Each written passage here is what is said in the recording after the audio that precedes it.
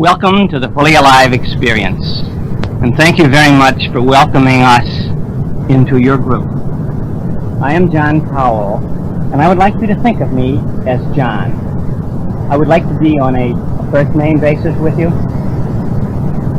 I think that that's what Jesus had in mind, that we would think of one another as brothers and sisters in the Lord, and brothers and sisters are on a first-name basis. So I'm John to you, and I'm going to think of you as my brothers and my sisters.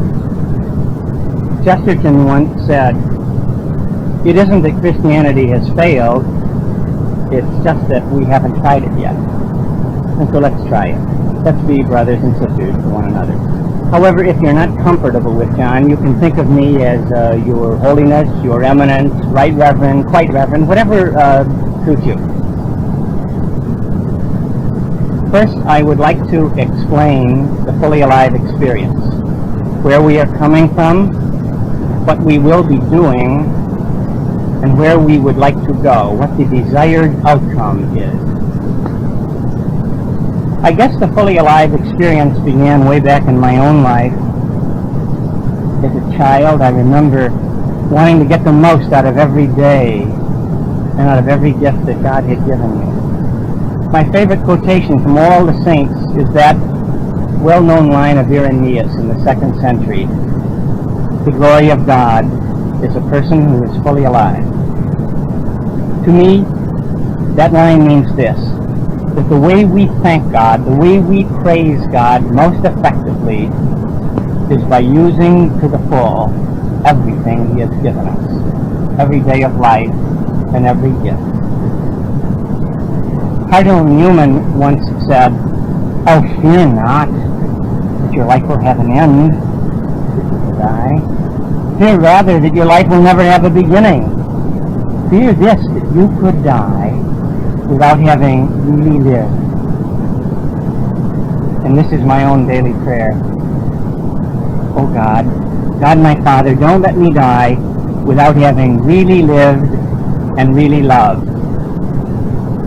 I want whoever performs a post-mortem on my body, mind, and spirit to say, he really lived and he really loved.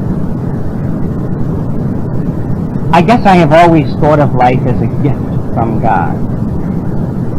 Did you ever give a gift to someone and you noticed that a person never used your gift? Do you remember how you felt? And I think if God had feelings as we do, He might feel this way if He looked upon us, the children of His heart, and saw that we were not using the gift that He had given us. I found a literary expression of my own desire to be fully alive in Thornton Wilder's play, Our Town. You remember, Emily dies and she's allowed to relive any one day of her life, so she chooses her 12th birthday. And when she comes back to celebrate her 12th birthday with her family, she notices the family is going through the celebration in a routine and casual way. And she says, come on, let's enjoy. And she says to her mother, Mom, let's look at each other. And the mother doesn't understand. Look at each other. I mean, we have a cake and candles. What did you expect? And at the end of the day, poor Emily is so sad and downhearted, and she moans, "Oh, life. Life, does anyone ever really appreciate you while they are still living?"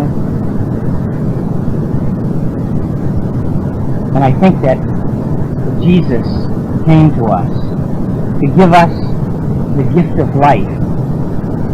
And He might ask that same question, "Oh, life, does anyone ever really appreciate you while they are still living?" Here's Jesus with His great gift of life, this great opportunity, holding it out to us.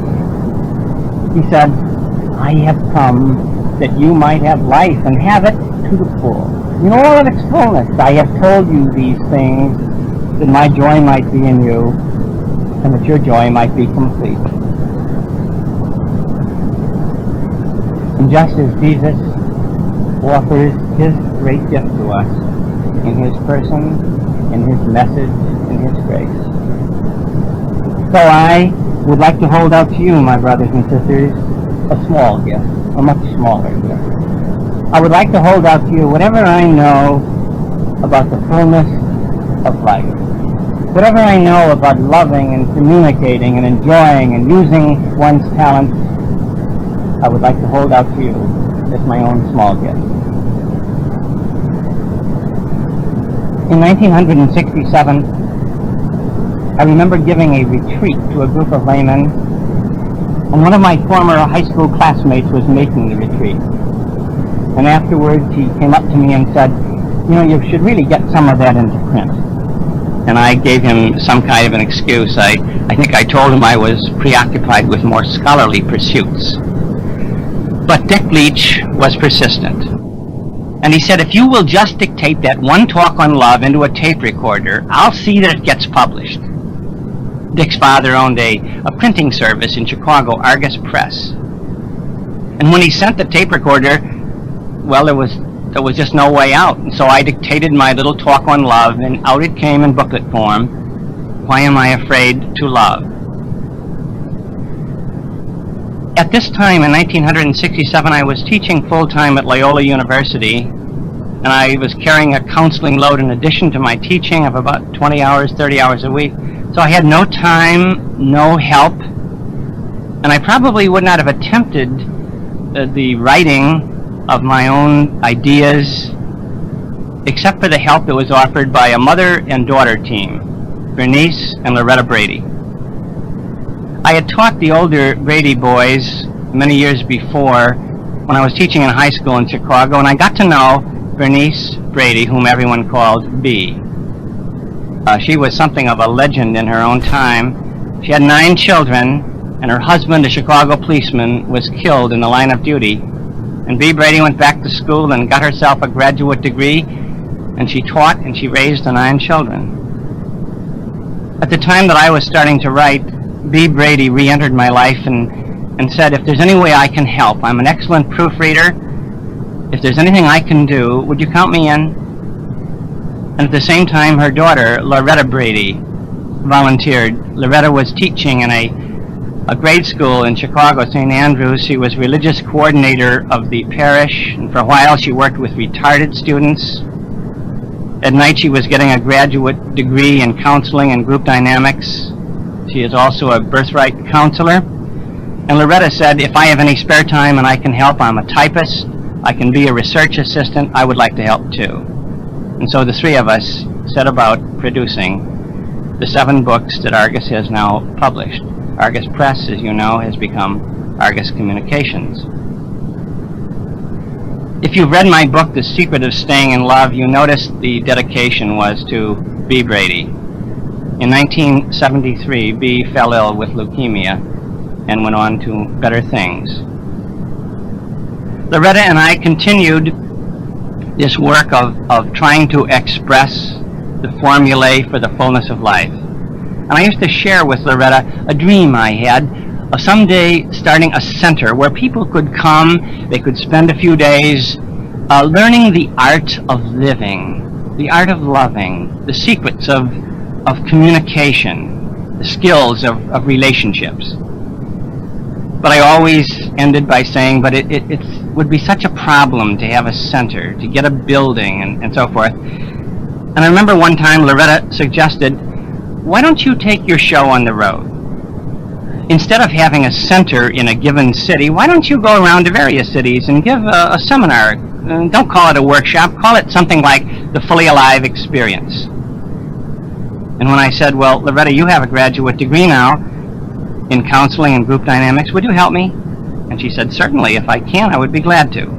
And so we took the Fully Alive Experience on the road. In fact, we took it overseas. We began in Australia.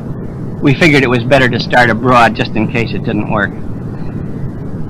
There in Australia, one of the evaluations that was submitted to us read, I think your seminar is excellent, but the title, The Fully Alive Experience, is just a bit pretentious. So if you think this, just remember Loretta thought of it. On the other hand, if you like it, remember I approved it.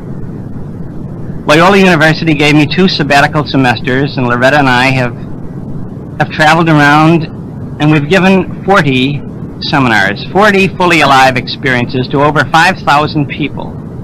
And I have to say this to you, I have to say this to be honest, that this fully alive experience has been more effective than anything else I have ever done. I think of myself now as giving a testimonial to God's grace, but I really have to add my own testimony that what we're proposing here is the way I try to live my life. And just as we have had many testimonials from the people who have made our fully alive experience, so I have found that these principles of growth have really changed my own life too. And so after we finished 2 years of giving our seminar, the fully alive experience, it was almost a set decision that we had to package it. We had to make this more available to more people than we could possibly be with personally. And so Dick Leach and Argus Communications again volunteered to help. And we have tried to design this fully alive experience so that any group could make it. No previous experience necessary. Basically, there are 3 steps in the fully alive experience. The assumption and the thesis is this, that our lives and our happiness are regulated by our vision of reality. This is the first step. That inside of each of us is a highly personalized and unique way of viewing reality.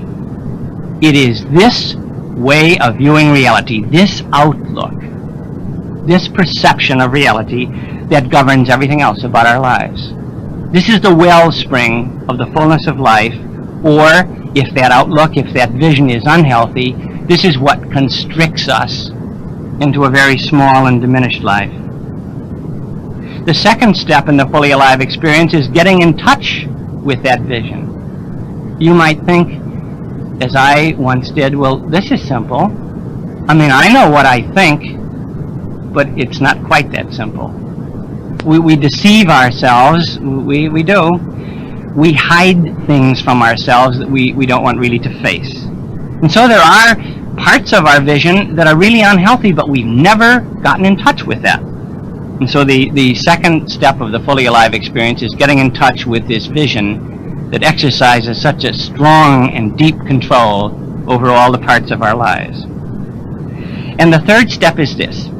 If I do discover in my vision of reality, which is composed of many specific attitudes, if I do discover that some of those attitudes are unhealthy, they're toxic, they're limiting, they're crippling, how do I change them? And so we offer our own proposal for change. Now, we have thousands of attitudes inside of us that are parts, composite parts of this total global vision of reality. We have attitudes towards ourselves, towards other people, towards life, towards God, towards the world we live in. And inside of those major attitudes, there are many other attitudes towards our bodies, towards our sexuality, towards money, towards dying, and so forth. Now, what I want to suggest is that although we have many, in most human lives, there are only a few that are crippling. There are only a few of these parasitical attitudes that destroy our happiness and limit our participation in the gift of life.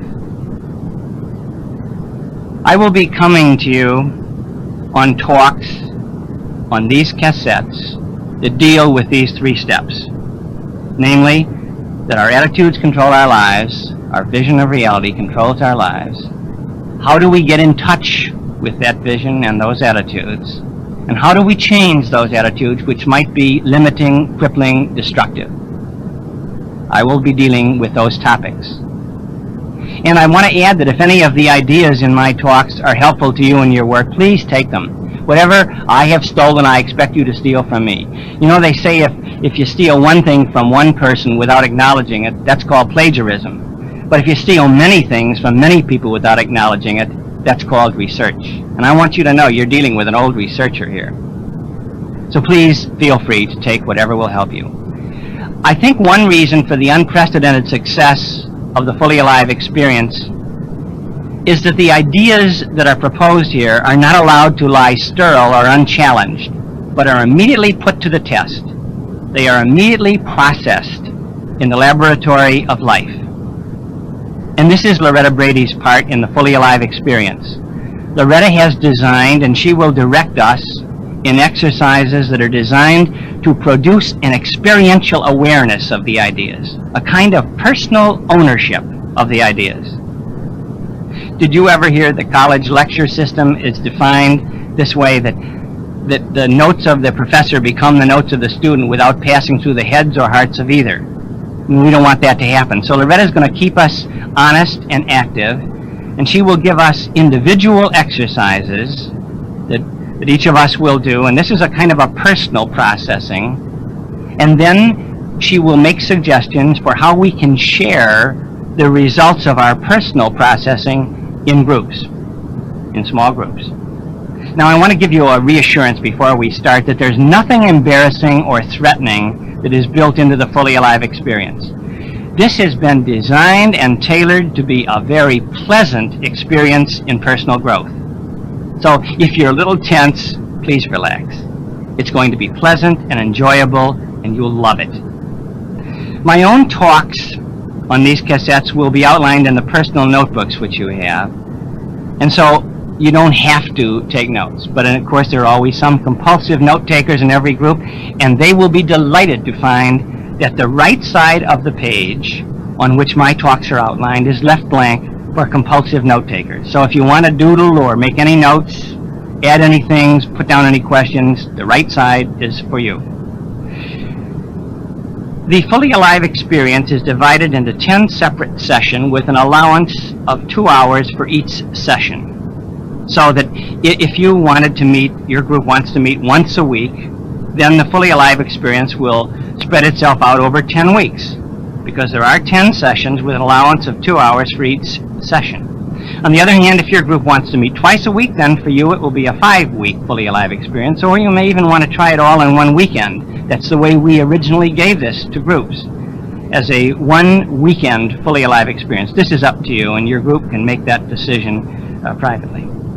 Now, I would like to ask you to separate into smaller groups of 6 or fewer. So whatever the size of your general group is, I want you to divide into groups of 6 or fewer. Now, I don't know what your circumstances are. You may all know one another. But if that's not true, I would ask you to try to group with people that were previously unknown to you. Try to be with a group of people that you had not known before in the small groups of 6. And especially we ask that spouses, husbands and wives, should separate into different groups. We find from our experience that a husband and wife in a given small group tend to disadvantage the other members of that group. Now, remember, there's nothing threatening, there's nothing embarrassing. This is going to be enjoyable. So please divide now into those groups of 6 or fewer, and after you have settled in with your small group, I want you to turn over this cassette for the first introductory exercise by Loretta, and remember this.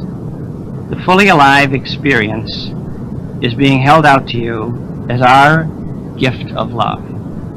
We thank you for holding out the hands of your hospitality to receive it. And we do hope and we do pray that you will enjoy the experience, because the glory of God is a person who is fully alive.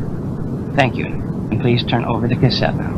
When John introduced to you a bit earlier, I'm really very happy to be with you, even if it is only on these audio cassette tapes.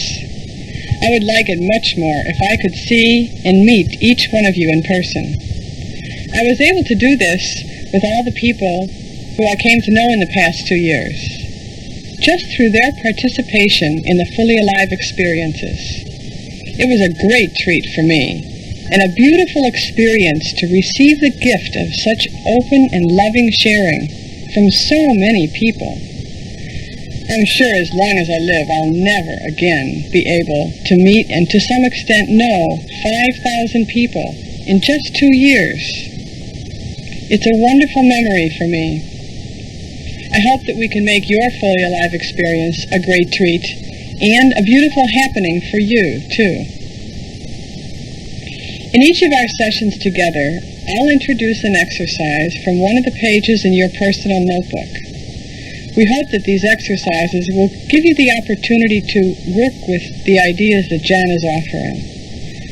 I'll explain each exercise and then share with you what I would do, what I would write.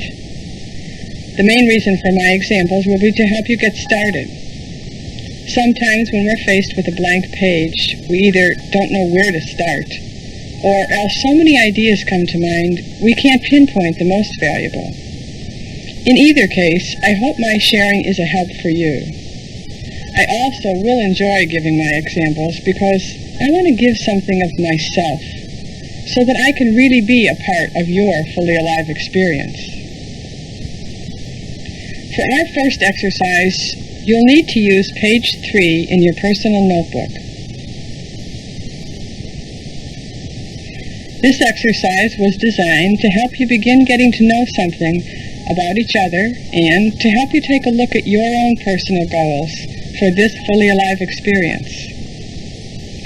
The outline on this page may be familiar to many of you who have been involved in other programs. We have simply borrowed the crest or shield design and adapted it for our purposes here. In the top banner strip, write one positive quality about yourself which you like and which you think your group would like to know about you. What I wrote there is loyalty. Sometimes I think that in myself, I see this as the positive side of my stubbornness, of which I have often been accused. Anyway, how loyalty shows in me is through my never wanting to give up on a project or a person. I'm not a quitter. I stay with something or someone till the very end. I really like this quality in me, and I think a group whom I was planning to work and share with would like to know this about me. It would be important to them, I think. Now, in the 3 sections of the crest, we've reserved quite a bit of room here for you to do a little drawing. It doesn't have to be sophisticated artwork. Stick figures or symbols, they're perfectly fine. My own personal notebook is filled with those. Anyway, you'll be able to explain whatever you draw during your group sharing time, so don't worry about your artwork. In the top left-hand box, draw a picture or a symbol that would represent a great growth experience in your life. What I drew here was a scrumptious-looking hot fudge sundae with 3 layers of ice cream and loads of hot fudge just dripping all the way from the top down all over the sundae. And I picture myself as being inside, having all this deliciousness flow over me. What this represents for me is my involvement in these fully alive experiences. As I mentioned before, there were so many wonderful people who gifted me by sharing themselves and their lives that I can actually feel myself as having grown tremendously from their giving to me. And just as with a hot fudge sundae, by taking all this sharing into me, I feel very warm inside and definitely a far bigger person. And now in the box at the top right, draw a picture or symbol to represent what for you seems to be the greatest obstacle to growth in your life. There are many opportunities for growth every day in each of our lives. Some we accept, some we don't. Now, you may say, well, there's lots of different reasons why I don't accept opportunities for growth. But if you think about it for a while, you usually can zero in on a few, sometimes even one main obstacle. One obstacle to growth in your life. I call my obstacle the what-if complex. When an opportunity for growth presents itself, sometimes I take it, but other times I don't. I start saying to myself, but what if this happens? Or what if that happens? Or what if, and I get so involved with the inner debate, the opportunity fades in the meantime. I represented this obstacle to my growth by drawing 2 question marks, one on either side of a teeter-totter. What if, what if, what if, what if? Okay, in the box at the bottom, this area we're suggesting you use to draw a picture or a symbol to represent your reason for becoming involved in this fully alive experience. Many of you may be here because you've gained much from other John Powell sources, like his books or tapes. If that's the case, just draw a skinny little stick figure with a Roman collar. By the way, the skinnier the better, John will like it. My favorite drawing that one woman shared with me was a sketch that she drew of her family. And I thought, how nice. It looked so warm and loving. When she explained it to me, she told me this. She had never even heard of John Powell before coming to the Fully Alive experience. But a friend had suggested she come, and since it was on a weekend, she thought, oh, terrific, I can get a weekend away from my family. So whatever your reason for coming, please represent that by drawing something in the bottom box of the shield. Now, I would like to suggest that you take the next 10 minutes to work with this exercise, and then I'll join you again to offer some directives for you to share this within your small groups. Please turn off the tape during the 10-minute exercise time. Thank you.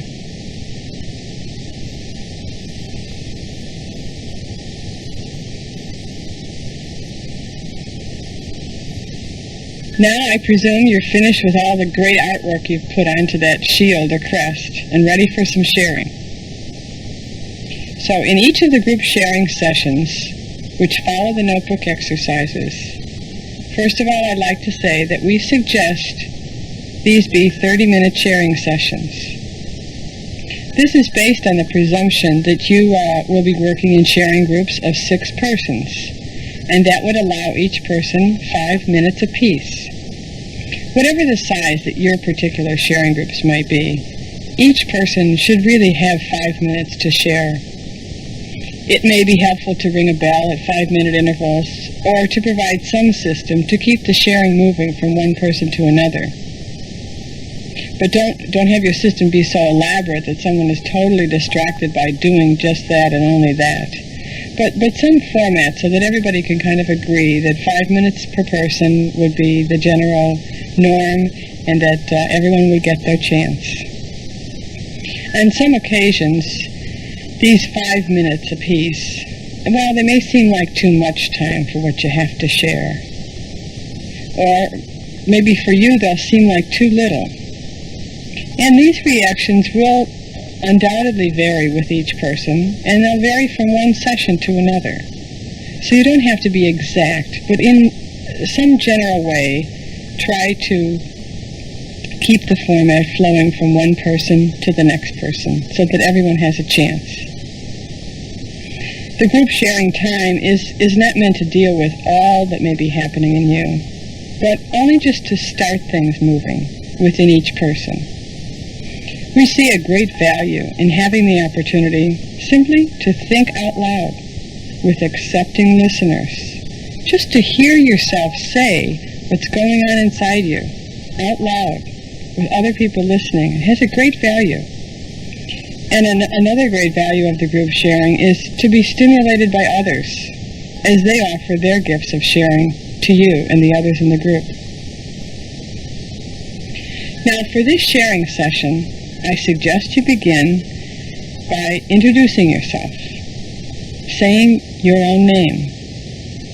Even if some of you know each other already, or if you have name badges or something like that on, which states who you are, there's something unexplainable about hearing a person say his or her own name. It sort of gives you a feel for how they think of themselves, how they think of their name. In certain cases, it also helps you to know how to pronounce their name.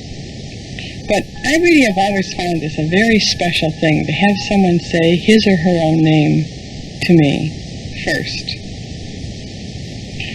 After saying your name, then, offer one piece of factual information about yourself. I'm sure that in the course of the sessions of the Fully Alive experience, there's a lot of factual information you'll learn about each other as you go through.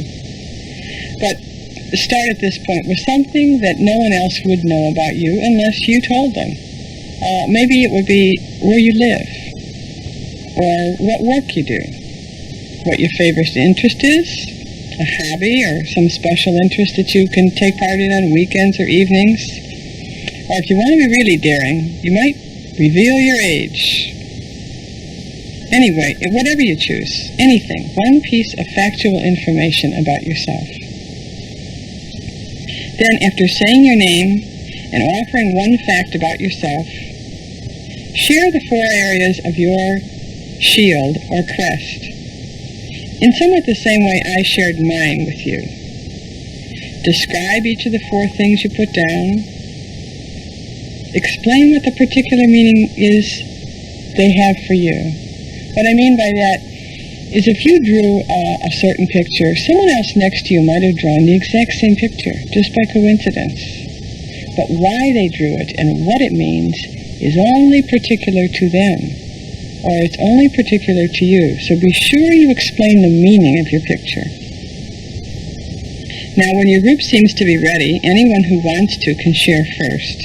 But I do suggest that you rotate this from session to session so that each of us in the group gets a chance to be the first one to start or the last one to finish. All right, if you're ready now, I suggest you move yourselves into a circle.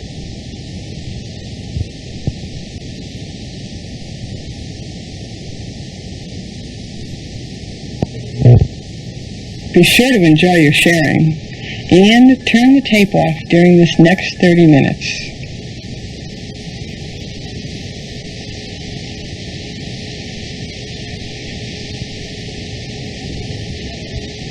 Well, now that you've done a little sharing together, what I have next to explain briefly is a thing we call the between session exercise. As a carryover from one session to the next, we've included some short and hopefully simple exercises for you to work with in your own timing. Sometimes the exercise will be a few thoughts just to keep in mind and mull over for a while. Or it may be a little reading, short amount of reading to go through and to absorb. Sometimes it will be journal type writing. Or it may be an activity to do, actually to do something. We think of this between session exercise as another way to help you keep the fully alive experience growing with you, to keep the process moving forward. The first of these between session exercises is found on pages 4 and 5 in your personal notebook. On these pages, as you'll see, we've included some thoughts about the purposes and the benefits of the group sharing process. What John and I did was to sit down and list everything we thought was of value in terms of group sharing. What are the real assets of sharing yourself with a group of other people? And what might be some of the pitfalls that you would run into? And we put this all together on these 2 pages and set it down here for you. So you'll also see that there are some suggestions about helpful ways to share and certain approaches to avoid in able to create a positive sharing experience. Since each person involved in the fully alive experience comes with a different background in sharing, some with much experience and some who have never before been involved in a group sharing process, it's important that everyone start at the same basis together, with the same understanding of the purpose and the process. So between this session and the next, we strongly urge that you read through these 2 pages, 4 and 5, to prepare your thoughts and feelings for the many beautiful opportunities to share throughout this fully alive experience. The guidelines of those pages are reasonably clear, I think, but I would like to highlight some of them for you. From our involvement in giving the fully alive experience, we have really learned a lot from the feedback of the participants. And the emphasis I would like to make here is based on the feedback, that feedback that we've been given by people who have gone through the experience and made some helpful suggestions to us. It seems that there are 3 very common pitfalls in the group sharing process.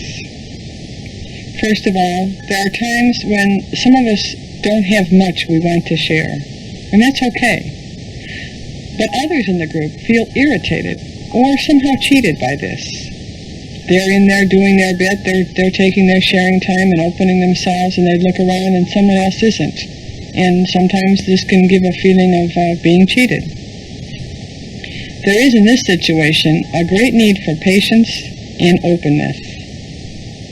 All of us have our own time schedule in many areas of our lives. And I'm sure this holds true for when we choose to share. Almost always what's most appreciated is just to be accepted right where we are. But for those times when we are bothered by someone else who may be a non-sharing group participant, we really should feel free to be open about the feelings that we have. Open about our feelings, though, without in any sense judging the intentions or the responsibilities of the others. It may be that a person who's not sharing too much hasn't really even considered what that might be doing to the group as a whole, or that the group would be interested in understanding of an explanation. Or maybe there is no explanation, but I think it would be important to know what the other people in your group are feeling. So I encourage you to share your feelings if this kind of situation comes up. Secondly, there are times when some of us want or need to express negative feelings or negative impressions of ourselves. Many of us who are listeners with all the best charitable motives sometimes rush in with responses to these statements, with things that we would say to make you feel good. Oh, don't feel that way. Or, I don't see you the way you're describing yourself. I don't see all those negative qualities you're talking about. Now, it sounds helpful, but this sometimes has a way of stamping reject on a person's gift of sharing. And consequently, it also, to some extent, makes the person feel rejected themselves. Think about the times when you just wanted to get something out and have your listener simply say, yeah, I really hear you. Didn't it feel good to get that reaction? Okay, the third difficulty I want to mention here before we adjourn and close this session, something we've encountered is the attempt, made for all the best reasons, to solve another person's problems. As kind and helpful as this might seem, it really is counterproductive to the whole thrust of the fully alive experience, which is that each person must take responsibility for his or her own life. It's basically counterproductive to growth, because if I'm going to get to know myself and I'm going to grow, I have to do the work. So let me do the work. Encourage me, support me, listen to me, accept me, but let me do my own work. And I'll really try to let you do your own work too. This is the end of our session now, and I really thank you for listening. Don't forget, we love you, and be sure to turn off the tape. And if your attitude towards other people is they are trustworthy, they won't abuse my openness, they won't punish me for my honesty, then you tend to have deep and satisfying relationships. But if your attitude towards yourself isn't, I'm no good, I just have to wear a mask. If anyone finds out who I really am, they're certainly not going to like me. Then your relationships are destined to be superficial, kind of role-playing relationships, but nothing deep, nothing maturing, nothing healthy. If your attitude toward others is cynical, everybody's out to get you. The golden rule is do it unto others before they do it unto you. If this is what's in your attitude, obviously your relationship with others is going to be a very shallow one and unsatisfactory. And finally, rather, your use of talents. Your use of talents. The next layer of your cake is determined by your attitudes. If your attitude is that I have to play it safe, I can't stand the thought of failure, then you won't try. You won't ever stretch to see what you can do. You won't ever exploit the full gift of your talent because you're too busy playing it safe because some attitude in you says, you can't fail. You can't fail. Don't ever make a fool of yourself. Finally, I want to say that your total personality is colored by your attitudes. You want to know what your total personality is? This is just a kind of a superficial glance, but sometime put yourself down in 10 adjectives. The 10 adjectives that you think best describe you. And then ask a loving and honest friend. Those are hard to come by. A loving and honest friend to list you in 10 adjectives. And then put that composite verbal collage of yourself together. And here's what I want to be saying. Whatever it is, that personality is produced by your vision of reality, by your attitudes. For example, if you're shy, you've chosen to be shy. You didn't come shy. You weren't born shy. You've chosen to be shy because you don't believe in yourself.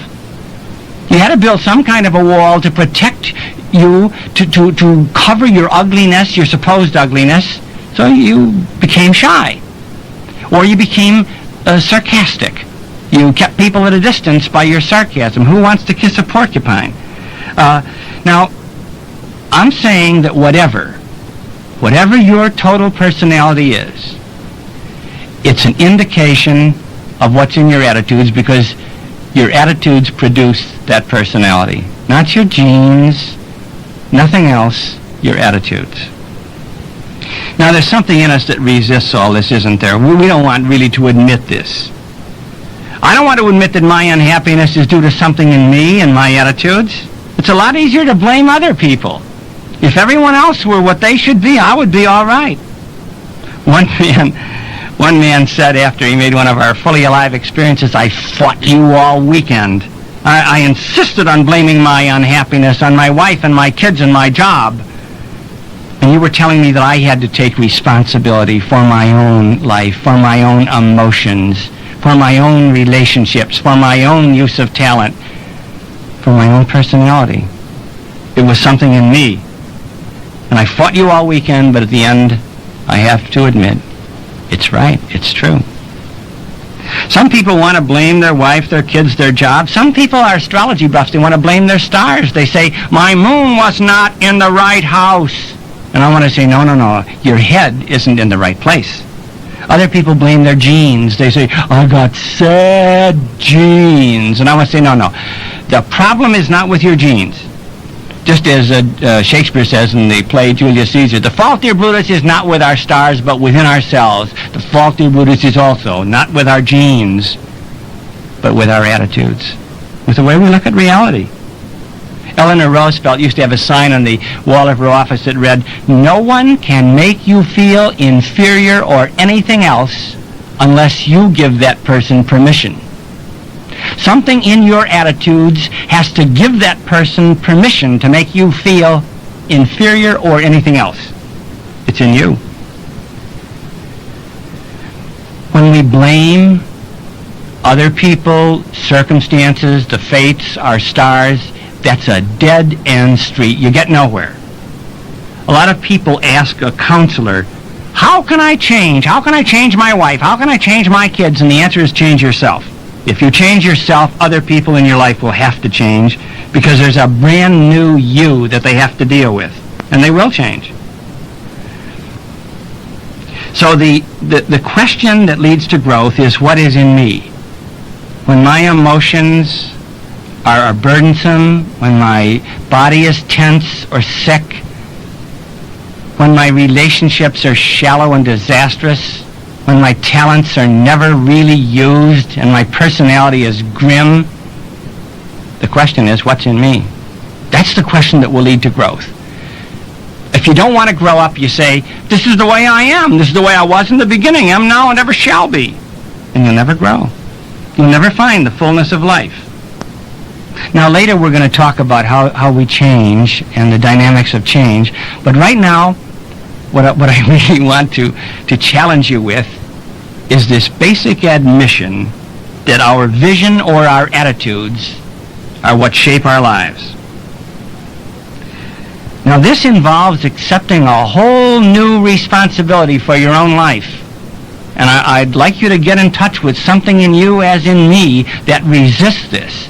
It's easier to blame than to accept this responsibility. Health and happiness begin in the head, in your head and mine. I remember people in my life whose attitudes were different than mine, and so all their reactions were different. A seminarian with whom I studied at the end of our 13-year course was really disappointed when what he hoped to do with the rest of his life as a priest was denied him. He was told, no, you are not going on in that field. You are going to be a teacher in one of our high schools. And when I asked him, oh, how do you feel? Isn't that discouraging? Aren't you shattered? He said, no, I'm fine. And then he looked at me, and I could tell he was speaking out of his heart. He said, you know, God uses the humble things of this world, and he's going to use me. And inside myself I said, oh my gosh, he really believes that. His attitude had freed him from all the traumatic emotions I would have experienced. Or do you remember St. Thomas More going up to die? He's going to have his head chopped off, and he's joking with the executioner. He said, say, old bean, could you help me up on the scaffold? The old arthritis has been acting up, you know.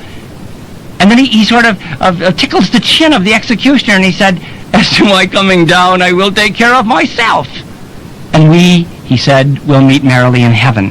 His attitude towards death, towards being a man of honor, just freed him completely from all the fears and all the smallness that a lesser attitude would have subjected someone to. When Bernice Brady was dying, she said, when I finally go and you're celebrating my funeral, have a bash, make it a celebration. And when I had finished the prayers at the gravesite, the oldest son in the family stepped forward and said, one of my mother's last requests was that this be a celebration of the fullness of life for her. The party will be at my house. These are examples of how attitudes that are deep inside people shape their reactions. This is what I must confront. I'm sure you know of many other examples and illustrations from your lives and the lives of your friends. There's one last thing that I want to ask you to consider, and that is people develop a basic approach to life, a basic mindset or basic question as a result of their attitudes. They ask, what is my duty? Will I be safe? Will I succeed? Will I get attention? Will I get recognition? Could I possibly be criticized? It's kind of like a refrain that goes off on and on, over and over again in their lives. It comes right out of the basic vision, the basic attitudes. I ask you to think about your basic response to life. Because I think the basic question or mindset of a fully alive person would be this: how can I most fully live and appreciate this present moment in my life? But for now, I would ask that you turn over this cassette, because Loretta is waiting on the other side for you with an exercise about your own vision, your own set of attitudes. Thank you. We love you. Remember to enjoy. The exercise we would like to do now is found on pages 8 and 9 in your personal notebook. John has been suggesting during the input talk that each of us has a vision of ourself, a vision of others, a vision of life, a vision of the world, and a vision of God. In order to try out the ideas John's been sharing, this quiz on pages 8 and 9 was designed to help gain an overall look at your vision in each of those 5 areas. Notice the 5 sections on these pages entitled I am, others are, life is, the world is, God is. Beneath the title of each section are 10 pairs of adjectives or phrases. You're going to score each pair of adjectives according to your own estimation. For now, disregard the questions that you see at the bottom of page 9. We'll talk about them a bit later. Now, I'm going to go through one example to demonstrate the use of the quiz and just to get things started. The first item under I am says authentic phony. So you say to yourself, I am authentic or phony? If you see yourself as always authentic, always sharing with people the person you know yourself to be, then put a 5 down on the line to the left. If you see yourself to be mostly authentic, most of the time, with most people, put a 4. If you see yourself to be fairly even mixed between authentic and phony, well then put a 3. And if you see yourself to be mostly the second part, phony, put a 2. You see, you're always rating the first part of these two of the pair. So the 2 here would signify that you're rating authentic as a low mark, a 2. Okay, if you see yourself to be always phony, always wearing a mask of one kind or another, well then rate this with a 1. Now go through all 10 pairs this way, and then total your score for that section. Work through each of the 5 sections and total your score for each section. When we share in groups after this, you'll not be asked to share specific items, but only in a general way. So be sure, be absolutely sure. Do yourself a favor. Be honest with yourself. That way you'll get the best look at your vision. After you've completed the quiz, I'll then explain the significance of the totals, share some of my own results with you, and give the directives for group sharing.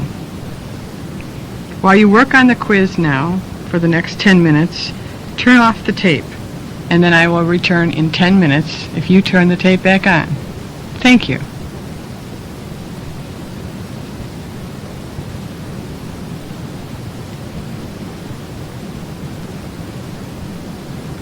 Now that you've completed the quiz, take a look at your 5 totals.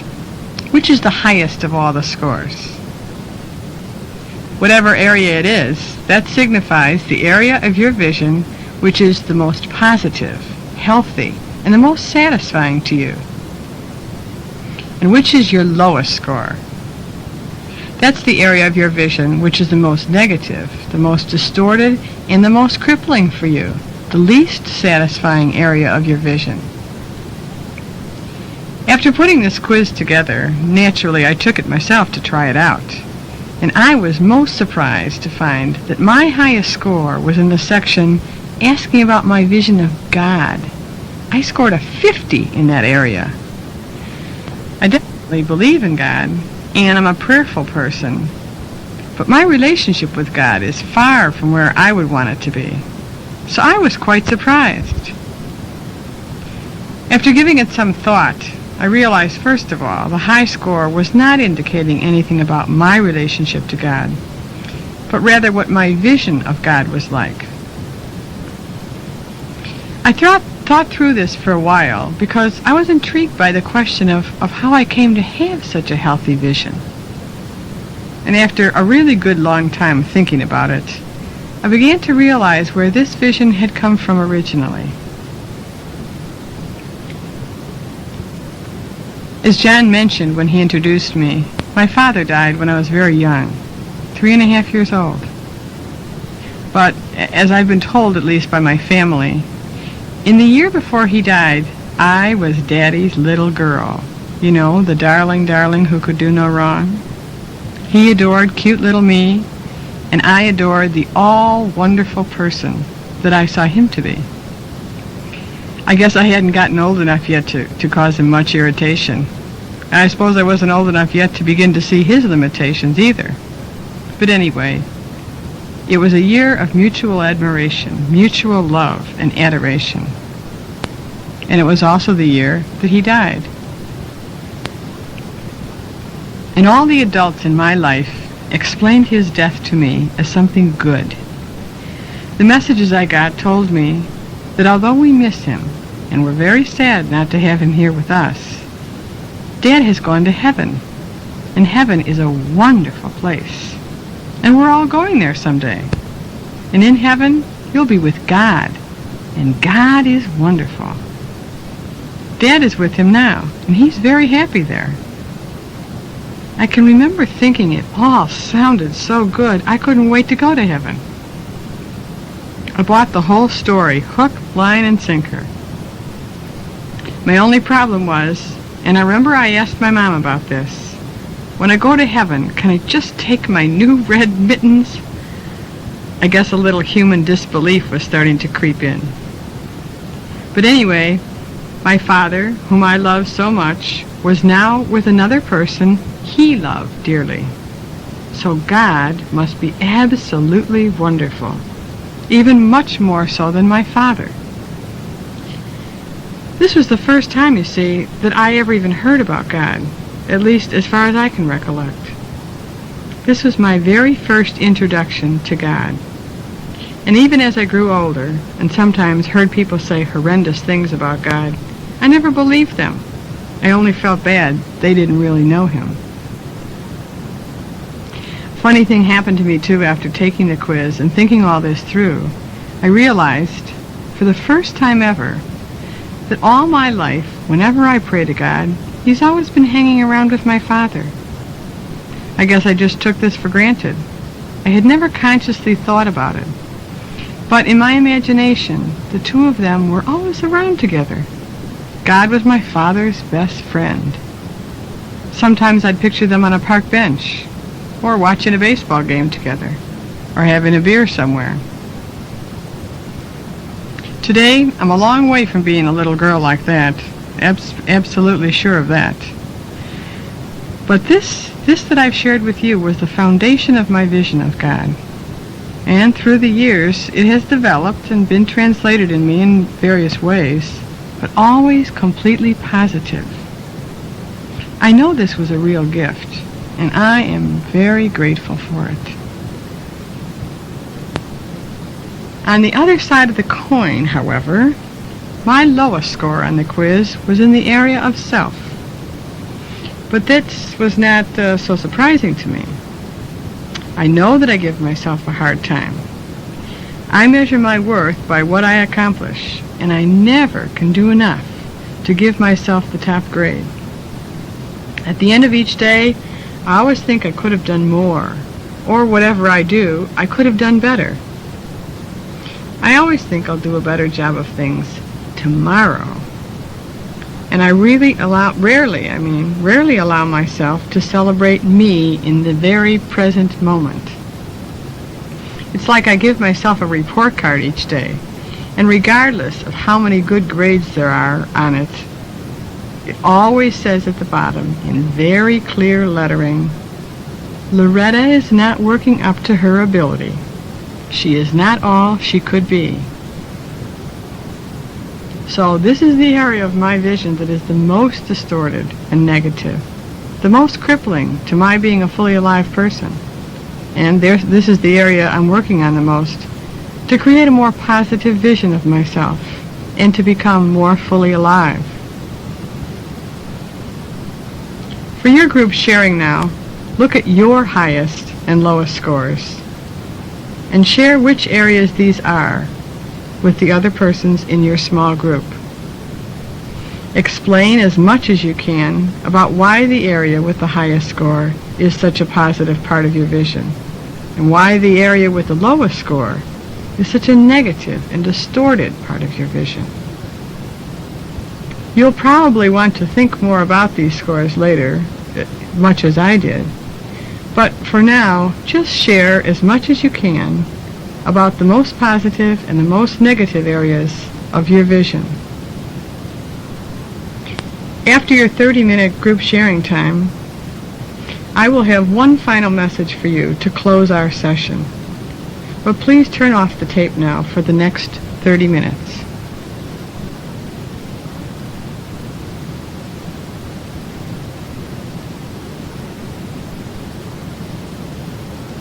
Okay, before we close this particular session, I'd like to just talk for a few minutes about that item we call the between-session exercise. In order to continue processing what has been started within you during this session, we have an exercise which will involve some personal reflection. Those questions that I asked you earlier to disregard, you'll see on the page 9, the bottom section of that page. These two questions we put down here just to give you something to take away with you and to think about, to keep the ideas moving within you. The questions: what is the most valuable insight into yourself which you have gained during this session? And what is the basic question or mindset reflected in your general approach to life? Let these two questions sort of, roam around in your mind between now and the next session. We don't intend to have a sharing of your thoughts on these questions within the group. We only hope to give you some opportunity to personally continue the process and help develop the ideas that have already surfaced within you. As you go through whatever time elapses between sessions, even while you're involved in activities seemingly unrelated to this fully alive experience, just keep asking these two questions of yourself and see what comes to mind. For your own benefit, you may want to jot down right on this page here the thoughts that do occur to you after reflecting on each question. Some of the things I jotted down regarding my most valuable insight were a new appreciation for the gift of my God vision, and a greater awareness of how good God is and how much He loves me. About the area of self, I think the most valuable insight I gained was a real good look at how much I devalue myself. Now, if only I can get my God vision to mix in with my self vision, then I'll really be on the way. Whatever occurs to you through your own personal reflection on these two questions, whatever occurs will be worth jotting down. It really helps to zero in on and remember the insights that come. And you'll probably want to build on these thoughts as you continue through the next session of the Fully Alive experience. Thank you very much for listening, and remember, we love you. And if your attitude towards other people is they are trustworthy, they won't abuse my openness, they won't punish me for my honesty, then you tend to have deep and satisfying relationships. But if your attitude towards yourself isn't, I'm no good, I just have to wear a mask. If anyone finds out who I really am, they're certainly not going to like me. Then your relationships are destined to be superficial, kind of role-playing relationships, but nothing deep, nothing maturing, nothing healthy. If your attitude toward others is cynical, everybody's out to get you. The golden rule is do it unto others before they do it unto you. If this is what's in your attitude, obviously your relationship with others is going to be a very shallow one and unsatisfactory. And finally, your use of talents. Your use of talents. The next layer of your cake is determined by your attitudes. If your attitude is that I have to play it safe, I can't stand the thought of failure, then you won't try. You won't ever stretch to see what you can do. You won't ever exploit the full gift of your talent because you're too busy playing it safe, because some attitude in you says you can't fail. You can't fail. Don't ever make a fool of yourself. Finally, I want to say that your total personality is colored by your attitudes.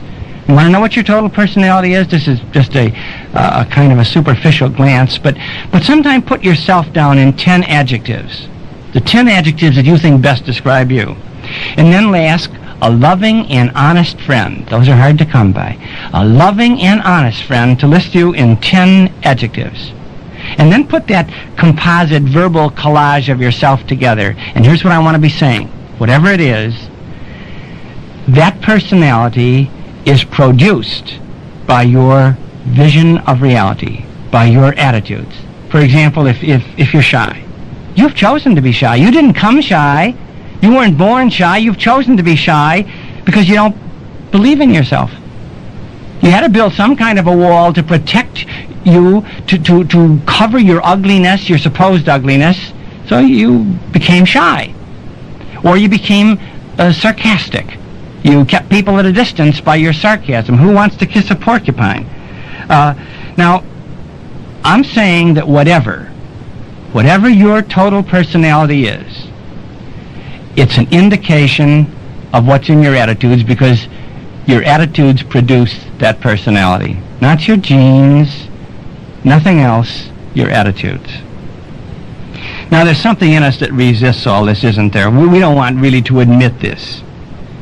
I don't want to admit that my unhappiness is due to something in me and my attitudes.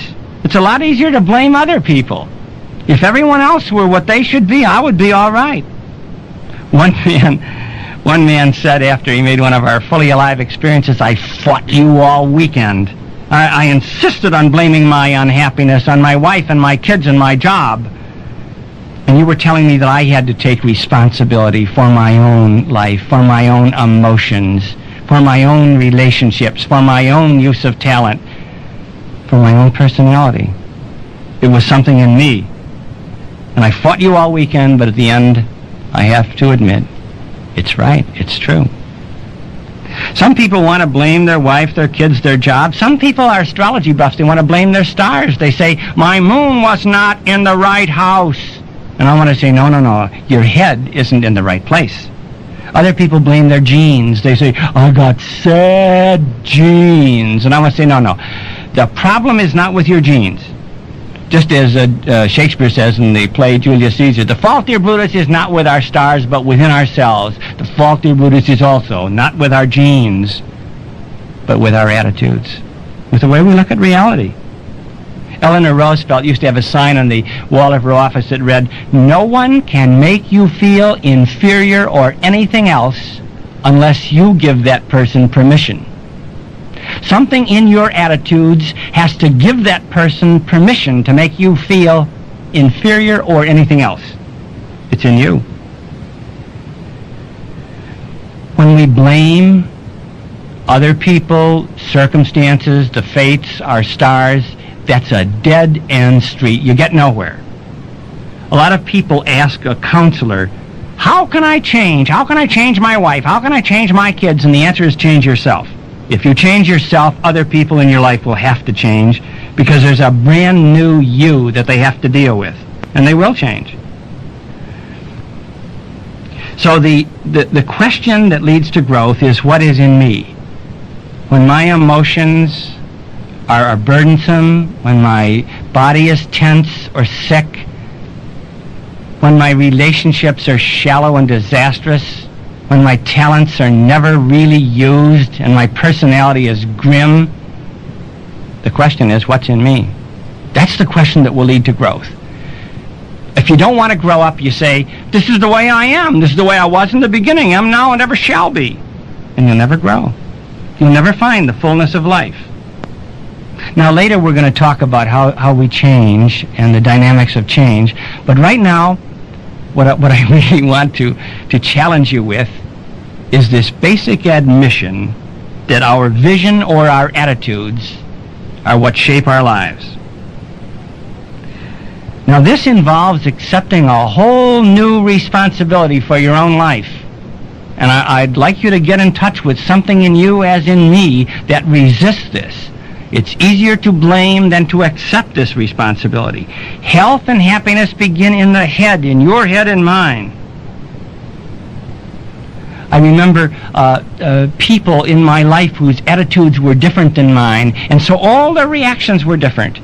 A seminarian with whom I studied at the end of our 13-year course was really disappointed when what he hoped to do with the rest of his life as a priest was denied him. He was told, no, you are not going on in that field. You are going to be a teacher in one of our high schools. And when I asked him, oh, how do you feel? Isn't that discouraging? Aren't you shattered? He said, no, I'm fine.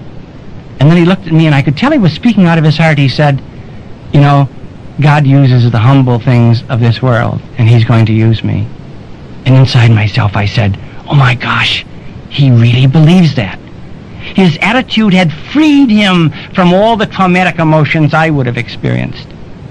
Or do you remember St. Thomas More going up to die?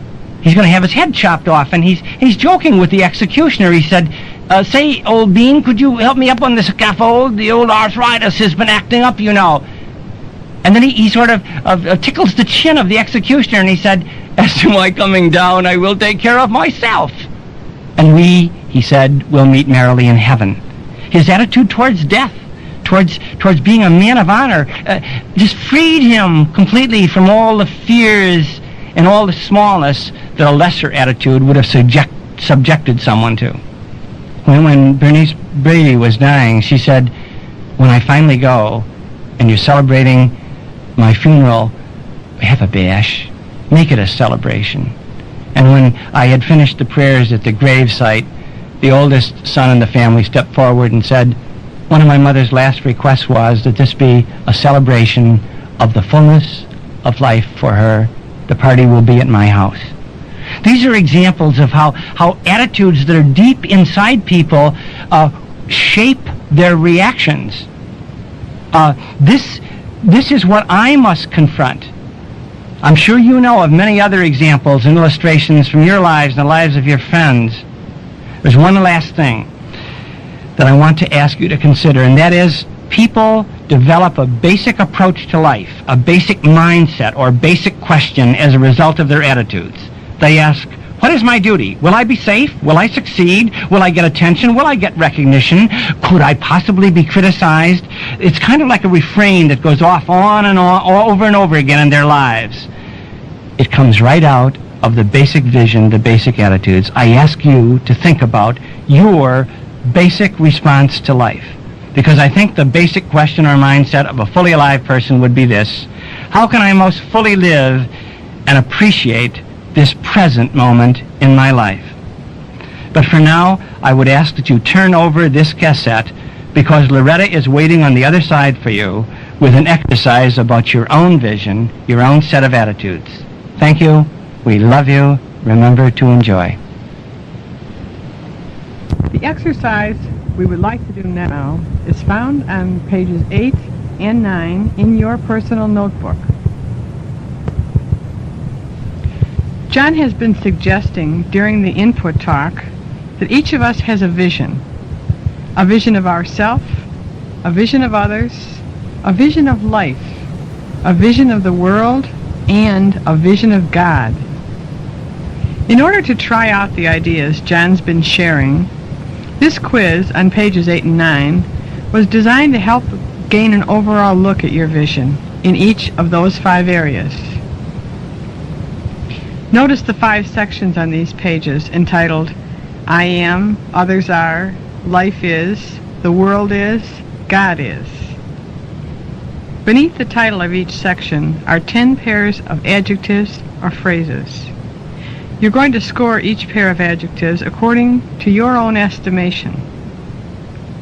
For now, disregard the questions that you see at the bottom of page 9. We'll talk about them a bit later. Now, I'm going to go through one example to demonstrate the use of the quiz and just to get things started. The first item under I am says authentic, phony. So you say to yourself, I am authentic or phony? If you see yourself as always authentic, always sharing with people the person you know yourself to be, then put a 5 down on the line to the left. If you see yourself to be mostly authentic, most of the time, with most people, put a 4.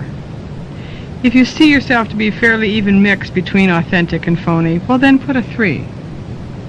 And if you see yourself to be mostly the second part, phony, put a 2. You see, you're always rating the first part of these 2 of the pair.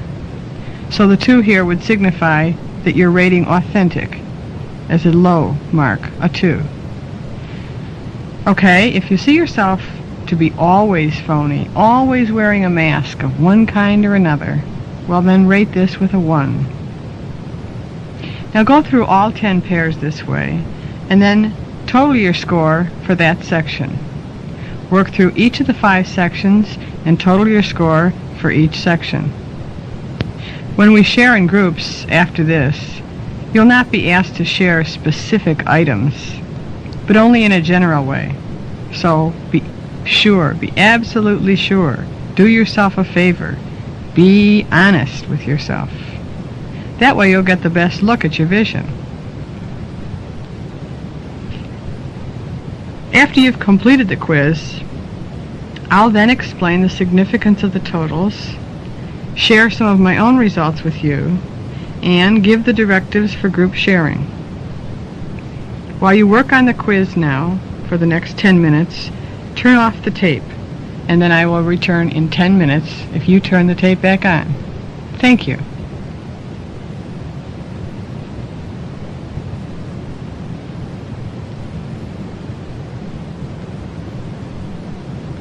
Now that you've completed the quiz, take a look at your 5 totals.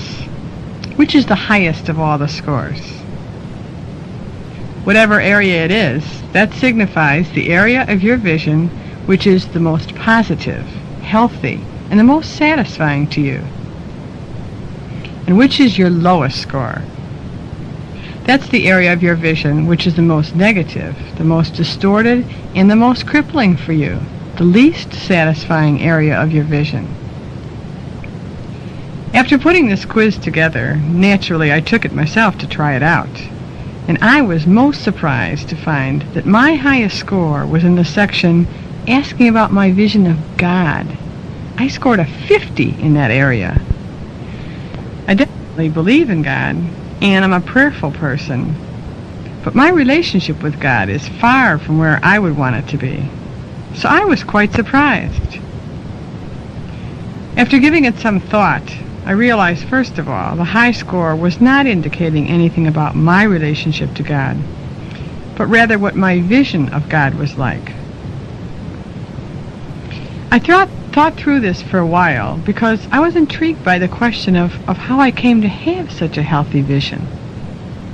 And after a really good long time thinking about it, I began to realize where this vision had come from originally. As John mentioned when he introduced me, my father died when I was very young, 3.5 years old. But, as I've been told at least by my family, in the year before he died, I was Daddy's little girl. You know, the darling who could do no wrong. He adored cute little me, and I adored the all-wonderful person that I saw him to be. I guess I hadn't gotten old enough yet to cause him much irritation. And I suppose I wasn't old enough yet to begin to see his limitations either.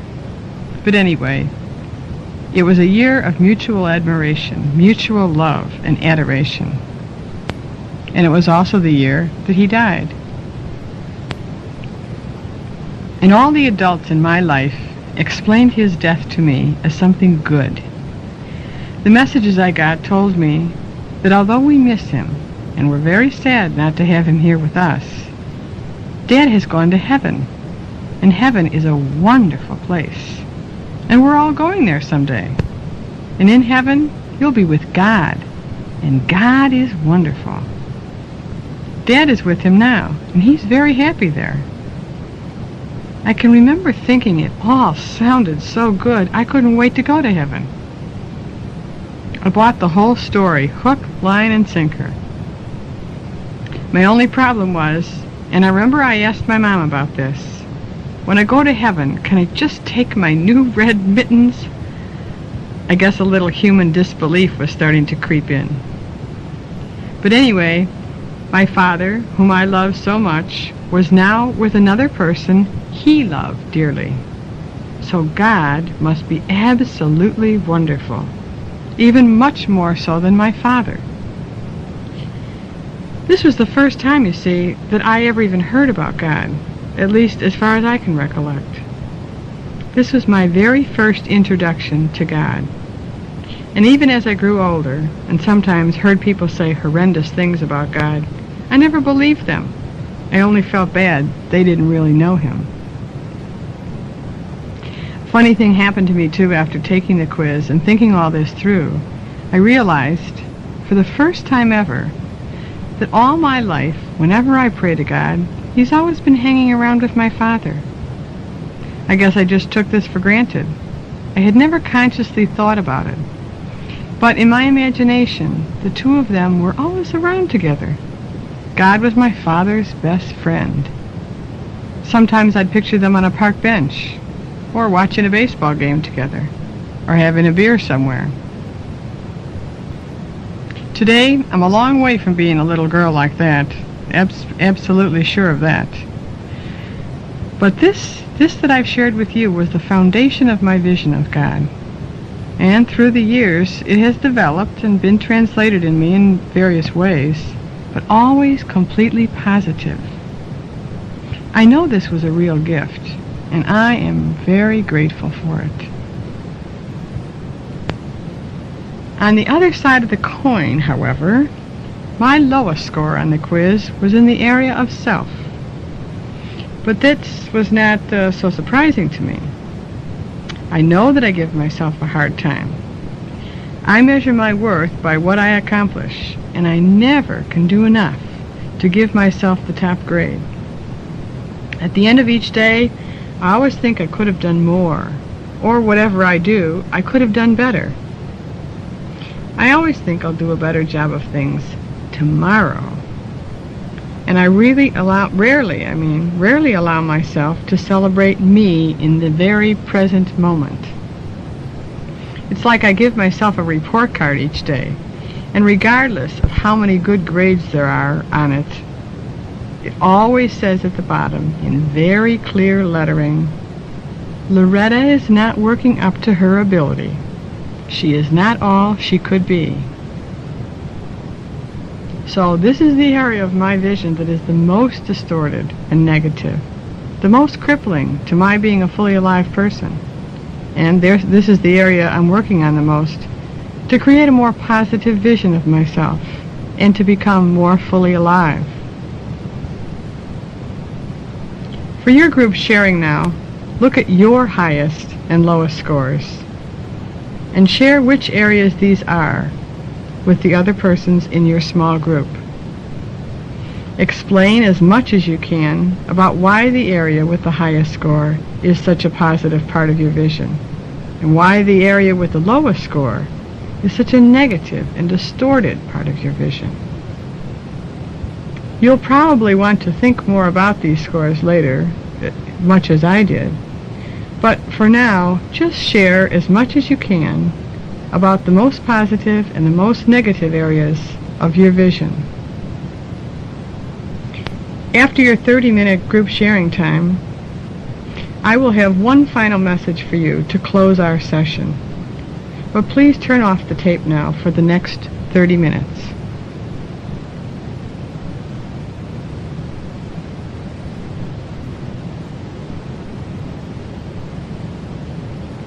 Okay, before we close this particular session, I'd like to just talk for a few minutes about that item we call the between session exercise.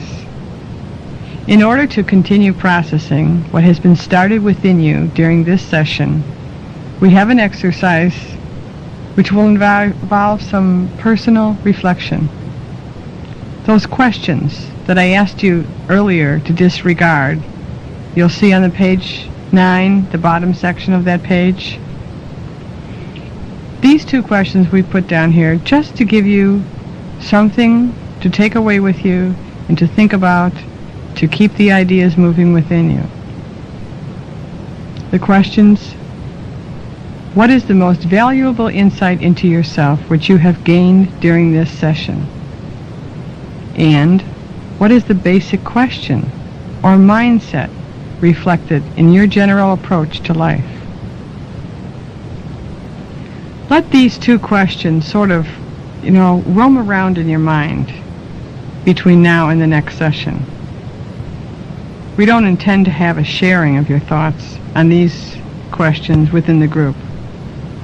We only hope to give you some opportunity to personally continue the process and help develop the ideas that have already surfaced within you. As you go through whatever time elapses between sessions, even while you're involved in activities seemingly unrelated to this fully alive experience, just keep asking these two questions of yourself and see what comes to mind. For your own benefit, you may want to jot down, right on this page here, the thoughts that do occur to you after reflecting on each question. Some of the things I jotted down regarding my most valuable insight were a new appreciation for the gift of my God vision, and a greater awareness of how good God is and how much He loves me. About the area of self, I think the most valuable insight I gained was a real good look at how much I devalue myself. Now, if only I can get my God vision to mix in with my self vision, then I'll really be on the way.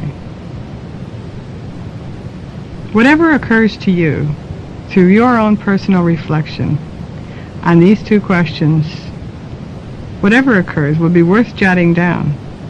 It really helps to zero in on and remember the insights that come. And you'll probably want to build on these thoughts as you continue through the next session of the Fully Alive experience. Thank you very much for listening, and remember, we love you. And back. This is John, back with you again. And our topic now is, how do I get in touch with the various parts of my vision? How do I get in touch with my attitudes? To review just a bit, we said that each of us has a unique vision, a highly personalized way of perceiving reality, and this is composed of many attitudes. Each attitude is kind of an habitual perception or an evaluation of some part of reality. Now, we develop these attitudes because we tend to think in mental grooves. We tend to repeat the same thought until it becomes habitual, and then it is an attitude. Now, an eminent theologian recently referred to this vision inside of each of us as the little black box. The little black box that is inside each one of us. Sensations come in, and they pass through this mysterious little black box, and then reactions, either mental or emotional, verbal or nonverbal, they come out. And I like that image. The same sensations or stimuli can go into two different people, and because they're little black boxes, their vision of reality is different. You can be sure that the reactions will be different. We all have a different little black box, a different vision of reality. Now, what's in that box is our attitudes. Our vision contains thousands of attitudes. We have said that the major ones are towards ourselves, others, life, the world, and God.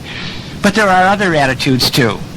Now, these attitudes interpret and evaluate the sensation or the stimulus that comes in, and they dictate the appropriate reaction to these various stimulations. Now, inside the little black box, as we have said, are many attitudes. We have attitudes inside of us towards success and failure. You have an attitude in you toward young people and toward old people. An attitude toward death. You and I have definite attitudes towards money, towards praise, towards criticism. We have definite attitudes about our bodies, our sexuality, and so forth. Now, each one of these attitudes has been sculpted by repeated thinking on the subject. As I repeatedly thought a certain thought, it has been sculpted into a very definite attitude. Now, I'll ask you to be patient with me as I try to dramatize this. I do have a lot of ham in me. Picture inside of your head a jury. Now, the jury is your vision, but on the jury are thousands, and each one of those little attitudes on the jury in the black box is an attitude towards something. Now, they're all sitting in your head in that little black jury box called vision. And each one of them is in charge of interpreting, evaluating, and suggesting the appropriate response to whatever is his area of pertinence or evaluation. Some facet of reality, all right? Now, what happens is this, that a stimulation comes in. Let's make one up. You look into the mirror, and you see new gray hairs, and you see a new deepening of the wrinkles around your eyes. Now, that's the sensation that goes into the little black box. And the attitude in charge of interpreting and evaluating the aging process steps forward and says, this is my case. This is my case to interpret, to evaluate, and dictate an appropriate response.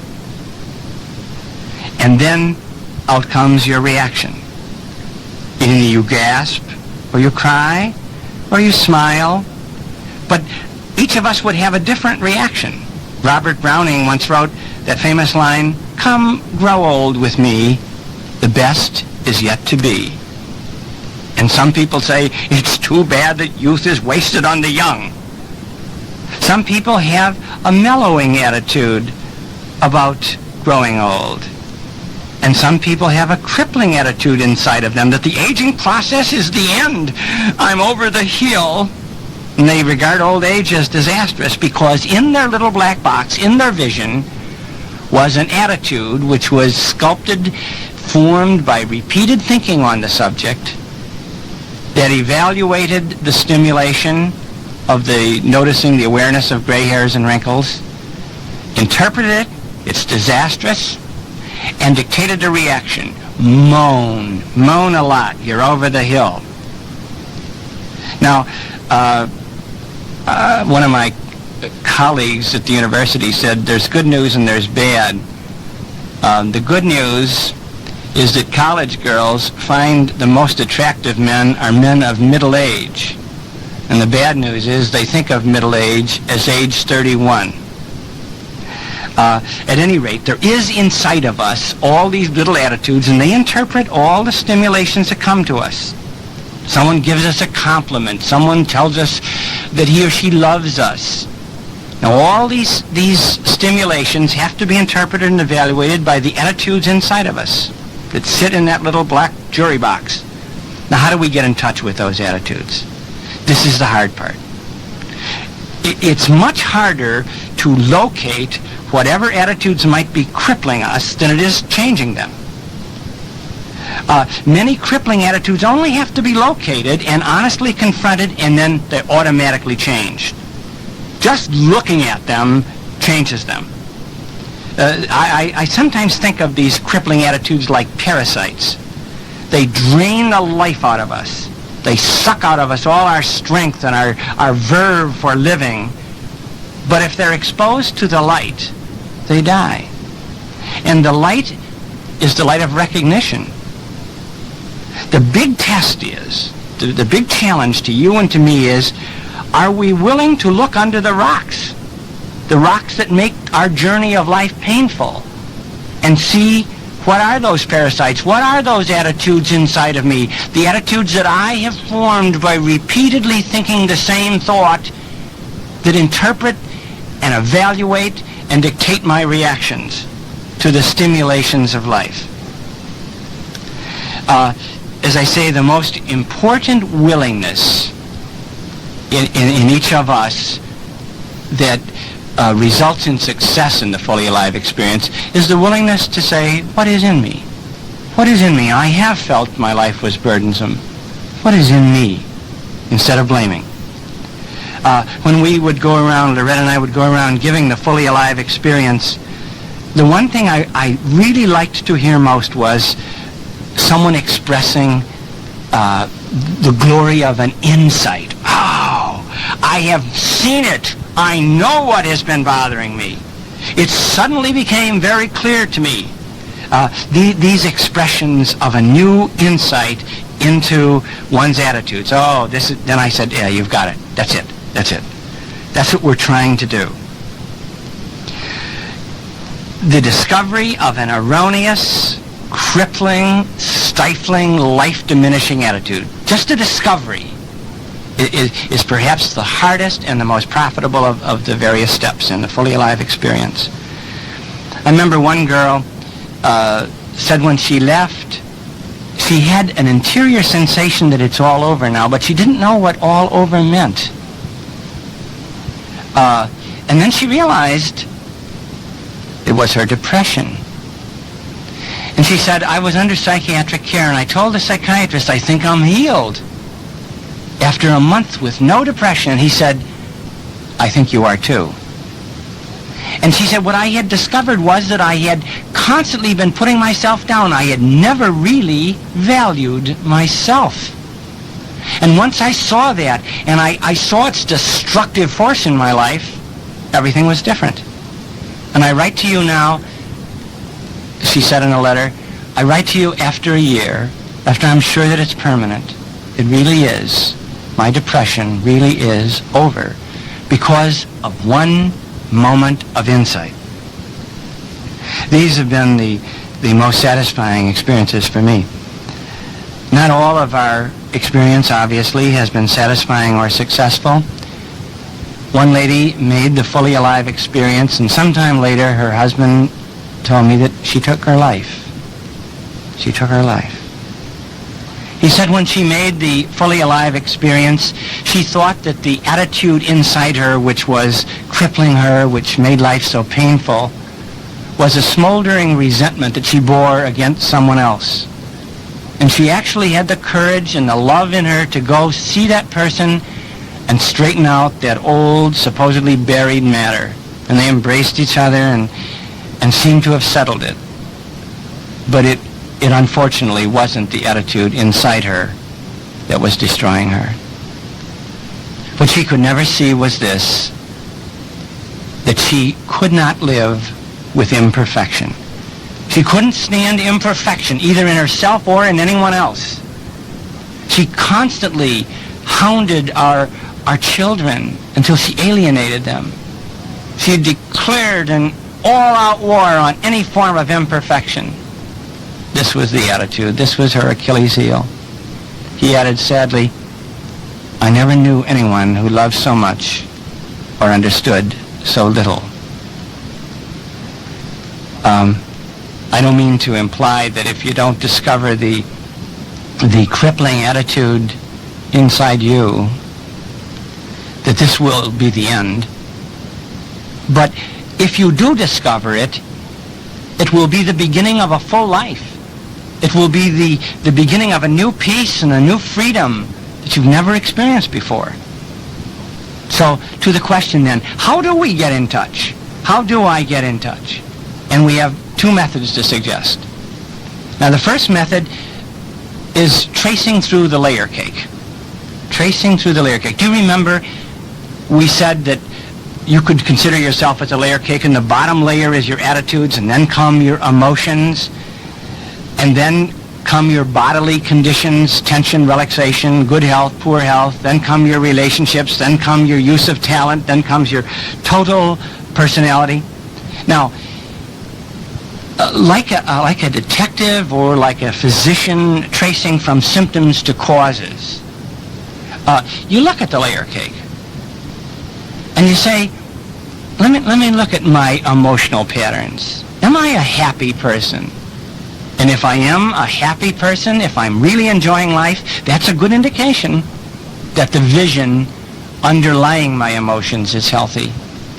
But if I'm not, then I really have to ask about that vision. One lady came to me. She was a teacher in 5th grade, and she said, look at what one of my little brats put on my desk. It's an anonymous note. And it read, if you feel all right, would you notify your face? And of course she was very angry about this, that little brat. But there was something in her that was destroying all peace and all happiness. And I wanted to say, and if you don't feel all right, would you look again at your attitudes? If you're feeling sad and angry and depressed, would you look at your attitudes? If you do, I think you're certain to find there the source of your loneliness or your depression or your anger. Would you? Would you look at the attitudes that underlie your emotions. Or look at your body. The tensions, feel those tensions. The physical symptoms, the headaches, the muscle spasms, the sinusitis, the allergies. Look at the patterns and listen to your body.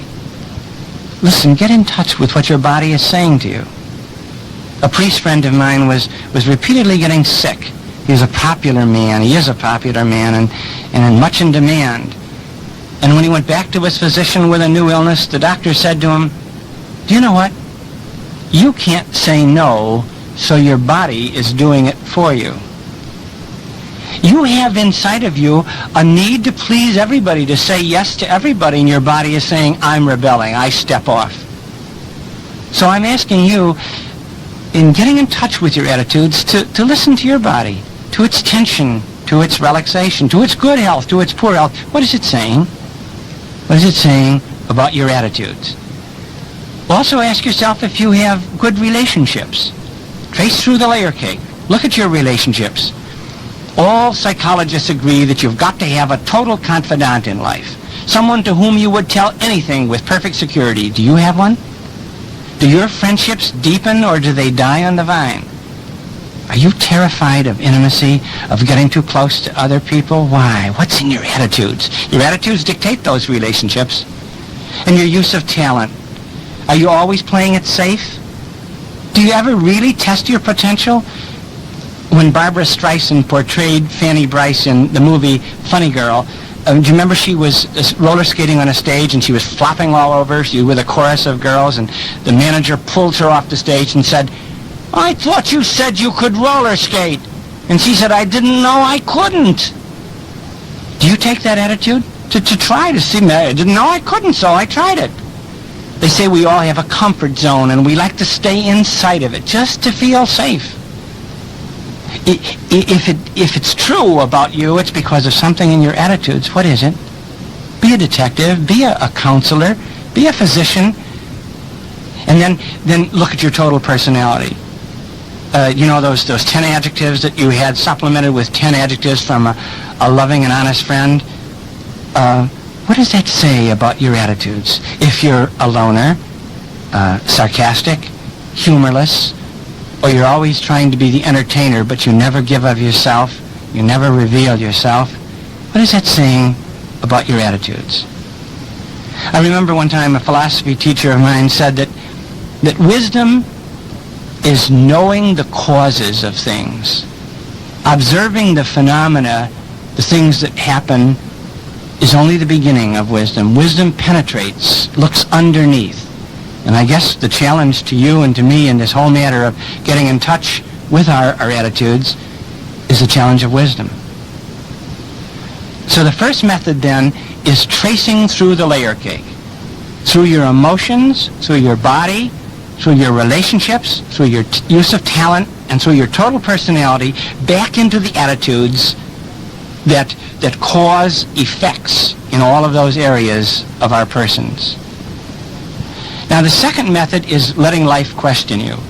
Viktor Frankl, the Viennese psychiatrist, said that we're always questioning life. I wonder what today will bring. He said, instead, let life question you. Life is always questioning you. Always questioning you about your attitudes. The contents of your little black box, your vision of reality. Always questioning you about your attitudes. We said that whenever anything goes in, whenever any stimulation comes to a person, the response is always in terms of an attitude, in terms of that little black box. When something happens to us, the question is, what do you think about this? And your little black box gives out an answer. The emotional reaction, the behavioral reaction, will always reveal an attitude inside you if you're willing to listen. Now, what I would like you to do is take another 10-minute break from me, but I have something to suggest that you do during those 10 minutes. I want each of the persons in the small groups of 6 or fewer to kind of review within him or herself something that's happened recently, and to identify the question that life was asking him or her at that moment. and then share that with the group. Nothing necessarily very profound, but let me give you a couple of examples.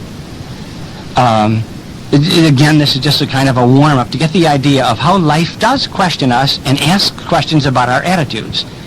Example number 1. Last week, a very dear friend of mine died, and I was really shaken by that. What was the question? What was life asking of me and my little black box, my attitudes? It was asking, what do you really think about death? Is your vision of death a sad and final ending, or is it the beginning of a new and full life? Example number 2. Someone told me that he loved me.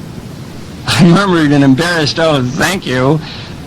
But the question that life was asking of my attitudes was, can I really accept?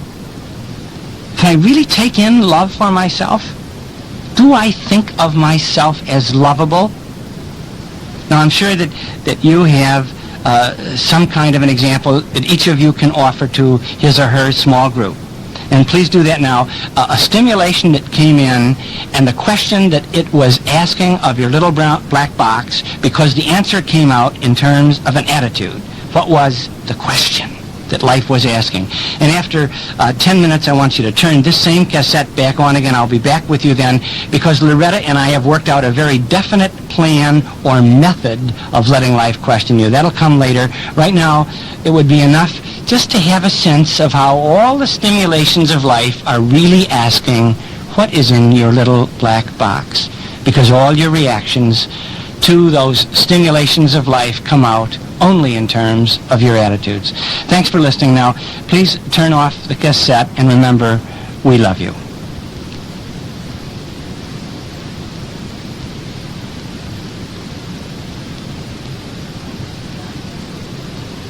Hi, this is John back with you again, and we promised that we would be talking about a specific system or method of getting in touch with our vision or our attitudes.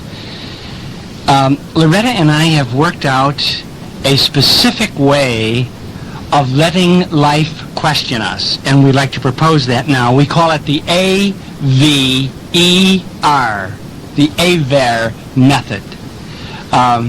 We know that to aver means to state in English. In Scottish dialect it means a beast of burden. But the best way to remember it is from the Spanish. Aver means to see. And that's what we're trying to do. We're trying to see what is in that little black box of our vision. We're trying to get in touch with the attitudes that are inside the jury box, that are dictating all our reactions, that are evaluating all the stimuli that come into our lives. The AVER method. The A stands for an activating agent, and that means anything that produces a stimulation in you. Anything that stimulates a response is an A, an activating agent. It can be an event, it can be a success or a failure, it can even be a thought. The thought or the memory comes back to you of a mistake that you made or a success that you enjoyed, and it produces a reaction. It could be looking in the mirror. Anything that produces a reaction in us we call an activating agent, and that is the A in AVER, A-V-E-R. Now, we said that stimulation goes inside of us, but the results aren't automatic. The response isn't automatic. It has to get filtered through, interpreted by, evaluated by the jury in the little black box, the attitudes that are inside of us. And one or another attitude is going to step forward and say, this is my case, this is what this stimulus means, this is the way it must be evaluated, and this is the appropriate response. So the V then is the vision. The activating event goes inside and gets interpreted by the vision or the collection of attitudes inside the person. And out comes the E, the emotional reaction. The E stands for the emotional reaction to the stimulus as interpreted by the vision. The activating event, as interpreted by the vision, produces the E, the emotional reaction. And then there is the R, the resultant behavior. The resultant behavior is what I do about it. If the emotion comes out and it's fear, then I run. That's my resultant behavior. I run away. Okay? So this is the AVER form or method of letting life question us. Whenever an activating agent, stimulates a response, I have to be aware that my response is only in terms of my vision or my attitudes, all right? Now, I'd like to give you an example, but it really is embarrassing because it involves myself and Loretta. We both had the same thing happen to us. It may sound, by the way, like a contrived example, but it really isn't. It's really truthful, and I wouldn't tell it if it weren't. We were both driving on separate occasions. First, I was driving down an expressway in Chicago, and the car I was driving died. It just died. Everything in it died. I know nothing about cars and why they die or why they live, but I pulled over to the shoulder of the expressway, Eden's Expressway, if you know Chicago, and I got off to the side, and I looked at the car, and all I know about cars is their color. So I thought, well, what do? You put up the hood. That's what you do. You put up the hood. And when I put up the hood, the great winds of Chicago nearly blew it off. You know, we come from the windy city. And then I tried the trunk, and it was going to blow the trunk off. Put that down. See now, what do? You tie your hanky on the aerial. That's it. Except that the aerial on this car was built into the windshield. And I'm pacing up and down saying, what do you do? What do you do? And I looked down on one side of the expressway, and there was a big gully threatening with a high fence at the bottom. I said, oh, I'm not going down there. The Lord only knows what's down there. And I looked out in the other direction. There are 6 lanes of whizzing traffic. I'm not running out there. I'm not playing in that traffic. What do you do? What do you do? So I decided to hitchhike. And, you know, I wasn't wearing my Roman collar that day. I had on a sports shirt. I think I could have done better with a Roman collar. You know, me and my RC.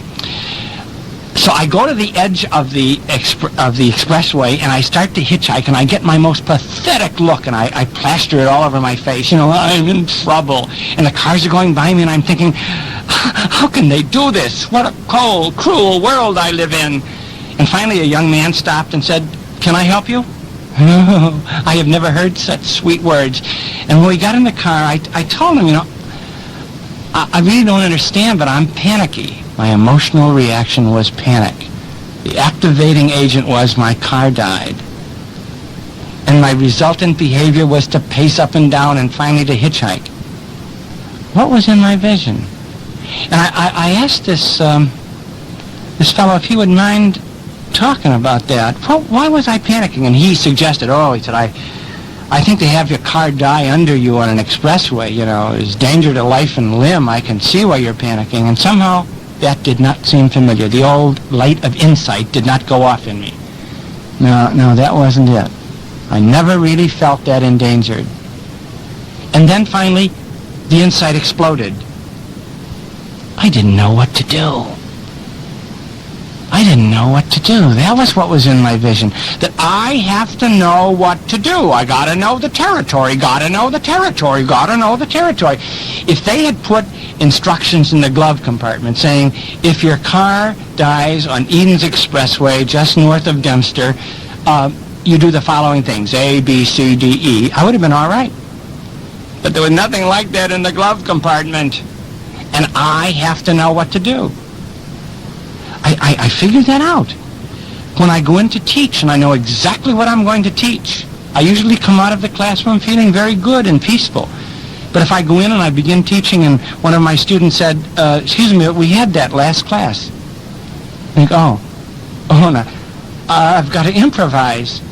I usually come out of that class feeling exhausted. Because in my vision, one of my little attitudes is, I've got to know exactly where I'm going in order to feel comfortable. Well, I really didn't share my expressway incident with anyone. I was kind of embarrassed and ashamed of my reaction. But about a month later, Loretta was supposed to work with me on a given night, and when she came in, she was late. And I said, hi, something go wrong? She said, my car died. I said, really? Where? She said, on Edens, just north of Dempster. As I say, this might sound contrived to you, but it's true. Her car died at the same place mine did. And I said, yes.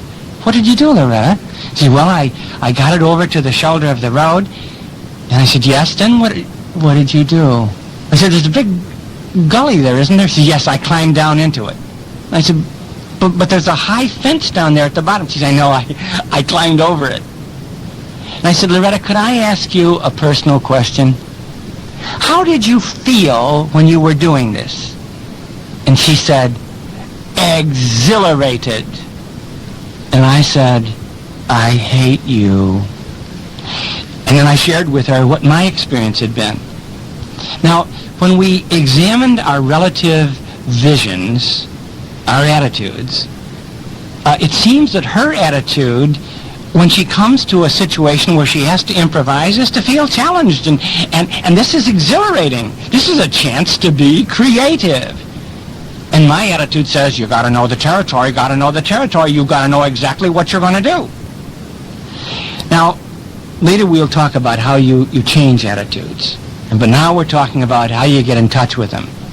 And what my experience on that expressway revealed to me is that I have a very limiting little attitude inside of me that says you can only be comfortable when you know exactly what to do, and if you don't know what to do, the result is panic. So that this would be an example of the AVER method. The activating agent was the car dying. The emotional, I'm skipping down to E now, in AVER. The E was my emotional reaction, namely panic. My resultant behavior was to pace and to try various things and finally to hitchhike, to depend on someone else to get me out of this, because I don't know what to do. And when I examined my vision, what I found was that I've got to know what to do. I've got to know what to do. Now, sometimes when you get the A and the E and the R, you don't know exactly what attitude in my vision is causing this emotional reaction and this consequent resultant behavior. Well, what is in my vision? And we have something else to suggest, 2 V's this time, to ask yourself, what were you verbalizing at that moment that you were having the reaction? What were you saying to yourself? We always think in language. You know, they say when you're learning a foreign language that you've really got it down when you begin to think in German and you think in French. Because we're always thinking in language. We're always saying something to ourselves, even though we're not aware of that unless we pay attention to the matter. What was I saying? What was I verbalizing when I was walking up and down the side of that road and I was saying, I don't know what to do. I don't know what to do. So that often if you don't know what it is in your vision that is causing the reaction, and you force yourself to be explicit about what was I verbalizing, it will be a great clue. Now there's another help called visualizing. How did you see yourself in that situation? Remember now what you're doing. You've had an activating agent, you've had an emotional reaction, and a consequent resultant behavior. And you're trying to get at, what is the attitude that came into play then? Why did I have that reaction? And you say, how did you see yourself? How did you visualize yourself? And I visualized myself. You draw a picture. Draw a little picture of yourself in that situation. And I visualized myself, if I had to draw a picture of a little boy in short pants with a very distressed look on his face and tears coming down his cheeks because I don't know what to do. So that this will help you to get in touch with what the attitude is. If after you've gone through the AVER and you're puzzled about what is in your vision, then force yourself to pay attention to what were you verbalizing, what were you saying, and how did you see yourself? Draw a picture. And this will very often key you into the particular attitude that caused your emotional reaction and your resultant behavior. So what we have now is a special way of letting life question you. We said that Life is always questioning us. No matter what happens, life is asking some question about our vision, about our attitudes. Any stimulation has to go through the little black box of attitudes. And only after it gets filtered through that and evaluated in that little black box do our reactions come out. All right? So the AVER method is our way of asking you to let life question you. Take an activating agent. Notice what your emotional reaction was. Pay attention to your resultant behavior and then question what was in your vision. And if there's problem there, then ask yourself, what was I saying at that moment? And that's verbalization. And then, how did I see myself in that moment? And that's visualization. And that will oftentimes key you in to what particular attitude in you caused the highly personal reaction you had to the activating agent. Now, I'd like to give you another example. This one doesn't glorify Loretta. It just humiliates me a little bit. I have, as a total confidant, another priest, a very close friend of mine, and we usually take a vacation together once a year, and we talk. And one night he said to me, "Are you enjoying your life as a priest?" And I said, "Oh, I'm really committed to it. I never thought of leaving. I think when they ordained me, the ordination got into the marrow of my bones." He said, "Oh, that's very impressive and edifying, but I didn't ask you that question.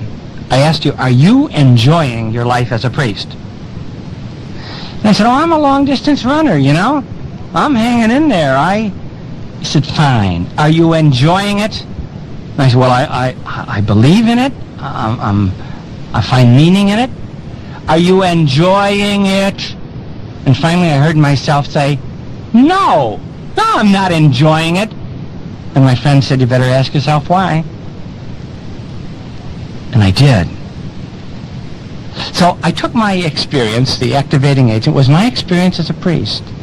And my emotional reaction was not pure enjoyment. Oh, there were moments. But the general reaction was not, emotional reaction was not enjoyment. And so I started to ask myself about that. What is in my vision of me as a priest? And so I suddenly had that moment of insight. Just as I have to know the territory, I saw myself, get this, as the Messiah. Now, you may have been under the impression that Jesus was the Lord. I was playing Messiah.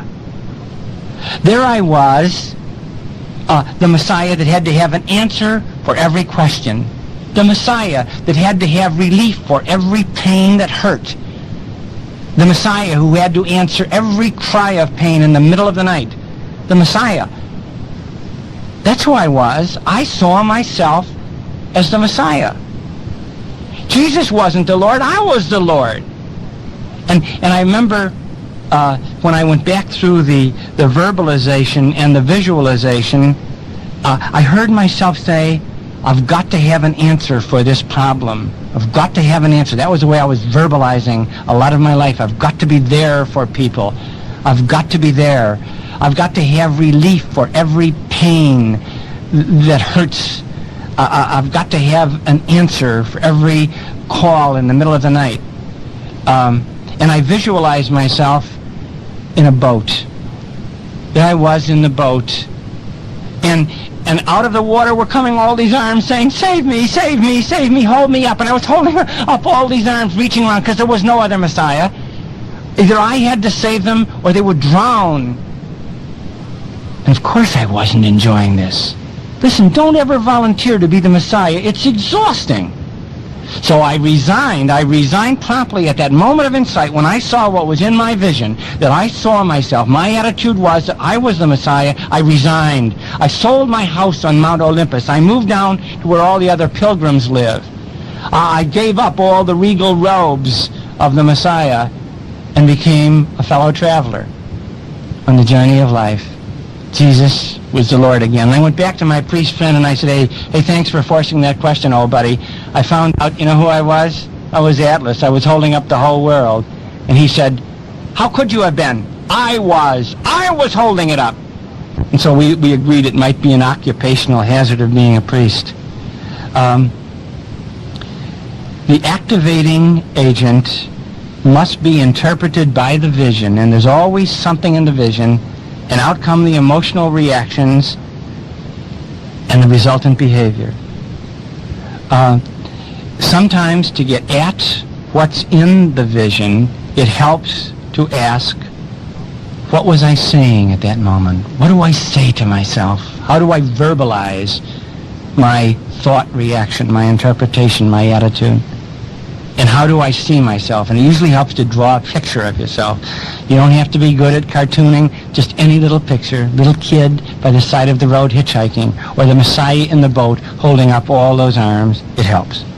Now, people say, how do I know if my vision is distorted? How do I know if the attitude is really a false attitude? Because we said not every pain is the result of a false attitude. And we gave the example of grieving over a dear friend who has died. That's not a false attitude. That's the price of loving. So in order to know whether your vision is distorted, whether your attitude is false, you've got to get at it. You've got to define it. You've got to see the cause for this effect. This is why I panicked. This is why I was not enjoying my life as a priest. This is the reason. And then you look at the reason and you say, do I want to approve that or do I want to disapprove that? Is that true or is that false? Am I the Messiah or am I not? And when you really isolate it and you really expose it to full recognition, you will know. No, that's not true. I'm not the Messiah. No, it's not true that the only time I can be comfortable is when I know exactly what I'm doing. So I want to say, in conclusion, that you can know your distortions only after you have recognized them. And you have looked at them and in your own power, with your own powers of reasoning, and said, no, that's wrong. And then you know you have a distorted attitude. Now, we'll talk later about how you change it.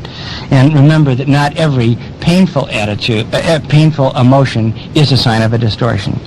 Now, for an exercise, Loretta and I have worked out a little skit to exemplify what we have been saying, and I ask you now to turn over the cassette for our little act, or our skit, exemplifying all this. Hello, this is John with Loretta, and this is our little skit as promised. Now, what we're going to do is written out for you on pages 12 and 13 of your personal notebooks, if you care to follow. I think it should be clear from our little dramatic exercise here what we're trying to do. Namely, that showing that an activating agent can cause different reactions in two individuals, the same activating agent, because the visions are different. Now, what we have chosen is that the common activating agent that affects myself and Loretta, by the way, I'm the good guy, you can tell me by my white hat, the same activating agent is, my plan for the committee was voted down. They just put up the vote and my plan was voted down. Now, when I saw that happen to me, remember I'm the good guy. We thought we'd give John a break this time and let him be the good guy. Thank you very much. My reaction, my emotional reaction was, that was the first thing I got in touch with. I'm skipping down there on your page. I felt good. I really did. I felt gratified by the group process. I felt proud of that group and of myself. That was my emotional reaction. In our skit here, we're pretending that the same thing happened to each of us on different occasions. So when my plan for the committee was voted down, my emotional reaction, I was really angry. And I felt very overlooked by the people in the group. And totally unappreciated for all the tremendous gifts I have to share. Then I looked at my resultant behavior. I asked myself, what did I do? And you know what I did? I went around and I individually thanked all the others in the group for their openness and their honesty. I felt they had really considered my plan, and I felt they were very honest in their vote. So I thanked them and I congratulated them. Because of the feelings going on in me, though, the behavior I chose was that I pouted, and I didn't take any further part in the meeting. By the way, this example is taken from real life. I keep saying that, and Loretta keeps laughing. After I saw what my emotional reaction was and my resultant behavior as a result of the activating agent, namely that my plan was voted down, I asked myself, what's in my vision? And I really wasn't sure, so I used those two tools of verbalization and visualization as a help to get down to the particular attitude in my vision. The tool for recognition of verbalization. What was I saying to myself when that vote was posted and I realized my plan had been voted down? And this is what I was saying. Well, I thought my plan was good, but maybe another one is better. That's what I was saying. That was my verbalization of my thinking. When I listen to my internal conversation, I can remember that I said to myself as the vote came in, I still think my idea was the best one, and it should have been chosen too. And then I used that other tool, visualization. Said if I had to draw a picture of myself at that time, what would I have drawn? And you know what I drew? You can see it there on your notes on page 12. I drew a group of people. They were all the same size, and they were standing around in a circle, and they were holding hands because everyone was of equal value, and it was a question of collaboration and not competition. That's the way I visualize myself, as one of many equals, one of many valuable members of the group. But we were all working together in my visualization. When I got in touch with what my imagination had seen, myself in that situation, I saw everyone in the group, nice little group of people, all about the same size, but I was about 6 feet tall, majestic looking, a glow around my head, the personification of all knowledge, wisdom, and giftedness. That's the way I see myself when I'm involved in a group. So after going through the activating agent with emotional reaction, resultant behavior, and then checking out the verbalization and visualization, now here's what I concluded about my vision. That in my vision, cooperation with others is often necessary, and it's always a growth-filled experience for all who enter into it. In my vision, cooperation as opposed to competition is a very beautiful human reality. It's so nice, it's almost hard to believe that he's such a sweet, loving person, isn't it? Thank you, Loretta. To get back to my sober example here, when I used the information that I could get in touch with in myself, what my emotional reaction was and my resultant behavior, and also used the tools of verbalization and visualization, I began to locate what was in my vision that caused my reactions. And eventually I came to this statement to describe what was in my vision, that my opinion must prevail in every situation, or else I just won't take part. That's the end of our skit now, but stay with us now for some more remarks by Loretta. There's one footnote I'd like to add before going on to introduce an exercise for you to work with. We're referring to this part of vision therapy, this part of the process, in the AVER order. A, activating agent, V, vision, E, emotional reaction, R, resultant behavior. This is the chronological order in which the process takes place. It's also the neurological order that goes on within us.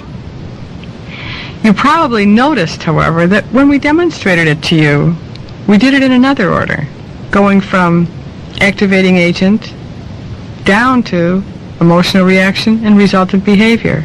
And lastly, after using the tools of verbalization and visualization, we finally arrived at the V, the vision statement. This is because a person's awareness usually occurs in this order. When something happens, we often react emotionally and behaviorally, and only afterwards, through the use of certain tools, do we become aware of the vision within us, which caused us to choose particular reactions. So the order in which you follow this process is not really significant. You may be most keenly aware of your emotions, or perhaps you're the kind of person who it first becomes aware of your behavior, and then you start to wonder. However, it doesn't make any difference. Proceed in whatever order works for you. This is just fine.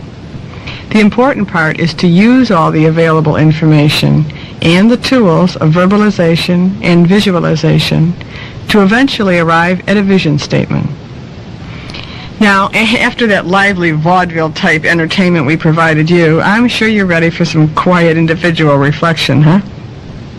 So on the next 2 pages, 14 and 15 in your notebook, there's a list of 30 common vision distortions that relate to each of the 5 areas: self, others, life, the world, and God.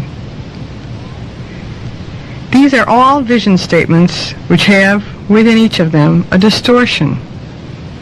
You'll notice that the second half of each statement describes the uncomfortable consequence some of us truly believe will occur if we do not adhere to what is suggested in the first part of the statement. Let me take number 2 as an example, which, by the way, I reluctantly admit is presently part of my own vision. I literally own this statement. I've been making payments on it for years. I would like to announce, though, that it is now up for sale if any of you are interested. I want to get rid of it, believe me. In my vision, I believe that I must be perfectly competent, adequate, and successful in everything I do, and if I fail in any way, the consequence is I cannot think of myself as a worthwhile person. So to prevent that consequence, I do everything I can to be perfect. It's really quite foolish. It's a rat race, don't you think? But this still is part of my vision, regardless. I'm working on it, though. For you, what I suggest in the next 10 minutes to individually read through these 30 vision statements to get the feel of what a distorted vision statement sounds like. And secondly, to see if any of these sound familiar to your own attitude, your own vision. Check off any that sound like you, and feel free to change the wording here in order to help you relate it better to your own personal vision. These are by no means all the possible distorted vision statements, only some of the most commonly occurring ones found within many of us. So after reading and working through these 2 pages individually, I'll explain another exercise for the small groups to work on together. But for the next 10 minutes, please turn off the tape.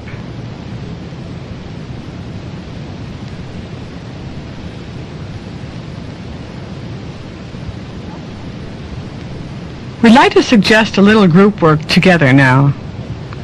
First of all, please turn to pages 16 and 17. Here you see one sample of a person getting in touch with an inner vision. I'm going to take this on as if it were mine and verbally work through the process. The activating agent in this instance is a check that I wrote was bounced by the bank. I don't know if that's familiar happening to any of you, but it certainly is within my own life experience. At this point, I don't know what my vision is. In fact, I haven't even thought about a vision yet. What I do know, what I am aware of, are the emotions which were in me when they occurred, and the behavior that I chose when this occurred. When I received the notice from the bank, the emotions I felt were ashamed and embarrassed. The behavior that I chose was to go crawling apologetically over to the bank. Now, I know you have to contact the bank when a check bounces, but you don't have to go crawling apologetically. But I did. I probably wouldn't do much about changing these reactions unless I was interested in being a fully alive person. But because I am interested in being fully alive, I take a second look at those emotions and at behavior. I see them as negative, distorted, crippling. Negative emotions, are somewhat like physical pain. If we tune into them, they can be very effective in alerting us that something's not operating as it was meant to. Sometimes, just like physical pain, they can also help point to what has gone awry within us. So now that I've allowed the awareness of my emotions and behavior to alert me to a possible negative vision, I begin to use the tools of verbalization and visualization to help me get in touch with my vision. First, verbalization. I listen for and locate in my memory bank what it was I said, what I said, that is, only to myself, of course, when this particular situation occurred.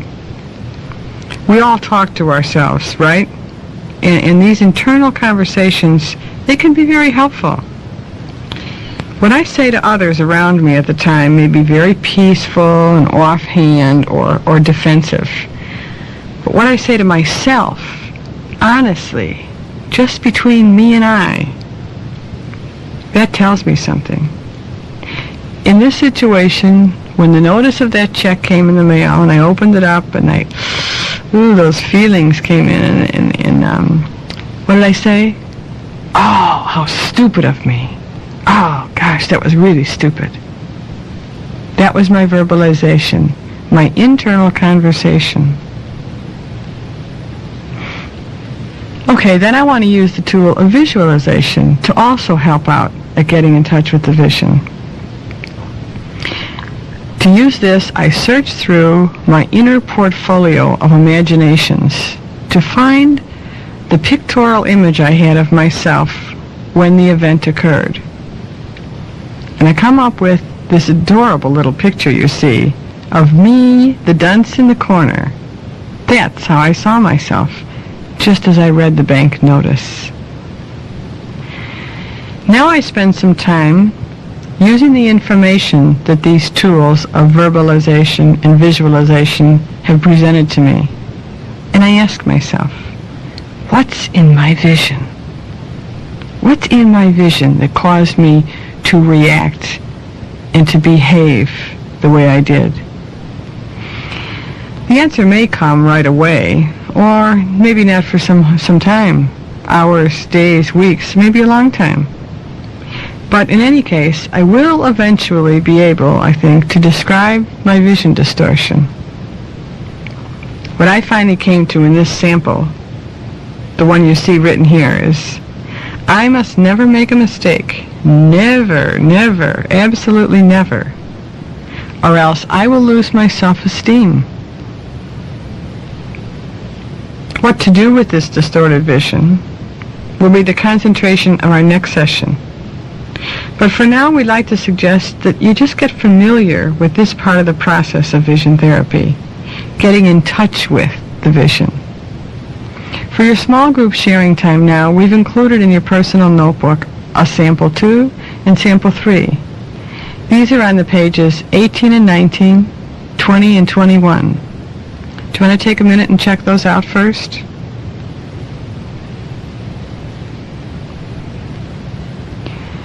Please look now at sample 2 for a moment with me. You'll see that all parts of the process have been worked out except the vision statement. Here's what I suggest. A good way to use these samples would be if each person individually read through the entire sample and then with the other members of your small sharing group brainstorm together in order to create the distorted vision statement that would seem to fit best here. During your 30 minutes, you could spend the first half of your time on sample 2 and the second half of your time on sample 3. The samples again are on pages 18 and 19, 20 and 21. At the end of your sharing, turn it back on, that is, for my explanation of the closing between session exercise. But for now, turn the tape off while you work in your groups. Thank you.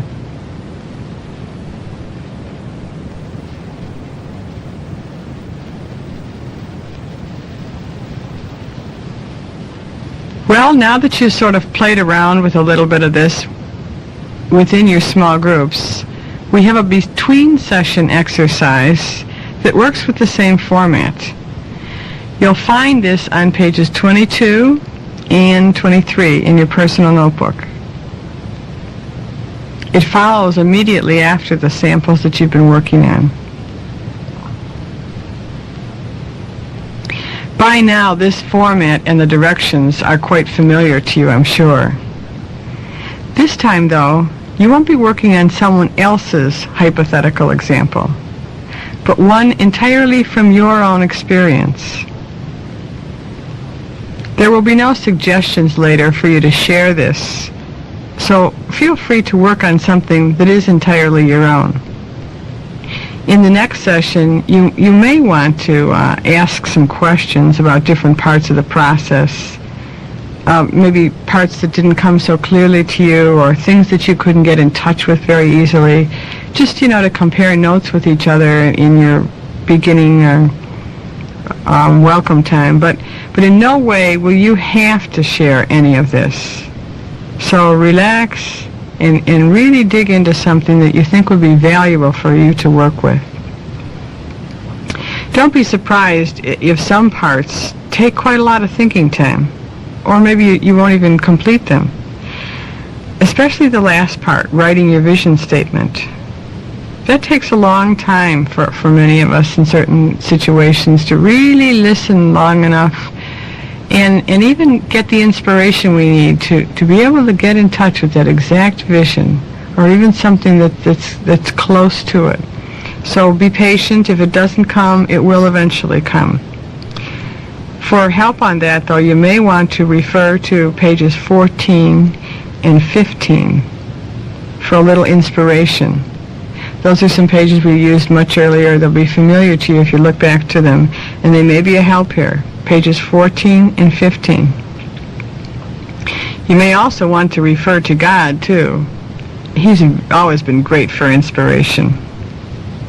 But most of all, enjoy it. Enjoy this between-session exercise. Like a crossword puzzle or a detective story, It's fun when you get hooked on it. It's like a jigsaw puzzle. And remember, though, between now and the next session, we love you. Is John back with you again, and our subject now is how do you revise your vision? How do you change those attitudes in you that are part of your vision which prove to be destructive and crippling? A little review first. Our vision is composed of specific attitudes, and each of these attitudes is an habitual thought pattern or an habitual way of perceiving something. And every time you rehearse one of these habits of thought, it becomes deeper. It gains a stronger hold on you. So that if I think, for example, I am nobody, and I repeat that, I am nobody, I keep thinking that, at the end of my life, I am going to be completely discouraged. I will self-destruct. At the end of your life, whatever attitudes you have been practicing will own you. I remember when I was a seminarian, I went up to the infirmary of our seminary to get a cold pill or something, and the infirmarian, the brother, was putting to bed, tucking in two bedridden old priests. And I was standing out in the corridor watching. And when he tucked the blankets under the first man's chin, the man snapped at him. "Get your face out of mine. What do you think this is?" And he said, "Good night, Father." And he walked into the next room. He did the same thing for the second bedridden old priest. And he said, "Oh, brother, thank you so much. I'm going to say a special prayer of gratitude for you before I fall asleep." And I was standing out in the corridor witnessing this. And a thought struck me like thunder. I'm going to be one of those two old men someday. But which one? And I knew then that whatever I'm practicing now is what I will be more of then. Old cranks have to practice all their lives at being cranky. And old saints, likewise, have to practice their saintly habits of thinking, their attitudes. So that when we speak now of vision therapy, what we're really talking about is essentially a habit-breaking, habit-making process. In other words, if I've got an old habit of thought, an old attitude, an old part of my vision that proves crippling and destructive, I've got to be rid of that and replace it with a new habit, a new constructive, life-giving, releasing, liberating habit of thought, a new attitude.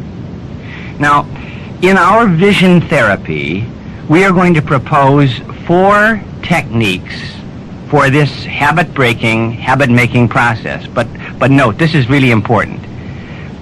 These techniques that we are going to propose are usable only after a crippling attitude or perception has been identified so clearly that it can be specifically described. It's got to be a clear and definite and definitely defined attitude before we can work at changing it. For example, I think from my own sharing, you'll probably remember from the previous talks that I have spoken about some of my own crippling attitudes. For example, I must please everyone. I must please everyone. Or another one that I think I admitted to as a crippler in my own life was, I have to know exactly what to do. I've got to know the territory. I've got to know what to do. I've got to know what to do.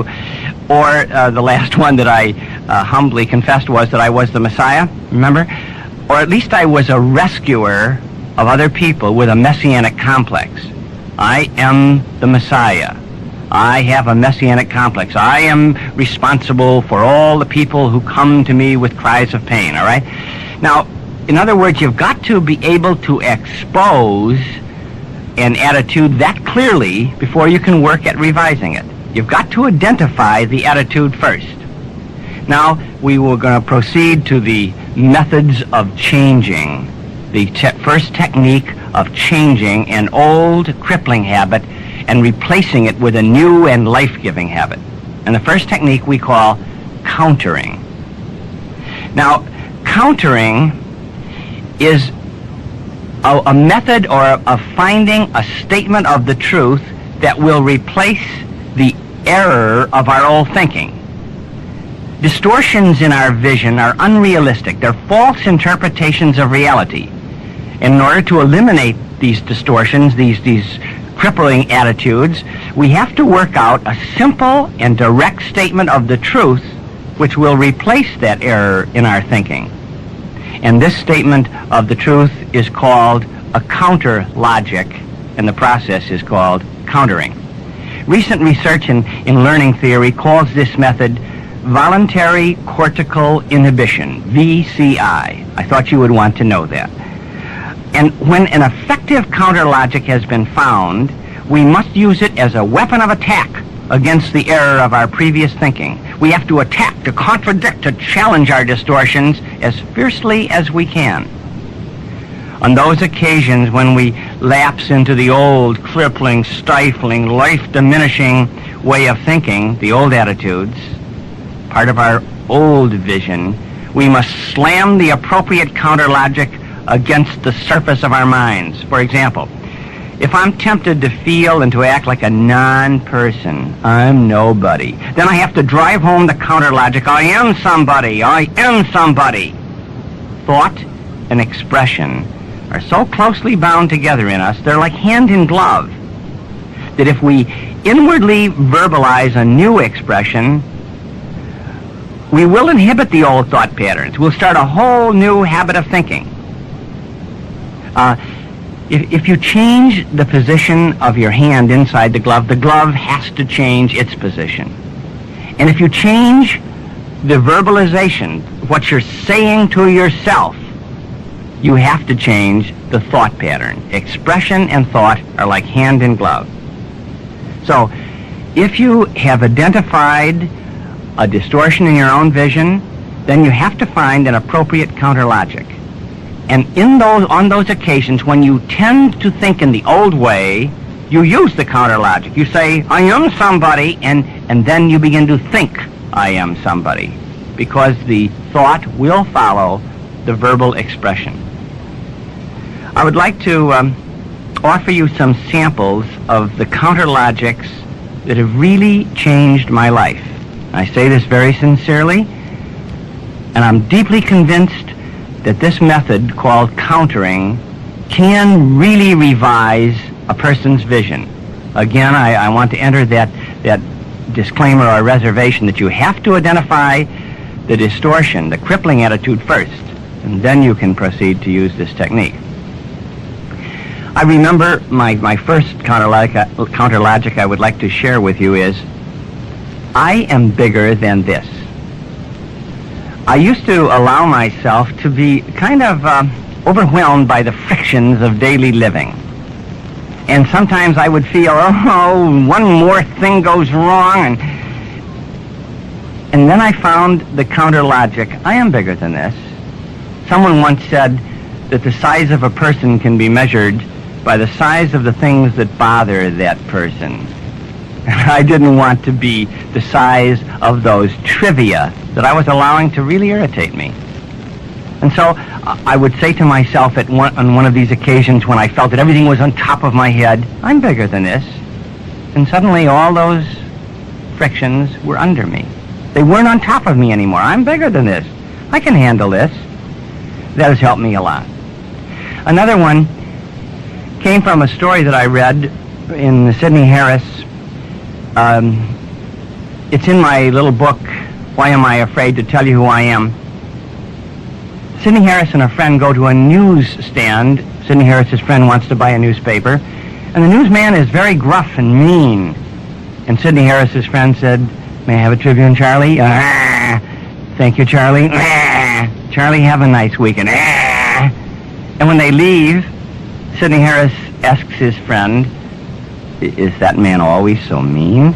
He said, "Yes, unfortunately he is." "And are you always so nice to him?" He said, "Yes, I am."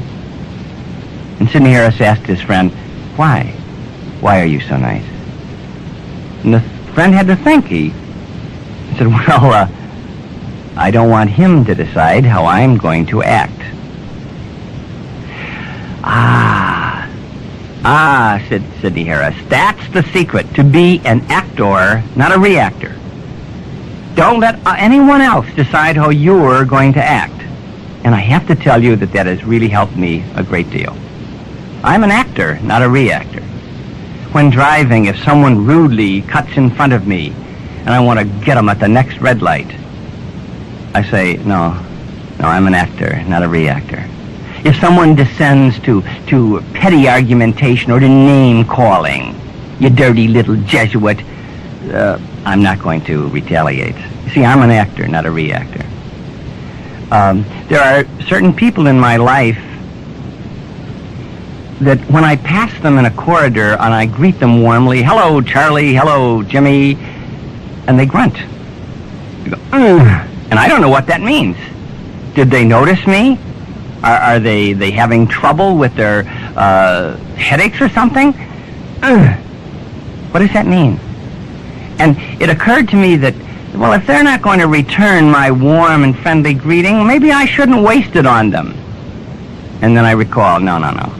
I am an actor, not a reactor. I decide how I'm going to act, and I have decided that I was called by God, and I am asked by Jesus to be a loving person. And that's what I'm going to be. I'm an actor, not a reactor. I think this is what Jesus meant when he said, "Oh, love your enemies. Love your friends. Love those who are nice to you. Be nice to those who are nice to you." Oh, the heathens do this. I'm an actor, not a reactor. That's helped me a great deal. Another of my counter logics that has really helped me has to do with my judgment of other people. I was the judge, the jury, and the executioner, especially of selfishness. I wanted to ask people who couldn't break the fixation with themselves, "Don't you ever think of anybody else?" And I really felt anger arise in me when I felt someone wasn't pulling his or her weight, you know? Come on, think of the group, not just yourself. And I was counseling a person like this, and one day I said, "Do you know there are people in the world who have real problems? I I mean, people who are dying of starvation, people who are combing through garbage cans to find the food to stay alive. Do you know that? And the person said, name 2. And I replied, you need a Copernican revolution. You need to find out that the whole world doesn't really revolve around you, but you around the world. And the person left, walked right out of my life angrily.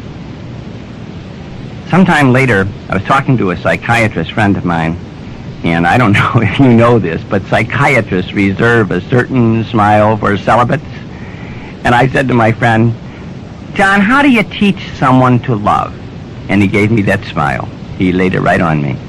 That smile for celibates. Only a priest would ask that question. And I, wait, John, wait. I don't want to be treated like a little boy. John, how do you teach people to love? And he said, well, first of all, you don't teach people to love. People have to decide they're going to be loving. But I think what you ought to do is ask yourself why people don't love. Why they are bound up inside themselves. And then he asked me the question that has become my counter logic. He said, did you ever have a toothache? And I said, yes. He said, whom were you thinking about when you had your toothache? And I said, me. Me, I was thinking of me, and who else? And the dentist, any dentist. He said, right. And this is why people don't love. They're in pain. And that pain magnetizes all attention to yourself. When you had your toothache, you had a big neon sign on your forehead that said, not available for your concerns, not available to listen to your pain. I have too much of my own. And that neon sign was flashing. I'm not home for you. I'm hurting. And that's why people don't love. Because they're hurting. Because inside of them they feel a painful vacuum. And human nature abhors a vacuum. Human nature doesn't want to be empty. It wants to be filled. It wants to be filled with peace and with love and all the good things that are part of a full life. And when a person is empty, when a person is deprived psychologically, they hurt. And when they hurt, they don't love. There's an inverse proportion. The more pain in your life, psychologically speaking, it is usual that there will be less capacity for love. It was one of those moments of insight for me. Touché, doctor. Touché. That's it. Did you ever have a toothache? And I don't know how many thousands of times I've used that when someone unattractive, preoccupied with him or herself, comes in and sits with me by the hour.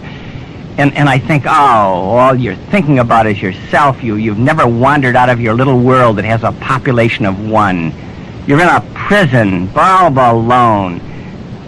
I just say to myself, my counter logic, did you ever have a toothache? And suddenly that person for whom I have been the judge and the jury and the executioner, you are selfish, was my pronouncement. Now I don't see a selfish person there. I see a needy, a hurting person there. Did you ever have a toothache?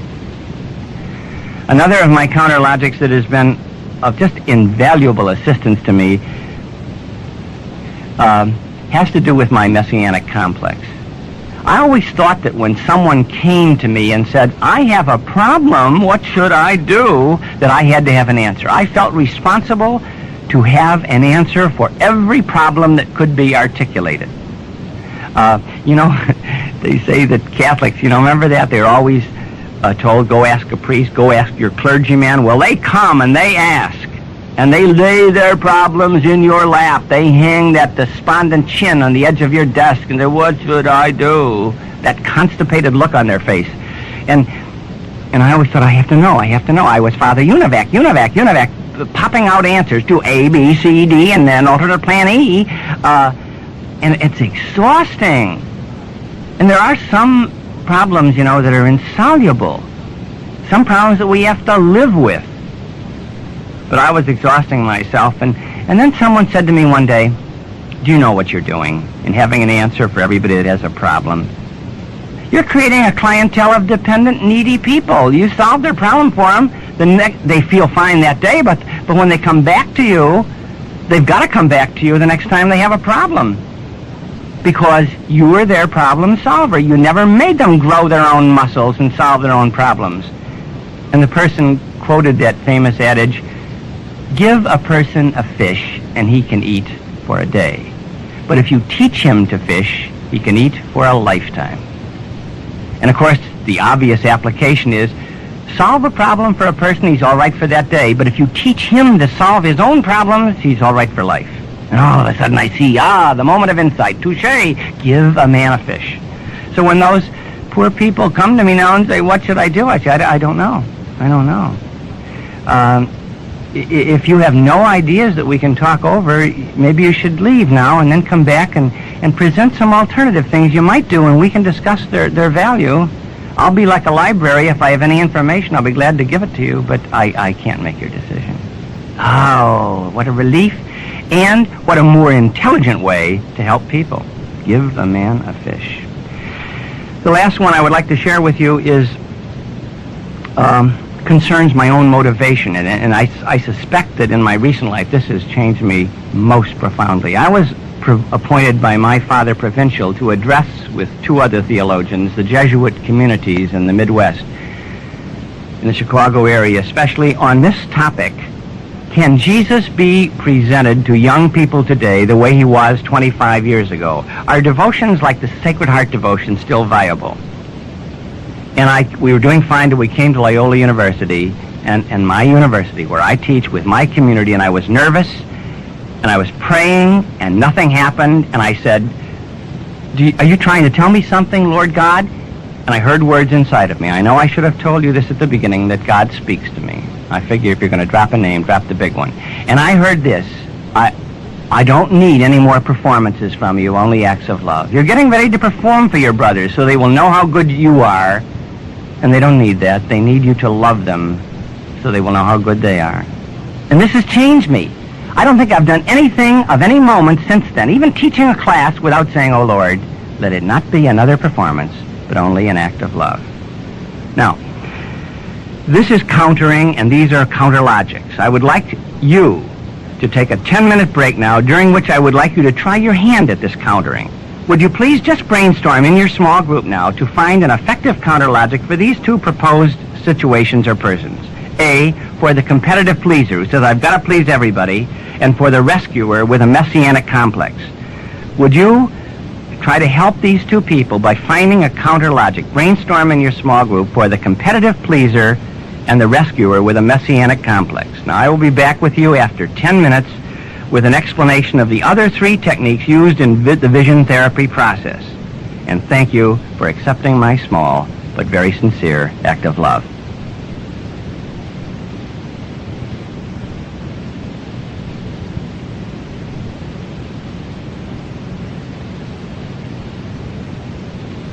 Hello, this is John, back with you again.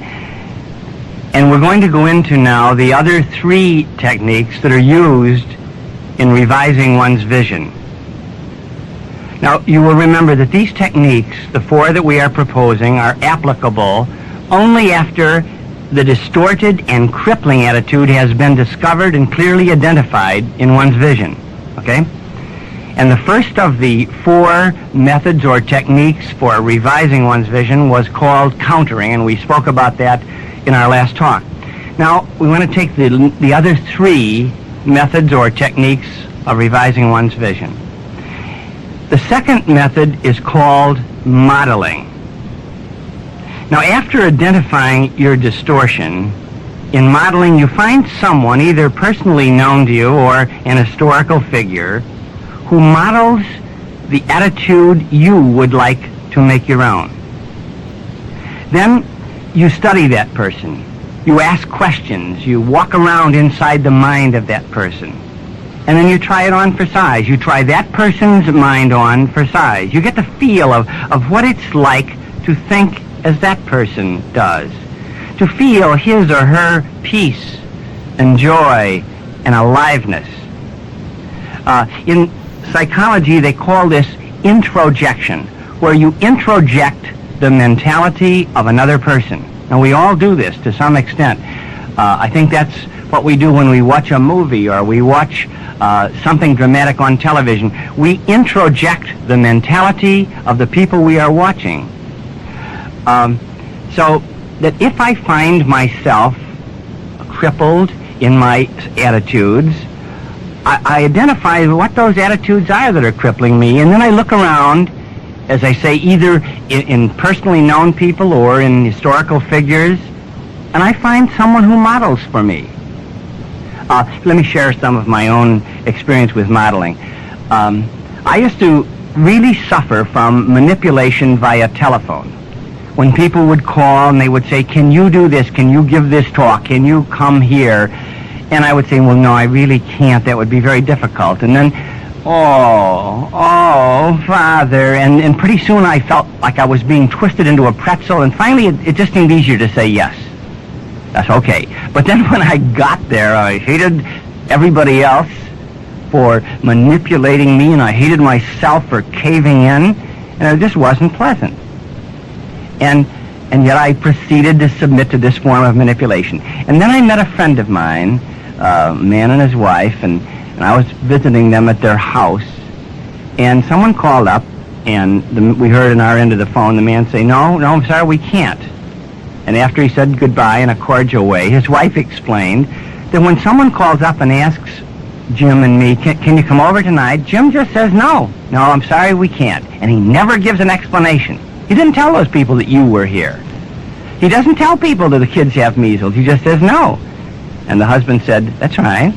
I figure, if they're my friends, they don't need an explanation. And if they're my enemies, no explanation would be sufficient." So he just says no. And all of a sudden I saw a model.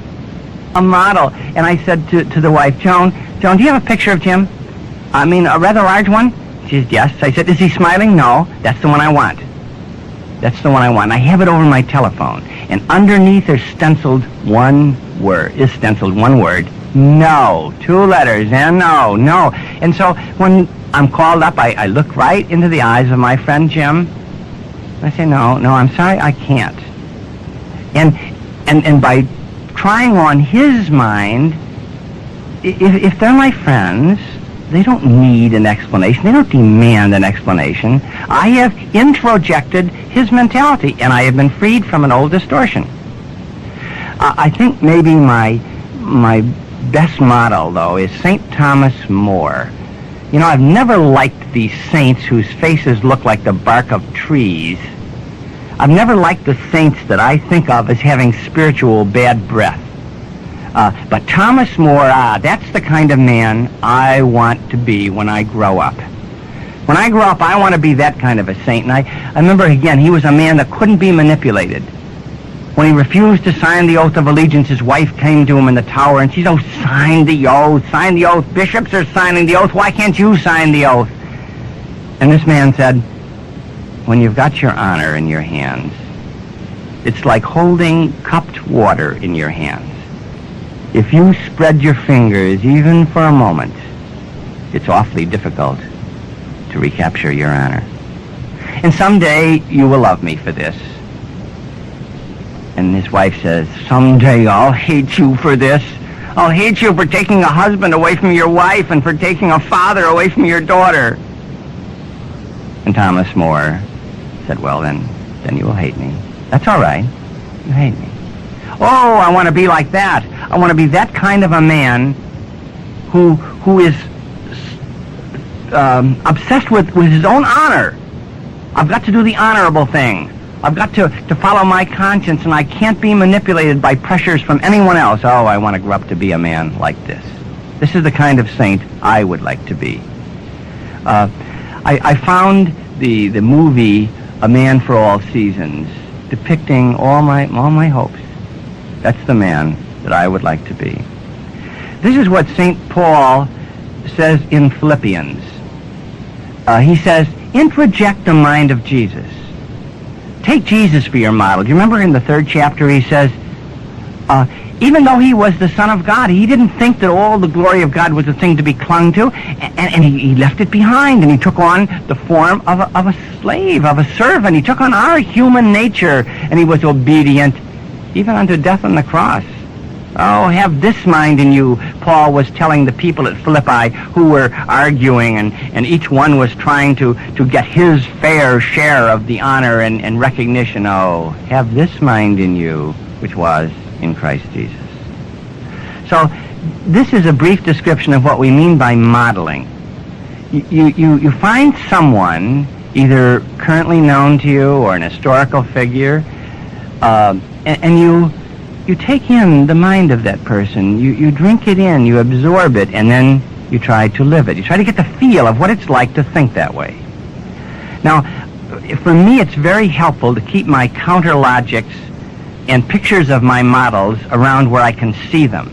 I keep the counter logics on my bookmarkers. I have them up on the mirror above my sink. I have them on the wall of my office, these counter logics.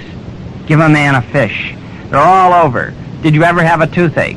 And the picture of Jim, my friend, over the telephone, and Thomas More is enshrined in a place where I see his face, the man who believed only in his honor and had to do the honorable thing, and who couldn't be manipulated out of it. Oh, I have these people around where I can see them, and I would like to suggest that in making vision therapy a way of life, that it's helpful to do this, all right? So that's the second method, modeling. The third method is called stretching. Now, basically what stretching is an act of expanding your own awareness of your personal potential. You do something, you force yourself to do something that is right and reasonable, which you didn't think you could. You know, you say, oh, I could never give a speech in public. Oh, I could never do that. If you're going to stretch, you say, do it. Do it. Go do it. Volunteer. The next time you get a chance, volunteer to give a speech in public. Act against that crippling inhibition that keeps you from being a fully alive person.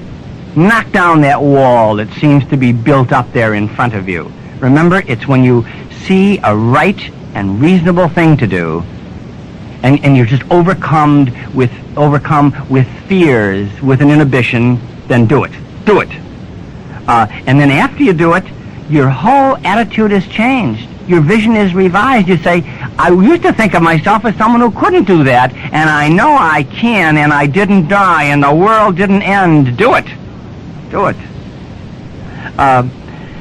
Everyone, they say, has what's called a comfort zone. I think we've referred to that once before. I can do this, but I can't do that. And we cut down our lives. Sometimes we want to live in a world that's the size of a postage stamp because I can cope with this. Well, try coping outside of that. Force yourself to do it. I like to tell the story about my kindergarten teacher. Believe it or not, she's still alive. And she came to a talk I gave one night, and afterwards we were all standing around, and I said, Catherine, what was I like in kindergarten? And she said, you were the shyest and skinniest kid I ever taught. And she said, oh, I remember your grandfather brought you to school the first day. And I realized she had a prodigious memory. That was true. Grandpa brought me to school that first day, and she talked about his wide-brimmed hat, and how he held it over his chest, and he said, Miss Ford, you're going to have another Powell. Oh, yes, I remember that day. I remember how terrified I was, how terribly shy I was, how imprisoned I was. And I remember that little boy that looked up out of blinking, fearful eyes. I remember the little boy who feigned sickness at school so he could go home because he was afraid. I remember that wall of shyness. But then I began to volunteer to do things. Volunteered to be on the debating team in high school, to enter the oratorical contest. And I did it. I remember my first debate. I was so scared. The judge, the critic of my first debate, said, your feet were shuffling louder than your voice was speaking. Oh, I remember the agony of raising those arms in gestures. Every gesture weighed 50 pounds. But I did it. I did it. And now all that shyness is gone. Now bring on the multitudes. I'm ready. Because I stretched. I hate to cite myself as an example of virtue, but this is the example that's closest to me. And this is the example that convinces me it can be done because, by the grace of God, I did it. I love to stretch. As soon as there's anything that I think would be embarrassing or difficult, that I think is a right and reasonable thing to do, I do it. I force myself to do it. And I always feel like a freer person afterwards. I've stretched. I remember recently at Loyola University, the students came to me and they said, you know, we have a hunger day here. We forego all our catered meals and give all that money to the poor, and we take up a collection. And then we announce the results at night, how much money we've collected. And in order to get everybody there, we have a faculty talent show. Now, would you play the piano at the faculty talent show? And I immediately felt a great revulsion for this. A great revulsion. So I immediately said, oh, sure, I'll be there. And after they left, and I began to see posters appearing on campus that John Powell was going to play the piano on the faculty talent show on Hunger Day, I began to feel an inner embarrassment. You know, I'm a musician only in the sense that you could call a woodpecker a carpenter. I remember the first piano recital I ever gave, as a little kid, I was playing my Old Kentucky Home, and there was a man out in the audience sobbing, and I turned to him and I said, oh, sir, you're a Southerner, aren't you? And he said, no, I'm a musician. That's about how well I play. Well, my best friends call me Oscar Hammerhands, and the question I'm asked most frequently after I played is, were you wearing boxing gloves? But when I asked myself, why was that so difficult? What was in my vision? What's in me? It was that, I don't want to make a fool of myself. I don't want to make a fool of myself. I can't fail. I can't do something that I don't do well in front of a lot of people. Those kids will pass me in the corridors of the school afterwards and ask me if I was wearing mittens. No, I can't do that. So I did it. And I got to tell you this, I wasn't very good, but I was a freer person when I left that platform. And when they came back again later, and I've now made several appearances on the faculty talent show, now it doesn't cost me anything. I've done it. I've made that breakthrough. The inhibition is dead. And this is what I urge you to do. One lady who made our Fully Alive experience came with her mother. She was 30 years old, but she came with her mother. And later she came back and remade the Fully Alive experience in another city. And she said, you know, last time I came as Mama's little girl. And I've stretched. I took as my counter logic, I shall prevail. And I stretched, and I did prevail. And I want you to know that I'm coming back to make the Fully Alive experience again as my own person. I've stretched. I wasn't pregnant, but I got stretch marks. I got stretch marks to prove it. I am a person now. I have prevailed. This is the third method called stretching. And I use it so often. I used to hate to bring things back to stores, to merchandise. It was unsatisfactory. And I did it. It was the right and reasonable thing to do, so I did it. I used to feel a reluctance of moving into a crowded room and just introducing myself to strange people. Somehow or other, that old shyness would come back to haunt me. And so I did it. I walked right into that room. And every time I leave a room like that, I'm a freer person. My world is larger. My concept of myself as someone who couldn't do that is changing. I can do it. I've done it. I've stretched.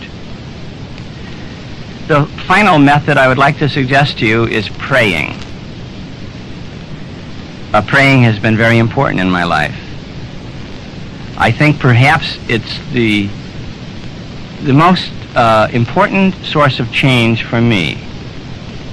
Now, I think, I'm trained in theology, and I think that the biggest theological question that is being asked today is, how available is God to interact with us? Now, I've already confessed to you that God speaks to me, and I think he speaks to you too. When Joan of Arc said she heard the voice of God, the King of France said to her, oh, come on, little girl. If he's speaking to you, why isn't he speaking to me?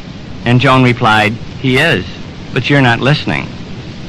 Now, I think that God is very available to interact with us.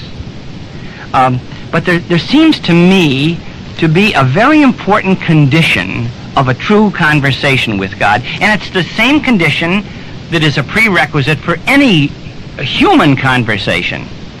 I've got to open myself up. If I come to you wearing a mask, shall I play priest for you? Look at my heaven-swept eyes. Notice my folded hands across my chest. You are not in contact with me. There is no possibility of conversation with me because I'm wearing a mask. I'm not telling you who I am, and you're not telling me who you are because I'm not giving you a real person to react to. Now, I think this is really an important and essential part of praying, and I want to tell you I do this every day for at least a half an hour. I open myself, I verbalize myself as I am, my vision as it exists in me. I expose all those attitudes to God. This is who I am, Lord God. I'm standing naked before you. These are my fears. These are my doubts. You know, sometimes God and I laugh together, and I say to him, you know, these are things I couldn't say to anybody but you. It's something like keeping what they call an intensive journal, where you really open yourself up.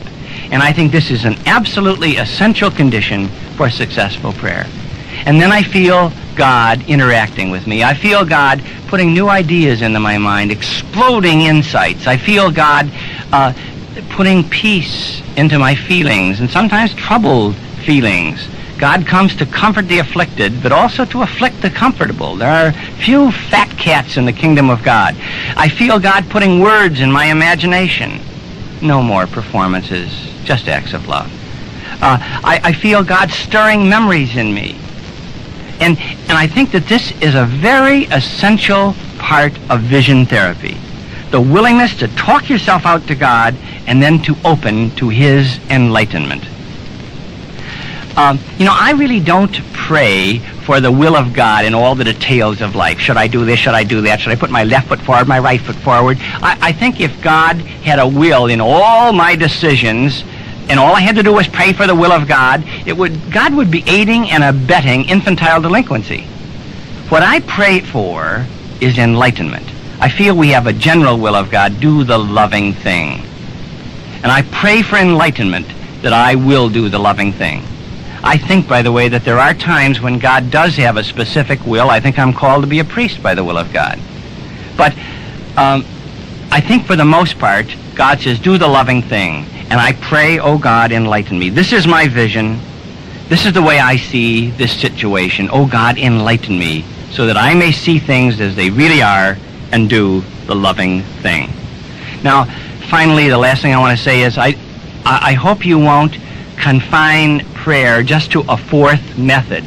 I think prayer for enlightenment in selecting counter logics, prayer for enlightenment in seeing the distortions in one's life, prayer for the courage to stretch. Prayer, I think, at least it suffuses my own life, and I think it's very valuable in all the other parts of vision therapy, all the other parts of growth. Prayer is the essential part, but I think here, as a special method of revising one's vision, it has a unique value. Now, I would like you to turn over this cassette where Loretta, our exercise lady, is waiting for you with further calisthenics in vision therapy. Thank you. We love you. In this session and the one previous, we've been talking about the whole idea of vision therapy, the whole process that we call vision therapy. And as you see by this point, there really are two phases to it. The first phase deals with getting in touch with your vision, and that's where we use the AVER method. The second phase deals with revising your vision when and if it is distorted. And in revising your vision, we use the countering, modeling, stretching, and praying. John has just gone through these four methods for revising your vision, and what I would like to do is introduce and explain an exercise in which you can work with the whole process, the first phase and the second phase of revising the vision. The exercise is found in your personal notebook on pages 26 and 27. On these two pages, you'll notice that the boxes on the left-hand side are all filled in. That's because I've used them already for my own example. But on the right-hand side, the boxes are almost entirely blank, except for a title in each one. And that's because They're waiting for you to work out something of your own. We will be sharing after this, so when you do work out something on these 2 pages, choose something that you'll feel comfortable sharing with your small groups. Now, I'd like to explain this situation shown here, which comes from my own life experience, in order to give you an example of how to use these pages, okay? I'm going to go through my experience, not in the chronological order that is shown here, but in the order of my awareness of each part of the process, as it came through to me. The first thing I would start with here is the activating agent, and that's not simply because of my awareness, but I chose that. I decided that I was really tired of reacting badly and negatively to being criticized. I would say that almost 100% of the time, whenever I was offered criticism, I reacted in a negative way. In fact, I never used to be even able to say offered criticism. I always would say criticized me. If somebody criticized me, I always reacted negatively. And really I got tired of this. And I decided to use vision therapy because I wanted to break out of that negative circle. So I chose the activating agent, being criticized. Anytime I'm criticized, every time I'm criticized, this is an activating agent that causes me trouble. The first thing that came to my awareness was that my resultant behavior. So if you skip down to the bottom of the page, you can see what I've written there. This was my behavior. The behavior I chose every time I was criticized. I became closed and defensive toward the other person. I might have looked very cool, like saying, oh, that's very interesting, I'll have to think about that. And all the time I wanted to murder them. I just wanted to wait my chance to get back at them. I was really on the defensive and working on being on the attack eventually. Looking at this behavior and listening within myself to discover the emotions, what I found there was a great amount of hurt. When I was criticized, I really felt very hurt. And then if I fanned the flames of that hurt for a while, and really stoked up the fire, I could develop a real healthy resentment for the person who offered the criticism. Now, I knew these to be negative behavior and negative crippling emotions, and that's exactly why I decided to use vision therapy to go after this whole problem. So the first thing I did was use the tool of verbalization. I listened. What is it that I say when people offer criticism? Oh, now what I say back to them. That sounds real cool and smooth. What do I say inside? What's that inner conversation? And it usually goes something like what I've written here. I did the best job I could. Why don't you like me? Listen to that. See if you hear what doesn't really make sense there. I did the best job I could. Why don't you like me? Okay, just let that sit now, like on the back burner, and wait and see what happens next. The next thing that I did was to use the tool of visualization. And here, searching through my memory, I found a picture of myself. The picture that I have in my mind, whenever I'm criticized, it's almost identical to a picture that I remember from a grade school religion book. A picture of St. Stephen. He was all tied up around a tree, and the neighborhood was out after him, stoning him to death. That's the way I feel. A totally good person being victimized by other people. That's my visualization. Now, using what I had come up with through the tools of verbalization and visualization, I let that sit for a while, and I said, why do I have such a crushing, victimized feeling? What is this saying? What's in my vision? And it did take me a while, but I finally came to a vision statement in which it was very clear to me that there was a distortion and what that distortion was. I would put it down, as I did here, in words similar to this.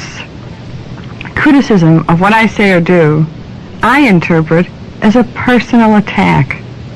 And therefore, when criticized, I feel like a failure as a person. Because when people point to the things I say or do and suggest I could have done them better, I really think they're pointing at me and saying, you could be a better person. And therefore, I feel like a failure. That's my vision, and you can hear the obvious distortion in that, I think. I wrote this out 2 years ago. I've been constantly working on it since, and it's coming along very well.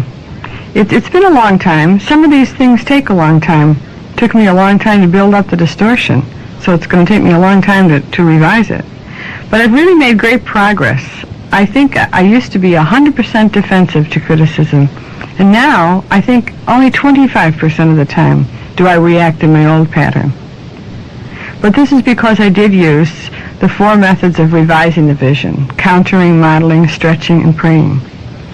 Now, if you take a look at page 27, I'd like to just briefly describe how I came to the 4 things that I have written here. The first thing I did, because it's most helpful for me, was to find a model, someone whose approach to this similar situation is a totally different, positive, open-ended approach. Someone I could, grow up to be like. There's several people in my own life that I chose, but a person who would be recognizable to many people. For me, this turned out to be Pope John the 23rd. And I'll tell you something about the reason I chose him. I remember the time that we were waiting for his particular election. Of course, we didn't know it was his election yet, but the Catholic Church and the great amount of the world was waiting to see who the next Pope would be. After all, the last Pope, Pius XII, had been the head of the Church for years and years and years. Seemed like forever. We were all kind of excited, waiting for a new beginning, a new start, a fresh outlook. The results came in, and somebody named Cardinal Roncalli was elected. Most of us didn't know who he even was at first, and we had bets on all kinds of characters and none on him. And on top of being somewhat unknown, he was another Italian. Sorry, John, I got to be careful. You see, John's half Italian. But even though the Italian people are the absolutely most delightful people I know, a fresh change is nice every now and then, and another Italian. We were hoping for something different. He was also fat, short, and 80 years old. Can you imagine someone starting a new phase of their vocation at 80 years old, stepping into a leadership position? We thought we had it bad before. And as I recall how this whole thing was played out, it was in the daily press, what the people thought all over the world, the reactions, the great groan that was heard. And it was also brought to his attention. Now, I don't even know if this is really true, but something in me says, yeah, this happened, something similar to it anyhow. All this criticism and the big groan was brought to his attention, and his reaction was, oh, I know. I was surprised, too, to be elected Pope. I wonder what God has in mind for all of us. Oh, boy, did I love that. There was a man who could take criticism and just treat it for exactly what it was. It had nothing to do with him and his own self-worth. Nothing whatsoever. He really had a good vision of self, which most of us found out later on. After looking at him and using him for a model, I tried to say to myself, what goes on in his mind? Let me get inside there and see if I can think and feel like that man, and develop for myself a counter logic, which I did, and you see it written here at the top of the page. It's been very helpful for me. The only true failure is not to be open to growth. And I find when criticism comes my way, if I can say that countering right away, before the negative behavior starts to play its old game again, if I can say that countering right away, I'm turning the vision around. And I really feel different, and I really act different. I have a different emotional reaction, and I have a different behavior because of that. In terms of stretching, it was very simple. I just had to challenge myself. I had to start looking at criticism differently, treating it differently, and being open. So now, when criticism comes, I ask for a fuller explanation, and I consider the suggestions that are offered. Sometimes they're a good idea. Sometimes mine was better than theirs. But I'm open. I consider, and it doesn't have anything to do with my personal worth. I've got those separate now. Praying is the last method we've suggested. We want to pray for healing of the old way, and to change to a positive vision. But as John said, we also want to pray from the very beginning of this whole process. Pray yourself right straight through the AVER. Pray for guidance, pray for inspiration, to find what it is you're looking for within yourself. It's there, just need a little help, and help is very easily gotten through prayer. And then pray yourself right through the countering, the modeling, the stretching, and every time you have to stretch. So use prayer for healing, certainly, and for changing, but for the whole entire process. And I think you really would find it very successful. As I told you before, I'm still in process with this one, so even though it's all written out and all the boxes are filled in on the page, don't think I'm perfect.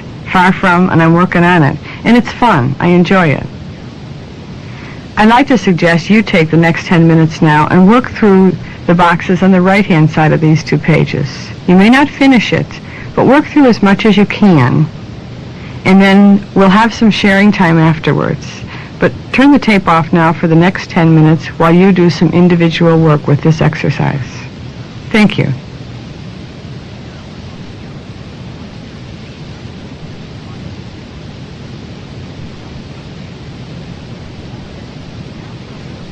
Okay, now for a little group sharing of what you've done in this exercise. First of all, remember I mentioned you may not have worked all the way through. It takes a lot of thinking, and if you chose something like my situation, that took me a long time to fill in all those boxes with the things I found in myself. So it's fine, as long as you got a start of some kind. If you did finish, that's okay too. If you did finish, by the way, when you share, you may want to share right straight through these 2 pages. That's your choice. Or finished or not, you may feel that you'd only like to share certain parts in a general way with your group, and make that choice for yourself. Another way to share might be to zero in on 1 or 2 parts of the whole process that you want some help with. They're not quite finished. You didn't quite get what you wanted from it. You haven't found exactly the countering that makes sense for you, or you can't think of a good model, whatever. If you want to zero in this way and take 1 or 2 items, the countering, the modeling, whatever, and then ask your group to brainstorm with you. Let's say you can't think of a model for your situation. You just can't come up with somebody. So ask your group to brainstorm. Who do they think would be a good model for whatever your situation was? If you choose to share this way, though, remember, don't expect the other people in your group to actually do your work for you. If they come up with 15 models, great, but you make the decision which model you're going to choose. And also, if you're one of the listeners to this kind of brainstorming, don't jump in and do someone else's work. Don't say, I know exactly who you should choose for a model, because it's not going to work for them, right? We've got to make our own choices, our own decisions, our own steps, our own growth. So what I'm saying here for the 30-minute sharing is share the whole process if you have all that to share and if you want to. Share only certain parts, or really zero in on 1 part and ask for some brainstorming help. So whichever way you'd like to deal with this in terms of sharing it with your group, that is up to you. This will be a 30-minute sharing period, and at the end of that time, turn the tape back on. I'll be back then with the final closing suggestions for the between session exercise. But for these next 30 minutes, simply share in whatever way is comfortable and helpful for you. And of course, remember, turn the tape off, okay?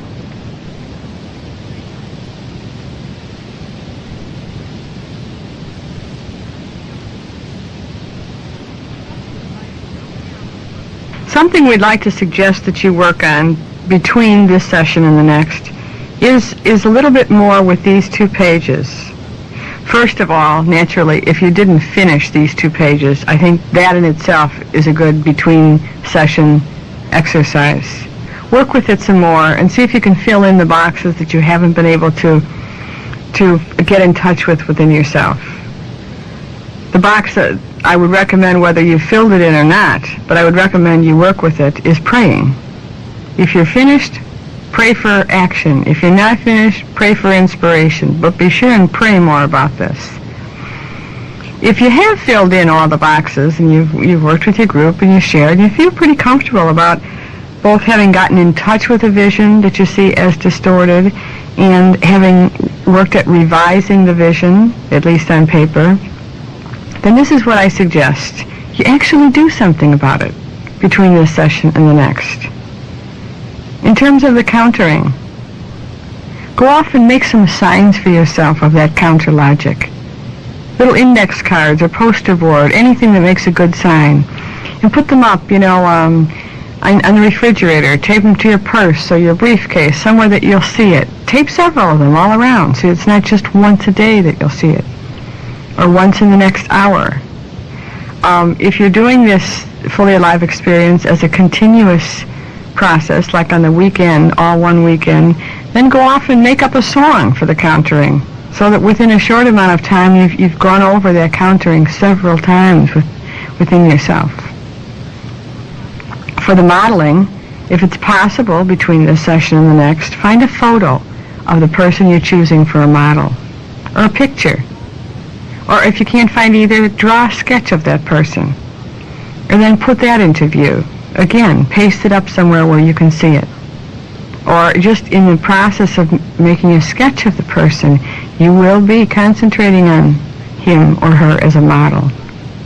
But do something concrete about that model. For the stretching, I think that's pretty obvious. Just challenge yourself and do it. If you've got a week between now and the next session, challenge yourself to one stretch a day. In my situation of being criticized and crippling under that, the challenge was simply get out there, stick your chin out, accept the criticism, deal with it, be open. So whatever yours is, challenge yourself, one a day, or one an hour if you've only got overnight till the next session. And I've already said, but I'd like to underline it again, the method of praying is probably the most valuable part of the whole process. So at least once a day, share with God what's going on here. Share all the work you've done. Share what you're getting in touch with. And then the most valuable part of praying, give God the equal time. Give Him some time to share with you how He feels about the work you're doing. The positive reaction that would flow through if you open up and listen, what does God have to say to you about this particular vision distortion you're working at? So, to sum up, between now and the next session, first of all, work with filling in all the boxes, completing both phases of the process. And secondly, do something. Actually do something about countering, modeling, stretching, and praying. I know you'll enjoy it. It really is a lot of fun when you get working with it. Thanks very much for listening to both of us, and you'll be hearing from us, that is, in the next session. Between now and then, of course, you'll turn off the tape. And remember, we love you. Hello, this is John back with you again. And what we're going to do now is a little different.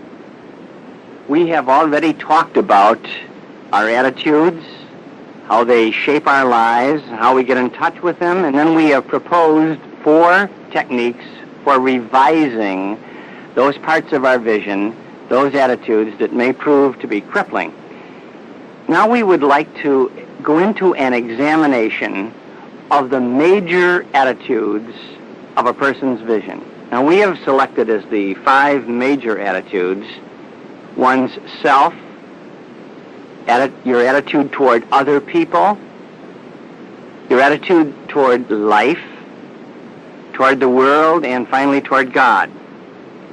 And we want to begin now by talking about an attitude toward self. And I would like to talk about that, about what is a healthy attitude towards oneself. And to the extent that you find a discrepancy between the description of a healthy self-attitude and yours, then you have to use those techniques of revision, the techniques of countering, modeling, stretching, and praying, because you have to produce inside of you a new attitude towards yourself if you find your own deficient. All right? Now, of the 5 major attitudes, self, others, life, the world, and God, in my mind, there is no more important part of a person's vision than his attitude toward himself or herself. There's no judgment that you will ever make in the course of your life that is more important than the judgment you will make about yourself and your value. There's no part of your vision, no attitude inside of your vision that is more necessary for a full life and a happy life than to have a good attitude towards yourself. Now, I'd like to make a brief distinction between what we have referred to as self-image and self-esteem. Your self-image or self-concept is kind of a collage of mental pictures, like snapshots, movies, alone, with others, present, past, future, of yourself. And if you hold these images out at arm's length, they will all kind of fuse or blend into a composite image that you have of yourself. That's your self-image. Self-esteem is slightly different. Self-esteem always introduces the idea of judgment, of evaluation. So your self-esteem is an accumulated set of evaluations and judgments that you have made of yourself. Are you successful or unsuccessful? Are you competent or incompetent? Are you lovable or unlovable? Now, you can decide to have self-esteem. You can decide that you're going to respect yourself. You're going to start thinking of yourself in positive terms, just the way you can decide to esteem someone else in your life. But I want to assure you of this, that there is no fully alive person walking around in this world of ours who doesn't have a good self-esteem. It's absolutely essential to the fullness of life. So I want to ask you now, what about your self-image and self-esteem? It's really important because it influences to a great degree what you see, what you're willing to try, what you do with your life, what feelings you experience, what you want, and what you expect of life. All of these things are kind of, they grow out of your self-esteem. Now, this is really important to think about. Whatever your self-esteem is, whatever your image of yourself is, you project that to other people. You can't avoid it. With your body language, with your facial expressions, with your vocal inflections, in verbal ways and nonverbal ways, you are saying to other people, I am really worth something. Or you're saying, I am worth nothing. You are saying, I have a great deal to say that's important, and you really should listen. Or you're saying, I don't have anything important to say. But you're communicating, no matter how you try to disguise that, you're communicating what you think of yourself. Now, here's the vicious circle. When you do communicate this, other people, they take you at your word and they treat you accordingly. So that if someone feels like a human doormat and says, why don't other people respect me? The reason is the doormat is transmitting that image to other people, is communicating that image of himself to other people. And they see that, they hear that, they sense that, you're a doormat. And they treat that person accordingly. And then, when people treat us according to the self-image that we have originally projected, then we feel confirmed in that self-image. So if I transmit to you, I'm nothing, and you say, yeah, you're right, you are nothing, when you feed that back to me, then I say, see, I was right, I am nothing. So that it's really important, if you want to really interact with other people in a growth-filled way, It's absolutely essential that you have inside yourself and that you communicate to them a sense of your own worth. Otherwise, there are no satisfactory human relationships. There's just all kinds of using and bargaining and role-playing and mask-wearing, but there is no real relationship between two people without considerable self-image and self-esteem. Now, there are a lot of delusions about self-esteem. A lot of delusions that somehow, even in Christian preaching, in the Christian tradition, have somehow circulated. They're kind of living myths that somehow it's dangerous to love yourself. Somehow it's not Christian. And people who say this, they're the people who wind up looking like the barks of trees or have spiritual bad breath. If that's Christian tradition, I want to step off, because I really believe that Jesus himself commanded us to love ourselves. In the Jewish Christian commandment, thou shalt love thy neighbor as thyself. The strong implication is that you should love yourself. Psychologists say, and I know it's a little bit risky to risk editing the Bible. I don't want to be your editor, God. But they say that for our generation, it should be put a slightly different way. The wording should be revised. If you love yourself, you will love your neighbor. If you don't love yourself, you won't love your neighbor. But at any rate, I think it's really important to know that the Jesus who says, I have come that you might have the fullness of life. I have told you these things that my joy might be in you and that your joy might be complete, that this Jesus says, oh, please love yourself. Love your neighbor as you love yourself. Carl Jung, the late and great psychiatrist, said, we all know what Jesus said about the least of his brethren. Whatever you do to the least of my brethren, you do to me. We all know that.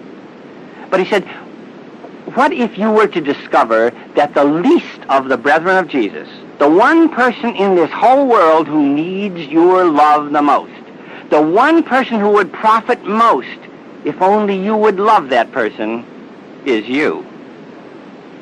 Is you. What if you were to discover that you are the least of the brethren of Jesus?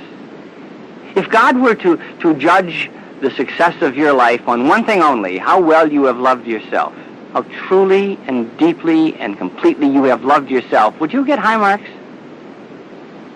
It's really important. It's really important that we do have a healthy love of ourselves. Now, I know there's a kind of cloud of suspicion hanging over this. We think that, you're talking about a subtle form of selfishness.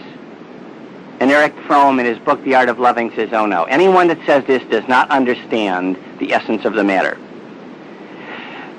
On the continuum, self-love and selfishness are not next to each other. If you get too much of one, you'll slip over into the other. In fact, he says, they are at opposite ends of the spectrum. The person who really loves him or herself is filled with peace and joy and can then go out of self. He's free. The civil war, what Jung calls the civil war of self-contempt going on inside, is over. The person is at peace and can go out to other people and love them. But the person who hates himself or feels that emptiness where true love of self should be, is finding a vacuum inside very painful and is trying to fill that emptiness.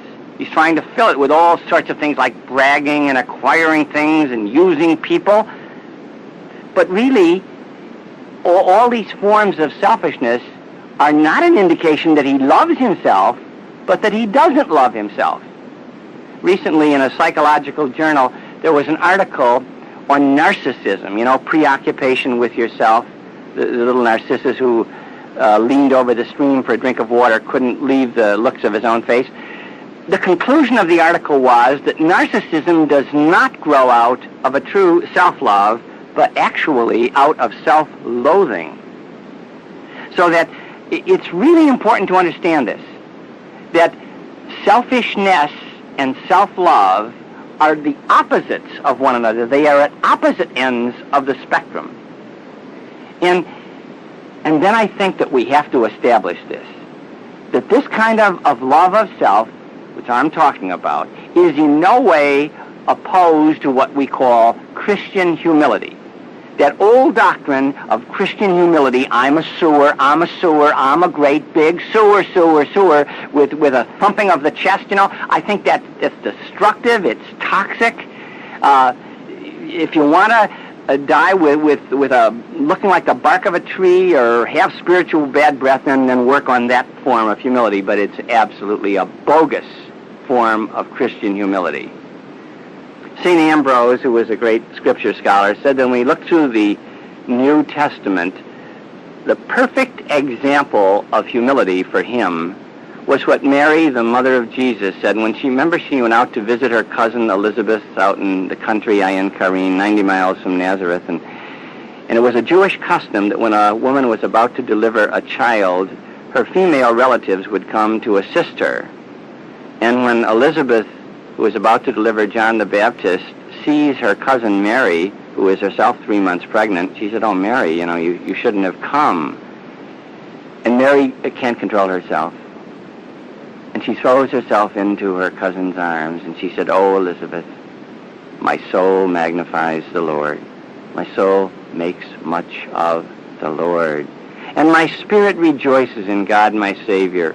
He who is mighty has looked down upon me, his little servant girl. I had no claims on him, and he has done such great things in me that all nations will call me blessed." Ambrose says, this is the perfect expression of Christian humility. This is the way a Christian ought to feel, that he who is mighty, God, our Lord God, has done such great and beautiful things in me. He's made me to his image and likeness. He has loved me into life. He has given me great gifts. Oh, all nations looking on me should say, "Oh, you are really blessed," because I am really blessed. But notice the conclusion. My soul makes much of the Lord. This is what humility means, to acknowledge all the good things that God has done in us, and to be very grateful to God and to make much of the Lord. My soul magnifies, makes much of the Lord. This is what Christian humility means. In its core, it involves an honest admission, almost a rejoicing in the good things that are part of me. If I don't do that, I haven't got Christian humility. And the other part of Christian humility is having rejoiced at what God has done in me, to know that it is God's blessing. As St. Paul said, what have you got that you didn't receive?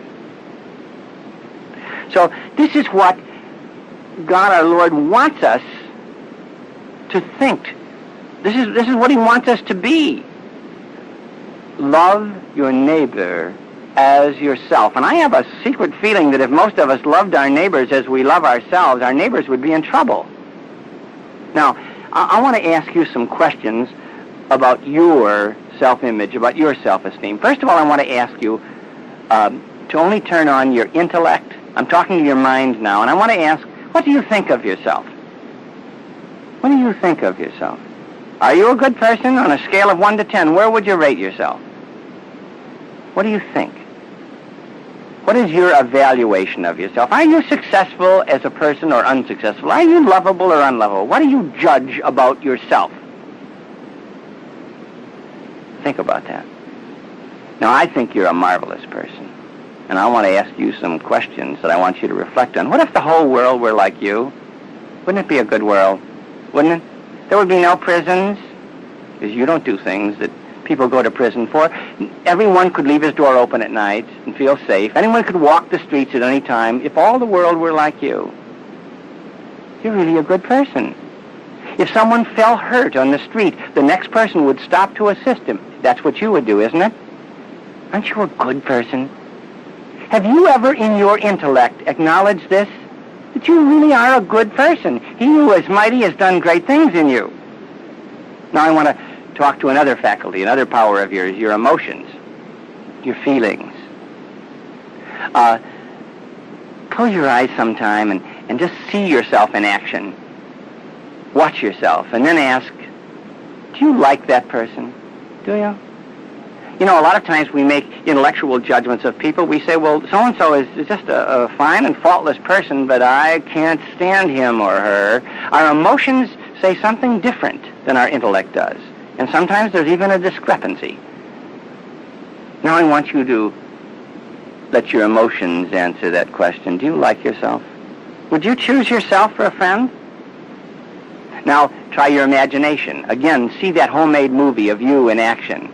What do you see? How do you visualize yourself? Do you see a winner there or a loser? What do you see? Do you see someone who's alive, fully alive or barely alive, fooling other people by breathing? What do you see when you see yourself? I want to talk to one more faculty in you, your memory. You know, I think most people use their memories to crucify themselves. When they open that closet called memory, out come the hammer and the nails and the cross for a new crucifixion. They only remember the distressful things, their sins. They crucify themselves with their memories. Do you remember the wonderful and good little kid you were? Do you remember that? Do you remember all the cups of cool water you have poured in the name of the Lord? Do you remember those kindnesses, those instincts that were deep in you? Do you remember yourself that way? I had a very attractive girl in class one day, and she wrote in a journal that she asked me to read that she really disliked herself and that she thought she was ugly. And I thought she was attractive. I'm no connoisseur of female pulchritude, but I thought she was an attractive girl, and I said, why do you think you're ugly? And she said, because I was a fat little girl, and everybody made fun of me. And I've never lost the image. Her memory won't let her die and be reborn into a new person. She only remembers those distressful things. So, what I want to ask you now is to talk to your intellect and your emotions and your imagination and your memory and ask, what do you think of me, feel about me? How do you see me? How do you remember me? And what you will come up with is kind of a composite, what they call a felt sense of self. Sometimes when you see one person in your imagination, warm feelings arise in you, a total felt sense of that person. Oh, it's good to see you. And other times, another felt sense of another person arises. See another person, you go, oh, hello. A whole new reaction, a total reaction. What is your felt sense of yourself? I want you to try a test. I want you to go to the bathroom tonight. Now, this is serious. It may sound funny, but it's serious. Look into the mirror and look for a long time until you really focus in and get in contact with you. And then tweak your cheek, with either hand, and say, I love you. Oh, I love you. Now, see how that feels. And if you can really say that very sincerely, then you're headed in the right direction. But if you say that's stupid, I don't love myself, well, you've got problems. You've got real trouble. Because if you don't love yourself, you won't love anyone else. Now, this is just a little test that I have devised, but Loretta is waiting for us now with a more complete set of questions. So, without further ado, and without turning over this cassette, here's Loretta. Wow, with an introduction like that, I should be able to develop a strong self-image. Instead of a mini sharing question this time, what we have here for you to work with is a short quiz. If you look at page 29, you'll see that the quiz is right there. And it's designed to give you a quick estimate of your vision of self. Let me just briefly explain the directions. You can reread them at the top of the page on your own when you start into doing this page. What you do here is read through the 30 items, one at a time, listen for your reaction. Would you answer never, sometimes, frequently, or always? Choose one of those possible answers, and then write down the number that corresponds to one of those on the line at the far right-hand side. For example, number 1, when my feelings are hurt, I express this. I express this never. I express this sometimes. I, I express this frequently, or I always express this. which would be your answer or your completion of that statement. Whatever it is, put the number that goes with your answer on the far right-hand side of the line provided, okay? Now, you just score each item in the manner that I've gone through the directions, and then after doing all 30, total up the far right-hand column, so you have a grand total at the bottom of the page. I'd like to add this. Sometimes when we're working with quiz such as this or standardized test, some of us get into the habit of saying, well, what exactly do they mean by that word? And how should I take this particular statement? I mean, it could be taken this way or it could be taken this way. Naturally, we can't go through and discuss all 30. I'm hoping they're clear, but there's always that chance. So if you find yourself in a debate, one rule of thumb you might go by is that the most negative answer will be never, rated with a number 1. The most positive answer will be always, rated with a number 4. And I think that's a helpful guide as to what was meant originally when the item was composed. Okay? Now, when you finish, I will give some explanations as to the significance of your total scores. But for the next 10 minutes while you work with this quiz, turn the tape off and enjoy yourselves. Thank you.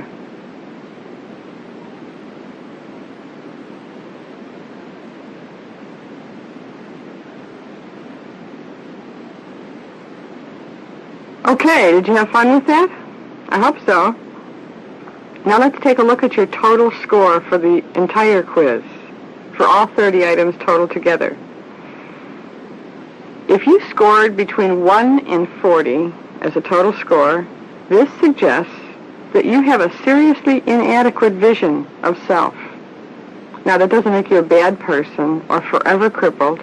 That just gives you a lot of good work to use for vision therapy. You can change that. You can build a positive self-image. Okay, if you scored from 41 to 80, somewhere within that bracket, this suggests that you have a reasonably adequate vision of self. You know, it's okay, could be better, it's okay, that kind of a feeling. That's where your vision of self lies, within the continuum. If you score between 81 and 120, this suggests that you have quite a healthy vision of self, very positive vision. And you should be very happy with that. There's probably more things you could look into too, but you've got a very good basis there to start with, a very healthy vision of self. Now, regardless of which category you scored in, but especially if you scored in the lowest category, between 1 and 40, this is what I suggest you do, not now, but sometime on your own. Review this list and mark the items that you scored with a 1 or a 2. Then plan to use vision therapy on these items. Plan to take them one at a time through the whole process of getting in touch with the vision, seeing what the distortion is, and then revising the vision so that you can really turn that whole statement around eventually. For example, number 1 again, if I stated it this way, when my feelings are hurt, I express this never. If that's what you said, if you put a 1 there signifying never, ask yourself, what's in your vision?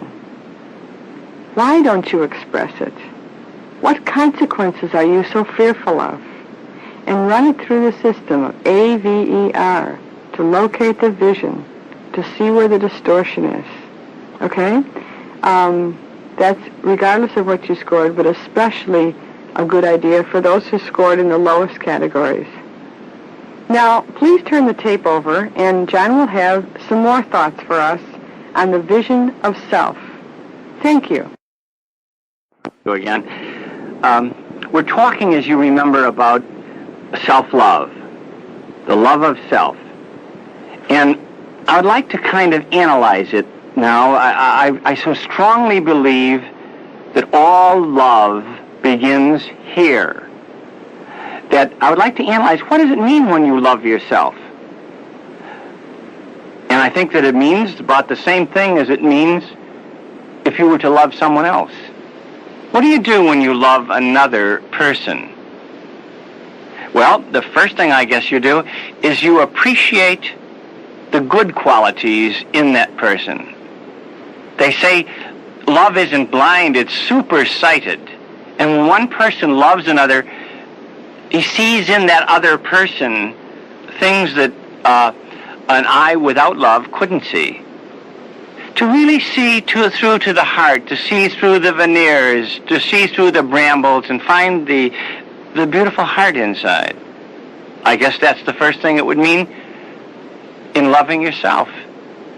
To see through into your heart and to see a beautiful heart there, to see a good person there, to appreciate all the good qualities that are reflections of the good person you are. I think this would be the first thing that love would do.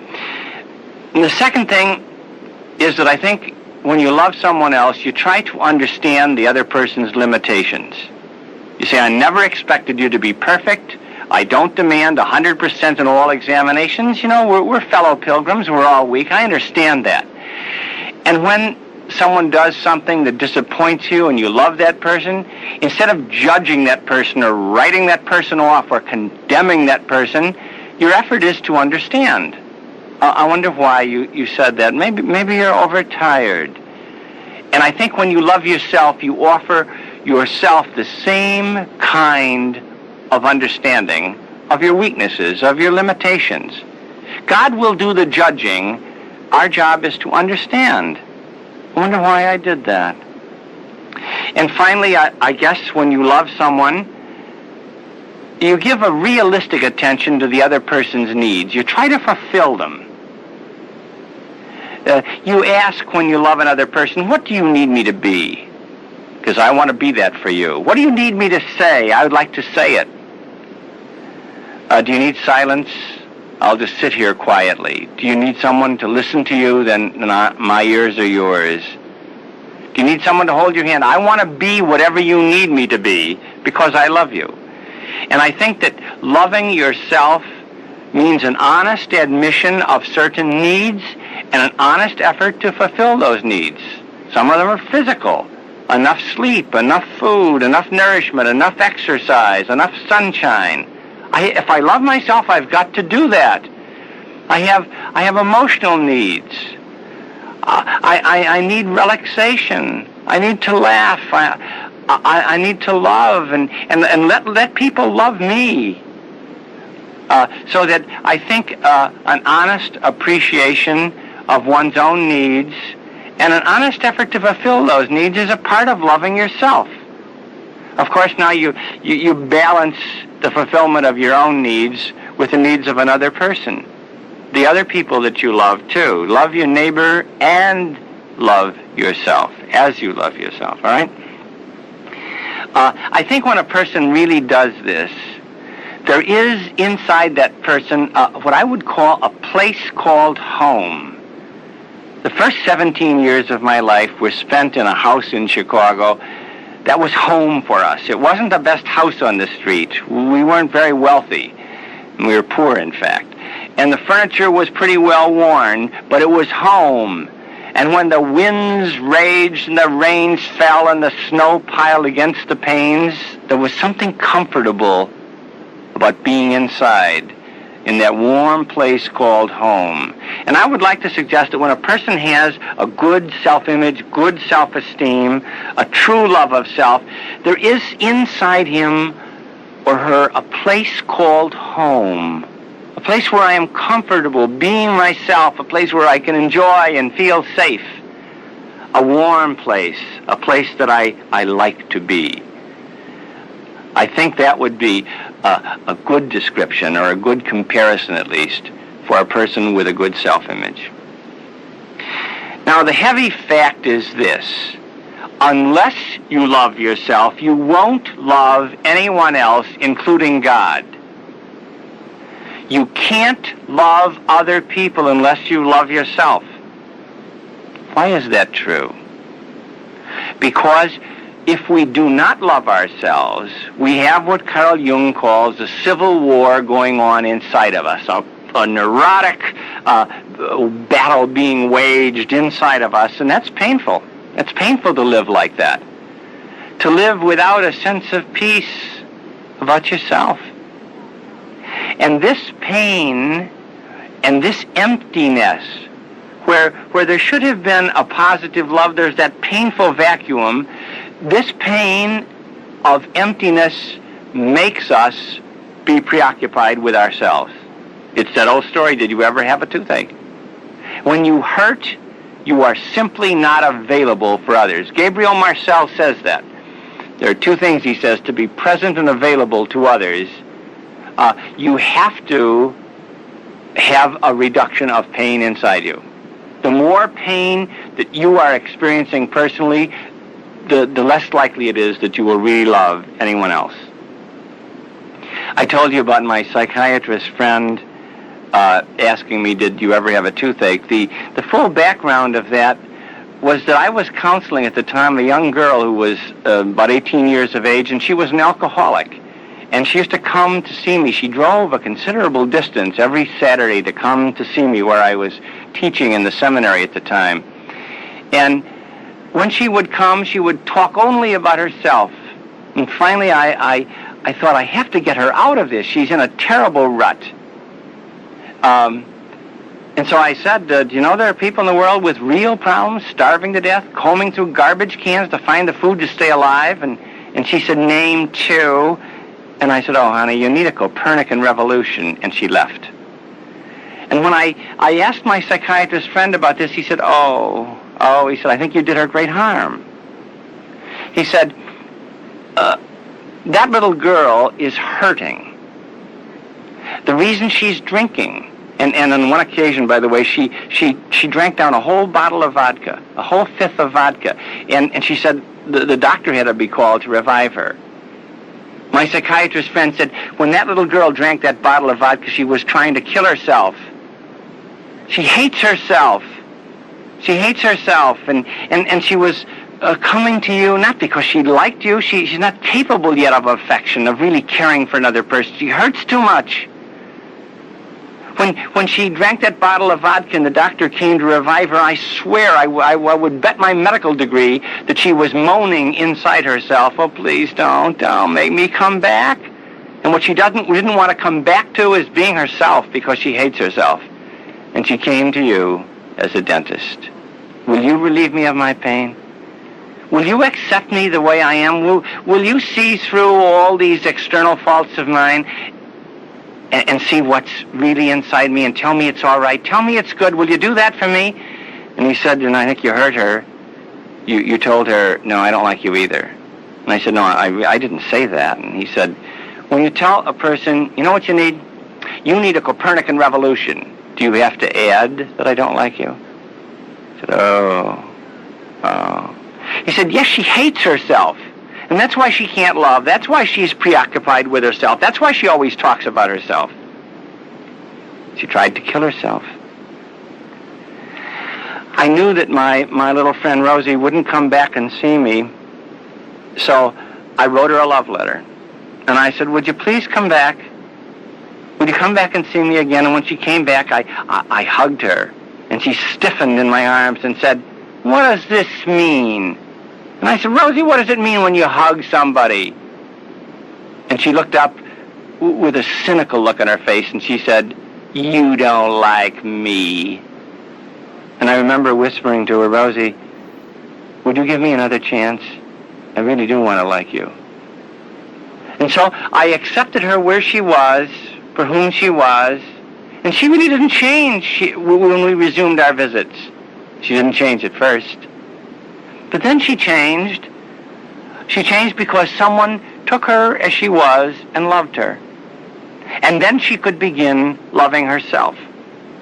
Now, the important part of that whole story was when the doctor asked me, did you ever have a toothache? Do you understand? She has a toothache.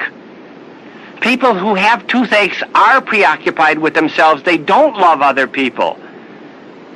They have to get rid of some of that pain before they can begin that journey towards self-transcendence, to get outside themselves, to begin to care about other people.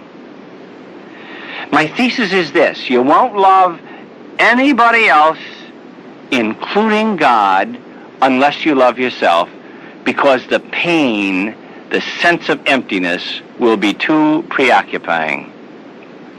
You know, I remember an example from my own life. After our first 7 years of training in the Jesuit order, we were sent out to teach, and I was dispatched to a boys' high school, and they scared us. They said, "Don't smile till Christmas. From September through December, don't smile. Those boys will take your pants off and put them up on the flagpole." And so we were all scared. I remember when I walked into that classroom to confront those monsters, I was scared. I was hoping I would remember my own name, totally underconfident. And I think back on those years now, those first years, and what I think is, you know, I really wasn't loving them because I wasn't confident in myself. I was hoping I would be a good teacher. I was hoping I could make it, but I wasn't sure. And so what I did for those first years of teaching was use those boys to make me be a success. I taught well. I gave frequent examinations. I gave them exercises. I did all the things a good teacher would do, except I didn't love them. I was always too afraid, too worried about myself, wondering whether I was making it or not. I was preoccupied with myself because I didn't believe in myself. And I think one of the great regrets of my life is that I used to say unkind things to keep discipline in the class. "Hey, kid, you're annoying me, and I have a little friendly advice for you. Don't." I used to say things like that to keep order in the classroom. And I wanted to keep order in the classroom not because that would make a good setting for learning, but because I was afraid the principal of the school might pass through the corridor and hear noise coming out of my classroom, and that he might say, "Oh, Powell can't control a class." And I wanted to control the class. I wanted to be a success. But unfortunately, most of my concentration was on me and my own success. I didn't believe in myself. I didn't really love myself. And so I was preoccupied with my pain, with my insecurity, and I didn't love them either. I remember when they had a class reunion and they invited me to attend and to say a few words, which is always dangerous to ask me to do. I remember saying, I want to say 2 words to you. "I'm sorry. I'm really sorry." And they laughed. And I said, "No, please don't, because I'll have to come back to your next reunion in 25 years and tell you the same thing.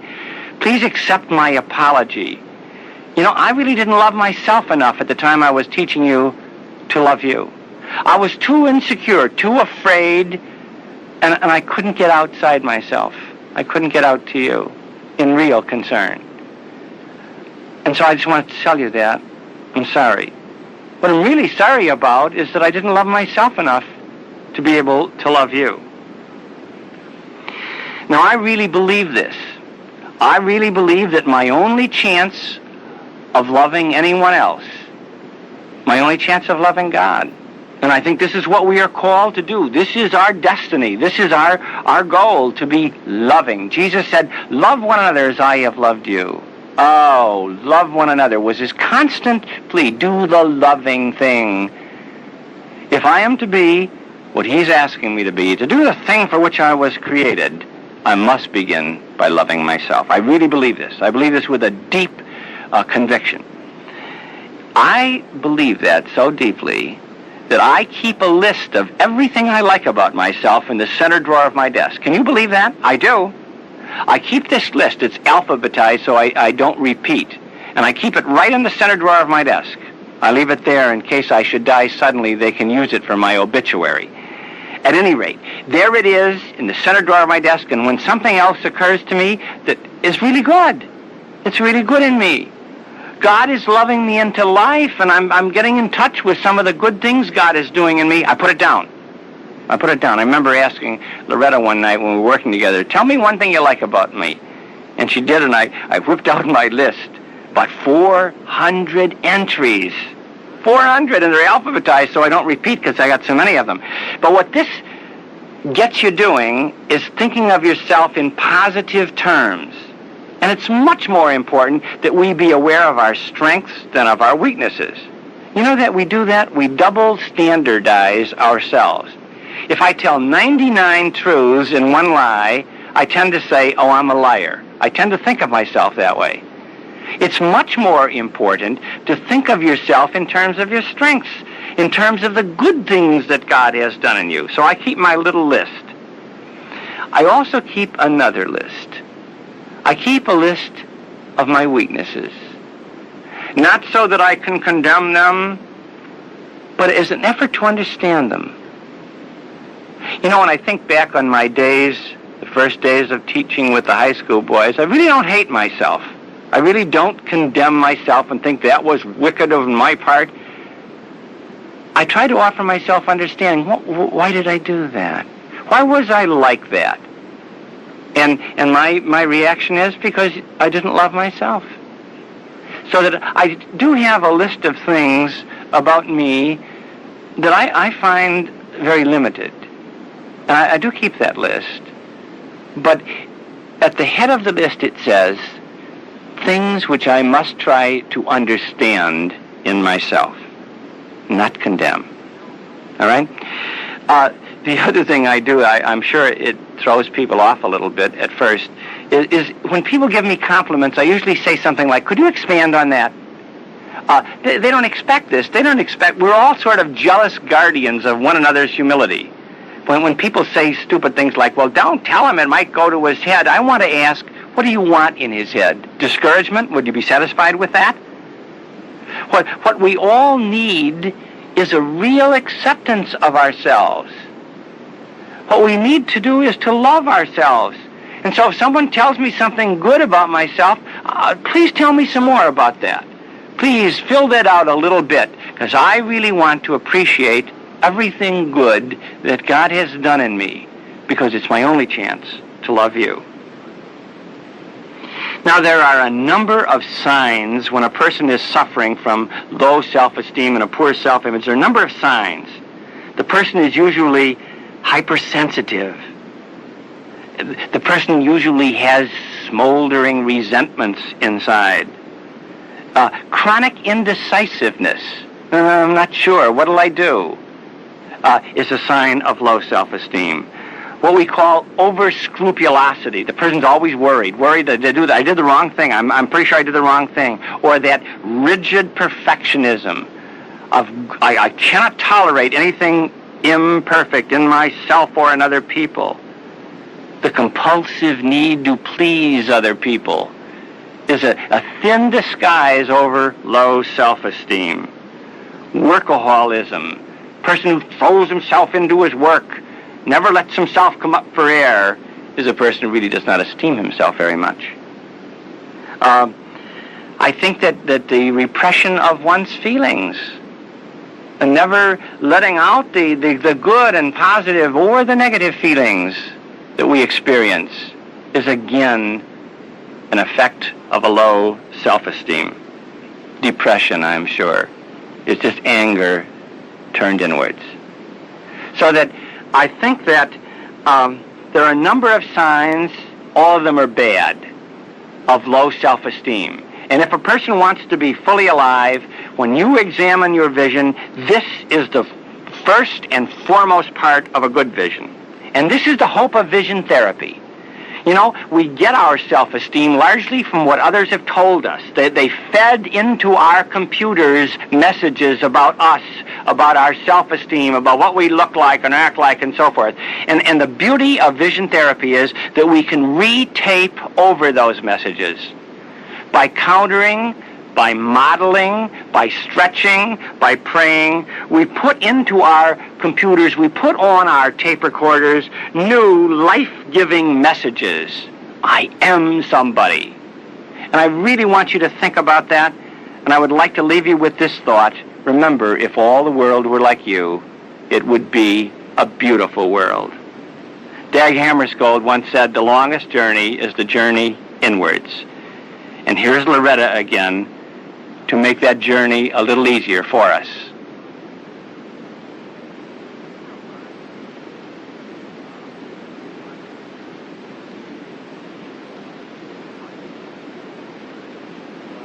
To give you an opportunity to take a close-in look at your own vision of yourself, turn to page 31, please, in your personal notebook, while I take just a few minutes to explain this particular exercise. At the top of the page, as you see, we are suggesting you list 3 qualities. 3 qualities you would most like to have as part of your personality, or qualities you don't have at all, or at least not to the degree which you would like to have them. One of the 3 I put down was fun-loving. I really would love to be much more fun-loving than I have been up to now. You know that child that exists in all of us? Well, my child hardly ever goes out to play. It's not allowed to. It's supposed to stay home and work all the time. Anyway, if you've after you've listed the 3 qualities at the top of the page, go down to the area at the bottom and use these lines provided to state what vision distortions you may have that prevent those desired qualities from being developed within you. In the middle of this page, we've listed a few popular vision distortions which may relate to you. But don't feel limited by that list. You may want to create your own statement to explain the particular vision distortion that you may have within you. This exercise, then, is a shortened version of the whole vision therapy process. I'd like to share with you very briefly an insight I got from this exercise just yesterday. I already knew I wanted to be more fun-loving, and I also knew the vision distortion that blocked me from letting this quality really flower in me. It's the second one listed here in the middle of the page. I must be perfectly competent, adequate, and successful in everything I do, or else I cannot think of myself as a worthwhile person. Remember I told you earlier I own that one? Well, I do. Or I did, let me tell you, since yesterday. Because in the process of getting ready to do this taping, which you've been listening to, I became so concerned about everything coming out perfect that I broke out with my first, and I certainly hope my last case of eczema. I couldn't even believe it. At first, I was sure it was about 1,000 mosquito bites and it would just disappear. I wouldn't get eczema. I'm not the type to get eczema, but I got it. And as I sat down to prepare my thoughts for what I would be saying about this very exercise, it hit me. A glorious insight came to me. I was so worried about everything being perfect that my body finally began to shout out at me, "Stop, stop!" I was even so concerned, believe it or not, that I was wishing I could cancel out of an invitation I had to go see the hit musical Annie. I couldn't just enjoy myself and be fun-loving when I had so much worrying to do. And I had to worry, because that's the only thing that was going to make it all turn out. If I worried, it would all turn out perfect. I think I was planning to stay home instead of going to Annie, just to stay home and worry. Well, I want to tell you, absolutely, last night I went to see Annie, and I had a terrific time. I laughed till my sides hurt, and I cried at the tender parts, and I applauded till my hands were beet red. Boy, did I enjoy myself. I was fully alive, let me tell you. And the sky didn't fall, and my eczema hasn't bothered me all day today. The spots are even disappearing. So if you find any flaws in the program, you can be sure I have lost the battle with perfectionism. I quit. But I won the war with myself. I am a worthwhile person of great value just because I exist. That's it. Now it's your turn. Take 10 minutes alone with this page, 31, to list your qualities and think through to the possible vision distortions which are blocking those qualities from developing in you. Then, after 10 minutes alone, for the next 30 minutes in your small groups, share whatever you have been able to get in touch with. The tape can be turned off now until after your group sharing. Then turn it on again for some brief closing notes. Okay? Thank you. We'd like to begin session 6 a bit differently than the previous sessions we've shared together. We're going to begin with a relaxation exercise that is designed to help you further get in touch with and check out your vision of your own self. First of all, find a position that will be comfortable for you to keep during the next 10 minutes.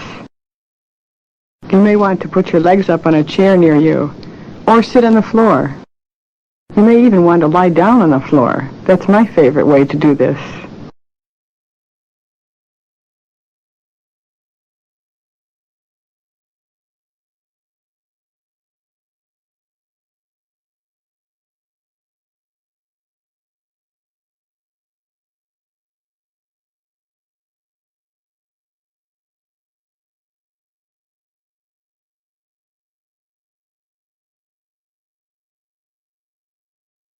Comfortable? Now close your eyes and close your mouth. Okay. We'll spend the first few moments concentrating on physical relaxation. Start by taking long, slow, deep breaths all the way in and all the way out.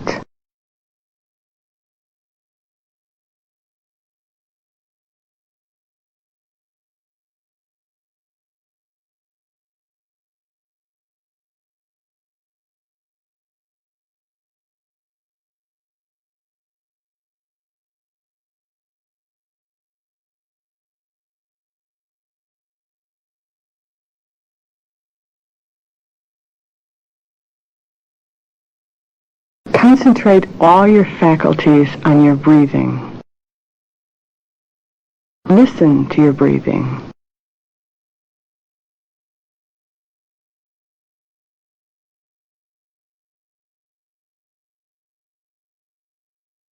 Be aware of the rise and fall of your chest area.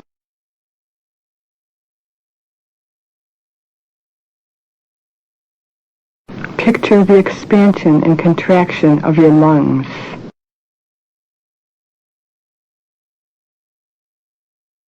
In breath, touch your face as you exhale.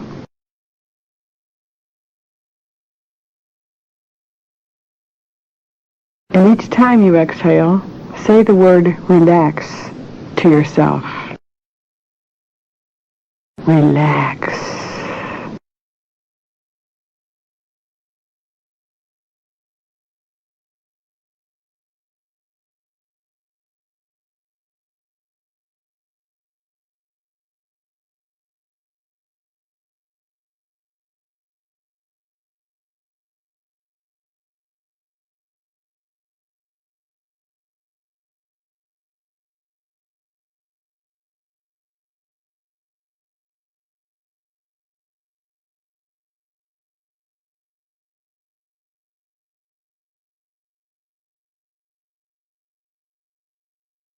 With the power that you have to give orders to your body, command your body to relax. Start with your feet and work all the way up to the very top of your scalp, commanding each part of your body to relax.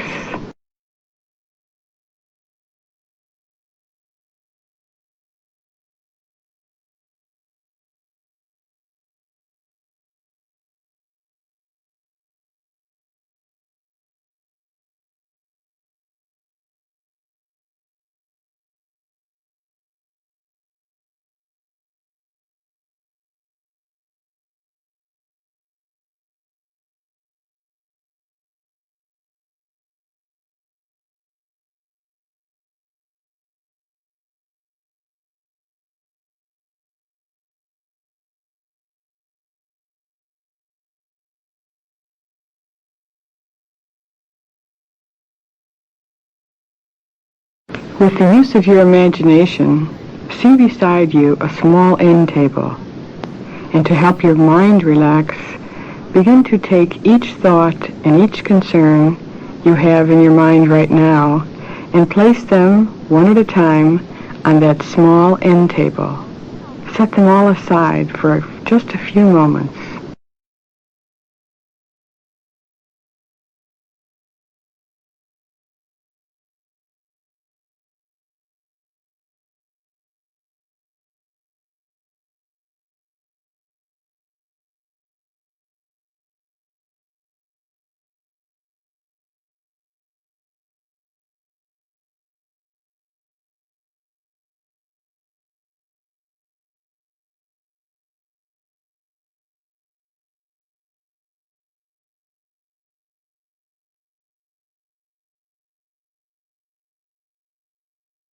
Now place directly in front of you an empty chair so that you are sitting opposite that empty chair.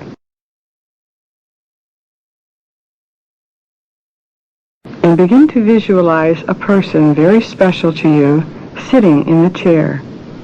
Imagine and picture that person as vividly as possible until the person is in very sharp focus.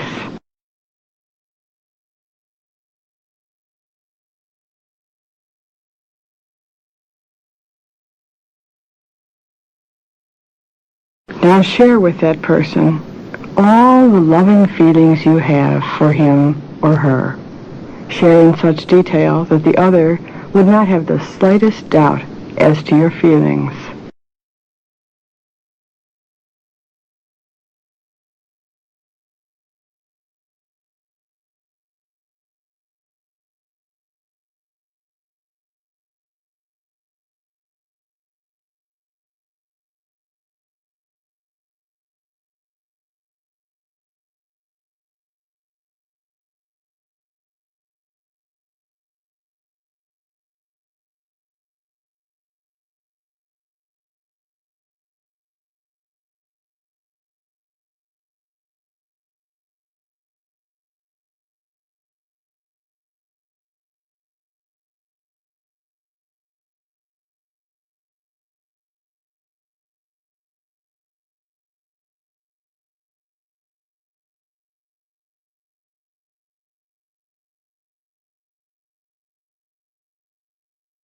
End your sharing now with a hug, a kiss, or whatever would be the most appropriate gesture of tenderness between you.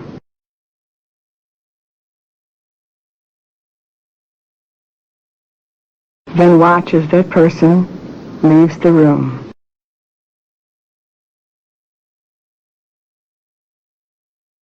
Looking across at the empty chair again, begin to see yourself sitting there, so that you are sitting opposite yourself.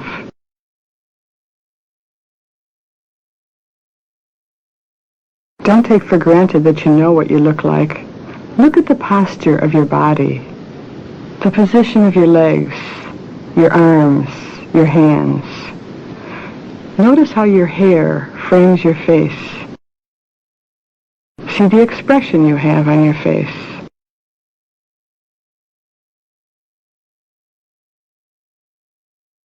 Now share with yourself all the loving feelings you have for you.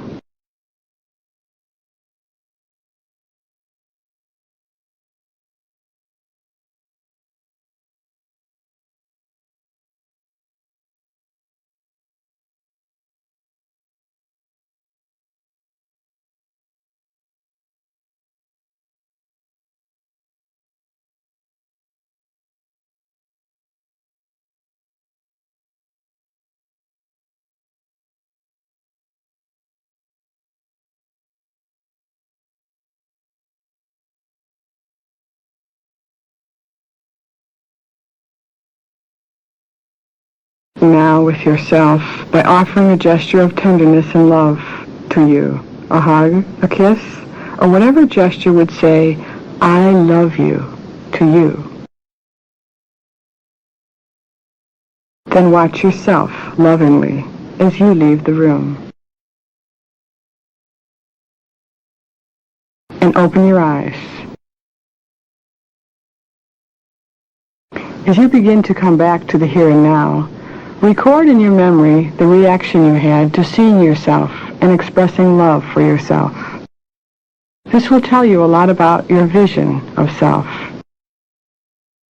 Turn the tape off for just 1 minute or two while you shake your arms and legs a bit, and then get ready to hear from someone who is always working at developing a positive vision of himself.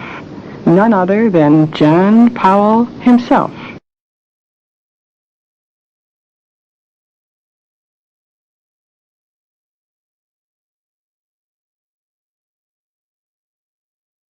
Hi, this is John, and you've got to have a good self-image to follow an introduction like that. At any rate, what we want to talk about right now is a subject called affirmation. I hope you are as convinced as I am that we really have to begin to love and to appreciate ourselves if we are ever to be able to break the fixation with ourselves, to get out to others. My only chance of loving you and loving the God who made us is if I love myself. However, there is a rub. If we are to really believe about ourselves what we would like to have a good self-image, somehow that must be confirmed from the outside. Someone must feed back to us a confirmation that, yes, you really are beautiful, good, lovable. You remember the song, you're nobody till somebody loves you. Now, that's not literally true. You're somebody whether anyone loves you or not, but you don't feel like somebody until you're loved. Someone has to come into our lives like a full-length mirror and stand in front of us and say, hey, look, you're beautiful. Can you see it in my eyes? Can you feel it in the touch of my hands? Can you hear it in the affection in my voice? You're beautiful.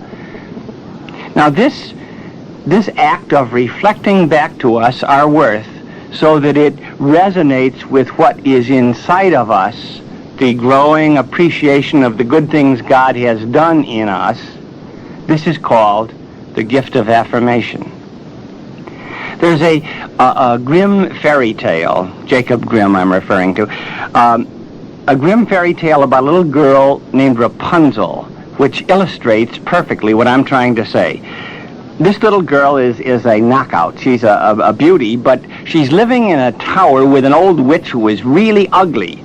And the old witch says, Rapunzel, you're as ugly as I am. You look just like me. And the old witch has stringy hair and a craggy face and snagged teeth, and poor little Rapunzel, she looks at that ugly face and says, oh, if I look like that, I better not ever leave this tower. And so she stays in the tower. But what she's imprisoned by, and this is the strategy of the witch, she's imprisoned by the thought of her own ugliness. And that's the way I see most of us. We stay locked inside of ourselves by the thought that we're not really lovable, that we're not really beautiful. At any rate, the story goes on that Rapunzel is leaning out the window of the tower one day, and Prince Charming is riding by on a white stallion, and he stops underneath the window, and he looks up, and he sees beautiful Rapunzel, and he smiles. And she looks down at him, and she smiles, and then she throws her hair out the window of the tower. The ends, of course, remain attached to her scalp, and he's a Boy Scout, and he braids the hair into a ladder, and he climbs right up it, and when their faces are opposite each other, she sees in the glistening part of his eyes, the mirror of his eyes, that she's beautiful. And, of course, she's free. She's free once she knows she's beautiful. So they parachute out of the tower, and they live happily ever after with a few minor incidents from that witch. And this is what I think is the human condition. We remain locked inside of ourselves until somebody comes and says, you're beautiful. Can you see it in my eyes? Can you hear it in my voice? Can you feel it in the touch of my hands? Now, this is the all-important reality called affirmation. Someone must feed back to us a sense of our own worth, a realization of our own goodness and beauty. Now, here's the problem. If I really need this, what do I do? Do I sit on a curbstone of life waiting for someone to come by and affirm me? Do I lean out the window of the tower waiting for someone on a white horse? Or should I just look pathetic and hope that will stir sympathy in someone? You can't do this. You can't just lay back and say, well, you heard the man. Come on, Wilbur, affirm me. You can't do that. It doesn't work. But I have good news for you. I have constructed what I call the 10 prerequisites for affirmation. Now, I want you to hear this. If you practice these 10 prerequisites, I not only assure you that you will be affirmable, but I give you a Jesuit guarantee, and there's no better one than that. I give you a Jesuit guarantee that you will be affirmed. You will be, if you will practice the 10 prerequisites for affirmation, for being affirmed, all right? Now, I'd like to review 5 of them with you now, and then the other 5 a little later. Now, the first one, as you see there in your personal notebook, is that you must, 1, have fully and express freely all your emotions, positive and negative. Only then will you have a sense that others really know you. Isn't that a whopper? What I'm about to say to you now in these 10 prerequisites is the toughest thing, the greatest challenge presented in the whole Fully Alive experience. It's tough, but it's terrific. It really is. Now, getting back to that first one, that's really a challenge, isn't it? To have fully and express freely all your emotions, positive and negative. Why do we have to do that to be affirmed? Because I have to, if you're going to affirm me, I have to think that you really know me. And only when I give you my feelings, all of my feelings, the positive and the negative, do I have a sense that you really do know me. Feelings are the paramount thing in communication. They're not the most important reality about us, but in the line of communication they are. When I give you my thoughts, well, I just don't think I've ever had an original thought or made an original decision. I say, I'm a priest, and you say, come on, the woods are full of them. How do you feel about being a priest? How about your loneliness? Tell me about this. Oh, then you get to know me. Then I know that you know me when I have opened my feelings to you. A psychologist recently wrote a long, learned article, and his thesis, he seemed to think he was just discovering it.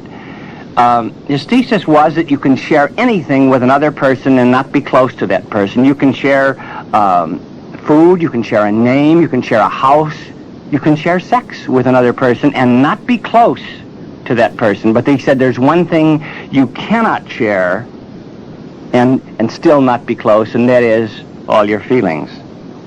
All your feelings. You have to be close.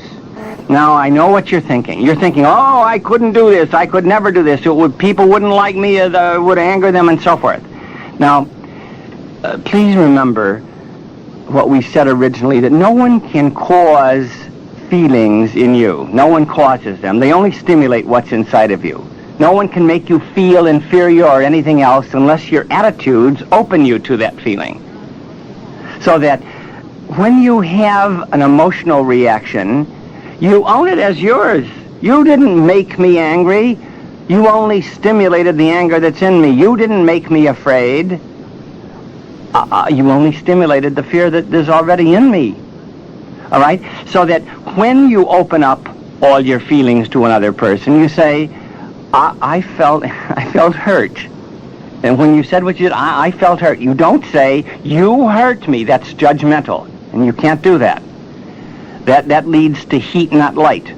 But if you say, yeah, I felt hurt. Or when you didn't come on time, I felt angry. You make no judgment of the other person. and you own your own emotions. You take responsibility for your own emotions. And you make I statements. I felt angry, not you statements. You made me angry, all right? So that the first of those 10 prerequisites to have fully and express freely all your emotions, positive and negative, can be done. It really can be done if you follow those little simple guidelines of owning your own emotion and making I statements, and then you will have a sense that the other person really knows you. Remember, you can share anything else with another person and still have the feeling that that other person doesn't know you until you're willing to share all your feelings. Now, this is just a little backup argumentation to help you be convinced of the need to do this. I would like to add a little corollary. If you don't speak out your emotions, you're going to act them out somehow. You're going to act them out on your own body by maybe getting ulcers or allergies or something, or you're going to act them out on some innocent person. You're going to yell at the kids when you really have a negative emotion towards your boss. You've got to speak them out, or you will act them out on yourself, on an innocent third party, or you'll act them out in devious little ways by doing adolescent things like pouting or slamming doors, all right? So if you don't speak them out, you are going to act them out. You just don't get away with the non-expression of your feelings. But the other side of the coin, the positive side of the coin, is that if you do open up all your feelings, then you will feel that you are known. And then whatever affirmation comes to you, you can really interiorize. If I open up all my feelings, if you and I are really close, and then you say, "You're beautiful," I can believe you. We move on now to the second prerequisite. Be yourself. Let your criteria of conduct and communication be who you really are, what you really think and feel and want. Ooh, that's another big one, isn't it? But it's a lot less exhausting to be yourself than to try to wear masks. When you put on a mask, you're trying to please other people. You're not communicating who you really are. You're communicating what you think they want you to be. And so you try on this mask. How does this look? You don't like that. I can see that. I'll try on another one. That's an exhausting life. But when I am myself and I tell you what I really think, who I really am, what I really want, then all I have to do is listen to what I hear inside of myself and report it to you. Now, it's really important to have a sense that I'm not telling you the truth when I open myself up this way, but I am telling you my truth. You remember the story of Katie Madison that I related in one of my books? Little girl, high school girl, took sleeping pills, tried to commit suicide. Her parents went to the hospital, and when Katie was finally revived, she woke up and she was very angry. She was lashing out. She bloodied the nose of an intern and bit a nurse, and they had to sedate her. And when the parents asked, "Oh, what is the trouble with Katie, doctor? Why would Katie ever try to kill herself? All we ever told that girl was how we loved her." And the doctor said, I know. She's mad at you, but mostly she's angry at herself. And when Katie revived from her sedated sleep, she said this to her parents. She said, "Yeah, I was really angry at you, but mostly at myself." And later, as they worked this out with the psychiatrist, he explained that you put that little girl up on a pedestal. You told this, "You're our angel, you're our Katie, you don't do this, you do this." And then the pedestal fell over. And Katie was really angry. She was angry at you for casting her in an identity of the little angel on the pedestal, but she was mostly angry at herself for caving in, for being what she thought you wanted her to be.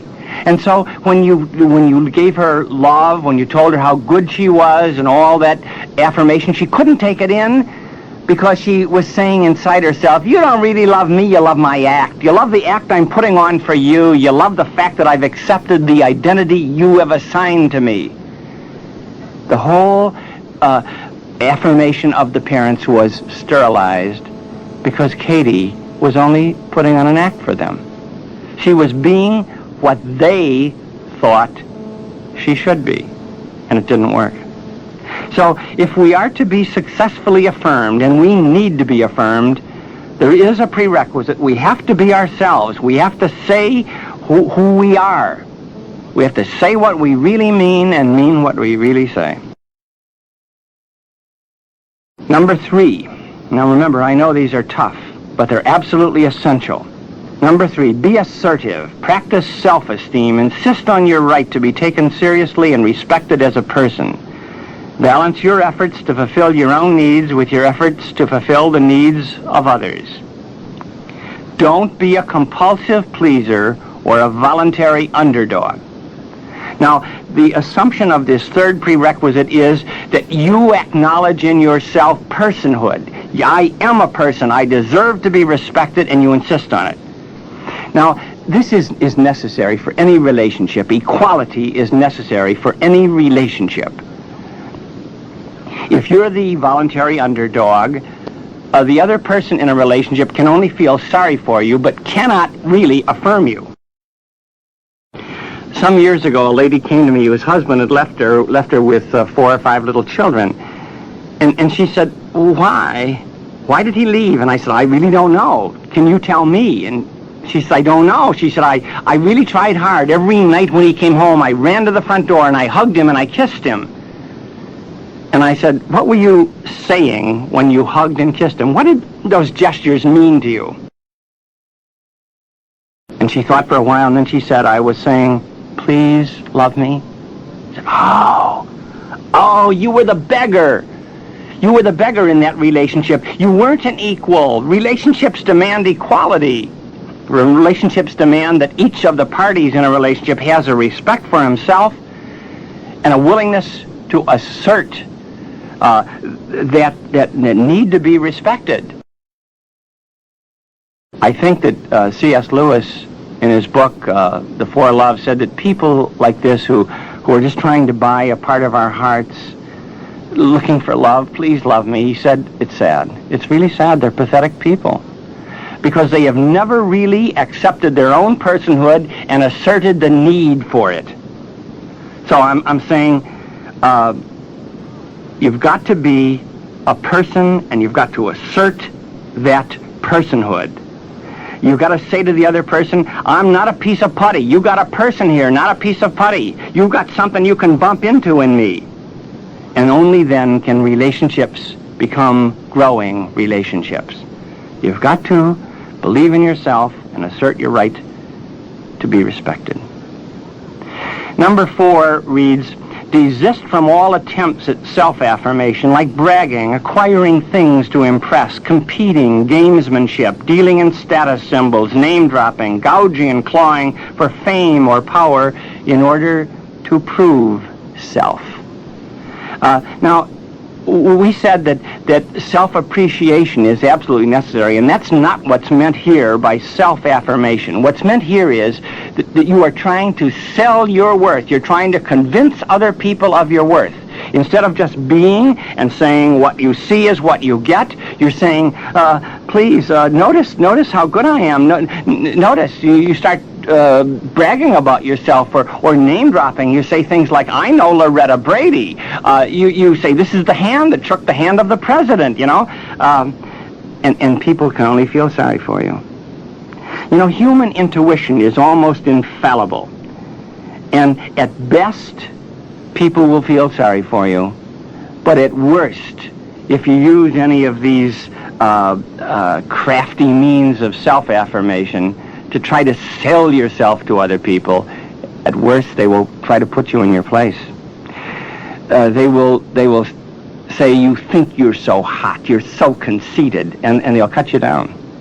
So that if there's anything like that going on in your life, if you're trying to be your own public relations person, stop it. It doesn't work. The final prerequisite I'd like to talk about is number 5, to think of yourself in positive terms. Be more aware of your strengths than your weaknesses, of your accomplishments than your failures. Now, we have talked about this before, that you have to have a positive image because that's the one you project to other people. They take you at your word, and they feed it back to you, and they confirm what you have originally sent out in all your language, verbal and nonverbal.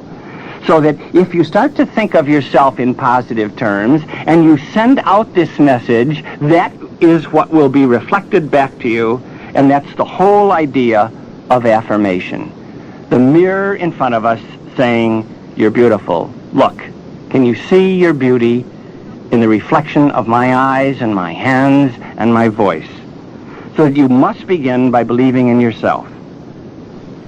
Now, we're going to break for 10 minutes for a little exercise. Continues with an explanation of the next 5 prerequisites for affirmation. We want to stop a while and take a look at the first 5 he has just discussed.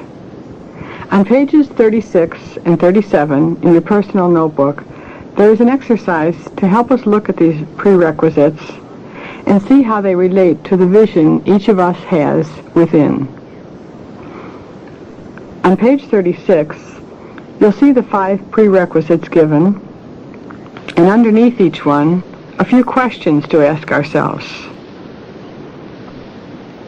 On page 37, there's a short list of some common vision distortions about self. When using this exercise, please don't feel limited by this list. You may want to compose your own vision statement as you go along, or perhaps rewrite one of these a little bit, whatever suits your own situation the best.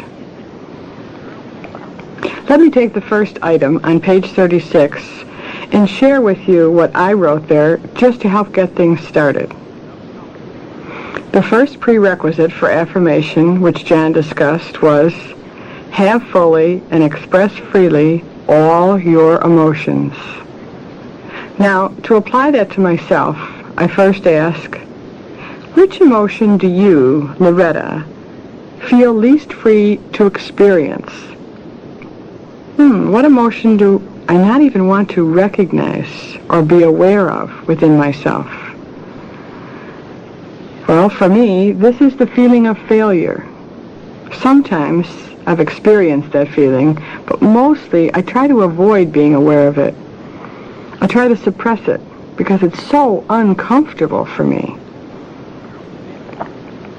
And because I want to understand more, I go farther. I ask myself more. I continue my search. I ask, why? Why is the feeling of failure so uncomfortable for me? Why that feeling? Then, using the list on page 37 to help me identify why, I can see that number 1 listed there definitely applies to me in this regard. I cannot recognize certain feelings in me, in this case, failure, or else I may have to face certain limitations in me, which I couldn't live with. That's true. That's really what's in my vision. Later on, I'll want to work this through the whole vision therapy process. But for now, at least, I found the beginning of the thread. I've looked at the idea of having, of experiencing emotions, but what about expressing emotions? So I go back to item 1 on page 36 and ask a few more questions. Now, which emotion do I feel least free to express? For me, this would be anger. I often experience anger, but I rarely express it. And again, I ask myself, why? As I think through to an answer, with the help of page 37, I can identify with what is listed as number 5 there. I must always keep the peace. I must, in all my relationships, or else I will be failing in my duty.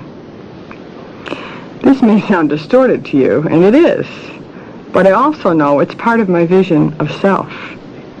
And I'm presently using vision therapy on it too. So watch out, world. You may get to know me even better very soon. Now, as you work with this exercise, you may find you don't get answers very quickly. And that's okay. It takes time. But just to start in is to get somewhere.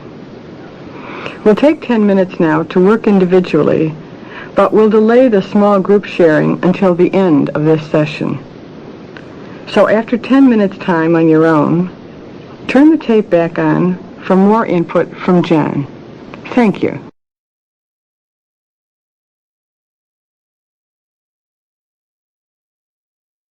Hello, this is JP back with you again to talk about the second set of requisites for affirmation, for being an affirmed person. And I just want to tell you this, that there are two times in my life when I know I have helped someone. The first time is when I have provided such a non-threatening atmosphere for another person, such a sympathetic presence, that that person can open up something that has been kept inside for a long time. And I know I've helped that person.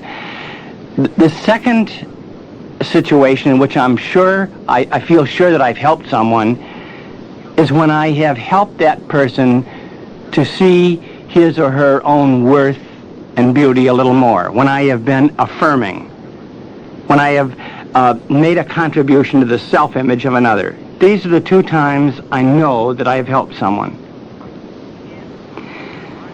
What we're talking about is this need that we all have for affirmation. And the sixth prerequisite is, be gentle with yourself. Be more ready to understand than judge. This is really important, that instead of condemning yourself, instead of ripping your heart out for the mistakes you've made, you offer yourself the same kind of gentle understanding that you would offer someone else. Your effort is more to understand than to be the judge, jury, and executioner of yourself. Now, I think it's really important to know that we are not accurate judges of our own responsibility. We see limitations and we say, I wonder why I acted that way. I wonder why I wasn't more kind to that person. I wonder why I said that cutting thing that I did. We really don't know. The roots of a person are so tangled and so complicated that your effort has to be to understand. I wonder how I got to that point, how I got into that situation. I wonder what's in me, instead of just sitting there like a judge and saying, that was wrong. Now, we all try to do this. We have an incorrigible tendency in us to reduce persons to problems. We say that sometimes. What's your problem? Because we can solve problems. Problems are things, but persons are really complicated. Sometimes people in medicine say, in room 302 there's a case of ulcers, and you almost think if you pull back the sheet, you're going to see a case of ulcers lying in that bed. It's a person who's really complicated, who is worried so much that the gastric juice has eaten a hole in his stomach. What causes all this is very complicated. Persons are not computers that have broken down. Persons are persons. And so the little verse, Desiderata, reminds us, beyond a wholesome discipline, be gentle with yourself. Offer yourself the same kind of understanding you would offer someone else, some other person. Condemnation, rigid judgments are like parasites. They destroy us, especially when we exercise them on ourselves. They destroy us. They're like parasites that eat away at all your strength. You have to be gentle with yourself. Don't destroy yourself. You're good. treat yourself accordingly. When the prostitute came in and cried over the feet of Jesus, do you remember? And Simon the Pharisee was just simply outraged. He said, why doesn't he kick that slut in the mouth? She's a prostitute. Jesus asks him a question that I think is really beautiful. He says, do you see this woman? Oh, I love that line. Do you see this woman? This is not a thing. This is not a walking disease. This is a woman. A woman. Oh, she's had her failings, but she has loved much. And I tell you this, Simon, that wherever the story of my life is told, down through the centuries and out to the ends of the earth, the story of this woman will also be told. So when you tend to be harsh and judgmental with yourself, ask, do you see this person? Do you see this woman? Do you see this man? Be gentle with yourself. Be more ready to understand than to judge. The seventh prerequisite is, don't be controlled by your fears and crippling inhibitions. Act against them, stretch. Do you know someone who's always playing it safe? Do you remember how you felt about that person? You just felt sorry for that person. You couldn't really affirm that person. All you could do was kind of offer sympathy. A scared person, a person who likes to live within a tiny little comfort zone, usually does not come in for much affirmation. Such a person usually provokes pity in us, sympathy in us, not affirmation. I remember a girl that I once taught in college. She used to wait for me outside of doors, outside of the chapel, outside of the classroom, and bump into me. And one day I said, what is this? And she said, I have to see you once a day. I have to see you once a day because you're the only person who treats me like a person. You're the only one in my life who does this, and I have to see you once a day. And I said, come into my office and sit down. I have a serious thing to say to you. You want to become a Powell addict. You want to come in every day and get your little fix. Now, you've got to learn to believe in yourself. You've got a good mind, you've got a good will, you've got fine talents, and you've got to start using them. You start walking on your own legs. You can't be a hitchhiker all through life, relying on someone else, playing it safe. You've got to become your own person. No one will ever love you and affirm you until you become your own person. They will only feel sorry for you. And I have to say, I think that the girl Ada went into therapy at my suggestion, but I think that was the beginning of a whole reversal in her life, and she's become just a fine person, and she has become a person. She's really recovered, and what she has recovered is herself. I remember also someone once said that the kind of person we're attracted to is someone who will enrich our lives. The immediate attraction that we have to a person is based on that. Will you enrich my life? So that if my life is kind of sad and you have a good sense of humor, oh, I'm attracted to you. You will enrich my life with laughter. Or if you have a fine mind and I am intellectually impoverished, I say, oh, you would really be stimulating in my life. We're attracted to people who hold out the hope for us that they will enrich us. This is what I think is the basis of human attraction. If you say to me, look, I go into frequent depressions, I can't talk for days, and I usually vomit after I eat, and you start telling me, and my skin is always peeling, I think, wait a minute. I mean, I'm not attracted to you. I might want to help you, see that you get help, but I'm not attracted to you as a person. Now, it seems to me that someone who is always playing it safe, who is staying in that little, small little world, that comfort zone, is not someone who holds out the hope of enriching our lives. And we're not attracted to a person like that. So I'm urging you, don't be controlled by your fears and crippling inhibitions. Act against them, stretch, do it.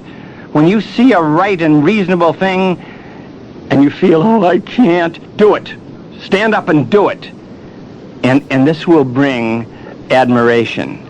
If you stay within your little comfort zone and say, oh, no, I can't, this is the way I am, at best you will get pity from other people because you're scared. You're scared. And people know that. I'm a strong believer in human intuition.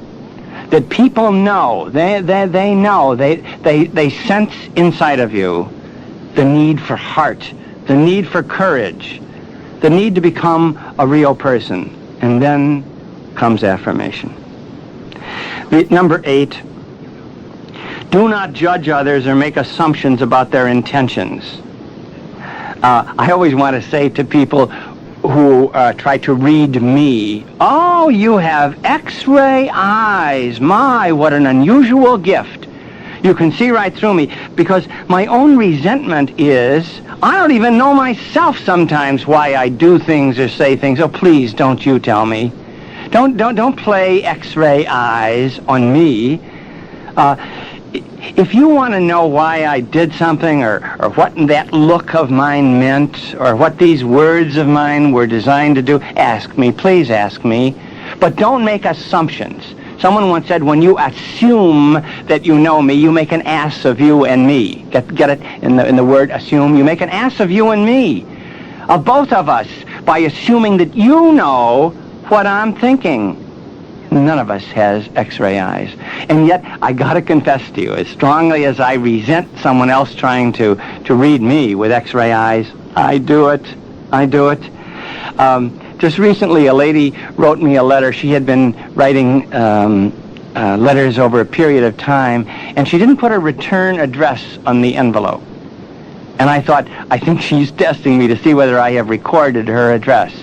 And so I wrote back and said, I think it would be easier for me if you write again to put your return address on the envelope. I assumed that she didn't to test me. Did I record her address? Was she that important to me?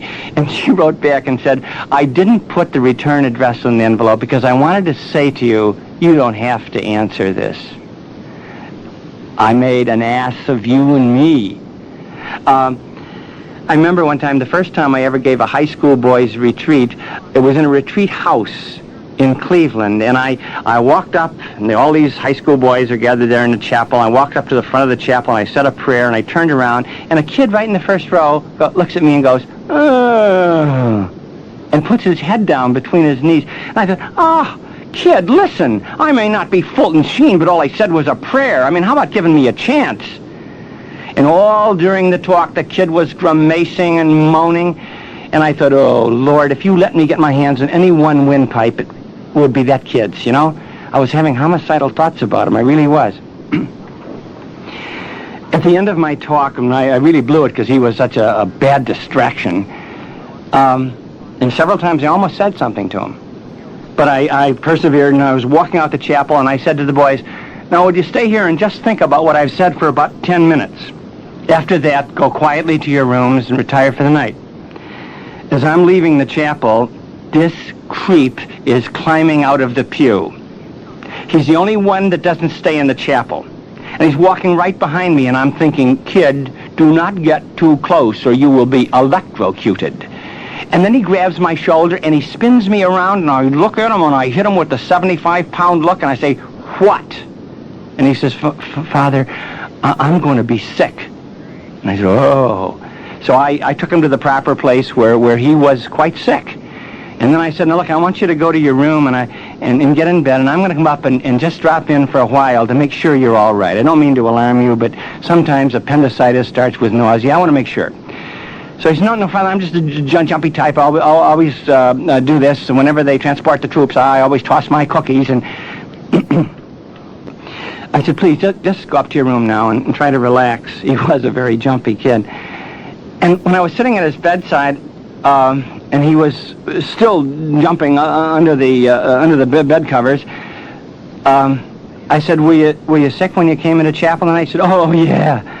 And I said, during the talk, I was green. I didn't think I would make it. I just didn't think I'd make it. And I said, why did you come? He said, because I thought maybe you would give your theme in the first talk, and I really want to make a good retreat, and I didn't want to miss the theme. And I said, why did you stay if you were so sick? He said, oh, I couldn't have left. That would have disturbed you. And an ass of you and me. As I was leaving his room, he said, Father, and I said, yes. He said, thanks for being so kind. And I remember closing the door and putting my hands over my eyes and saying, if you only knew what kind. We just simply can't make assumptions about other people. We cannot make judgments.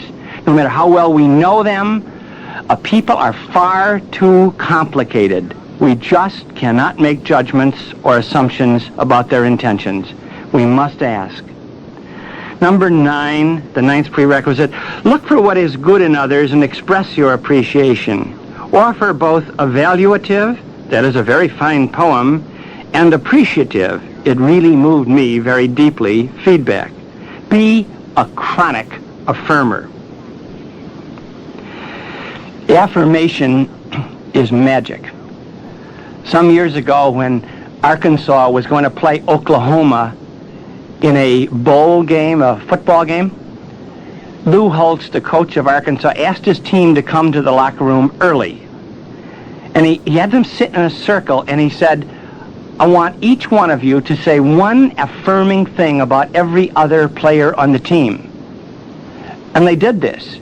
And somehow that affirmation energized all sorts of new power, strength, agility in the Arkansas team, and they went out and whomped the overwhelming favorite, Oklahoma, 31-5.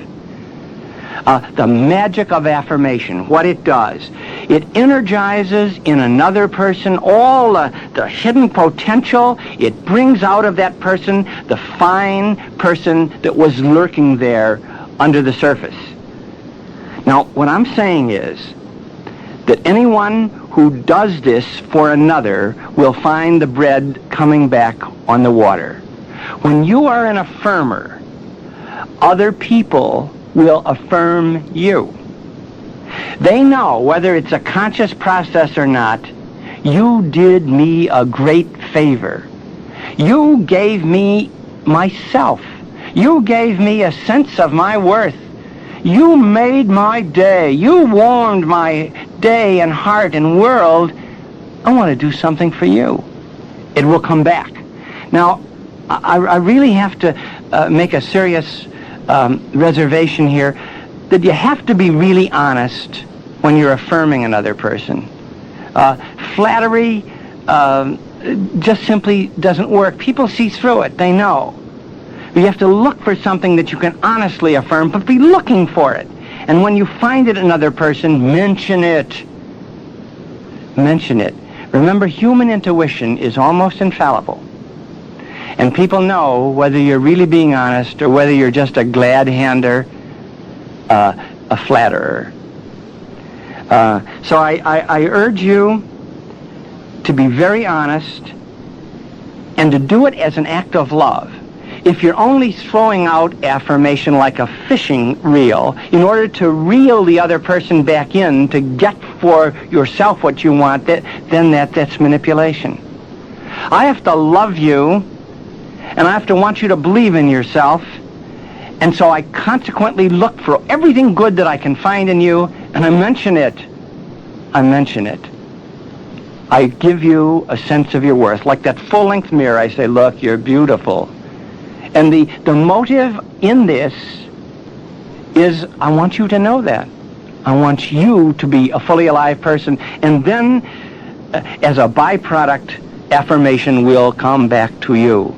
But that can't be your motive. It can't be throwing out the affirmation, only to reel the other person in. Finally, the 10th and last of the prerequisites for affirmation is love others. Seek to find your happiness in theirs and begin with empathy. I think of love very simply as a decision and a commitment to the good of another. What do you need me to be? I'm going to be it. What do you need me to say? I'm going to do it. I'm going to say it. I'm going to do it. I'm going to be it for you because I love you.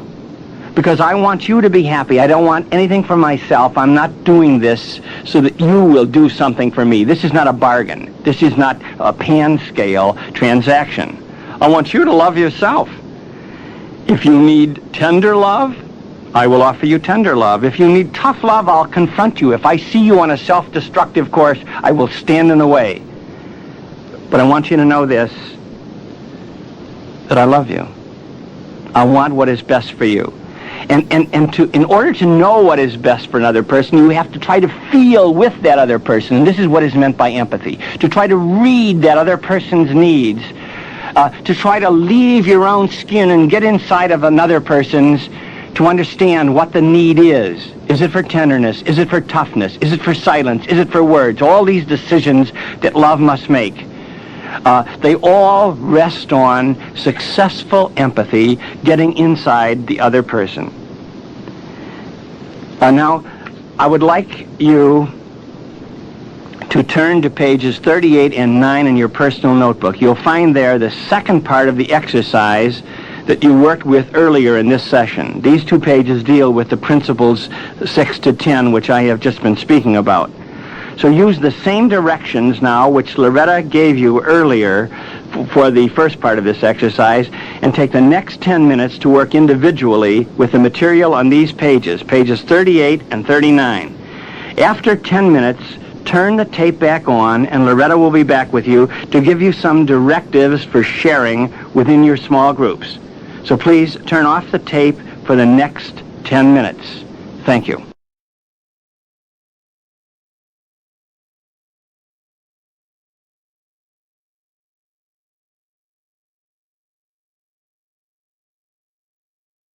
A lot of thoughts and insights may have come to light in you during the course of this session. So there may be a lot to choose from in sharing with your group. Sometimes there's so much activity going on in my mind, it's really hard to select a small portion of that to share with others.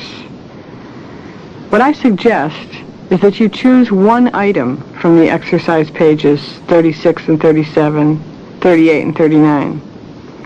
And just share, as I did earlier, all that you were able to discover about your vision of self in regard to that one item.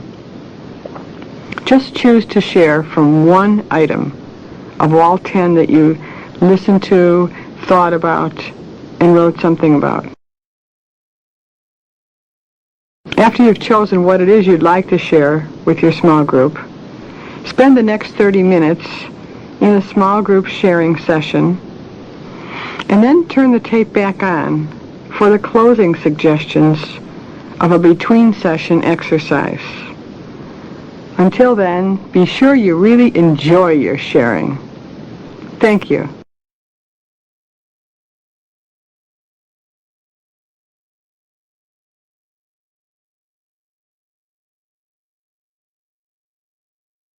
To keep things alive and growing within you, we have a between-session exercise on pages 40 and 41. Check this out with me for a moment, all right? Pages 40, 41. The boxes you see here look familiar, don't they? You can see there's a lot of space for you to fill in, too. Well, start out at the top of page 40 with an activating agent. Something that has come to you during this session, which you would like to work through. Write a factual statement describing this activating agent, and then follow the suggestions given to the left of each one of the boxes on page 40 and then on page 41. We've tried to describe here each part of the process in very concise terms. It's the same process and the same directives we've been talking about in all the other sessions. We hope by using this exercise you'll be able to make some concrete advance in developing a more positive vision of yourself. Be sure that when you finish page 40, you actually get involved with revising your vision, working through the part of the process you find on page 41, developing a countering, selecting a model, challenging yourself to stretch, to do something about it, maybe even before the next session. And of course, praying throughout the whole process of getting in touch with your vision and then revising your vision. Thank you very much for listening to us during this session. And remember, as John said and explained and emphasized, remember most of all, be gentle with yourself. And as always, we love you. Second major attitude in one's vision, namely others. To me, there's no doubt that the most important part of any person's vision is his vision of himself or herself. That this is the most important. But the second most important would be others. How do you see other people? It's almost a psychological truism that our mental and emotional health is determined by our relationships with others. There's an old Irish ditty that goes this way. To live above with the saints we love, that is the purest glory. But to live below with the saints we know, that is another story. And I have a confession to make. Of all the areas of my own vision, I think the area in which I have to do the most work is right here, other people. When I go through a crowded department store, about every 5 minutes I tap my wallet pocket to make sure I haven't been ripped off. And on the wall of my office is a pathetic-looking little man on a poster, a little lavender face peeking over a fence, and the caption is, "Just because you're paranoid doesn't mean they're not out to get you." So I constantly work at this. Work at understanding what is my vision. Where are the distortions in my vision of other people? And I would like to ask you now. By the way, I would like to ask your stomach to respond rather than your head. Sometimes when you say to a person's head, "What do you think about other people?" rote, memorized answers come tipping off the tongue. "Oh, people are just grand." Up with people. Love makes the world go round. So I would like to get down into your gut and ask, what is your instinctual expectation of other people? Of course, you're going to want to make distinctions, and you say, well, some people are good and some aren't. But there is, I think, a general image, a general expectancy. When you were a little child, remember we said you got your first vision from your parents, and your dad came home from work and talked to your mother, and you talked about the people, and your mother talked about the people in the neighborhood, and you were picking up an image of other people, who they are in general. They say when Tarzan came home, he used to say to Jane, "Jane, mix me a martini. It's a jungle out there." Your father may have said things like this. "They're out to get me," or he may have given you a positive message, but you brought a general expectancy towards other people into your life with you. Margaret Mead, the anthropologist, said children have to be taught whether they're safe or not with other people, where they can run into someone's arms or where distance is the safer course. They have to be taught this. And so I'm asking your stomach, what were you taught? What do you really believe about other people? There are many, of course, theories that people offer us. I remember reading in Anne Frank's diary. She wrote, a little Jewish girl who was being hunted down by the Nazis. In the course of her flight, she wrote this little journal, as you remember, and she wrote this line. It has to be the most astounding line I have ever read in any book. She wrote, "I do believe that deep within his heart, every person is good." And I read that line and I said, "Anne Frank, did you really believe that? Everyone is good in his heart. Do you believe that?" Wow. What an image of other people. Occasionally I go to visit a prisoner in the state penitentiary in Illinois. Stateville, and I really don't like to go. I don't like to go because the very thought of people living in cages and seeing people with men with these leather girdles around them with handcuffs and trustees, big, burly, muscular people leading them around, and being searched and x-rayed when you go in. The whole atmosphere is one of suspicion and distrust. And I was going in one time, and there was an old black lady going in with me. We were both visiting, and she was sashaying along and greeting everybody, and she said, "Hello there, Father," and I said, "Hi, how are you?" And I said, "I've been watching you, and I just want to say one thing. I bet you bring a lot of joy into this world." And she said, "Father, in my world there are no strangers. There are just brothers and sisters I haven't yet met." I said, oh, isn't that marvelous? And I really think that in her deepest attitude, that's what she thought. There are no strangers, just brothers and sisters, some of whom I haven't yet met. But when I go in and visit my prisoner friend, he's been in jail. He's 50 years old, and he's been in jail since he was 17, in and out of jail. He's now in for attempted murder. And he tells me about life in the prison, how brutalizing it is, how when a young man comes in, he's raped, he's sodomized the first night he's in, and tells me about the gangs in the prisons. And you get a whole different idea of human nature. Our newspaper headlines scare us. Kids who kill for kicks, we read about them. And we have to ask ourselves, who is man? Who is man? I think what we need in theology is a theology of man. Who is he? Is he intrinsically corrupt? Is he wounded and weak? But essentially, does he retain his image and likeness of God? Who is man?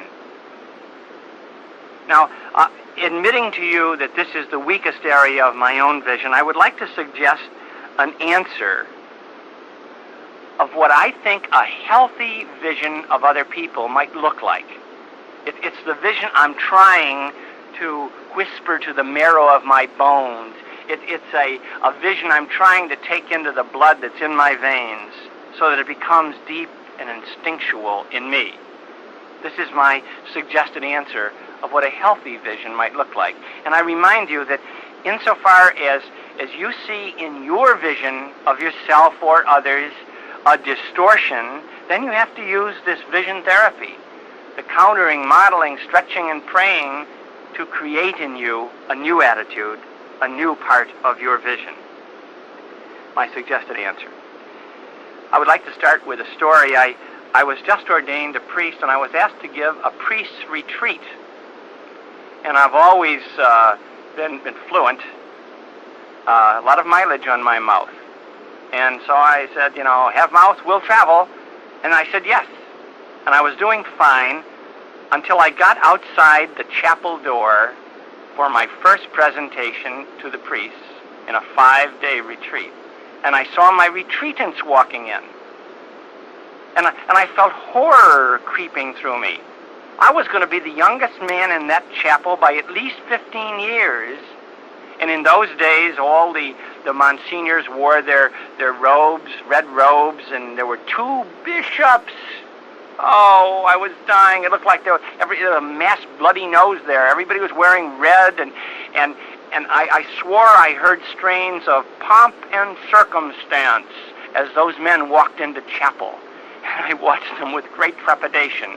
And a good number of them had Milwaukee tumors, with big red cummerbunds. And I thought, oh, this is going to be awful. And the Monsignor who directed the retreat house standing next to me said, "How do you feel?" And I looked up at him and said, "Scared." He said, "Of what?" And I said, "Didn't you see them?" "Oh," he said, and I remember he came over and he put kind of a paternal arm around my shoulders and gave me a little, you can do it, kid, hug.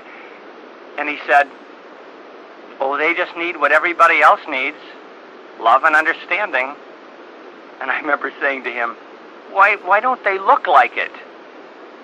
those guys didn't look like they needed love and understanding to me. And so I braced myself and I psyched myself up and I walked up the center aisle of the chapel and I turned to face my retreat group. And they were all sitting there and they all had their arms crossed. And I just read a book on body language that when someone crosses his arms, it means, you're not going to lay a glove on me, Buster. And so I remembered what Cicero said in his book on being an orator. He said, render your audience benevolent. That's the first thing you do. And usually speakers do this by telling a joke. So I told a joke. It was the proverbial lead balloon. Thud. Nothing. No, not even a smile. Oh, and it went from that to worse. Everything was downhill. The only time my audience laughed that night was when one of them fell asleep. And he was snoring like a dive bomber. No one waked him up, and they seemed to enjoy that. And I was walking out of that chapel at the end of the talk, and knowing that I had to come back and appear here 3 times a day for 5 days. Oh, I was dying, and I made a private vow I would never, ever again give a priest retreat. Why didn't I volunteer for the foreign missions, do something sensible like that, instead of volunteering to give a priest retreat? So I went to the retreat master's room, and I was pacing up and down, and I heard chimes coming out of my clothes closet. And I tiptoed over and opened the door, and I saw that it was a confessional. I'm sure that even if you're not Catholic, you understand what that means. There was a grill there and a seat and a stole that the priest wears around his neck, and I thought, someone wants to go to confession. And I got in there, and I thought, wonder who it is. It couldn't have been one of those priests coming to me.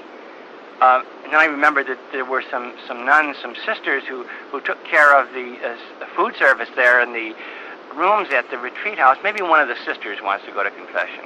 Because I was sure that what those priests were saying when they looked at me was, where did we get the kid? Hey, Sonny, the oils of ordination aren't even dry on your hands yet. How dare you preach to us? I mean, we've been over the roads. And so I heard the voice. It was one of the priests. And 5 priests came to me that night in the confessional. And this is no violation of what we call the seal of the confessional. I can tell you that 3 of the 5 cried. They cried tears of discouragement. They really wanted to be effective priests. That was the dream they grew up on, and they felt they weren't reaching their people. And I sat in that darkness asking myself, were you in the chapel tonight? I didn't see one tear duct in the whole chapel. Were you out there? Were you one of those men with your arms crossed? Were you one of those who laughed when that priest fell asleep? Are these really your tears? And all of a sudden I was remembering that remark. They just need what everybody else needs, love and understanding. And after the confessional line was over, I was sitting there revising my whole judgment. And there was a knock on the door, and a white-haired priest came in. He was at least twice my age. And he asked if he could talk to me, and I said, sure, sit down, Father. And he told me a most embarrassing story about himself. He was arrested. And he said, when I was arrested, I wasn't wearing clerical clothes, and I knew when I got to the police station it would be embarrassing, but it was even worse. The desk sergeant looked at my identification, and he announced to everybody, it's a priest! It's a priest! And he shoved the identification back at me and said, just get out of here. Get out of here, and don't ever preach to me again from your lousy little pulpit. And I walked out into the night, he said. And I tried to walk until exhaustion so I could go home and sleep. But the longer I walked, the more the darkness of the night seemed to get inside my soul. And apparently the man looked at my identification long enough because the bishop called me in and he said, we can't let this go. I'm going to have to ask you to undergo 2 years of psychotherapy, and that's what I'm doing now. And I was sitting there absolutely impressed with the honesty, the openness, and the humility of this man. And I was thinking, I hope when I'm your age, I can go to someone half my age and open my heart as you have. And when he left me that night, I was completely turned around. I wanted to volunteer for every possible priest retreat that I could fit into my schedule. And I think I've given about one every year since then. They just need what everybody else needs, love and understanding. But why don't they look like it? Because very often, when we have needs, when we have insecurities, we don't want to wear them on our sleeves. We don't want other people to know. We don't want people to pity us. And so we hide them. And by what Freud called reaction formation, we often act in an opposite manner in order to repress our insecurities and fears. So sometimes, the less a person looks like it, the more he or she actually needs love and understanding. I think this is what Jesus did. I think when Jesus came to people, he saw through the external veneer. He saw the needy heart of every human being, the heart that needs love and understanding. And I love the way he dealt with people. Do you remember little Zacchaeus, the little guy the runt who was up in the tree? And he was up in a tree in more ways than one, because he was a publican. He was collecting taxes from the Jews to send to Rome, and everybody hated him. He was alienated. And he heard that Jesus was passing, but he was a little fellow, and the crowds along the side of the road were too big for him, so he climbed up in a sycamore tree. And when Jesus passed by, he asked the crowd to part, and he went to the base of the tree, and he said, Zacchaeus, I have to stay somewhere tonight in this town. Could I stay with you? The crowd was aghast. He asked Zacchaeus. Zacchaeus that they all hated. And Zacchaeus drops out of the tree, and out of him comes a beautiful person. He practically recites the Boy Scout oath, if you remember. Because Jesus loved him and understood him and drew out of him the good person that was under there. Something like the Pietà was once, the beautiful sculpture of Michelangelo was once a piece of marble. And inside of it was this exquisite beauty. Inside of every human being is an exquisitely beautiful person that can be drawn out only by love and understanding. I think this is what Jesus did with Mary Magdalene. The gospel says he cast out of her 7 devils, but oh, what a beautiful person love and understanding drew out of her. What an heroic person. Now, here's my theory, that everyone is like this. Everyone needs love and understanding. You do and I do. I know it for myself and you know it for yourself. And we're intimidated by people until we realize this. We're intimidated by smart people, by wealthy people, by important people, by people who are bigger than we are in one way or another, until we know they're just like everybody else. They need love and understanding. And we have to face this fact that our lives are shaped by those who love us, and unfortunately also by those who refuse to love us. The behavioral sciences have been screaming at religion for years now that tearing people down does not make them better persons. Chipping away at the supposed pride only leads to a discouraged, crawling type person. The way a person grows into full aliveness is in the soil of acceptance. The seed of humanity grows in the soil of acceptance, of love and understanding. And so we have to remember this as we look out of the eyes of our mind at other people. They need love and understanding, and our lives are shaped by those who love us. The seed of a fully alive person can grow only in the soil of love, understanding, and acceptance. And so I love that line of poetry. I thank thee not so much for what you are, but for what I am when I am with you. And I want to say to the whole world, I want to thank all those people who have seen through my exterior veneer and problem, sham, sophistication, pretense, and false, and found me inside and loved me and understood me. I want to tell them that everything I ever become, every good thing I ever do, you will have a part in because you love me. I am needy, and you love me. And whatever I become that is good, whatever I do that is good, I will be and I will do because you have loved me. Now, I would like to say more on this subject of our vision of others, but first, Loretta has an exercise for us. Thank you for listening. John has been saying that there is in each of us a hurt person and a good person. And with love and understanding, we can encourage the good person to grow in others. This is such an important, central part of the gospel of Jesus. We've decided we'd like to do something a bit different at this point.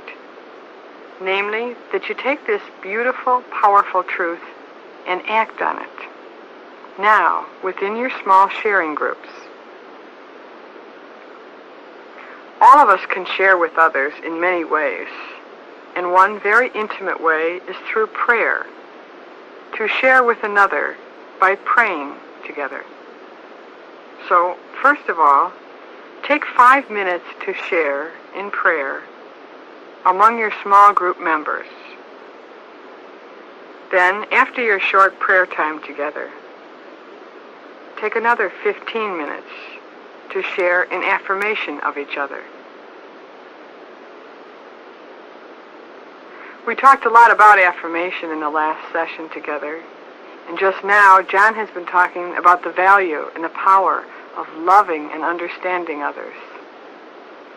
Let's try to exercise the wisdom of those thoughts, to put the truth into practice, to affirm each other. What we suggest is that each person in the small group offer to each other person an act of affirmation, something you especially appreciated, something good you have noticed about each other, a certain quality, an insight that was brought out by someone else that was valuable for you, something the other said, or something each other might have done, something that warmed you. Each person offer just one piece of affirmation to each other person in the small groups. So first begin with a sharing in prayer for about 5 minutes. Then for 15 minutes, share in affirmation with each other. At the end of your time together, turn the tape over, and John will resume the second portion of his input for this session. Thank you. Hello, this is John with you again, and our subject is love. Sometimes we hear our contemporaries doubting love, love's very existence. And I want to scream so they can hear me in Pittsburgh, oh, let's not give up on love. If love goes, all goes. Love works for those who work at it. Love works for those who work at it. But the work of love is, and I don't think it's any well-kept secret, the work of love is communication.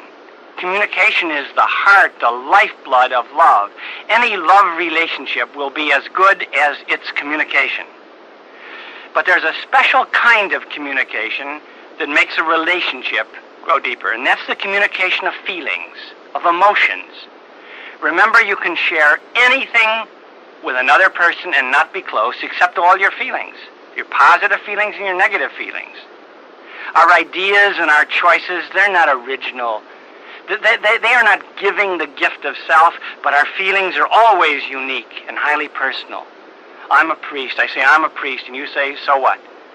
How do you feel about being a priest? Oh, no one else has ever felt as I do. So that this is the work of love, the communication of our feelings. It's this kind of self-disclosure that is the gift of ourselves to one another. When I give you my feelings, all of them, I give you myself. Take my gift in gentle hands. Now, the motive for opening up one's feelings can be one of three, and the first two are deadly. You can either open up your feelings because you want to ventilate. I want to feel better. I got to get this off my chest. I'm backing up the garbage truck to dump a load. Nobody wants to be a garbage dump. So that if this is the motive for opening up your feelings, people tire of it. The second possible motive is manipulation, where you open your feelings in order to get the other person to feel responsible for them or do something about them. You made me lonely, or you have to help me in my loneliness. People don't want to be made pawns any more than they want to be made garbage dumps. But the third motive for opening your feelings, and this is the one that is the work of love, the communication of our feelings as an act of love. I want to give you myself.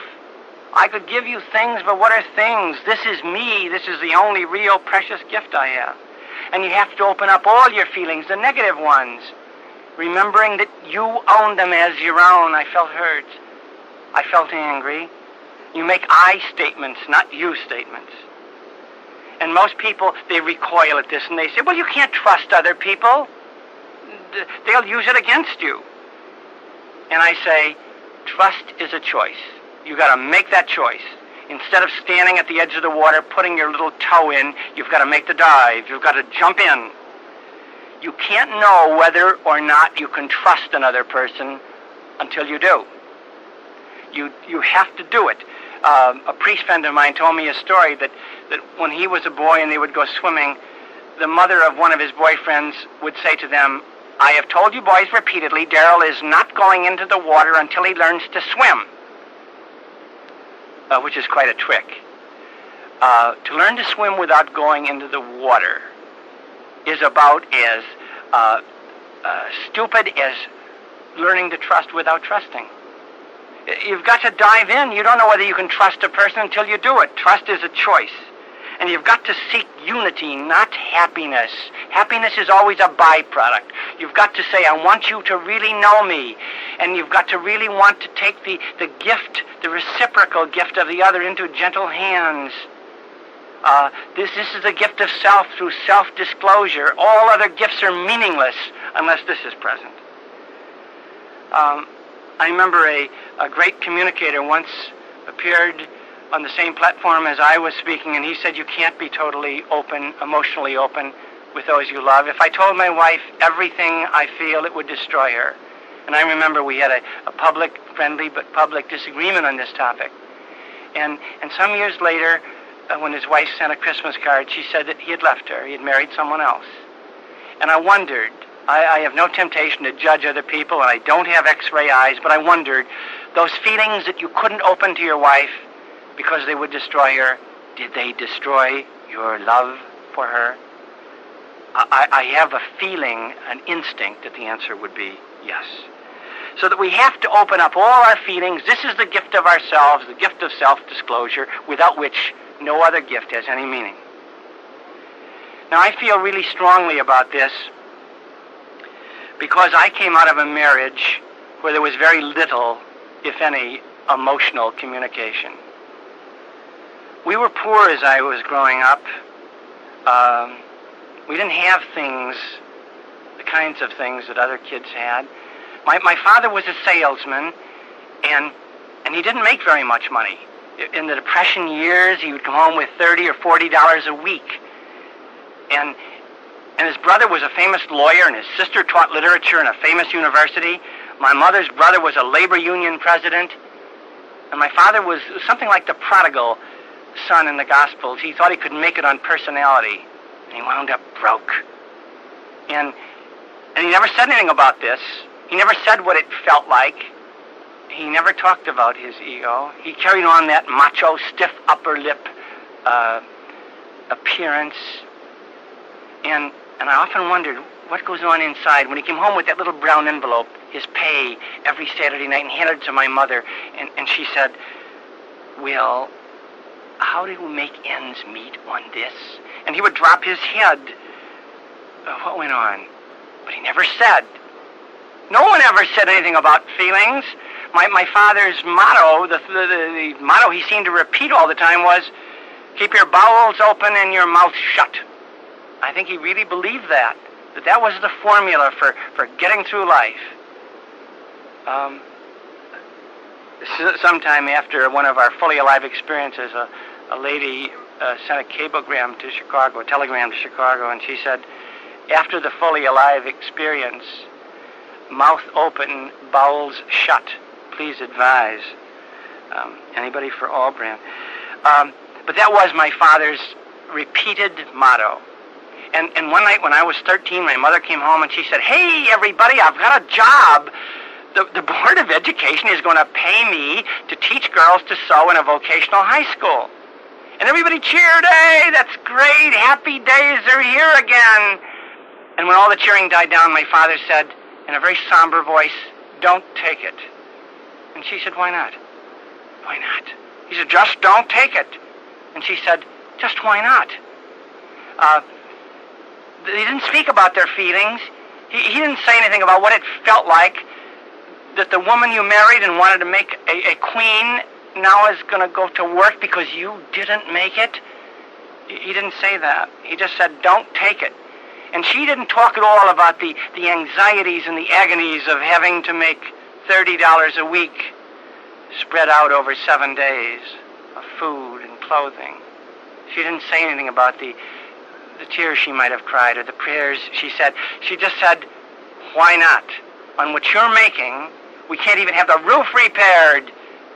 We can't do anything on what you're making." And I remember that dialogue of the deaf went on all night as I was going to bed. I heard them say, I heard the echoes. "Don't take it. Why not?"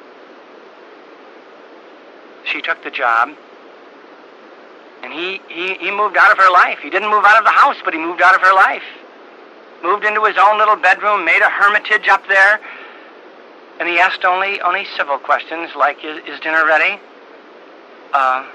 They never divorced, but they lost each other. They lost each other in a very real way. Both of my parents are now dead, and I'm sure that if an angel were to come and inscribe the proper epitaph on their tombstone, it would have to read, "Here lie two good and decent people who never really knew each other." When I was a Jesuit seminarian, I used to come home and I'd have to visit my rest of my family downstairs. Then I would go up into my father's little hermitage bedroom and visit with him. And one night I said, Dad, I don't have to be a Rhodes Scholar to detect the tension here. Do you want to talk about it? And he said, No, never mind. That was his barrier, never mind. Anytime anyone tried to get near his feelings, never mind.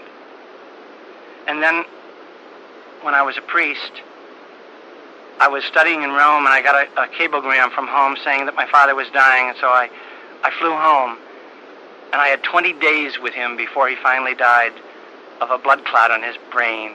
But I stood at the side of that bed, and his mind was clear, although his speech was distorted, and I just hoped in those last days I could get to know my father. And at the end of every day, I would say, Dad, I know you can't pray because the way your speech has been affected, but I'll pray for both of us. And I would hold a little crucifix out about a foot from his face, and I would watch his face as I prayed, trying to know who he was, what feelings were inside my father. He once said he had doubts about faith, and I said, Dad, we all do. Should we talk about it? Nope, never mind. Never mind, the old barrier. And when I would pray and hold that little crucifix out in front of his face, some nights I would see the eyes of a pathetic little boy moaning, I think I'm going to die, and I'm afraid. And other times I would see an anger flash out of his eyes, as though he were saying, get that damn thing out of my face. And I kept asking, who is my father? And I knew that I didn't know him. And then after 20 days, we were with him, my mother and I, I was on one side of the bed, standing there, and my mother seated on the other side praying, and my father suddenly sat up, and his face was suffused with an expression of awe. His mouth dropped open, his eyes widened, and he was looking right over my shoulder, and I knew he was seeing something, and I knew he was dying. I knew the angel of death had come for him, because my father wouldn't show emotions like that unless he were dying. And I instinctively put my hand behind his head, and then when his body shuddered, I lowered his head back on the pillow and closed his eyes, and I leaned across the bed and said, "Mom, it's over now. Dad is dead." And she leaned over the bed and looked up at him, and then she looked at me and said, John, he loved you very much. He was really proud of you." And I was puzzled by this. And when I walked out into the corridor of the hospital looking for a doctor to confirm the fact that my father had died, it came to me why she said that. Because he never did, and she knew it. He never told me he loved me. He never told me he was proud of me. Oh, you say, "But you knew it, didn't you?" And I say, "Oh, yes, I knew it, but don't you understand? Our relationship would have been much deeper, much richer, and I would be a different person if I had memories inside of me of my father saying those things to me, saying that he loved me, that he was proud of me. It could have been so different, but it wasn't." And on the way home from the hospital, my mother said, "You know, John, if your dad had been a loving man, I think I would be insane with grief." But he wasn't. And I wanted to say, "Oh, he was a loving man. It's just that we didn't know him. No one ever knew him." When the doctor told our family that he'd had an ulcer for many years, we all looked dumbly at one another. Did you know that? No, nobody knew it. One more pain in his gut that he never talked about. And I read all those little magazines that he had up in his hermitage bedroom that he'd annotated. I read all those marginal notes, trying to understand who my father was. Who was he? And all I heard were the echoes of, "Never mind. Keep your bowels open and your mouth shut." At that time, in spite of the fact that I had all kinds of academic degrees, I knew very little about human relationships. I knew very little about communication. But before my mother died, I found out that only when you share all your feelings are you really close to another person. Only then do those peak moments, those mountaintop moments in communication occur that change a relationship. It only takes a moment to be loved a whole life through. I found out you had to be willing to make that choice of trust, that opening of all your feelings. And I told her my negative feelings when she greeted me, as she usually did, by saying, "Well, where have you been? Have you time for everybody but your mother?"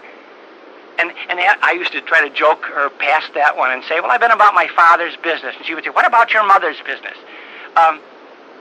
"You're number two, honey. You got to try harder." But when it recurred frequently, I finally said, "Mother, do you know how I feel when you say that?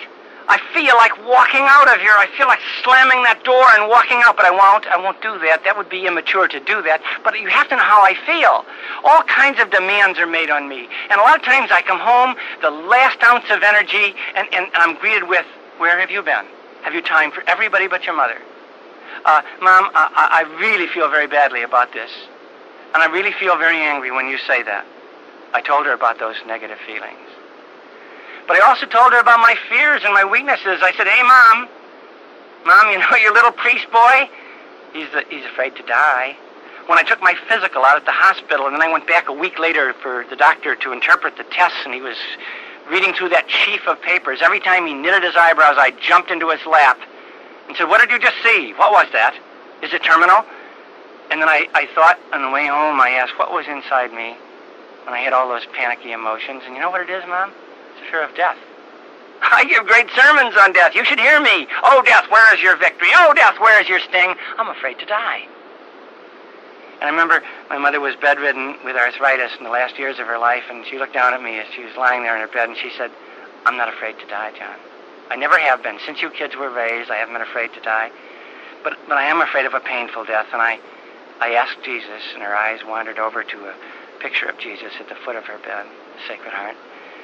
And she said, "I asked Jesus, when you come for me, Lord Jesus, would you would you tiptoe in here and kiss me softly while I'm sleeping? My mother and I really opened up to each other. We really got to know each other. We told one another how we felt. Total emotional openness. And once when they took my mother to the hospital and they said it's probably cancer of the liver. And my mother had a terrible phobia of cancer, and I sat on the edge of her bed and I said, Mom, it's the hardest thing I ever had to tell you. They think you have cancer of the liver. She never even used the word. She had nursed her own mother through death by cancer. She used to refer to cancer as it. And she said, well, I guess if I've got it, I should know. And I said, they're going to do exploratory surgery tomorrow, Mother. Do you want to go to confession? I was her confessor in the last years of her life because she couldn't get out to church. And she said yes. And she made her beautiful confession. I always thought when she ended with the formula, would you give me God's forgiveness if you think I'm worthy? I always wanted to say, if you're not worthy, I don't know who is. But on this particular night before the exploratory surgery, I said, Mom, a priest is an intermediary. He stands between God and man, and he brings God to man and man to God. And in this confession, I have brought your remorse to God, and I bring from him to you forgiveness and peace and grace. But I got to tell you what God would want to say to you, too. I got to bring you his message. Oh, thank you, Jenny. Thank you. You were wonderful. You know, Mom, I remember a lot of those things you did for us. The cool cloths you put on our foreheads when we were nauseous. The Vicks you rubbed into our chests when we had coughs. I remember all those thousands of sandwiches you wrapped in wax paper and put in little brown bags for school. But I didn't see it all, Mom. But God wants me to say, I did, and you were beautiful. And then my mother took my head at the end of the confession, and she put it down on her shoulder. She held me like a little child. I can still feel my face against hers when I remember. And she said, John, if I should die on that table tomorrow morning, don't be sad. I'm ready. I've kept your daddy waiting for 10 years, and you know how impatient he is. And if I should be dying of cancer, John, don't spend a lot of time with me. Don't come back. Do you know the one thing I'm most proud of in all my life? The one thing I am most proud of is that God wanted my little boy to be his priest. And if you spend a lot of time with me, watching me die inch by inch, day by day, it will take you away from the people that God has called you to serve. And John, I gave you up once, and I don't want you back. And I turned into a geyser of tears. Keep your bowels open and your mouth shut. Oh, I couldn't. And when my mother died 2 years ago, she lapsed into a coma at the end. And the doctor said she's not going to revive from this coma. And I thought, oh, Jenny, that's what you prayed for, that he would come in, he would tiptoe in and kiss you softly while you were sleeping. God could refuse no prayer of yours, Jenny. And I held her hand, and I remembered all the things that hand did for me. The sandwiches, the cool cloths, the Vicks, the tenderness of that hand. And I had no regrets. I had no regrets because I knew my mother. We had shared with total emotional openness in the last years of her life. We knew each other. And we had so many of those mountaintop moments, those peak experiences that made us both different. It only takes a moment to be loved a whole life through. Thank you for listening. Here's Loretta with an exercise.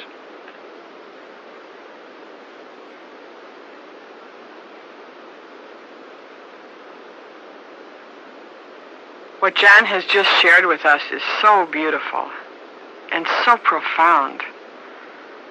I imagine that many of you have been deeply touched, as I have.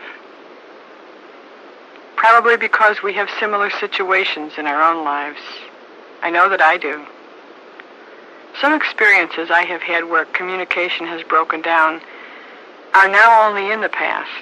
They can't be retrieved. The other person has died or left my life in some way. These exist now only as regrets. But there are some other experiences which exist presently in my life. And these I see as opportunities. We would like to take some time in a few minutes and ask you to share on this idea with just one other person in your group. But before sharing, give yourself some thinking time to collect your thoughts. Use the exercise sheets on pages 44 and 45 in your notebook to help you. First, locate within your own life experience a significant situation where communication has broken down or never existed. Secondly, jot down the feelings you have regarding that situation, and then the behavior you might choose to turn the situation around. Finally, work through the feelings and look over page 41 to explore what distortion may be in your vision, which you find is perhaps crippling, inhibiting, and possibly preventing the establishment or the reestablishment of good communication. After 10 minutes alone to think about this, turn the tape back on for some sharing directives. Thank you.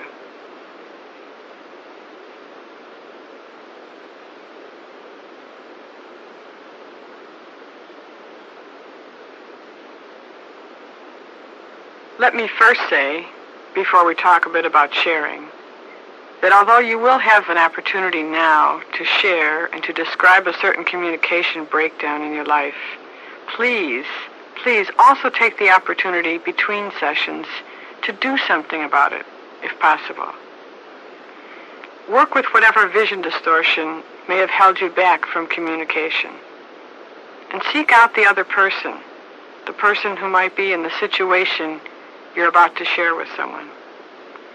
Try to mend the rift, or heal the wound, or express your love to the other person. Regardless of how it may be received by the other, at least you will have taken a step in love. But for right now, divide up within your small sharing groups into pairs so that each person can share with just one other person. Take the usual 30 minutes all together and alternate after 15 minutes between being the speaker and the listener. First, one person will share a situation while the other listens. And then, after 15 minutes, the listener will become the speaker, and the speaker will become the listener. Some suggestions for being a speaker and for being a listener. First of all, if I'm going to share something that's very important and sensitive in my life, and I really want you to hear it and to feel it with me, to get into my situation, there is really a burden on me in my sharing to be very, very clear, to explain as clearly as I can to the other person what has gone on, what the situation is all about, what my feelings are, what I might do about it. Anything and everything that I share, I should be very clear if I really want the other to understand me. And as a listener, the best advice I've always heard is the famous Indian line that talks about the fact that we can't really understand another person until we walk a mile in their moccasins. And I always thought this was really perfect. This really said it all. But every time I tried to get into somebody's moccasins, something was going wrong until I discovered another catch to it. In order to put on someone else's moccasins, you have to take off your own first. Get out of your own life. Sit back. Be an empty vessel to contain the life of the other person as you listen. And let this important sharing time now be the closing of our session together. You know, of course, we love you. Hello, this is John, back with you again, and our topic this time is life. You will remember that we're reviewing the major attitudes in one's vision, and we have reviewed our vision of self, our vision of others, and now we want to talk about life itself. Now, there's something inside of us, in our vision, an attitude toward life. So I'd like to ask you, you will excuse me if I talk again to your stomach so that no memorized answers come out of your head. what do you think life is for? Would you fill this in, please, just in your own mind, mentally? That person is a success in life. Who? Who does what? Who is what? What do you think? What is a successful life? Or describe for yourself, what would be your version of the most satisfying life for you? If God said to you, here's a pencil and paper, write a script, a life script for yourself. You can have anything you want, everything is at your disposal. What would you like? In inviting my students in the university to do this, I've asked them if I had in my hand a pill that if you took it, you would never again suffer, would you take it? And they all answer no. No. Would you give it to someone you loved? No. Why? Because suffering is a growing edge of life. Suffering is a part of life.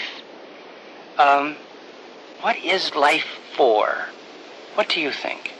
Remember, I'm asking your stomach. I'm asking your guts.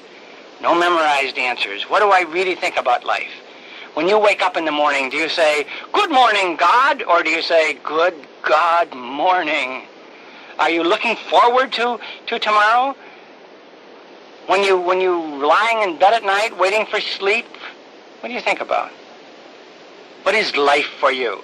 I remember when I was in Germany, and if you ever get over there, be sure to drop allusions to it later. But I was in Germany. I was trying to learn that awful language. I think that's Dante, I believe it was, said that eternity is reserved for learning German. At any rate, I was a chaplain in a German convent. And a little nun, 84 years old, Schwester Otmara, was assigned to clean my room. And you have never seen a clean room unless you have seen a German nun in action. At any rate, every time I walked out of the room, Schwester Otmara would clean the room and wax the floor, and I was trying to slow her down. She was 84 years old. And one day I came into the room, and there was Schwester down on the floor, shining the wax. And I said, "Oh, Schwester Otmara, Sie arbeiten zu viel. Oh, Sister Otmara, you are working too hard."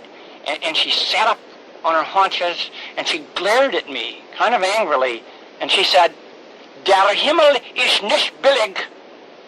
Heaven isn't cheap, you know. That, oh, yes. And I'm sure that there's a special roped-off section in heaven for people like Schwester Otmara who lived what they believed.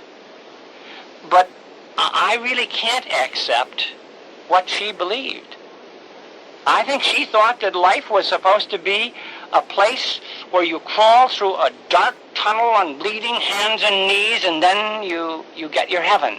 You get your reward for having suffered. She was using her life to earn a place in heaven. Now I want to ask your stomach, what are you doing with your life? In trying to get under appearances, surfaces, the shelter of words, to get at that inner reality, what do I really think life is for? It might be good to ask this question. What is my life principle? Now, what is a life principle? A life principle is a generalized, accepted intention of purpose that is applied to the specific choices and circumstances of daily living. We all need a life principle. It's a matter of psychological economy. In other words, if my life principle is fun, then if I get 2 invitations, I don't have to start from the bottom wondering which one should I accept. I simply ask, where will I have the most fun? And I accept that. It's a matter of psychological economy. Now, there can be more than one life principle in a given person, but there's usually one that tends to dominate. And this life principle reflects our deepest concern and our value system. And after repeated application, let's say I have decided what I'm out for is fun, and I make all my decisions in terms of fun. I try to get to know those people who are fun, and I avoid those people who are not fun. That gets to be habitual. I get to be addicted to fun. Fun is my life principle, and in the end, it really owns me. I remember I told you about those two bedridden old priests who reacted so differently to the same thing because of the life principle that we choose every day. What am I really seeking in life? What is my life principle? What am I out for? What am I doing with my life? Now, some people have accepted duty as a life principle, and they're saying, what is my duty? What is my duty? They think of everything in terms of duty. Some people are looking for recognition. I just haven't been discovered yet, but someday I will get hit with the blue Klieg lights, and I will be on center stage, and there's dying to be recognized and to be famous. Some people are devoting their lives to money, money, money, money, money, as that song in Cabaret goes. Money, money, money makes the world go round. And some people, they're out for approval of others. They just want to be approved. They're always asking for it, every choice they make. Some people are seeking relationships. And some people are out for fun. But I'm talking to your stomach now, and I want you to know, and as I try to invade my own stomach, that's why I'm cultivating it, by the way, what do I really want out of life? What do I really believe life is for? In the 4th chapter of Luke's Gospel, there is a strange narration about the temptation experience of Jesus. It reads, "And then Jesus, full of the Holy Spirit, left the Jordan River, being urged by the Spirit out of the barren wastelands of Judea, where Satan tempted him for 40 days. He ate nothing all that time, and he was very hungry. And Satan said, 'If you are God's Son, tell this stone to become a loaf of bread.' But Jesus replied, 'It is written in the Scriptures, other things in life are much more important than bread.' And then Satan took him up and revealed to him all the kingdoms of the world. In a moment of time, the devil told him, 'I will give you all these splendid kingdoms and their glory, for they are mine to give to anyone I wish, if you will only get down on your knees and worship me.' And Jesus replied, 'We must worship God and Him alone. So it is written in the Scriptures.' And then Satan took Jesus to Jerusalem, to a high roof of the temple, and said, 'If you are the Son of God, jump off. For the Scriptures say that God will send His angels to guard you and to keep you from crashing to the pavement below.' And Jesus replied, 'The Scriptures also say, don't experiment with God's patience.'" Now, I interpret the temptations of Jesus to be temptations on the part of the devil to get Jesus to accept 3 life principles. First, he tempts him to live his life for pleasure. "I will turn all those stones into Dunkin' Donuts for you. I will really satisfy all your sensual desires if you will worship me." And Jesus rejects this. Other things in life are more important. And so the devil then tempts Jesus with the life principle of power. Power. See all those cities out there, all those people under those blinking lights? I will give you all those lands to rule. They're mine to give, if you will worship me. And Jesus says we must worship God and Him alone. And so the devil, having failed to tempt Jesus with a life of pleasure or a life of power, takes him up onto the pinnacle of the temple and says, "Well, then throw yourself off. Jump off and let your Father catch you." And Jesus replies, "Don't experiment with God's patience." Now, I see this as a temptation to a life of pleasure, power, and the avoidance of responsibility. And I would like to consider with you those 3 possibilities, because I think no matter what life principle we've chosen, those 3 make inroads into our lives. The pursuit of pleasure, the pleasure seeker, the pursuit of power, the power broker, and the avoidance of responsibility for my own life. All of these make inroads into our lives, and I think we have to consider them. In the New Testament, I see Herod as the personification of the pleasure principle. Herod is portrayed for us in secular history as a large, overweight man who was a sensualist. You remember he lusted for his brother's wife, and he took her for his own, and when John the Baptist protested, "This is adultery, you can't do this," he imprisoned him. And then one night when he was in his cups and he promised his niece Salome, "Help to half my kingdom," for a sensuous dance which she performed for him. He said, "What do you want?" She said, "The head of John the Baptist on a platter." And the poor man was trapped. But he was caught. The ring in his nose was pleasure, pleasure, pleasure. I'm convinced that when Jesus was brought to him in his passion, do you remember he won't talk to Herod. He later talks to Pilate. And my own theory is that he doesn't talk to Herod because Herod was drunk. It was only mid-morning, but Herod brought out his whole entourage to see the magician. That's what he is, Herod said. Little magic trick fella, and I might let you off. And when Jesus just stands there, Herod said, "Well, just any little trick will do." And Jesus just stands there. To talk to a person who's drunk is like trying to throw feathers through an iron door. And so Herod says, "I'm ready to pronounce. I got a verdict. This guy is crazy. Anybody whose life is at stake and he just stands there like a dumb mute, he's crazy. Put the robe of a fool on him and take him back to Pilate, and let's have another drink."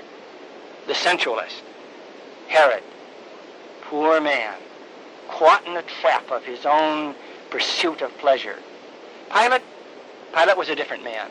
Pilate is a personification of power.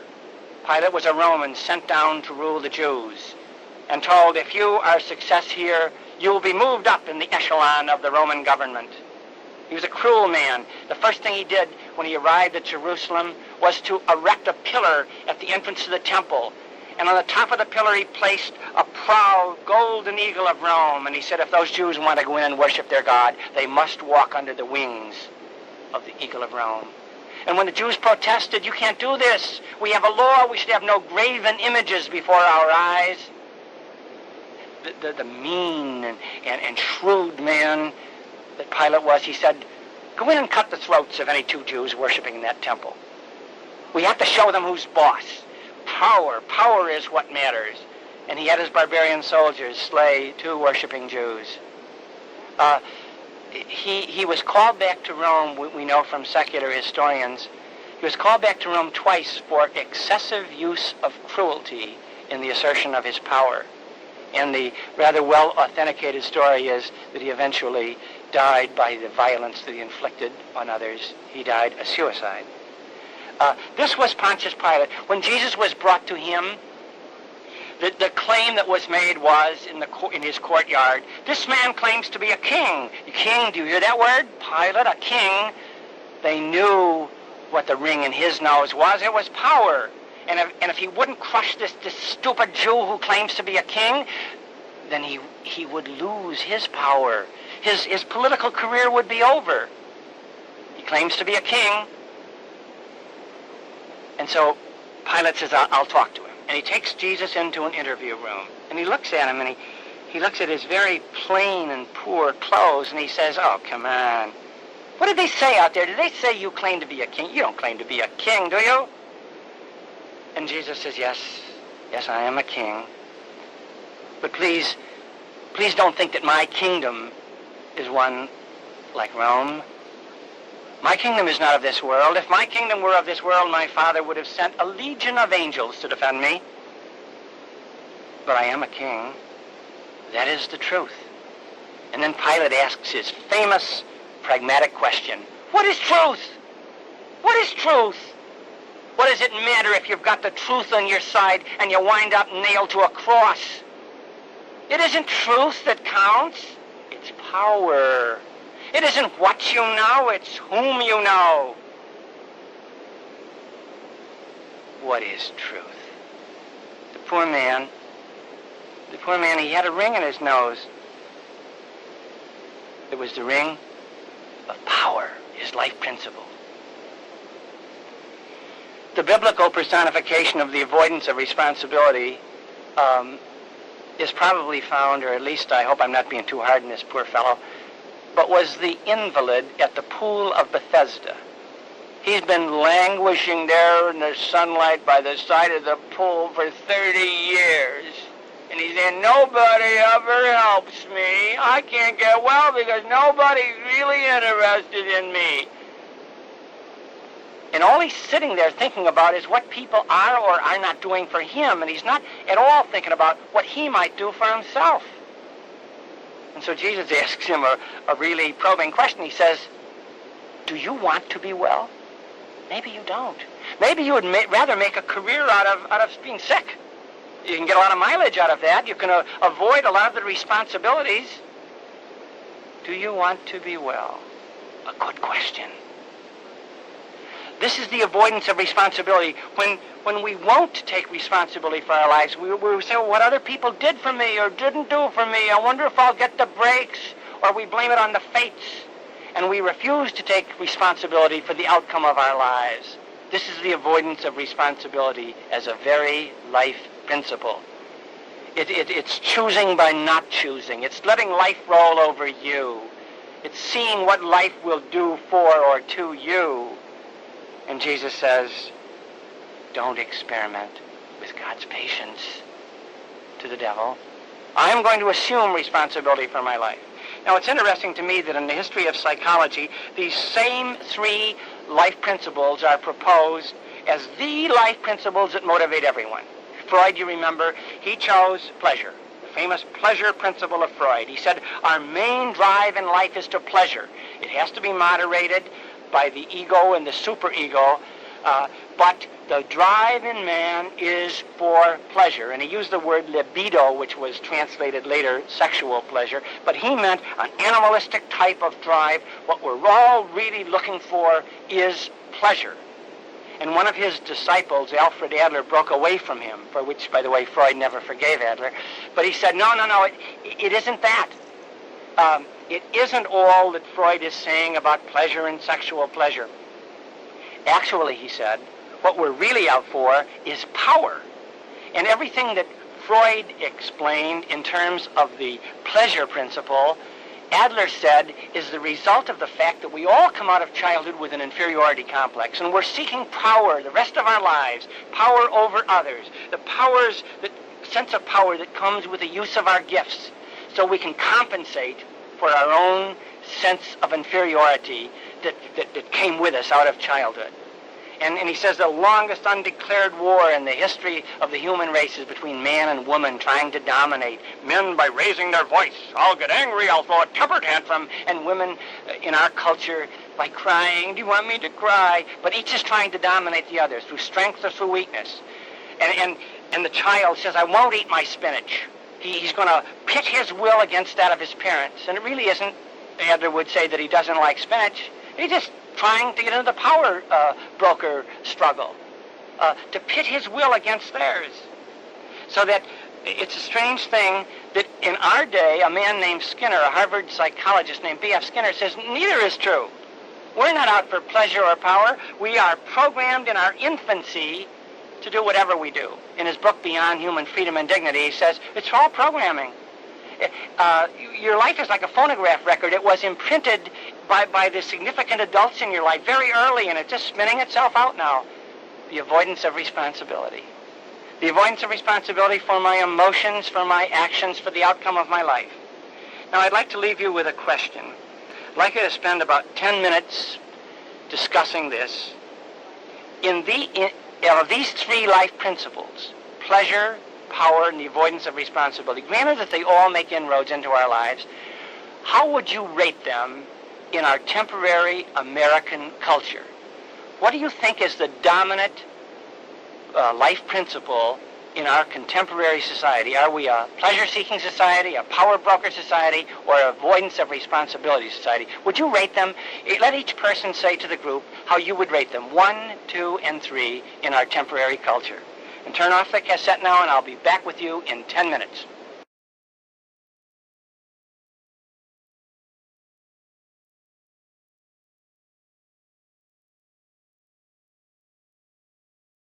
Hello, this is John back with you now with a footnote and a confession.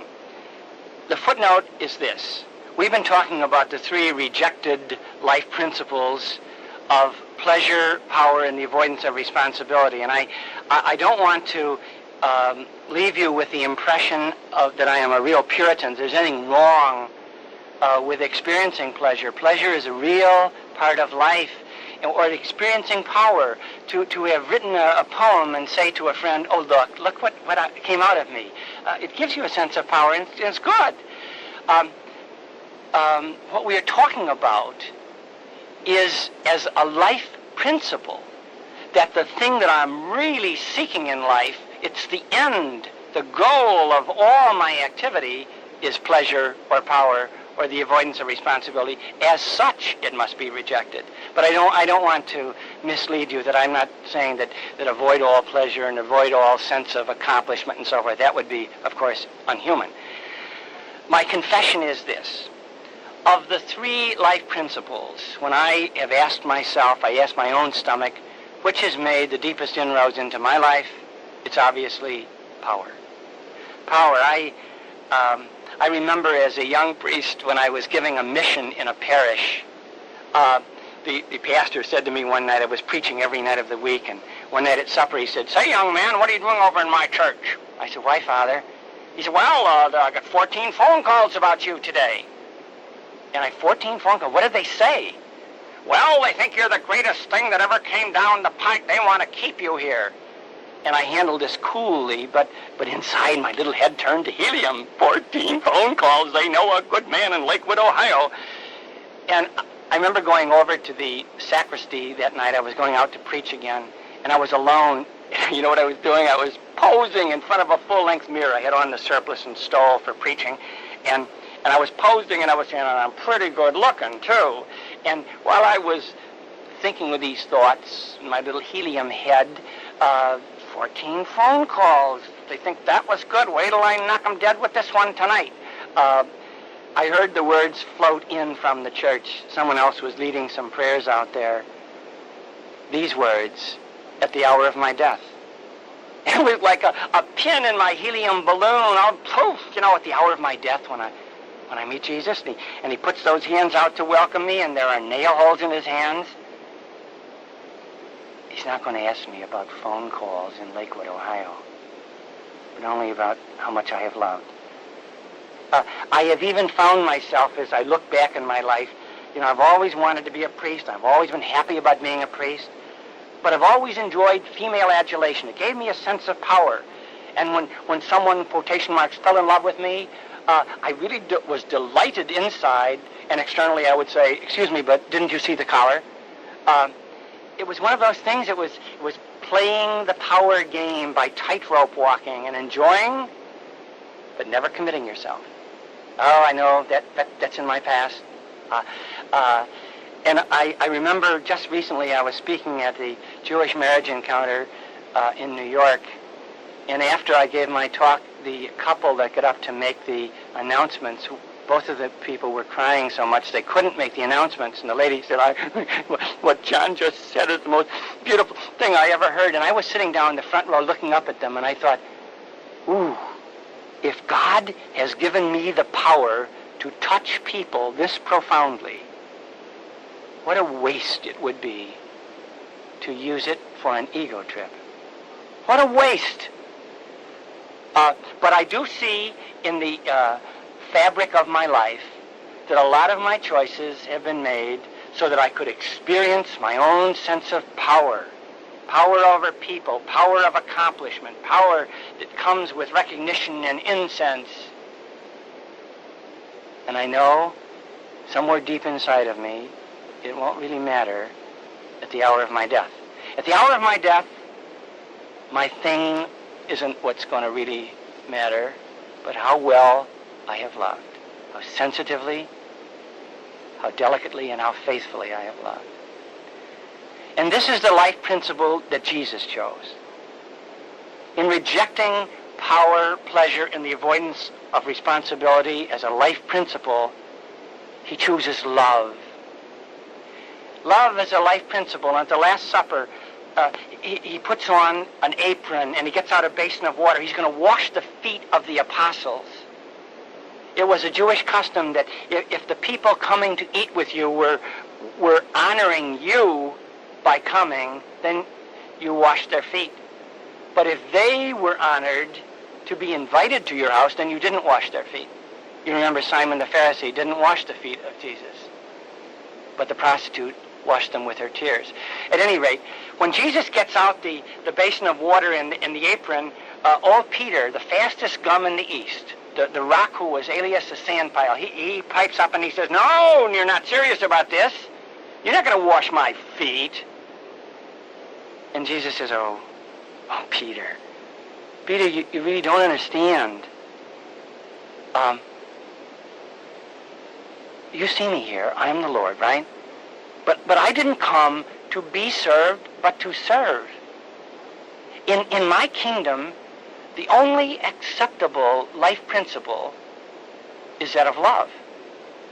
Loving service of others. Loving ministry to the needs of others. And Peter, it's this serious. If you don't understand this, then you haven't understood me. And if you don't understand me, then you can have no part with me, Peter. You can't be my partner. So old Peter, he's got his heart in the right place, although his head is screwed on a little crooked. Old Peter says, "Then, if that's the case, wash my head and my hand, wash all of me, because I want to be with you." His instincts were good. But what Jesus said to the apostles then is, and you know, at the Last Supper, do you remember they got in an argument, those clunkers? They got in an argument about who was the greatest, who was the most important. And Jesus says, oh, you misunderstanding. I once counted in the Gospel of St. Mark, he asks them 17 times, "Are you yet without understanding?" We would say, "You don't get it yet, huh?" And he said, you fellas are going to have authority. And you see the little lords of this world, how they tyrannize people, they lord it over them, they make their importance felt. Don't you ever do that. Oh, don't ever do that. My kingdom is a kingdom of love. And if you want to be in my kingdom, if you want to be with me, this is the only acceptable life principle. This is the only force, the only power that will ever be given to you, that of love.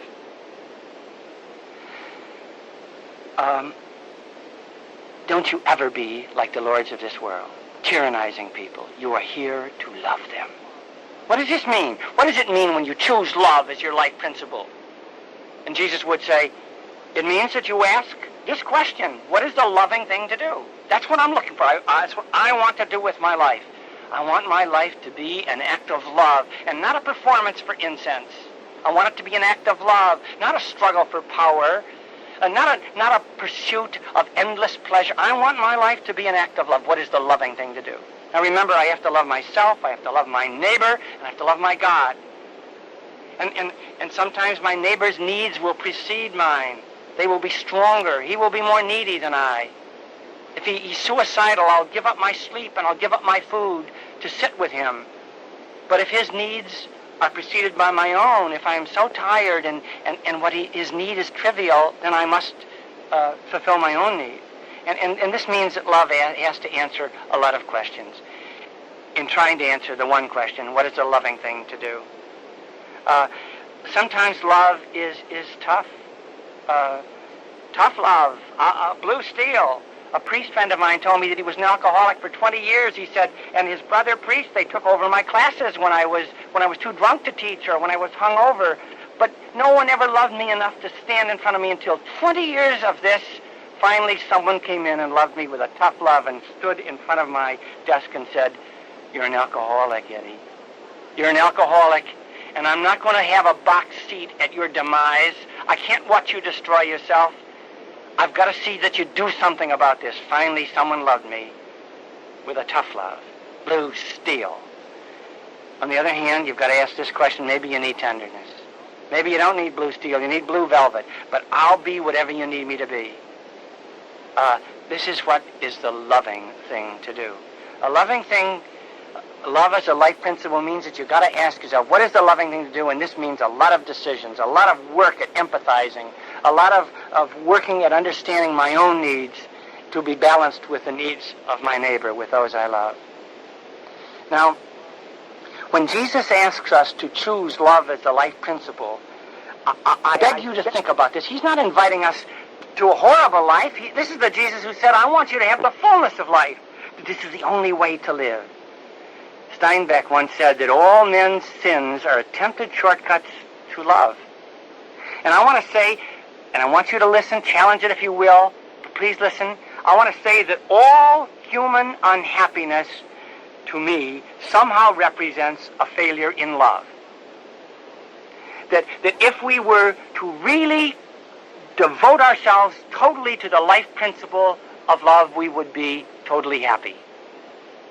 Leon Bloy, the French author, once said, the only really happy people are the saints. Oh, he said, it is a pity that we are not all saints. All human unhappiness grows out of a failure in love.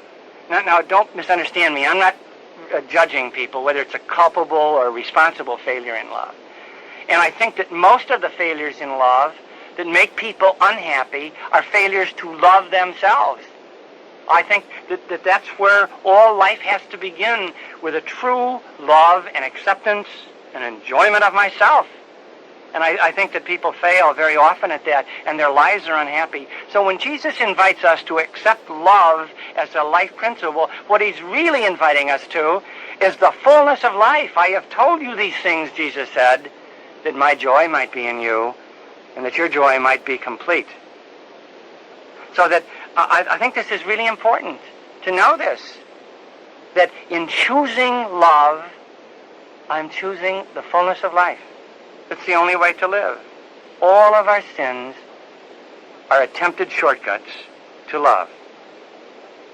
If a person doesn't love him or herself, there's obvious agony as a result.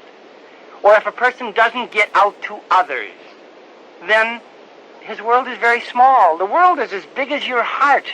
The world each of us lives in is as big as the world we love. We're condemned to live in a world that has a population of one if we don't ever get out and love others. That's unhappiness. And if we don't ever relate to our God who loves us, the God who flung the stars in the sky so that we could see them at night, this takes a lot of the true joy and happiness out of human existence. So I want you to think about what I've said, that all unhappiness somehow represents a failure in love. Whether that failure is responsible or not, whether that failure is culpable, I don't even want to judge. But I do think that all unhappiness does somehow represent a failure to love either ourselves or our neighbor or our God. Choosing love as a life principle is choosing the fullness of life. Now, I would like to also suggest that what Jesus is saying is that when you choose love as a life principle, this is God's port of entry into your life. This opens you to God. A lot of people say, I don't experience God. And faith ultimately is an experiential matter. You know, when one person says, I believe, another person says, I don't believe, what they're talking about is what I have experienced. And one person says, I've experienced the warmth and the nearness and the love of God. I have felt God interacting with me. And the other person says, all I experience is silence, the death of God.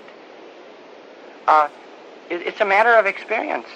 And what I think Jesus is saying is, when you open to love, you open to God.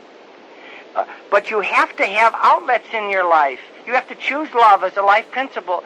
You're not a basin or a reservoir. You're a channel. And if you don't feel the love of God running through you and running through the days of your life, maybe it's because there's no openings for it to flow through you. Maybe you're not going out to other people in love. I think this is what St. John meant when he said, God is love, and whoever abides in love abides in God. You will experience God when you choose love as a life principle. What is the loving thing to do? About 12 years ago, I was teaching a course at Loyola University in Chicago, where I still teach. And I had a course called The Theology of Faith.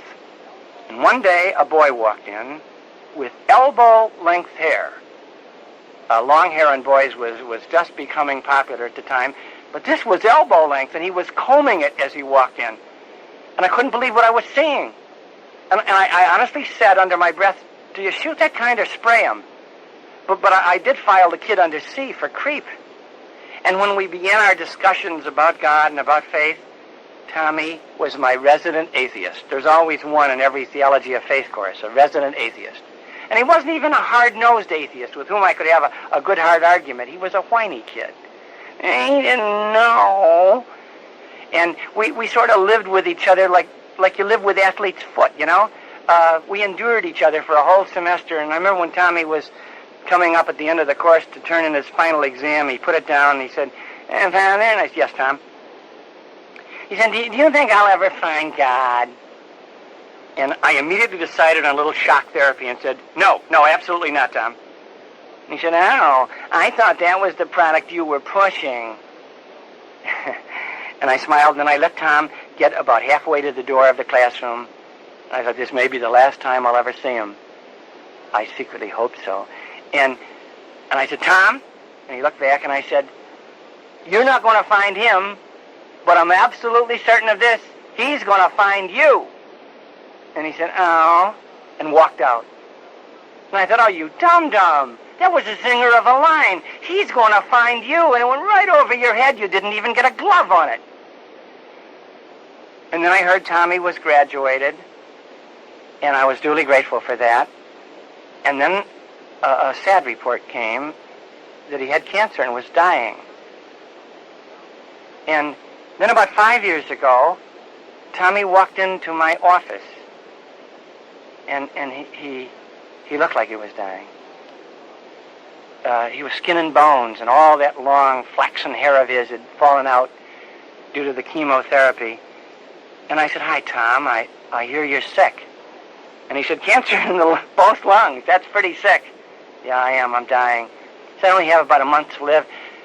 He said, "I'm only alive because of the anti-cancer drugs." And I said, "Can you talk about it, Tom? Can you sit down and talk about death?" "You know, I got to tell you, Tom, I think inside me, deep inside my own guts, is a real fear of dying. I mean, you'd really help me, Tom, if you could talk about it." And he said, "Well, sure. I said, "Tom, what's it like to be dying at 24 when you thought your whole life was ahead of you?" He said, "Well, it could be worse." And I said, "Like what?" "Oh," he said, "like being 50 and not having any values, thinking that booze and broads and money are the real biggies in life. That would be terrible." And I started looking through my file case under C to refile this kid. This was a kid I had rejected, and I swear that God does this to me. Everybody I ever try to reject, God sends back into my life to educate me.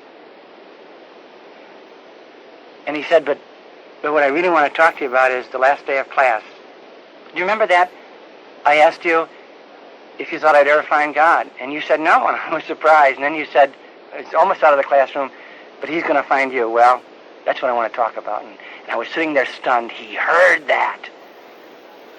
He remembered. He said, I really wasn't looking for God very seriously until they removed a lump from my groin. That's where the cancer began. And they said, it has affected your lymphatic system, and that means it may have metastasized. And then I began beating my bloody fists on the doors of God's heaven and say, come out, talk to me, and nothing happened. And one day I woke up and I'd really tried to find God. I really asked him to help me. I'm dying. And nothing happened. And one day I woke up and I was just glutted with the effort. Psychologically, I was fed up. Do you ever do that when you tried something for a long time and then you don't give a damn? And one day I woke up and I didn't care whether there was a God or an afterlife. But I remembered something else you said in your course, that it would be a shame to go out of this life without having loved, without having told people that you loved them. So I went to my father, my poor father. He never talked to me. And I said, Dad, I love you. I love you, Dad. And he stood up and he hugged me and he cried and he talked all night with me. And I said it to my little brother, hey, kid, I pushed you around. I made fun of you. I wouldn't take you with me when I went out, but I loved you, kid. And we hugged each other. And while I was doing this, while I was cracking that ice that had formed over so many years, God was there. God was there. And I just want you to know that. He found me. And I think that's what it's all about. And I said, oh, Tommy, what you're telling me is much more universal and important than your own experience. Tommy, listen, you were a pain in the back pew when I had you in class, and you can make it all up. When you come into my present Theology of Faith course and just tell what you have told me to my students, and he said, oh, I don't know if I'm ready for your class. And I said, Tom, think about it and call me when you're ready. And he called, and he said, I'm ready for your class. And we set a date, and I was really anxious that Tommy could come in and tell all those young people that whoever abides in love abides in God. Choosing love as a life principle is God's port of entry into your life. Tommy was going to tell them in his own way, but he didn't make it. He was taken to the hospital, and when I went to see him, he said, I'm not going to make it to your class. And I said, I know, Tom. And he looked at me. The last thing he said to me was, would you tell them? Would you tell them for me? And when I repeat this story, I think about Tommy in the ever-lovely, ever-green hills of heaven. He's happy at last. And I want to look up and say, I told him, Tom. And I want to thank you for listening to my story and Tommy's. Now, I would like to ask you to please turn over this cassette where Loretta will have an exercise for us. Thank you. The exercise for this session is on page 48 in your personal notebook. What we suggest here is that you jot down certain examples from your own life experience. Examples of times or circumstances in which you've chosen the life principle of power, or pleasure, or the avoidance of responsibility, to the exclusion of the life principle of love. Then also list some ways you see the life principle of love as the most active choice in your life. This second part of the exercise, which you find at the bottom of the page, is just as important as the rest, because you'll want to know what in your life comes from love, in what ways you are following the love principle. You want to know this because then you'll know what you can nourish within you. In my life, I don't see a great amount of avoidance of responsibility. I'm not a cop-out type in general. But there's a lot of procrastination. Like, I'd much rather make a list, write out a list, very neat and tidy list of all the things I have to do. I'd much rather make the list than actually do the things on the list. And I hear a lot of indecisiveness in me, too. I hold off many decisions until the final hour. And even then, I often say to someone else, what do you think? What would you do? I let the other person make my decision for me. I don't have enough love of myself to take the risk, I guess. You know how we sometimes say to people, oh, you're worth it. You're worth the risk. Well, that's the counter logic I say to myself to help turn me away from the life principle of avoidance of responsibility and toward the life principle of love of self in this case. Now, in the category of pleasure, I'm not a real pleasure seeker either. Remember, I'm the one who's too busy trying to be perfect. It's hard to be a pleasure seeker if you're a workaholic. But I do wonder about just how I managed to gain 20 pounds in just 2 years on the road with the Fully Alive experience. I think in some ways I became more fully than alive.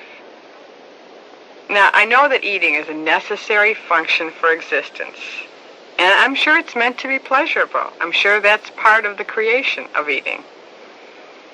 But when I grossly overeat, am I really loving myself? I don't think so. I think I'm letting the life principle of pleasure diminish the life principle of love in my life. I know for sure that I don't love myself after I've gained the 20 pounds. Now, in the category of power, the life principle of power,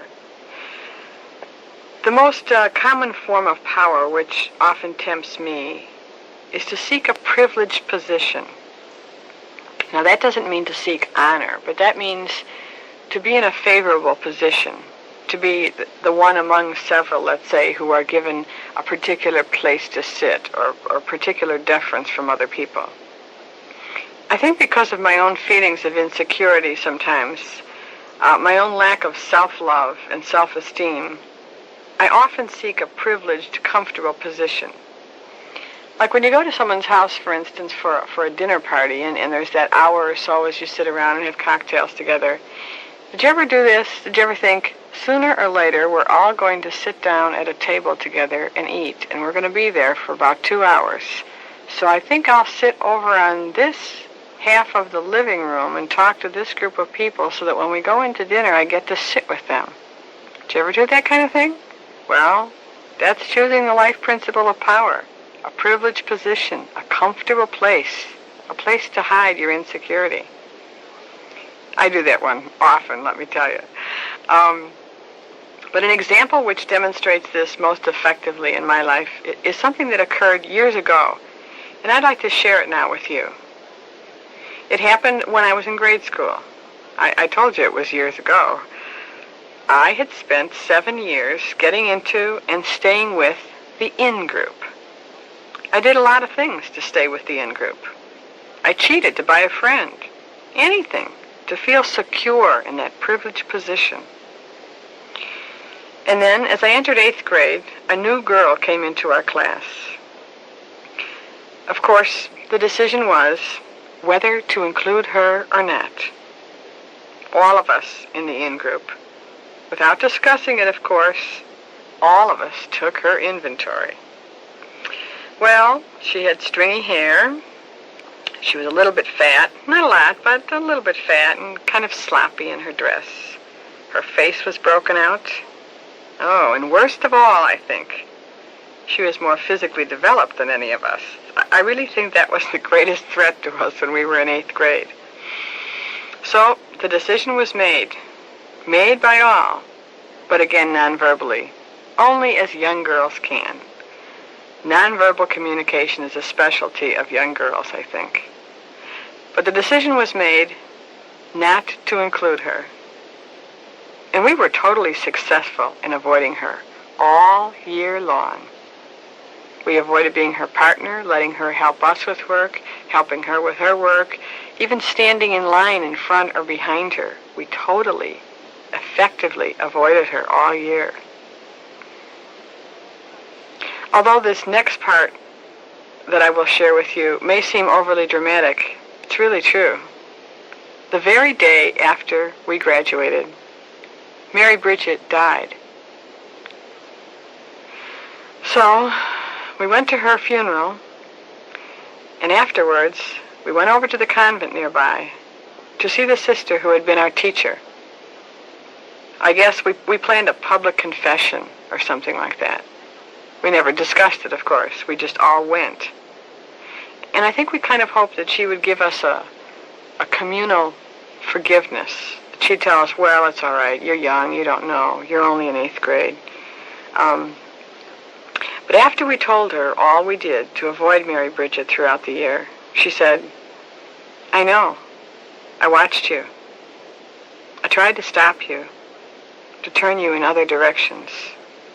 But you didn't seem to want to hear. Oh, we said, but why didn't you tell us she had leukemia?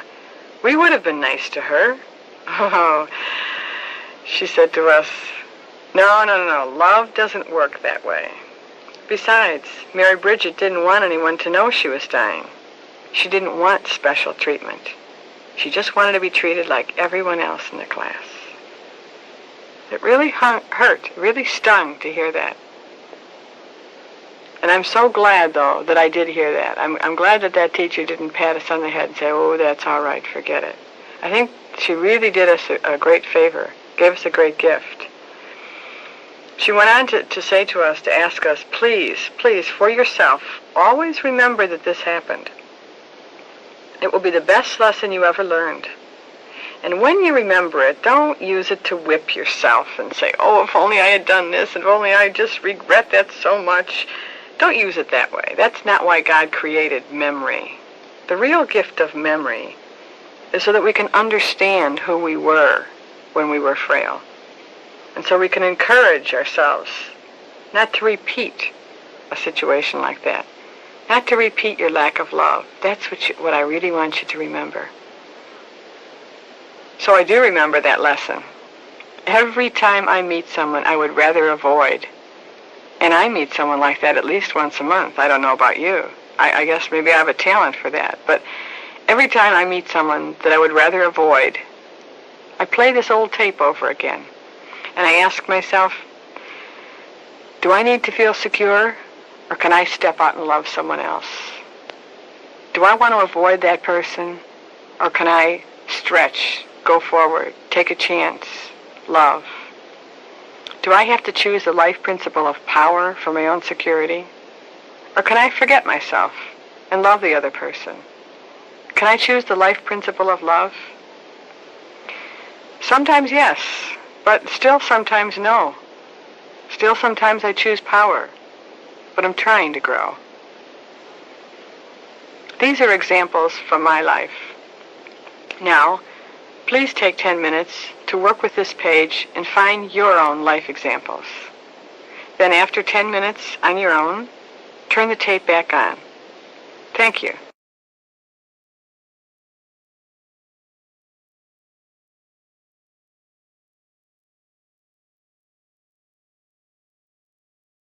Now for some sharing in your small groups. Let's do this a bit differently. First, rather than each individual person sharing for 5 minutes, let's brainstorm together using page 49. You see it there in your book? Okay, what I suggest is that you go through the list on this page and discuss each vision distortion. Try to develop a consensus on which life principle is involved in each one of the vision distortions listed here. In other words, read number 1 and then discuss with your group members which life principle seems to be involved in number 1. Go through all 10 listed here on page 49 in that same way. Some will be real obvious. You'll see the life principle sticking out like a sore thumb. But others of those statements will be a little more complex. In fact, you may feel that more than one life principle is active in certain of these, and that's okay. You may also end up disagreeing among yourselves about which life principle is most active in each one, and that's okay too. As long as you have the opportunity to spend some time looking through possible vision distortions and thinking over what the meaning of each life principle is as it's played out in a person's life. Now, even though this is primarily a discussion that I'm suggesting, you may find yourself doing some personal sharing to emphasize your thought. You may say something like, well, that sure is in my vision. I always tell myself that's true when I want to justify my avoidance of responsibility. Oh, yeah, I have that vision distortion in me. And, feel free to mix the personal sharing with the discussion. You don't necessarily have to keep any strict difference this time. You won't have to divide up your time either, 5 minutes apiece. But just enjoy a general discussion of each one of these 10 common vision distortions listed on page 49.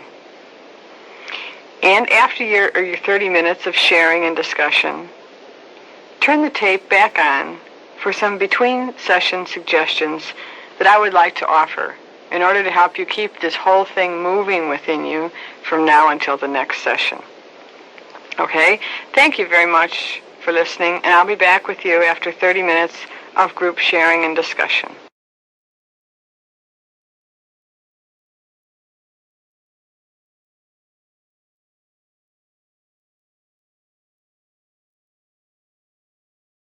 Well, I hope you had fun with your group for a change. Well, not that you haven't been having fun up until now, but it's a different pace that we had going there. The exercise we've prepared for you to use between sessions is found on page 50 and 51 in your notebook. Would you turn to that, please, and look at it for a few minutes with me?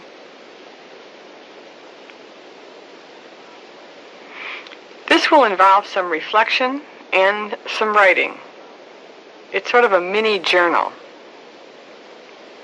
I don't know what scheduling your group is working with, so I'm not sure how much time you have between this session and the next.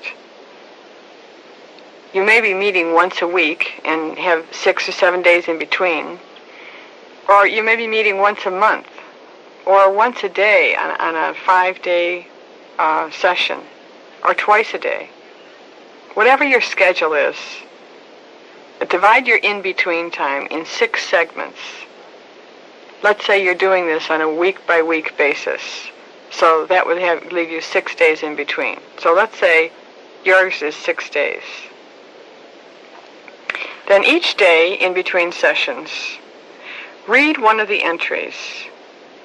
Think about it for a while, maybe all day long.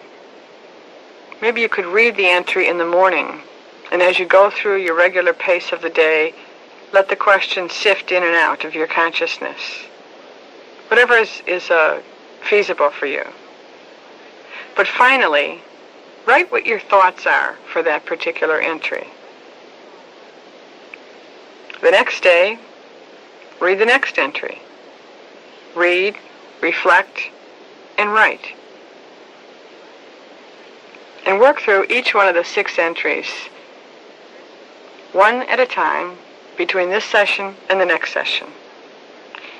I think this will be a very enjoyable, pleasant exercise, and I'm quite sure it will have some good growth value for you. It really did a lot for me when I spent some time working through this journal.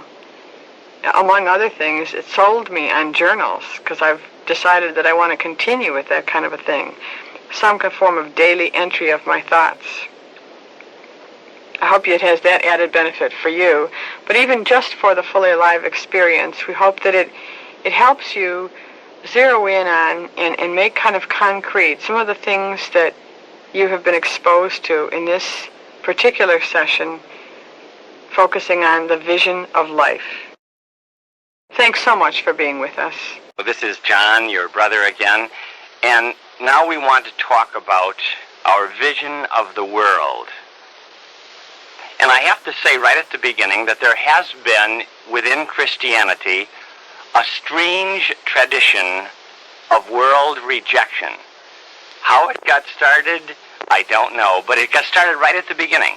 In the very beginning, people were running out into the desert to avoid the world. I remember when I was a Jesuit novice back in the 1940s, they told us that we were out of the world. God had called us out of the world. We used to walk around and say to one another, when I was in the world. And one of the novices went in to have his eyes checked in the big city, and he got on the bus and he said to the driver, excuse me, but what is the fare? And the driver said, it's 35 cents. And the novice looked at him puzzled and said, oh, when I was in the world, it was only a quarter. And the bus driver looked up a little puzzled. He said, excuse me, fella, but where do you think you are? This whole world rejection strain in Christian tradition, I'm sure it is not from Jesus. In Genesis, we read that God, after he created the world, looked at everything he had made, and he was very pleased. He found it very good. But somehow it has persisted. I think it's a kind of a false dichotomy of choice between spirit and matter. And somehow this strain of Christian tradition has said that matter is somehow tainted and we must run from the world. And the worst venom of this Christian tradition has fallen on the human body. Somehow the world, the flesh, and the devil became the great 3 sources of temptation. And I think you have to remember that motto of Marriage Encounter: God does not make junk. God made us, body and soul, both are good. Although in Christian tradition, again, sometimes we read things like that the beautiful soul is imprisoned in the wicked body. Now, in this whole matter, virtue stands in the middle. It stands in the middle between what I call the theology of possession and the theology of dispossession. First, the theology of possession is that God looked upon the world he had made and he saw it as very good, and he calls us to join him in his enjoyment of the good things he has made. And in his pronouncement, it is very good. God wants us to join him in that. Thomas Merton says that just to reject the world automatically is not really a choice. It's the evasion of a choice. It's running away. And that's the theology of possession, to really use the good things that God has made, to appreciate them, to enjoy them.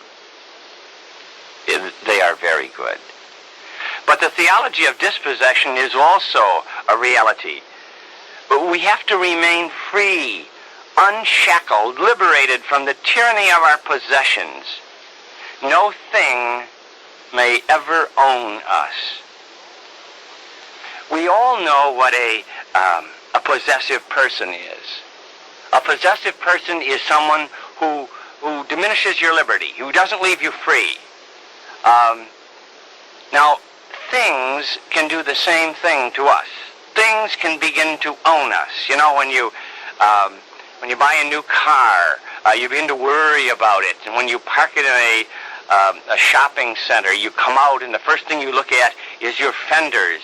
And you begin to think about your thing, and you're less free because you're always worried about what you own. When you invest a lot of money in stocks, and you get up and you look at the morning newspaper and you turn past all the pages of human drama about the people who are drowning in floods and dying of starvation, all that has passed by, to the stock reports to see, how is my stock doing? Did I make more money?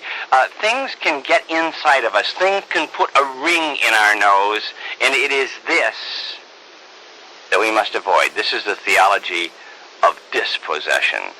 We must keep our hands open to be able to enjoy, to use, and to appreciate the good things of the world without ever letting them be like a possessive person, without ever letting them own us. We must own our things, but they must not own us.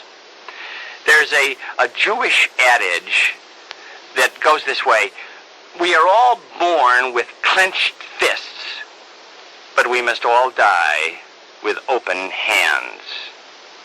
Now, to me, my interpretation of that adage is this, that the clenched fists are the theology of possession. God is calling us to enjoy his good world, to use it, but always to be free, the open hands of dispossession. I think this is really important, and I think you have to ask yourself about the clenched fists, the ability to appreciate the world, to use its good things, to join God in his pronouncement that it is a very good world, and at the same time to remain free. Theology of dispossession, the open hands. I would put the biblical imperative this way. I think God is saying to us, love persons and use things. Now that's really important. Save your heart for love and save your love for persons. Use and appreciate the good things of the world, but don't ever give your heart to them. Because where your treasure is, Jesus says, there your heart will be. Now notice that we must love persons and use things, and when we begin to invert that, when we begin to love anything, then we begin to use persons to get that thing. For example, if someone really learns to love money, and you know, the Bible doesn't say that money is the root of all evil. It says that love of money is the root of all evil. When a person begins to love money, then he begins to manipulate people. He begins to use them. He begins to foreclose on the poor. He begins to overcharge because he's got a ring in his nose. He is now possessed by his money. His money isn't possessed by him. And you have to remain free from this. Where your treasure is, there your heart will be. And if you start to love anything, you begin to use people. Or you start to love something like power over people. That can be intoxicating too, and that can be possessive. And then you begin to manipulate people, to play them like a piano, to use them, to make your sounds on them, to exercise your superiority. And this isn't loving them, of course, because what you really love in a situation like this is your power. Or you begin to love fame, and you want to see your name in the headlines, and you walk right over the shoulders of people into your headlines. And all the time God is saying to us, you must love persons and use things.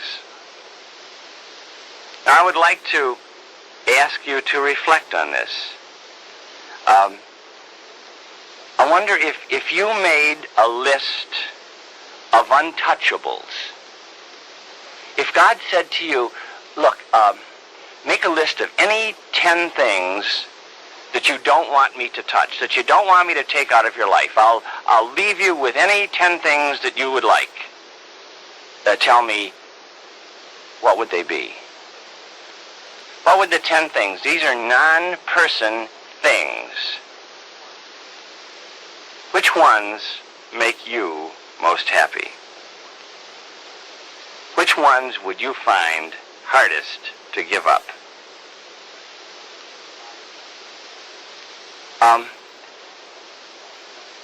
You have to ask yourself about which is harder for you, the theology of possession or the theology of dispossession. You know, Jesus invites us to enjoy the good things of this world. I think of Jesus at the wedding feast of Cana. And you remember they ran out of wine, and his mother Mary comes to Jesus and she says, you know, they're out of wine.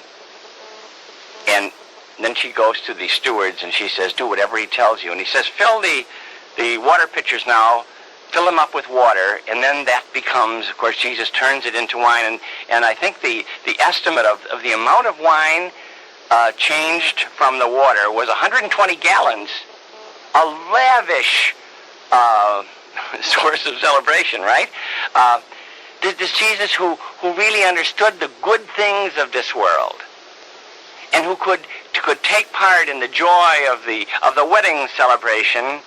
Also, the theology of possession, use the good things of the world, also says it's harder for a rich man to get into the kingdom of heaven than it is for a camel to get through the eye of the needle.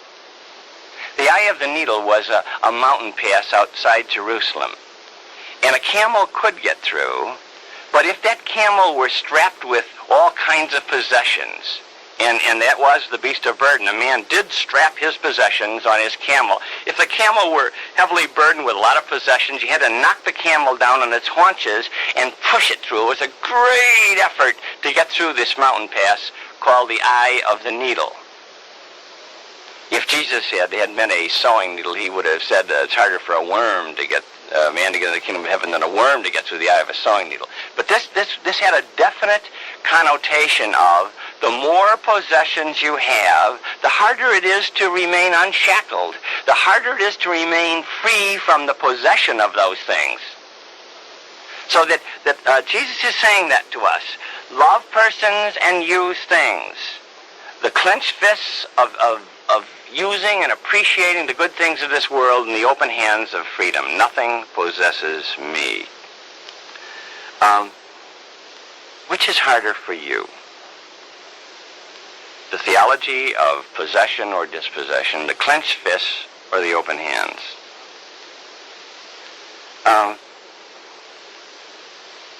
I've often wondered about people who can't enjoy. There are people like that. They really can't enjoy.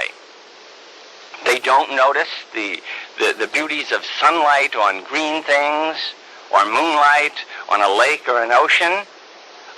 They go out and they have a wonderful evening, And they come home and they find one thing that ruined everything. They had to pay $2.50 to park the car.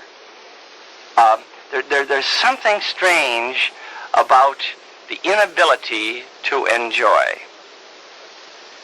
A real insight for me came in reading the book The Denial of Death by Ernest Becker. He won the Pulitzer Prize for nonfiction in 1974 with the book The Denial of Death. And Ernest Becker says in that book, we are afraid of two things. We're afraid to die, but we're also afraid to live. We're afraid to live. We're afraid that if we let reality come in on us, that it will drown us. And so Becker speaks of what he calls a concealed psychosis. You know what a psychosis is? It's when you cut off reality from yourself.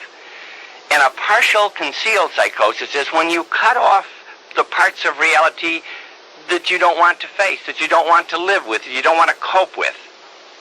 And it's easy to see how we cut off pain. When someone starts to tell us a story of pain and starts to cry, we shove Kleenex at them and we say, here, don't cry. Now, don't get upset. Please, just relax now. Life is too short for this. But what we're really saying is, I don't think I can cope with your pain. Obviously, it would be good for a person who is getting out the pain that is inside. It would be good to allow a person to do that. But we don't. We don't because we don't think we can cope with it. We cut our world down to the size of the world that we think we can cope with. It's that old comfort zone again. And so Becker suggests that we not only are afraid to die, but we're afraid to live. We're afraid to let reality come in on us. The pain, but also the pleasure. Also the enjoyment. We don't take time out to notice the big, wide universe, the magnificent blue sky, the stars at night, because we're afraid it's too big. I can't cope with that. So it may be that the clenched fists of possession are harder for you. It may be that it's harder for you to really enjoy the good things that God has made, to join him in his pronouncement, it is a very good world. Or it may be harder for you to remain free from the possession of things, to be possessed by things. I remember one time a man who was obviously a millionaire, I would think he's a millionaire a couple times over, was explaining to me why he couldn't sleep the night before. He said, I write my own radio commercials. And, last night I thought I had one, and every time I thought I had it, it eluded me. And I kept tossing and turning, and I just, our radio commercial is bringing a lot of money. And I was looking at this poor man, and the sadness is that he was 82 years old the time we were talking. And he was worth millions and millions of dollars, and he lost a whole night's sleep trying to think of a commercial that would make him more money. And I wanted to say, I feel so sorry for you. So sorry for you. You have one foot in the grave and another foot on a banana peel, and you're losing a whole night's sleep wondering about how you could make more money to add to your other millions. Oh, how sad. I have a friend. He's a minister of religion. And he's a real friend. And he once said to me, I pray for you, my brother John. I pray that you will never be famous. I pray that you will never be famous as a Christian. Because I think that with Christians, it is Jesus that must be famous. It is Jesus upon whom the attention must fall. It is Jesus to whom the ultimate commitment is given. And so I pray that you won't be famous, that you will will spend a very fruitful life making Jesus known and loved to many, but that you yourself won't be famous, because fame has a way of putting tentacles around the human heart. And I pray that you will be delivered from this. And then he added, and I thank God that you have a vow of poverty. I thank God that as a religious priest you have taken a vow never to own anything. Because this liberates you. This poverty will free you to be a loving person. When I first read the letter in which my friend wrote those things, that he was praying for me not to be famous and thanking God for my vow of poverty, that I own nothing, I wondered for just a moment, and then I thought, oh, how true that is. How true that is. That if we are to love persons and use things, we have to remain free from the possession of those things. We have to save our hearts for persons. And that's what Jesus was saying. Where your treasure is, there your heart will be. And this is what he was talking about in the kingdom of God. The scripture scholars all agree that the kingdom of God that Jesus was talking about in the New Testament is the kingdom of faith and love. And a person has to be free to enter this kingdom. A person has to be unshackled. A person has to come to Jesus and meet him, and Jesus says, now look, you know you're worried about all these things. Now look at the lilies of the field and the birds in the air. And remember this, that my Father takes care of them. And my Father will take care of you. You're the child of his heart. I will be your enough. I will be your enough. You know, all those other things that people are gouging and clawing for, just to have enough, just to be safe, just a little nest egg of security, I'll take care of all that. If you will make the primary concern of your life the kingdom of God, which is the kingdom of love. This is Jesus, who is always a comfort in his unconditional love and always a challenge to love as he has loved us. Now, I would like you to spend 10 minutes in your small groups discussing, each one sharing, which is harder for you, the clenched fists of possession or the open hands of dispossession? Which is harder for each of you? Share whatever you can in 10 minutes with your group, and then turn on this cassette again for more thoughts about our vision of the world. Thank you.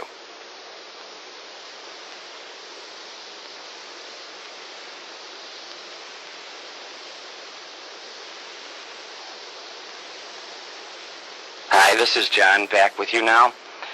And I would like to connect two things that we have said. Previously, we said that life is always questioning us about our vision. Life is always in the dust of daily living.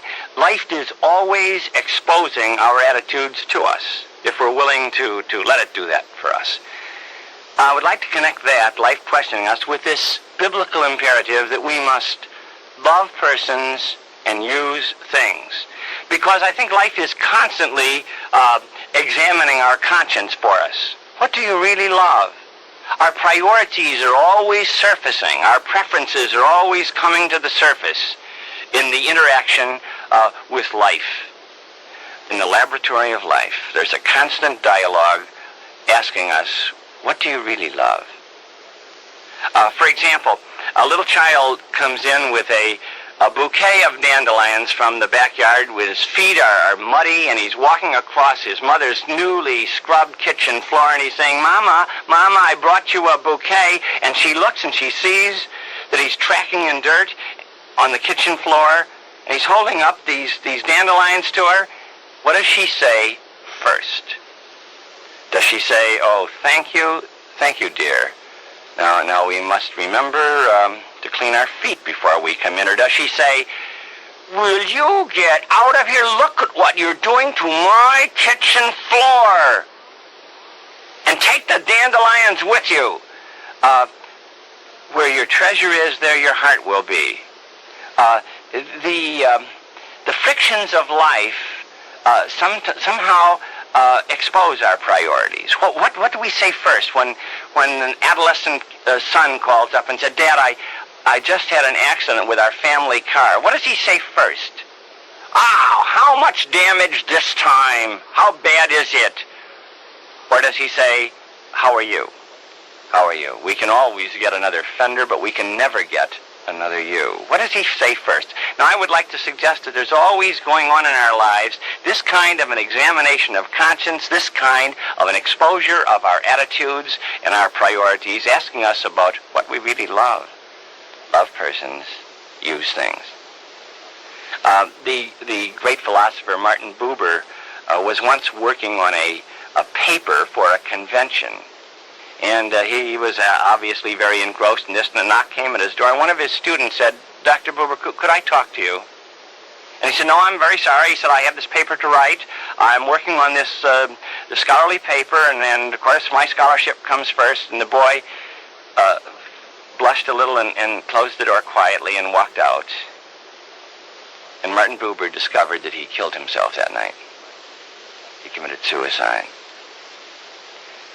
And Buber, who later became well known as the philosopher of the I-thou, the interpersonal relationship, said that changed his whole life. And he realized that persons must be the priority in our lives. As Jesus said, love persons, use things. Now, I think sometimes that this dialogue that is exposing our priorities, that is asking us about our clenched fists of enjoyment and the open hands of dispossession, sometimes this comes to a back against the wall when the die has been cast kind of point in a person's life. I remember a Jesuit priest telling me that in his ordination year, and we study for 13 years before we're ordained. We're a little slower than most priests. And this man had gone 13 years through the seminary, and then just before ordination, he got what we laughingly call the ordination jitters, and he went to a doctor, and the doctor prescribed a tranquilizer. But by some biochemical irregularity, the tranquilizer for him was a stimulant, and his nerves became more agitated. So he went back to the doctor and told him things were worse, and the doctor said, "Well, I will double the dose." And when he did this, of course, the poor man just became a mess, a wreck, and his vision was blurred, and he looked like he was going through perpetual delirium tremens. And so the superior of the Jesuit community called him in and said, "Mike, I hate to tell you this, but I think this is a sign from God that he does not want you to be ordained. At least I have to tell you this, we cannot ordain you in this condition." And Mike saw his dream of 13 years falling out of his hands, eluding his grasp. And he went to his room, and he said he knelt down by the side of his bed, and he started thrashing his arms down on the bed and saying, "You can't do this to me. You can't do this to me. You can't take 13 of the best years of my life and then within arm's reach of ordination snatch it away from me. You can't do this to me." And he said the last time, in kind of an exhausted heap of surrender, he fell over the bed and said, "But you can. Of course you can. You are my God. I have said yes to you." It was like signing a blank check and telling you, "Abba God, my Father God, I have signed this check of my commitment. You can fill in the amounts. The amount of success, the amount of pleasure, the amount of tears, the amount of laughter, the amount of days that I will live. I've said yes to you. You are my God." And he said, in that moment, for the first time, he really experienced complete peace. And there are moments like this.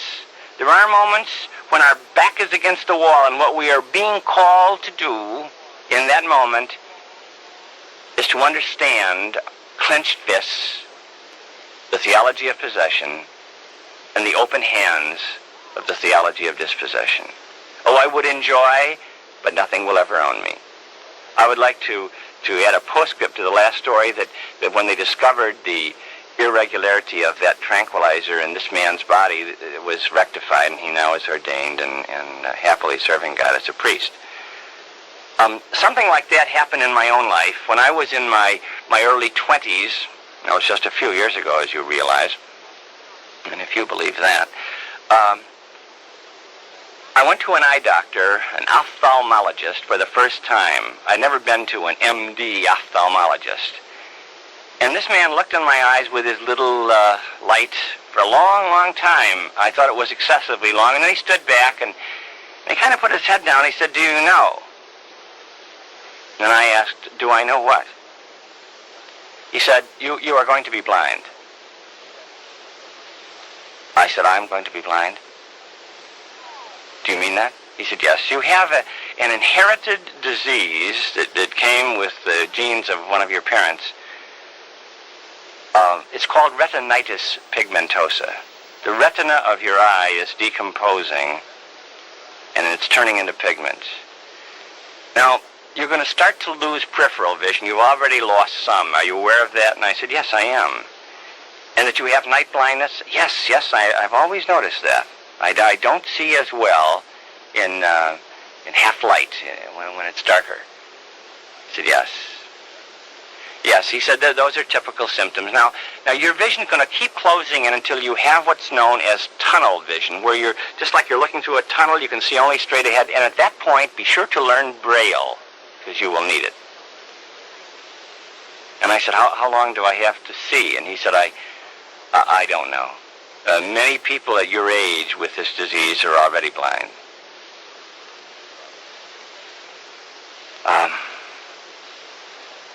When I left the doctor's office and I walked out on the streets, and I looked at the blue sky, and I looked at those puffy clouds and the green leaves on the trees, I just absolutely delight in sunlight on green things. Somehow that does something to me, and I thought, someday I may not see these things.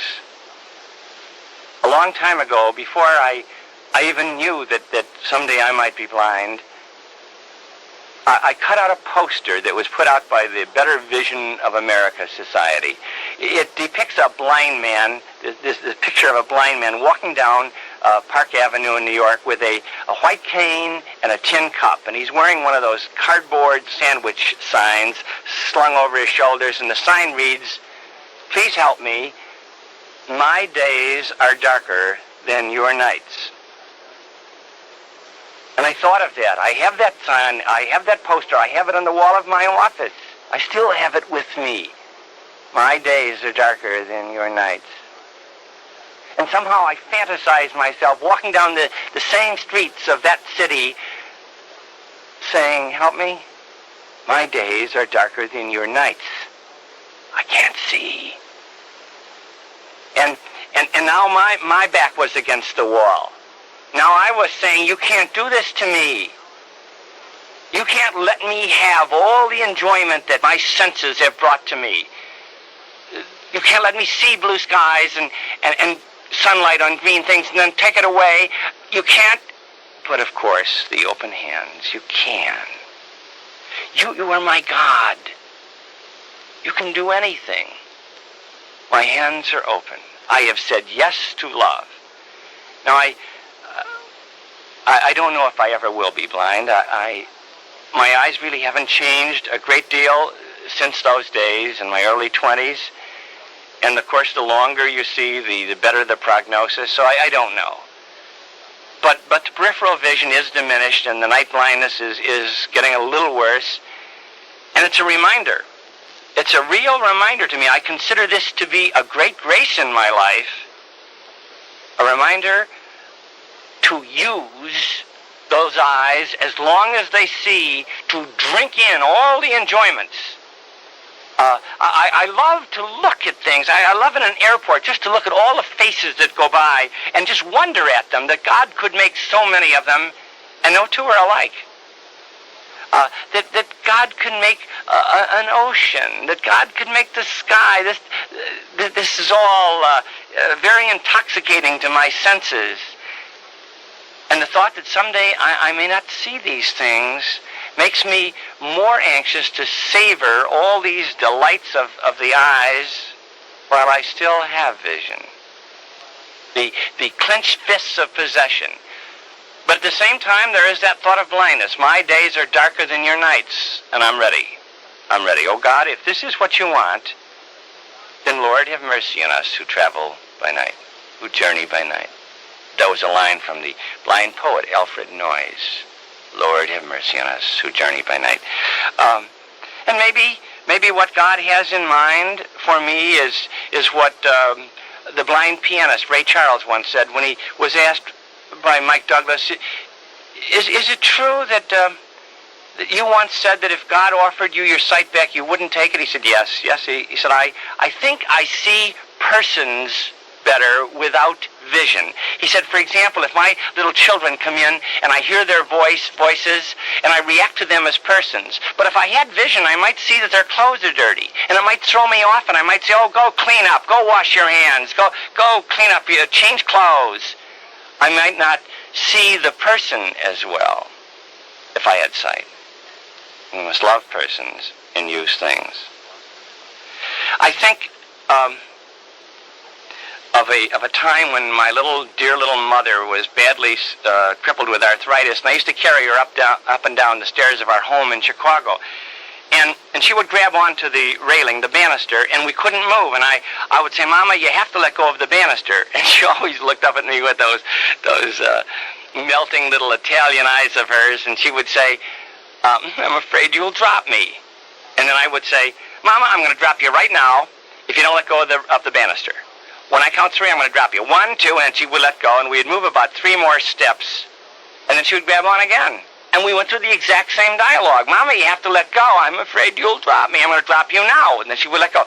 And one day when we were going through this, I stopped and I thought about how God might feel that way about us. He has us in his arms.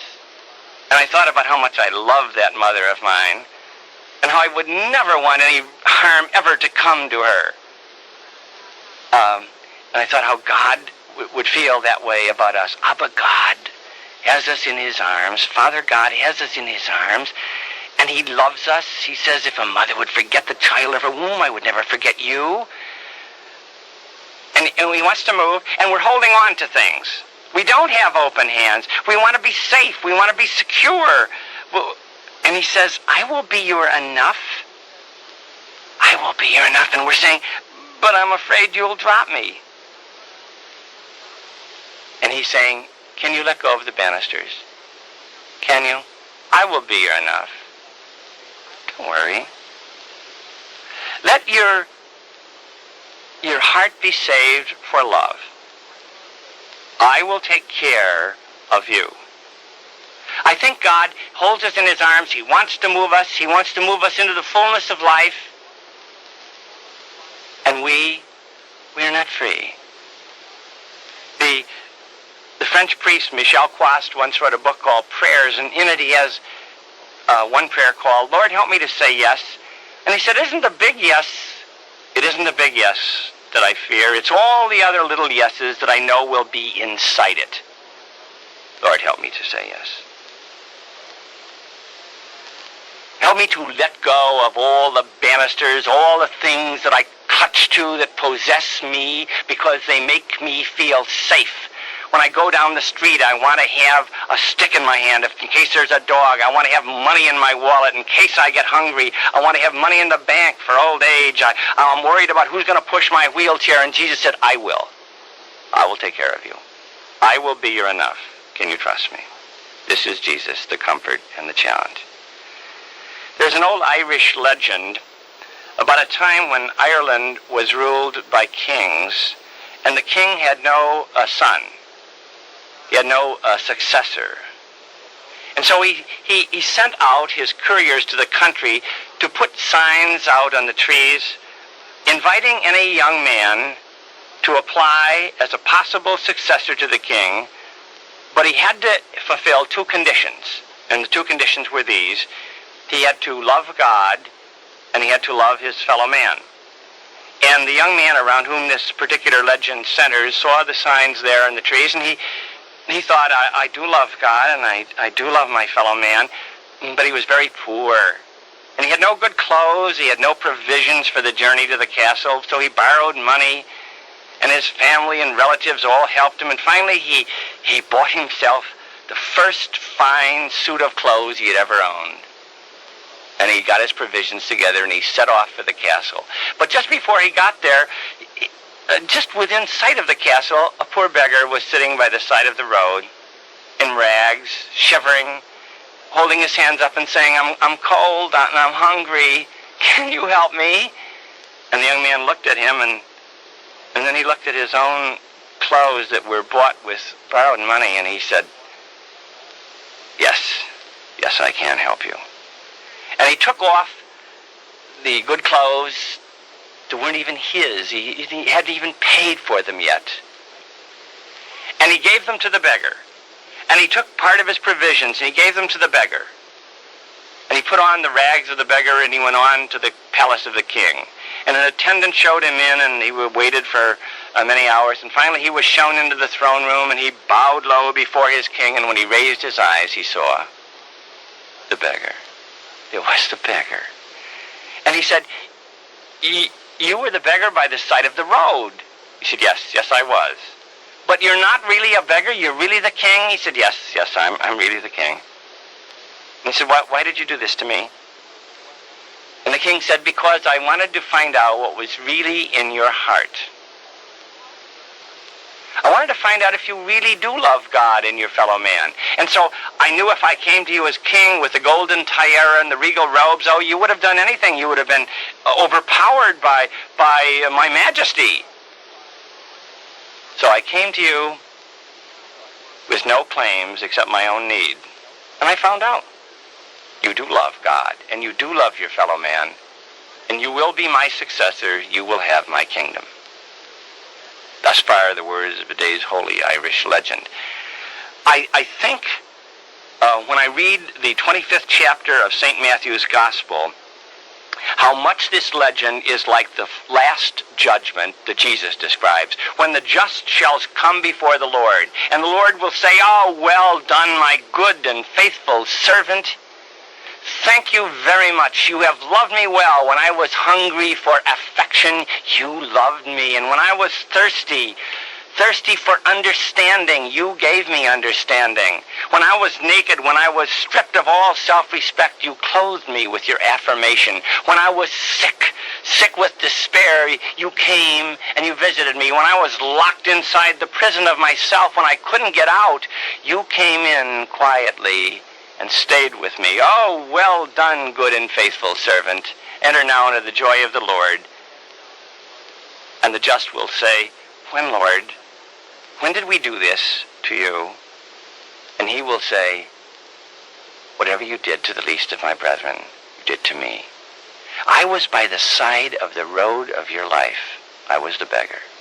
I was the needy person. There I was. I knew if I came to you as God, with all the glory of God shining out, you'd have done anything I asked, so I came to you to find out what was really in your heart. I came to you with no claims except my own need, and I have found out. Well done, good and faithful servant. You will have my kingdom forever. I would ask you now to turn over this cassette for an exercise by Loretta on our vision of the world. Thank you. In order to get in touch with your vision of the world of things, and then to locate any possible distortions you may have in your vision, it's helpful to first find out what your things, your favorite things are. On page 54 in your personal notebook, there is an exercise to help do this. I love this exercise. Hope you do too. We've taken the concept of things and broken it down into 5 separate categories. The idea is simply to list your favorite, your nearest and dearest things in each category. I want to tell you what some of my favorite things are. First, material possessions. Those are things you can see or touch. Something you could take a picture of, something concrete, something you own, but it's not part of your being. Material possessions. My favorite one in this category of material possessions is my car. It gets me wherever I go. I don't have to wait for a bus or try and find a cab. Whenever I want to go, I don't have to rely on someone else. And at times when I've had to do without it, I found it very difficult. Like during the great winter of '79 in Chicago. It's the independence I have because of it that makes my car a favorite thing. That's it. In the next category of talents or abilities, this is meant to signify those things which are innate in you, a part of your total physical inheritance. Not just your body itself, but something that is part of your total makeup. My favorite here is good physical coordination. Not only does it make it easy to get involved in any sporting activity, but it's also good for such things as standing on one foot in the shower while you wash the other foot without having to worry about slipping and falling. Seriously, I think it's especially dear to me because I was born with a club foot. You'd never know that to see me now because, fortunately, it was easily corrected in infancy.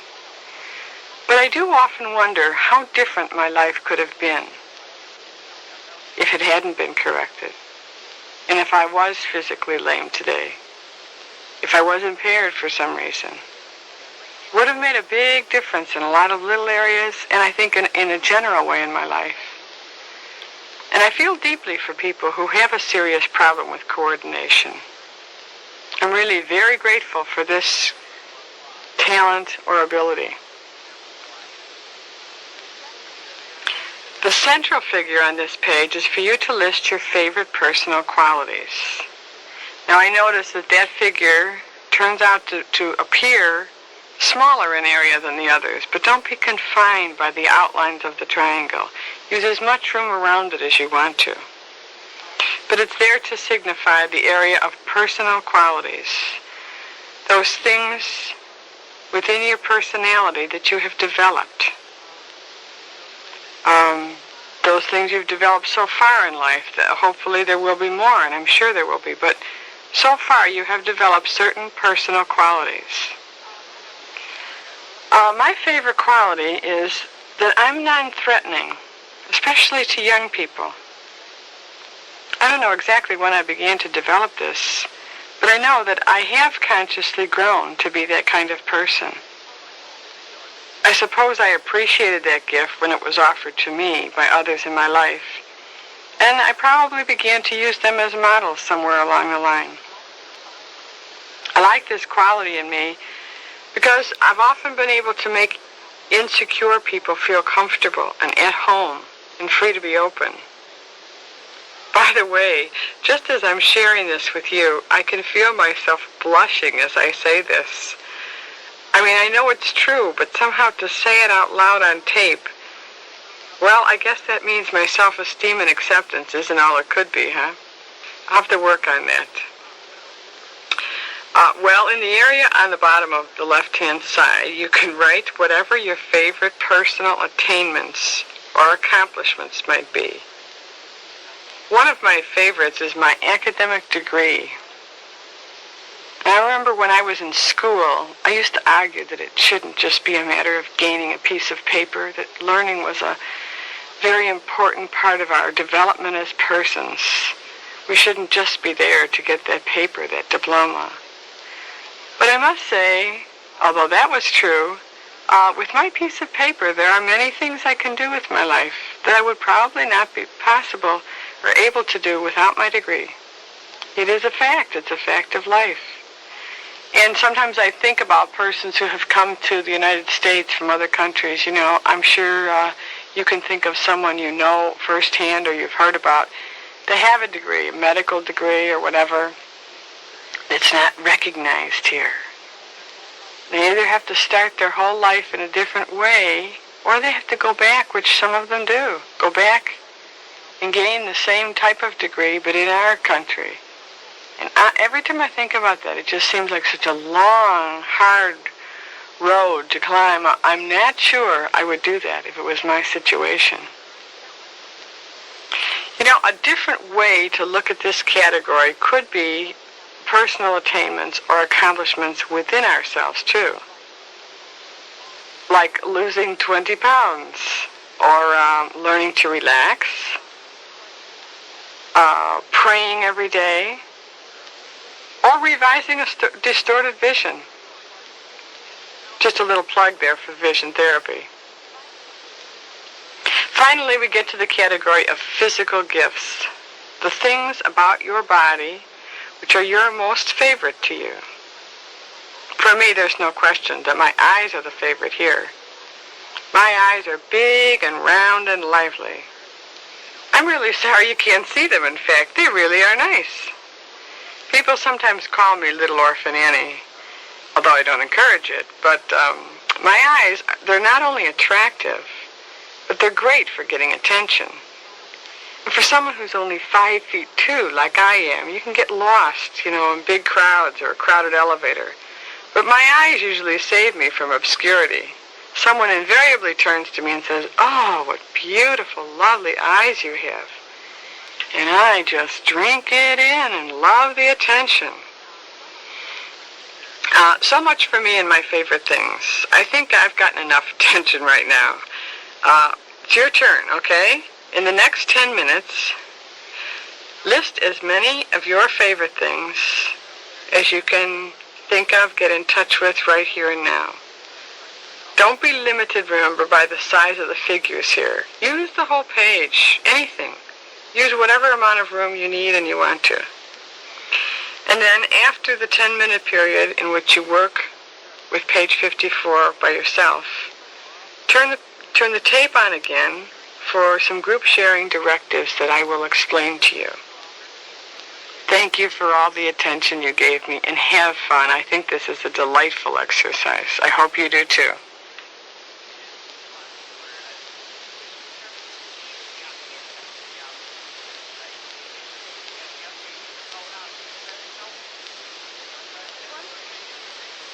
There's one thing I didn't mention earlier but would like to now. In talking to people after they had done this exercise, some said they wanted to put down old friends as one of their items. You know, good friendships they have enjoyed, but then because they were moving or something, they had to leave them behind. Well, you could put that in the category of personal attainments if you wanted to. But since this session deals primarily with the world of things, not people, it would probably be more helpful to consider friendships under your vision of others. I just mentioned that now in case that came up in the time you spent working on this exercise and was a problem for you in any way. So you could either put the term old friends in the category of personal attainments, or you could consider it at another time in regard to your vision of others. Okay, now the sharing of this exercise will probably be very delightful. I took 10 minutes to share, but if I were in your small groups, you could have stopped me midway and told me my time was up. So each of you take 5 minutes and share one item from each category, the same way that I did, only shorter, right? You may have to take a minute to decide on which one, if you've got a lot of them there, which one from each category you want to share. Then, as you name each one, also explain the special significance that it has for you. For example, you and I may both have put down a car for our favorite material possession. But why we put that down as our favorite, oh, that may be very different between us. Maybe you're a race car driver. You know, that would be a whole different aspect of really putting car down for a favorite item.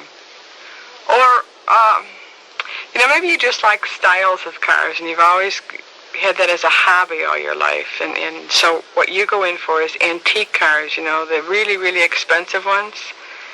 So a car is your favorite. Again, it's a totally different thing than my favorite. That's why it's so important to not only name what your favorite is, but to explain for your group members what the special significance is for you about that thing. After you name your favorite and explain its special significance, then try to identify why it might be very hard to surrender this in dispossession, if you had to someday. Remember with my car, it was totally out of commission for the entire month of January and February. Oh, it ran, I suppose, but it was under a gigantic mound of snow that you couldn't even dig out because it was so hardened in there. And it wasn't my car I missed, or the color of it, or the fact that I owned it or could drive around like a younger person might drive around and say, hey, this is my car. It was my independence that I would hate to lose in giving up the ownership of a car. That was the difficulty that I had. In fact, I had it. I experienced it when I had to dispossess that car for 2 months. And someday when I'm too old to drive, I'm going to have to dispossess it. And in the process, I will have to lose some independence. So you name the favorite thing, you tell its special significance, and then you try to identify why it might be hard to surrender this thing in dispossession. And after your delightful small group sharing of 30 minutes, turn the tape back on for the between session suggestions which I'll have for you. And most of all, have fun with this one, okay?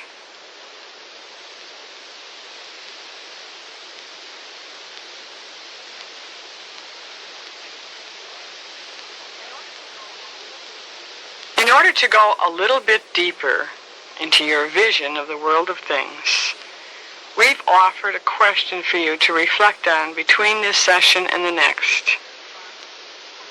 It is given at the bottom of page 55 in your personal notebook, just opposite the exercise page. The question relates to the things you have just listed in the exercise. Think over all the things you listed, not just the ones you shared with your group, but think over all the things you listed like you were sorting through. And notice your attitude toward each of them, especially as you use them. Maybe if you have a whole week between this session and the next session, you will have the opportunity to use many of those favorite things. And as you do, kind of listen to yourself, Check out your attitude toward each of those things. If you don't have an opportunity to use them, or all of them, as I said, go through them as if you were sorting a basket full of combined things, all different things. And take each one out and try and feel how much does that mean to you. The famous question, if there was a fire, would you take that and only that? Would that be your first choice? Think about it. And of all of these things, which one, what thing tempts you most strongly to invert the principle, love persons, use things? This is the question to finally ask yourself. What thing tempts you most strongly to invert the principle, love persons, use things?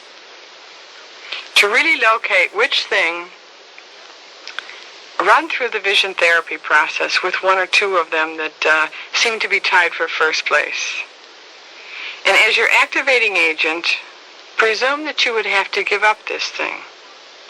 A sure way to find out how dear something is to us is to imagine doing without it. Then we know how much it means. For example, if I lost my eyes in an accident, that I could use that as an activating agent. Then I would get in touch with my feelings and note my behavior. Let's say I would feel worthless and insignificant. And I would go into deep depression, gathering people around me for support. Then Then, using the tools of verbalization and visualization, I would locate my vision. It would be a variation of the vision listed above as number 7. I cannot give up the recognition and attention my eyes bring me, or else I wouldn't feel like a recognized and significant person. I think you can see how I then would become involved in using people to gain my recognition as a person. Admittedly, this is an example that is a bit contrived, although I suppose it could happen, but at least you can see, I hope, what we're suggesting you do here with your reflection time between sessions. And in doing this, use the common vision distortions listed on this page, just as I did, to help you create your vision statement. If you do locate a strong vision distortion that suggests you are loving things and using people, don't stop there. Do some countering. Find a model. Challenge yourself to do some stretching on it. And of course, do some praying. Okay? Have a good time with it between now and the next session. And remember, we love you.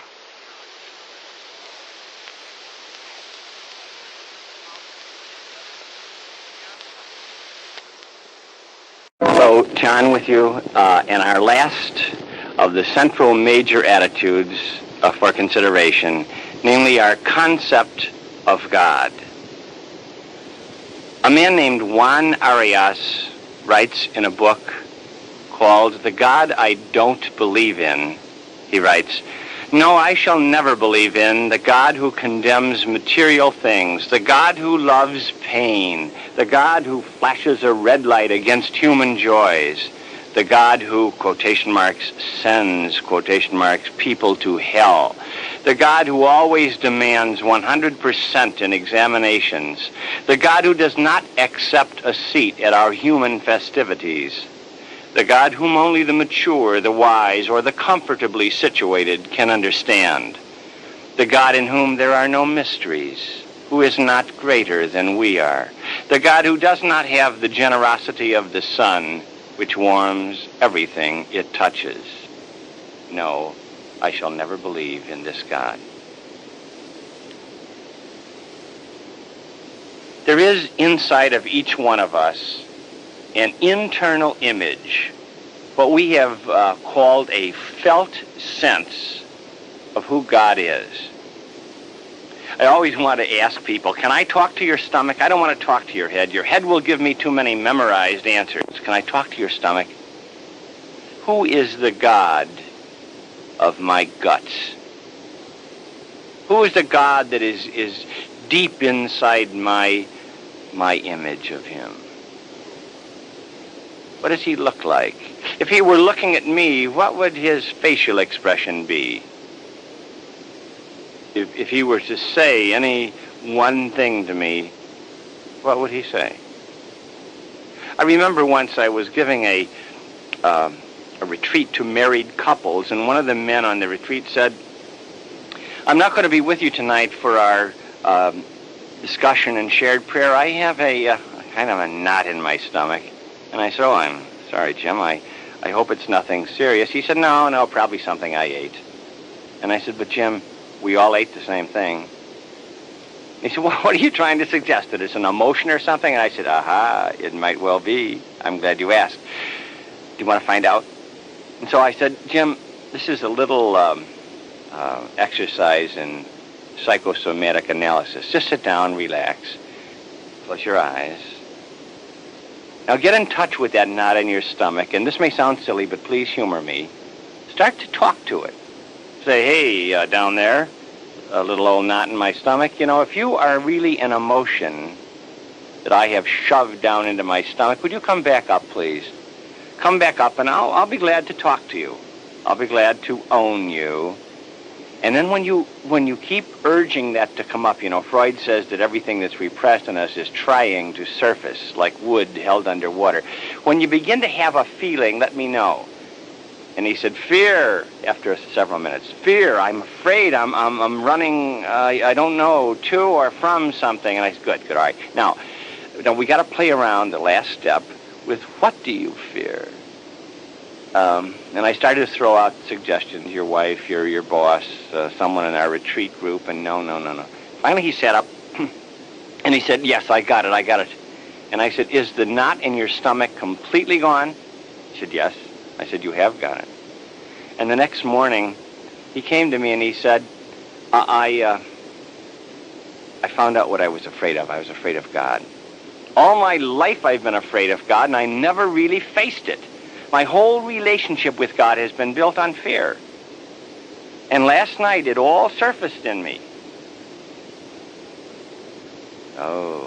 Oh, that's good. And then he said, and during the prayer, I really felt the presence of Jesus. I really did, and I heard him saying to me, I love you as you are, and everything changed.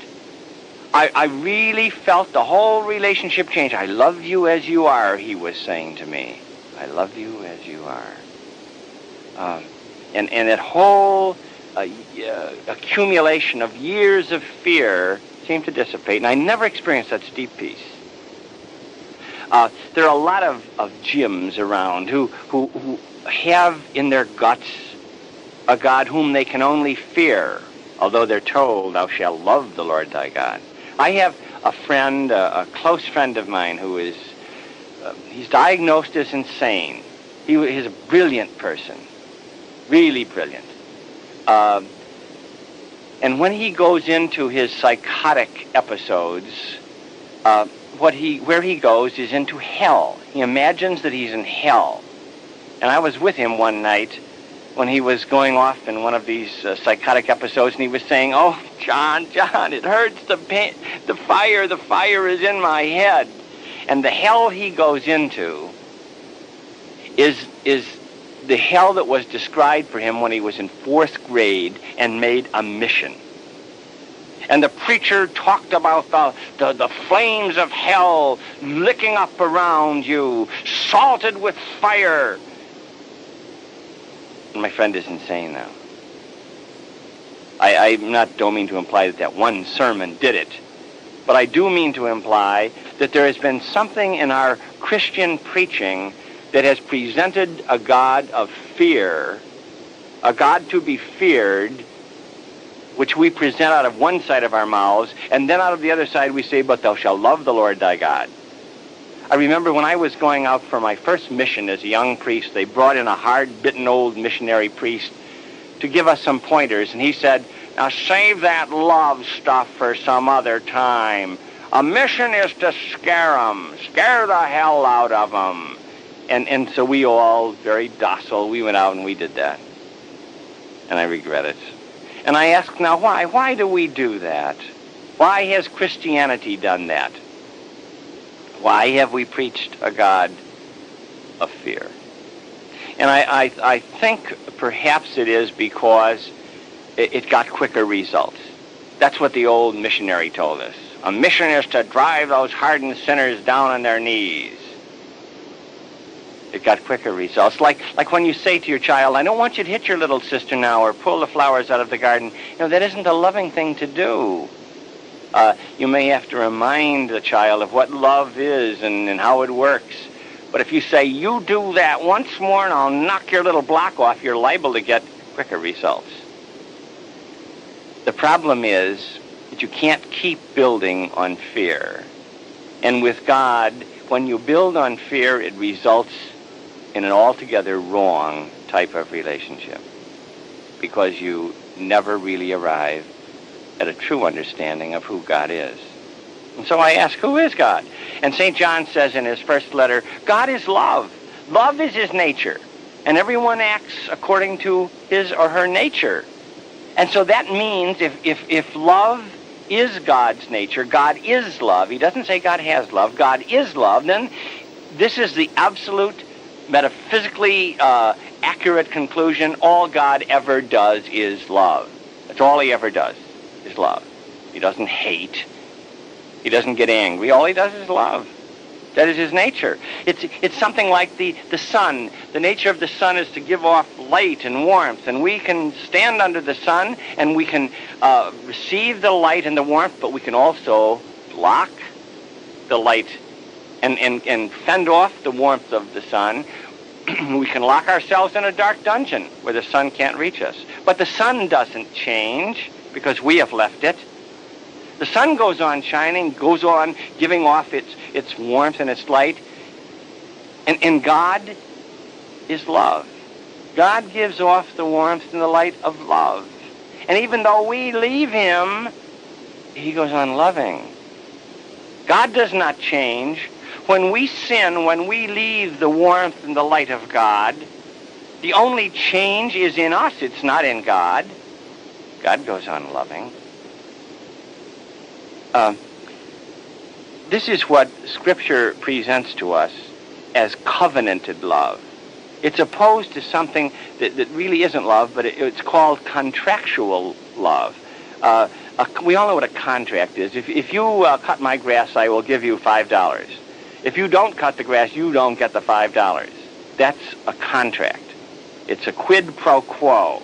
But in covenanted love, which the Jews in the Old Testament presented with the word hesed, the Hebrew word hesed, the gift of love. I come to you, I give you my love, you have it. Now you can refuse my love, but you can never lose it because I have given it to you once and for all, unconditionally, it is yours. That's what's meant by covenanted love.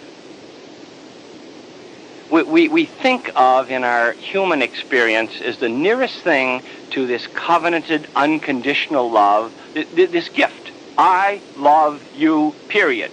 No fine print in the contract, no strings attached. I love you. We think of the nearest human analogy being a mother's love. A mother. She loves her kid. He goes to jail. She loves him in jail. She loves her child. And God says to us, if a mother were to forget the child of her womb, I would never forget you. This is who God is, the God of unconditional love. I hope, even though it was a painful experience for you, I hope that somewhere in your memory you can recall loving someone. And you said, I just love you. I want to give you my love. I want to share with you anything good that I have. And the person said, I'm not interested, and walked away. And as the person was walking away, you said, but if you ever want to come back, my love will always be here for you. I will always love you. I hope, even though it was painful, that you have had some experience like that, because then I think you can understand something of a God who is love and who goes on loving us. And we go on thinking that his love is conditional, and we limit our whole religious experience by this distortion in our vision. We think, if I change, if I try harder, God will love me. And God is saying, no, no, no, you've got it backwards. You really don't understand my love as long as you think that way.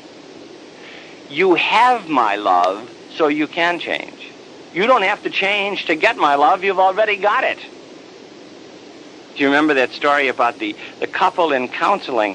The wife says to the counselor, my husband here is a neatnik. When he comes home at night, if the house is all cleaned and the kids are all cleaned up and the meal is well cooked, I get hugs and kisses. He's affectionate. But if there's something wrong after he does that white glove test of the whole situation, and he comes up with a little dirt on the white glove, oh, then he's cold. I get the put-offs instead of the come-ons. And the husband interjected, she's right. She's right. I work hard all day, and I think I have the right to come home to a clean house, to orderly children, and a well-cooked meal. And the wife added, but I have to know you love me, whether or not I clean the house up or not. Just in order to have the strength to clean the house. And the counselor added wisely, she's right. She's right. You've got to know that God loves you. You've got to accept this love, and then that love energizes in us the strength to change, the strength to be a loving person, the strength to do God's will and do the loving thing with our lives. But the condition is that we accept the unconditional love of God. Now, what I'm trying to say in my own stumbling way is what I think Jesus was saying by his whole life, in his whole person, in his whole message. He began, as you remember, teaching at 30 years of age. You had to be 30 to be a rabbi. A rabbi was a teacher. And, you know, in those days, they didn't trust anybody under 30. Today, they don't trust anybody over 30. St. Paul calls him the visible image of our invisible God. And Jesus appeared on the scene as a rabbi. He did what all the other rabbis did. He chose an in-group. We call them the 12 apostles. And they followed him around on his preaching tours, and he sent them out to preach his message. They were like apprentices in training or something. And he also had a large group of followers that didn't go with him from town to town. And a rabbi's function at that time of Judaism was to interpret the law. The law was the supreme reality. If everybody is obeying the law with all of its ritual purifications and its dietary laws and so forth, if everybody is obeying the law, then God will be pleased. The law, good, bad, or indifferent, everything is the law. And a rabbi's job was to handle cases. So when people came to a rabbi with cases, he would say, you are bound by the law, or you are loosed from the law. You are bound, you are loosed. Those were the two phrases that the rabbis constantly used. And Jesus wasn't doing this. He wasn't interpreting the law. He wasn't solving cases. He was talking about love all the time. And so they had to challenge him. They had to say, wait a minute, will you be a good rabbi? Rabbi, listen, here, handle this case. Here's a man whose oxen have fallen into the ditch. It is the Sabbath. Can he pull them out? Rabbi, solve this case now, please. We are supposed to pay taxes to Rome, is that right? Do you say that? We have a law. What do you say? Interpret that law. Should we pay taxes? Rabbi, solve this case. Here's a woman we caught in adultery. No doubt about her guilt. We caught her red-handed. Now, we have a law. The law says she should be stoned to death. What do you say? Good Rabbi, will you interpret the law? And Jesus was saying, this approach to God, this letter of the law approach to God, kills the spirit of love.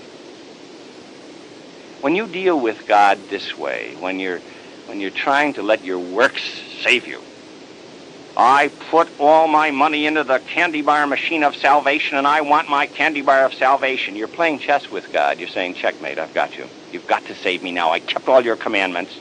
I kept them all. He said, Jesus was saying, that's the way you deal with someone you fear, not with someone you love.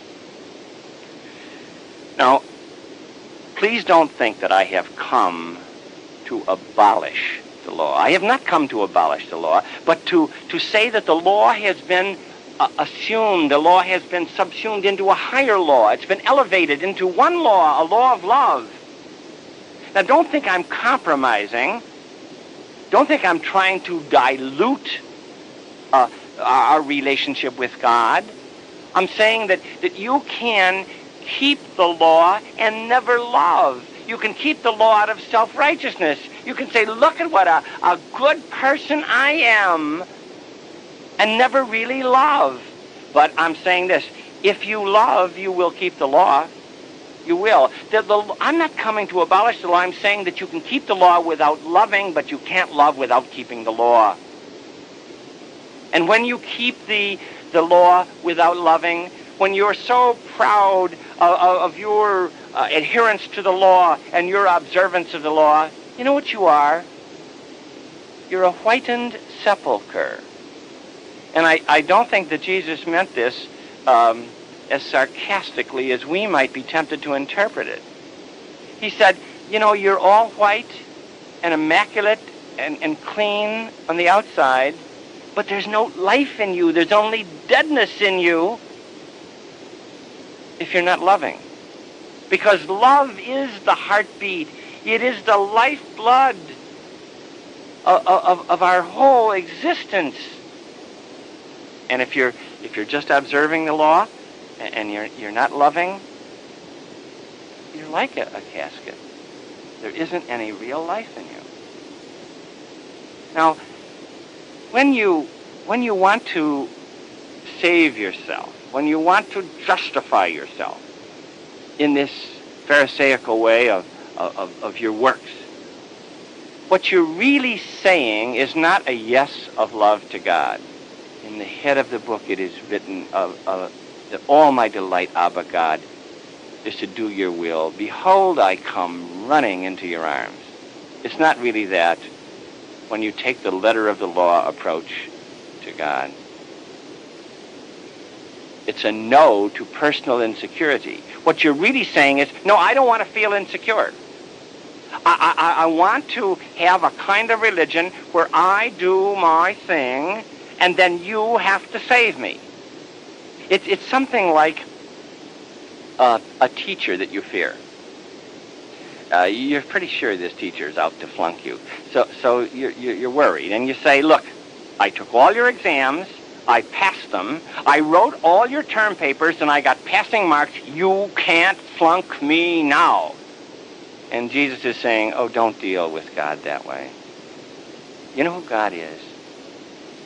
God is Abba, your daddy.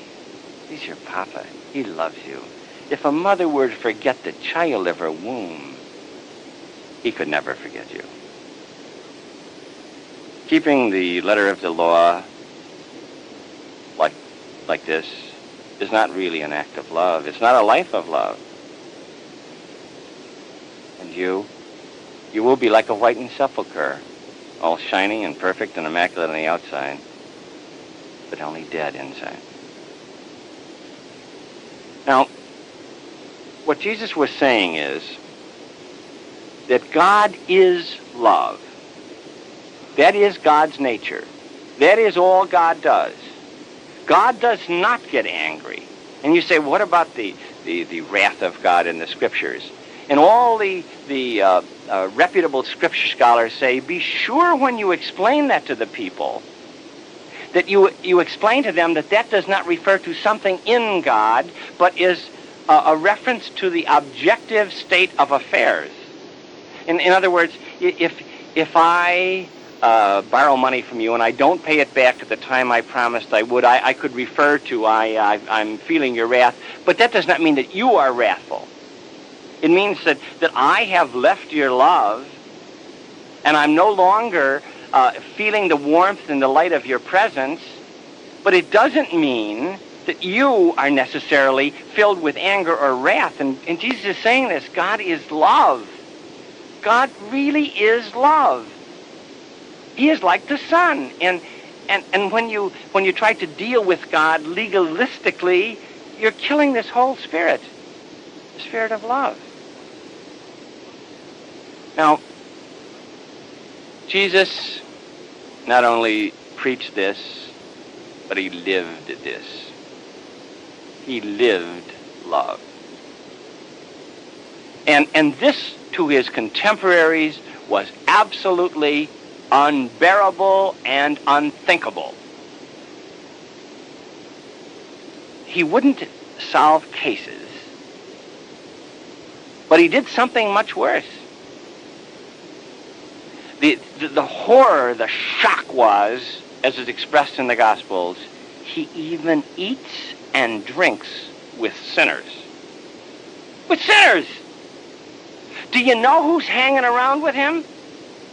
Do you know? A reformed prostitute? Yes. A hooker? Yes. Oh, she says she's reformed, but who knows? You know, she came in. Did you hear about what happened at Simon's house? She came in, and all those men were having this banquet, and she comes in, and she falls all over his feet. And he doesn't kick her in the mouth. And she starts sobbing on his feet and wiping her tears away with her peroxide hair. And he lets her. He lets her do that. And you know what else? He's picked out for one of his in-group a tax collector, a publican. Someone collecting money from us to send to Rome. That's the type of person he's hanging around with. The socially despicable people. Those are the people he hangs around with. You know what he said when they questioned him about this? You know what he said? He said, I am the divine physician. I didn't come for the well. If you don't think you have any needs, then I'm not your man. I'm the divine physician. I came for those who are sick. I've come as a healer. And on another occasion, he said, he's going around with these sinful people, the rejects of human society. You know what he said? He said, I'm the good shepherd, and these are my sheep. That's what he said. And he said, when one of my little sheep goes astray, is trying to walk away from me, I walk after him. I go looking for him because I love him. That's what he said. That's what he said. The visible image of our invisible God, Jesus. Jesus, who is love. Jesus, who goes looking for people who have a special need for love. Jesus, the divine physician. Jesus, the good shepherd. Please allow this cassette now to keep running, and Loretta will be with you with an exercise about our vision of God. At this break point, we'd like to stop just briefly to reflect for a while and share then on whatever negative aspects each of us may have in our vision of God. Please turn to page 57 for an exercise to help with the reflection and sharing.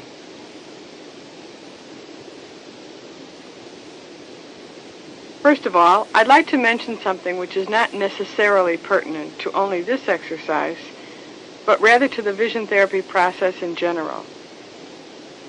On this page, on both the top part and the bottom, are various vision distortion statements.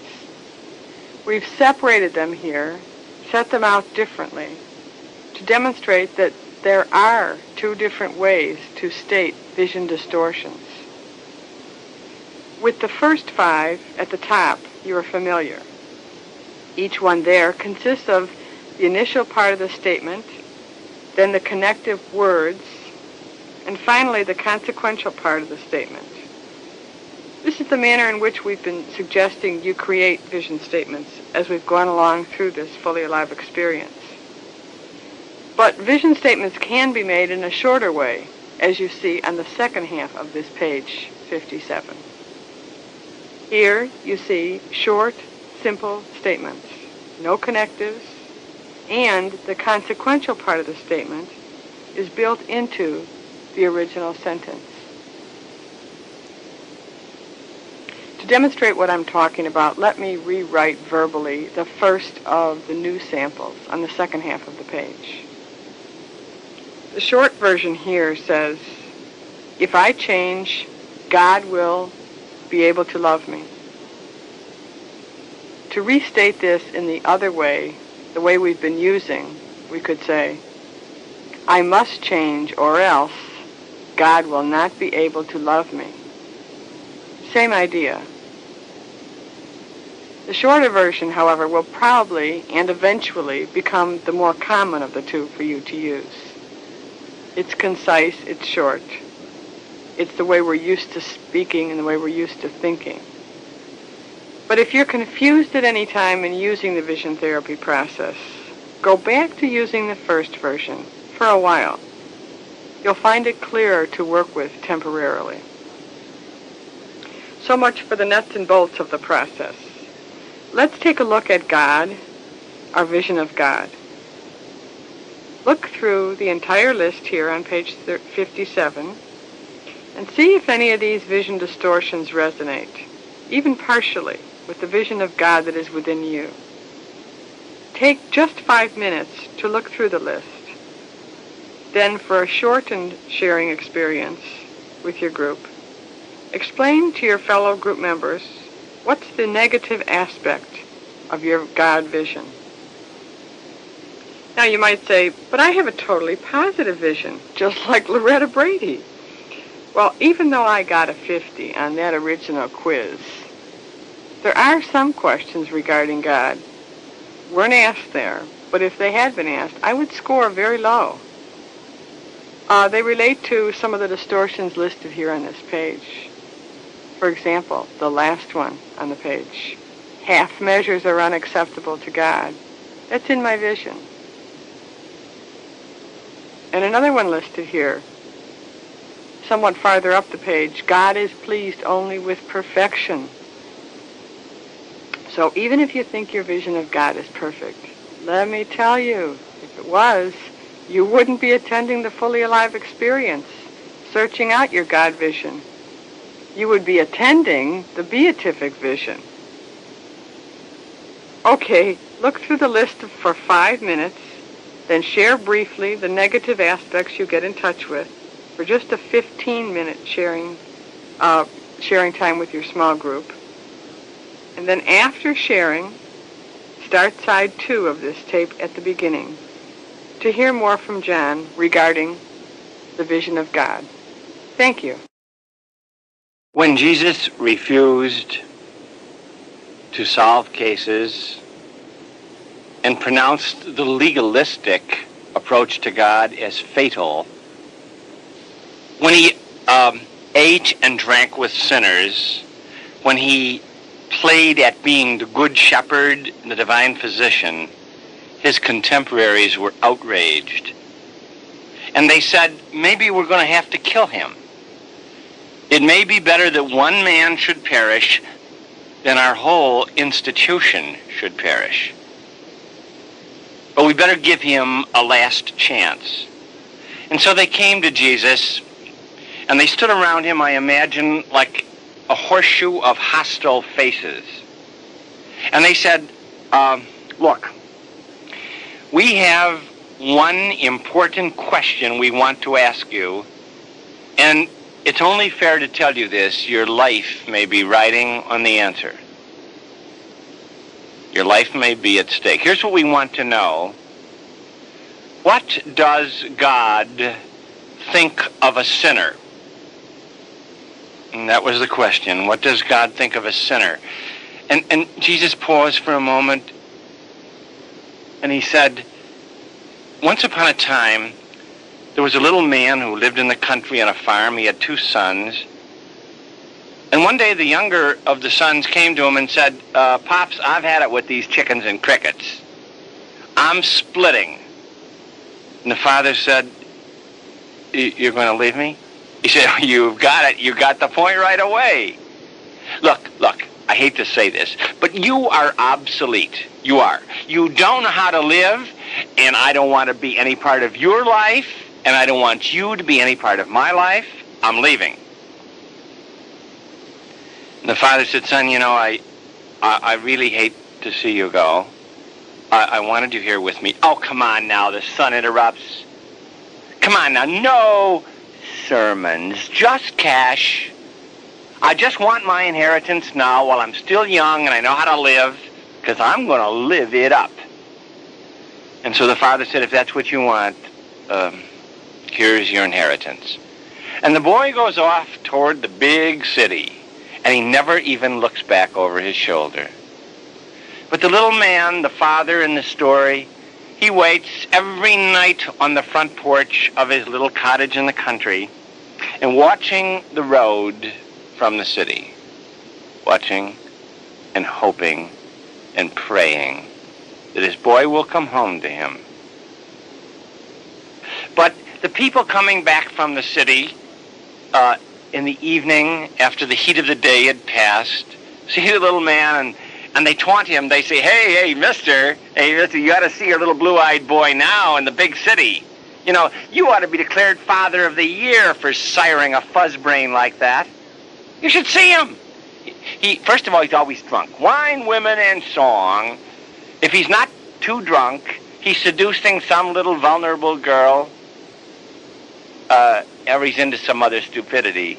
He's really something. You got a real winner there, mister.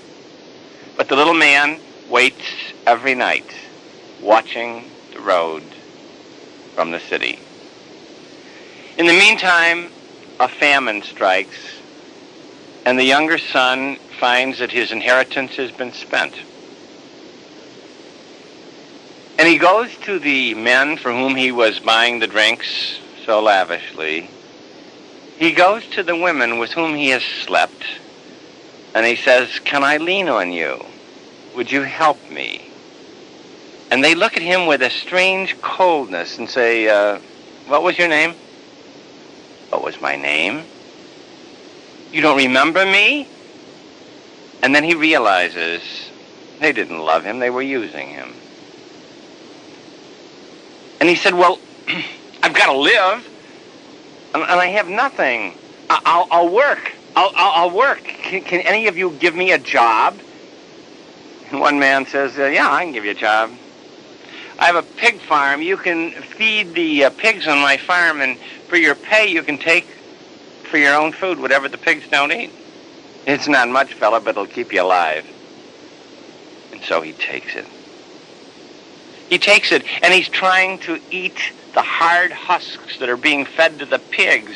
And he's down in the trough, and he's scooping up in his hands the swill they feed to the pigs. And then he remembers his father, his gentle father. His father was so good even to the hired hands on the farm. He always gave them a warm meal and a soft bed. And then he thinks, "I will go back. I'll go back. But I can't ask my father to take me back as a son. Oh, I remember what I said to him. I don't want to be any part of your life, and I don't want you to be any part of my life. I can't go back as a son." But maybe he would take me back as a hired hand.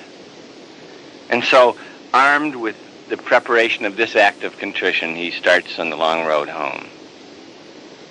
And the little father was sitting there, as you did every evening, watching the road from the city. And on this particular night, his heart begins to beat harder, and his eyes begin to mist. He sees his son. It is his son. He sees the things that only love would notice. The way he swings his arms, he notices that familiar stride. It's his son. And the father bounds up off the front porch and starts running down the road to his son. He's coming home. Joachim Jeremias, one of the leading scripture scholars of the first century, says that no Jewish father at that time, in that culture, would ever run to his son. It simply was unthinkable that a father would run to his son at that time in that culture. He says that the only father who would have ever run to his son was a father in whom there was an explosion of joy, an uncontrollable explosion of pure ecstasy. He's home. And the father runs down the road, and he grabs his son and he embraces him, and the boy starts his prepared act of contrition. "Father, I'm not worthy to ask to come back as your son." But the father doesn't even hear that. And he never gets any further. He's smothered in his father's embrace. He feels his father's heart beating hard. He feels the racking sobs of joy in the chest of his father. He feels his father's tears running down the side of his cheek. "My boy, you're home. You're home." And then he hears the father's loud voice calling out to the servants, "Hey, come on, get my boy in rings and robes. Get some music makers in here. Call in the best music makers you can find and kill the fatted calf. And roast it over an open fire. We're going to have a party. My boy is home. My boy is home." And so the servants clothe the young man in rings and robes. They get the music makers. They kill the fatted calf. And the party is in full swing when the older boy comes in from the fields. And he says to one of the hired hands, "What gives?"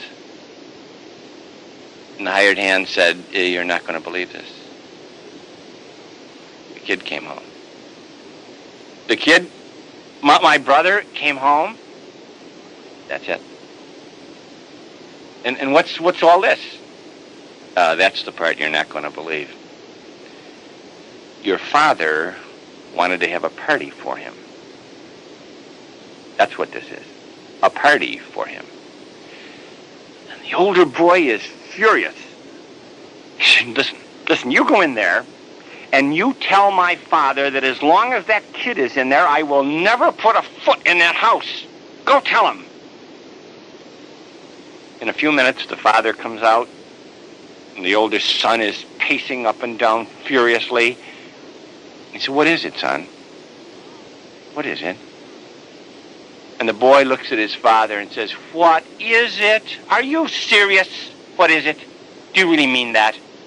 Don't you recognize me? I'm the one who stayed here. Do you recognize these calluses on my hands? I worked this farm. And you never gave a party for me and my friends. But I was with you the night he left. Do you remember what he said to you? He broke your heart in 1,000 pieces. He walked out and he never even looked back over his shoulder. I was here when those people came in from the city. I was here when they taunted you. They told you what a winner he was and what a great father you must have been. I heard you. I heard you sob in your bed at night. And now he comes home after breaking your heart into small pieces, and you give a party for him, and you've never given a party for me. And then you come out and you ask me, what is it? What is it? You can't mean that. And the father said, oh, son, I do understand. But there's something I thought you knew that apparently you don't. Everything I have is at your disposal. Oh, I love you. I love you so much, and I'm so glad and so happy that you stayed with me. And I thought you knew that anything you want is yours. At any time you want it. You want a party for you and your friends? Just say the word. But there's something else, son. There's something else I have to ask you to try to understand. And that is what goes on in the heart of a father when his son comes home to him. There's so much in the heart of a father. He remembers the little baby when it was first delivered. He remembers the first cry, the first time that baby took a step. A father remembers that. He remembers all the innocence that he saw looking out of those little eyes. He remembers young manhood. He sees the parade as that boy comes into the strength and the fullness and the prime of his own life. And he can't forget all those things. And then when his son goes away, when his child leaves him, and he thinks he's lost, he thinks he's hurt, and he's so sad. But when that child comes home, please try to understand what goes on in the heart of a father when his child comes home. You have to understand this to understand me. There was a long silence, and Jesus looked slowly around that horseshoe of hostile faces, and he said, "This is what God thinks of a sinner." You have to understand what goes on in the heart of a father when his child comes home. And so they said, well, that's it. We're going to have to kill him. We're going to have to kill him. And he said, if that's what you're killing me for, I will die for that. I will die for love. Greater love than this, he said, no man has, that he lays down his life for love. I will die for that, happily. And the really beautiful part of Jesus, who is the visible image of our invisible God, of this Jesus who introduces us to the almost unimaginable concept of an unconditional love of Abba God. This Jesus really lived what he preached. He lived his sermons. He walked his talk. He picked out those 12 men. There was Peter the rock, who was alias a sand pile. Peter, the fastest gum in the East. He answered rhetorical questions. There was Jimmy and Johnny. Do you remember Jimmy and Johnny? Their mother Salome came to Jesus, and she said, Jesus, I hear you're setting up a kingdom, and I got two boys, Jimmy and Johnny here, and their father Zebedee has been financing a lot of your preaching tours. Big Zeb is the Aristotle Onassis of the day, and well, Jesus, what I was thinking was, when you get this kingdom set up, could you put Jimmy and Johnny in the top slots? And Jesus said, oh, madam, I'm afraid you don't know what you're asking. And then he looked at Jimmy and Johnny, and they were standing there chewing bubble gum. And he said, can you drink the chalice of suffering that I will drink? And they said, well, sure, of course we can. Do you remember why Jimmy and Johnny were called the sons of thunder in the Gospels? Because when they passed through a town where the people were not friendly and they got out of town, Jimmy and Johnny said to Jesus, Jesus, zap them with a little lightning and thunder. Burn the place down. Show them. Show them, Jesus. This was Jimmy and Johnny, the sons of thunder. And then there was asinine Andy. He came up when there were 15,000 people sitting on the side of the mountain, and Jesus is going to feed them. And he said, hey, Jesus, I got a kid here with 5 loaves of bread and 2 fish. It's not much, but it's a start. And the other apostles, oh, Andy, come on.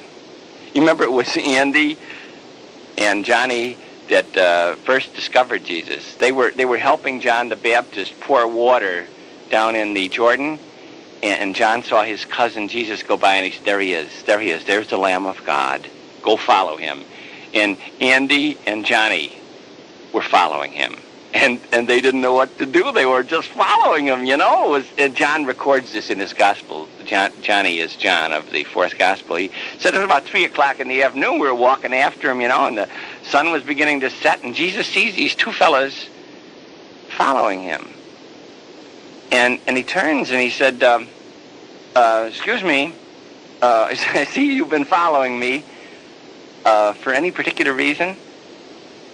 And they look at each other, and they snap their bubble gum, and they don't know what to say, JB told them to follow just Jesus, and so they can't think of a better response, so they say, where do you live? Where do you live? And Jesus said, come and see. Do you remember that? John writes that story in his gospel. And then they spend the rest of the day with Jesus. And the other one, Andy, goes to his older brother, Cy, and he says, hey, Cy, we found the Messiah. He's here. The Messiah's here. Oh, come on, kid, you got an overheated imagination. You didn't find no Messiah. He said, we really did. He said, I'll look him over in the morning. And so Andy brings his older brother, Cy, to Jesus. And Jesus said to him, you are Simon, son of John? He said, yeah, right. And he said, from now on, you're going to be known as the Rock. Kepha, he said in Aramaic. Kepha, you're the rock, the slab of rock. And no one was ever called a slab of rock before. And he didn't understand. And you remember Peter's first question to Jesus? Listen, if we come and follow you, what's in it for us? And Jesus is saying, you're the rock. And when you change the Jew's name, you change his whole destiny. That's what the conquering captains did to the vanquished captains in war. They changed the name of the vanquished captain, saying, you have a new destiny. A new force now controls your life. You will be known as Kepha. What's in it for us? I think the apostles, Tommy the Bullhead and Fearless Phil, I think I would have said about halfway through the public life, those 3 years that Jesus spent with them, I would have said, fellas, it's not going to work. You know what we had in mind? Well, it's just not going to work out. I would have given up, I'm sure. But then I'm afraid my love is too fragile, too conditional. I would have said, fellas, look, I think you maybe ought to go back to the boats and nets. I think you were born to do something with your hands, like fishing, huh? Except that they never caught a fish, you know. And the whole story of the New Testament always says they were out all night without any catch. The only time they ever caught a fish was when Jesus said, why don't you lower the nets here? He calls from the shore, and they say, there are no fish there. And he said, well, just lower the nets anyway. And they said, there are never any fish there. We know this sea like our mother's kitchens. There are never any fish there. Well, just humor me. Just get the nets wet. And they lower the nets, and holy smoke, the miraculous catch of fish. The only time these fellows are ever recorded as having any success. I would have told them, I think you belong out at sea, way out at sea. But Jesus is the visible image of our invisible God, who continues to love us even through our stupidity, even through our sham, our pretense, our sophistication. If a mother were to forget the child of her womb, I would never forget you. And he loved them into greatness. But it took a long time. At the Last Supper, do you remember? An argument breaks out. Which one is more important? And that's when Jesus washes their feet. And then he holds up to them the bread. And he said, oh, I have longed to eat this meal with you. They all remembered the day he said, I am the bread of life, come down from heaven. Unless you eat my body and drink my blood. Remember that terrible day in John's Gospel? Everybody left Jesus. And the apostles said, oh, why did you say that? Why did you tell them that? That's a hard saying, Lord. And they didn't really understand until this moment at the Last Supper, and he held out the bread and he said, this is my body. Take it and eat it. And this is the cup of my blood that will seal a new and everlasting covenant between God and man. And then he goes out and prays in the garden. And when he's led off to the court of Caiaphas, the high priest, his arms pinned behind him, his face punched in, Peter follows, the rock follows. Jesus said at the Last Supper, you're going to deny me, Peter. And the rock said, not the rock. You may be thinking of one of the other fellows, you know. There are a couple of them here look weak to me, but not the rock. And when Jesus is led off, Peter's following him, and he's warming his hands there in the courtyard at the fireplace. And I know what he's thinking. He's thinking if Jesus asserts his power and comes out of that court of the Sanhedrin in power, he's conquered them, then Peter's going to step forward and say, I'm his number one man. I'm the rock. But if Jesus goes on being the Lamb of God, he says, I'm just warming my hands. Is there a law against that? And while he's standing there at the fireplace,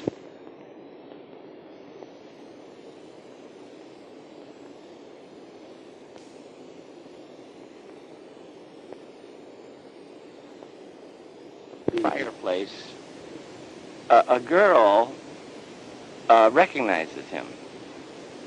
You know, Galilee was up in the north, and she's from the south, and she says, say, y'all, ain't y'all from Galilee? Can't I tell you?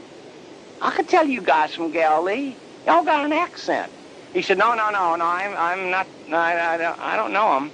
She said, oh, come on, I saw you with him, fella. You're one of his, aren't you? No, I'm not. I don't even know him. And a man said, wait a minute, fella, I can tell by the way you dress. You're from Galilee. You're one of his men. No, he said, I'm not. Are you ready for this? And he raised his right hand to heaven. He looked up at the skies and said, I swear an oath before Almighty God, I don't even know him. And while those words are still hanging on the air, Jesus comes out of the court of Caiaphas. And their eyes meet.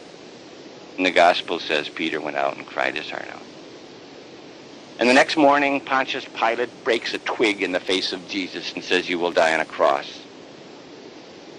And the scourged figure of Jesus is nailed to a cross and erected against the afternoon sky, while the apostles, those 12 men, huddled in the upper room, and their little knees were knocking and their breath was bated. And they were so scared, and they said, if they kill him, they might want to kill us too. And so they left him to die alone. But on the third day, on that grand and great morning we call Easter, Jesus entered the upper room.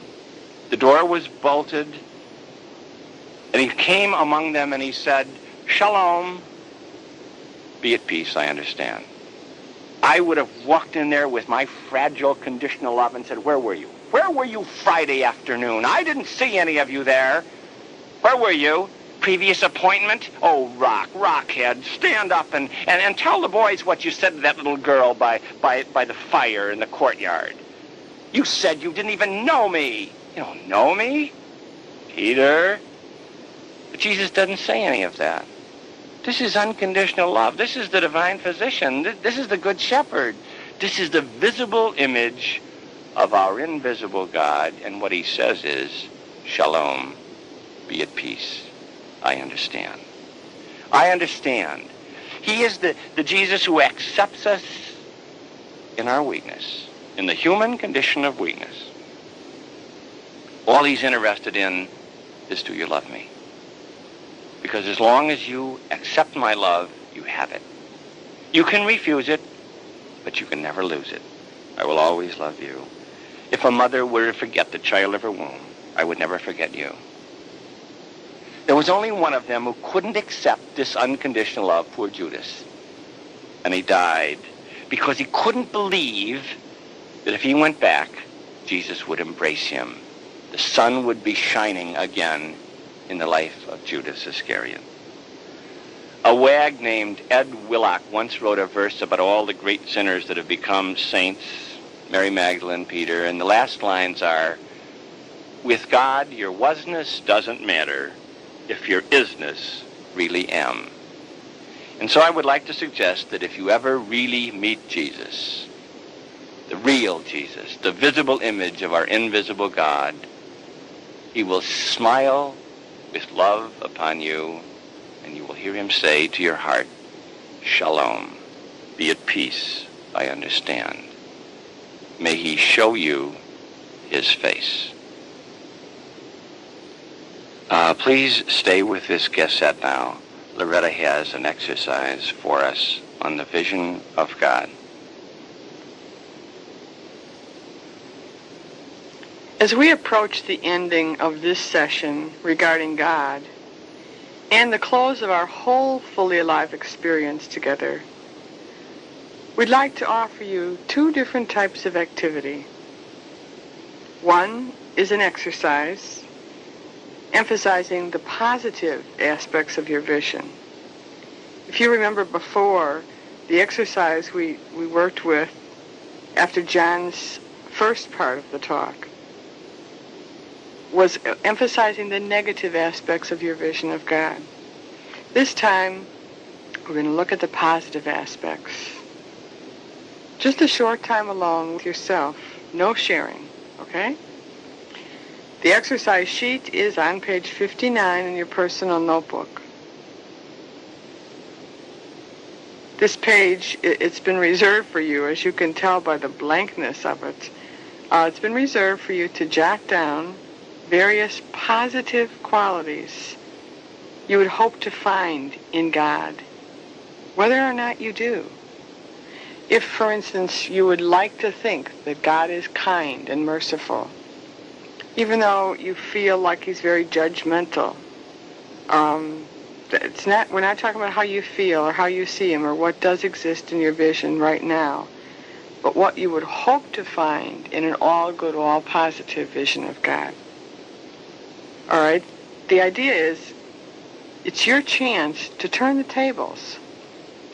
You be the creator of the creator. The God you have always wanted to be introduced to. The God you wished or hoped someone would have taught to you or shared with you. Maybe someone did. I don't mean to presume that you were taught a negative God. All of us weren't. That may not be true. But what's the best version of God you could ever possibly think of?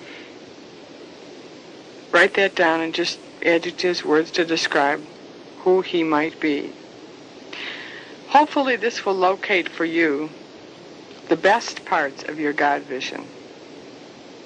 And then you can nurture those parts to spread throughout your whole being. A lot of times we concentrate on what's wrong, what's negative about ourselves, about other people, about life, the world, and about God. And we make lists of our negative things and try and change them.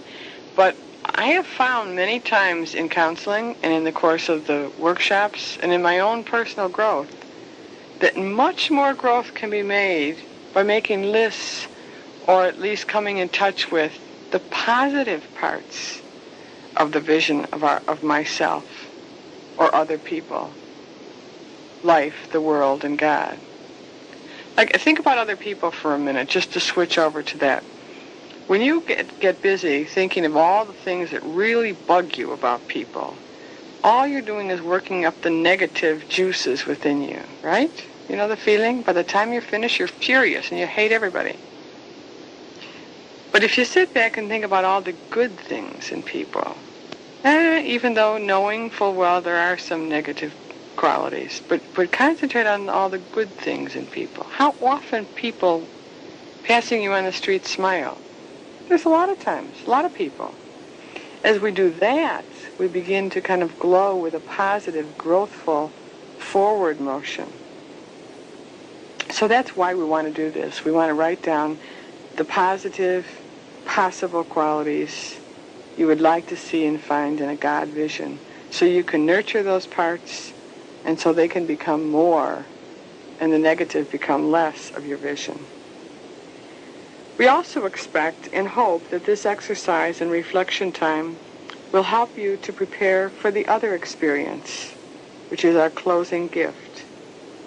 We will close our Fully Alive experience with a meditation prayer experience directed by John.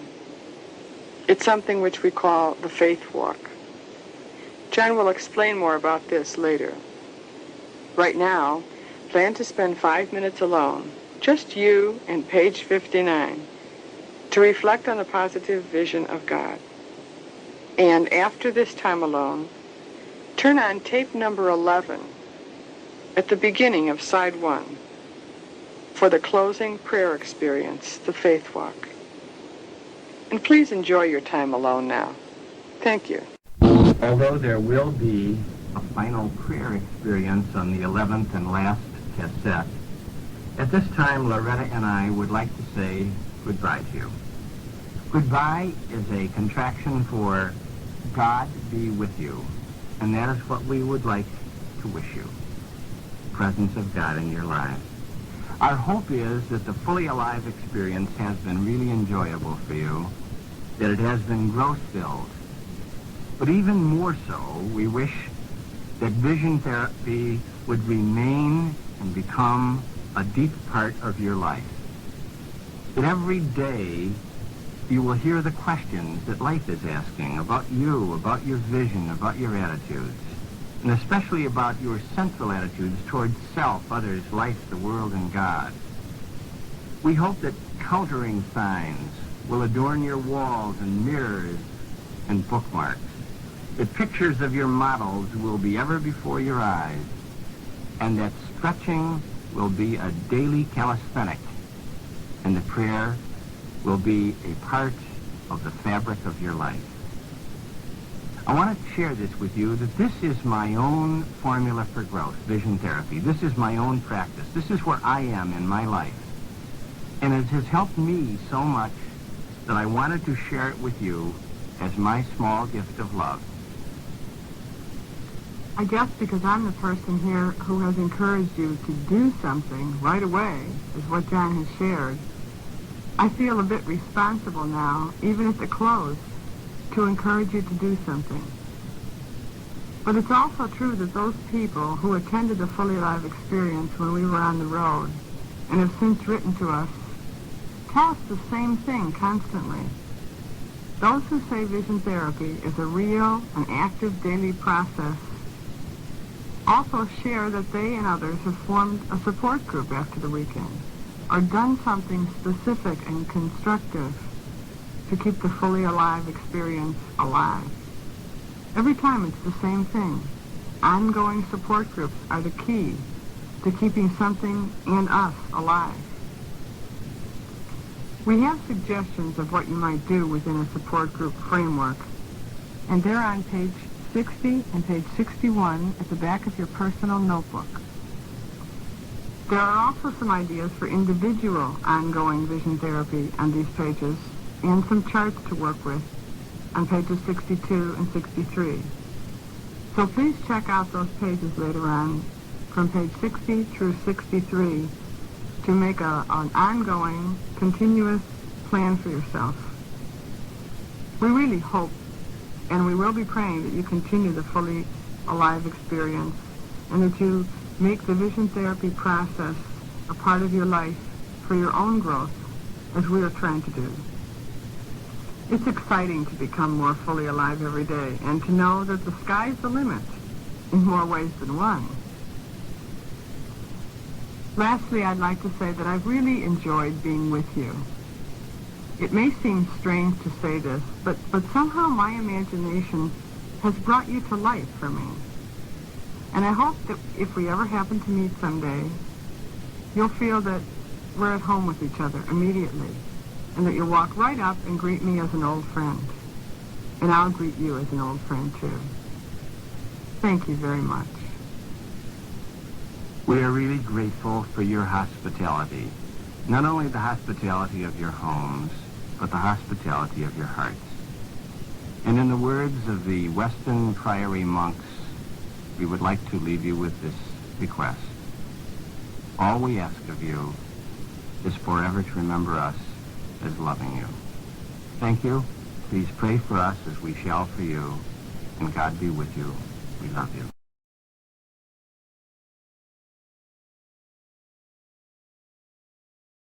This is the Faith Walk now, and I'd like to explain just for a moment what it is. They say that when we are in our normal wakeful condition, even a word like God stirs up in us all the previous reactions, all the previous concepts and experiences that we have associated with that word. But that if we can relax and get into what they call the alpha pattern of brain waves, we are more open to a new and fresh experience. And so we will begin now by a relaxation exercise and then try to make a contact with the Lord. So what I'd like you to do is take a very comfortable position, to close your eyes, and to imagine that all the muscles of your body are like rubber bands that have been pulled tight. That's tension. And they're all unstretching now. That's relaxation. And you draw in long, rhythmical breaths all the way in and all the way out without any strain. And to quiet your mind, you imagine yourself in a little forest scene, seated on the bank of a brook, a babbling brook. You take off your shoes and stockings and put your feet and ankles into the water of that brook. You feel the water gurgling around your feet. And feel the sunlight on your back. You have no decisions to make, no deadlines to meet. Just breathe deeply now. But all your muscles unstretched. And enjoy that peaceful little forest and the gurgling brook. And feel the relaxation now in your feet. Feel all the muscles unstretching. Relaxation is going to move upwards through your body now, like a soft and cool shadow of peace. Up into the calves of your legs, all the muscles unstretched, the hardness of tension is replaced by the softness of relaxation. Up now into the thighs of your legs. Relaxation, softness of relaxation.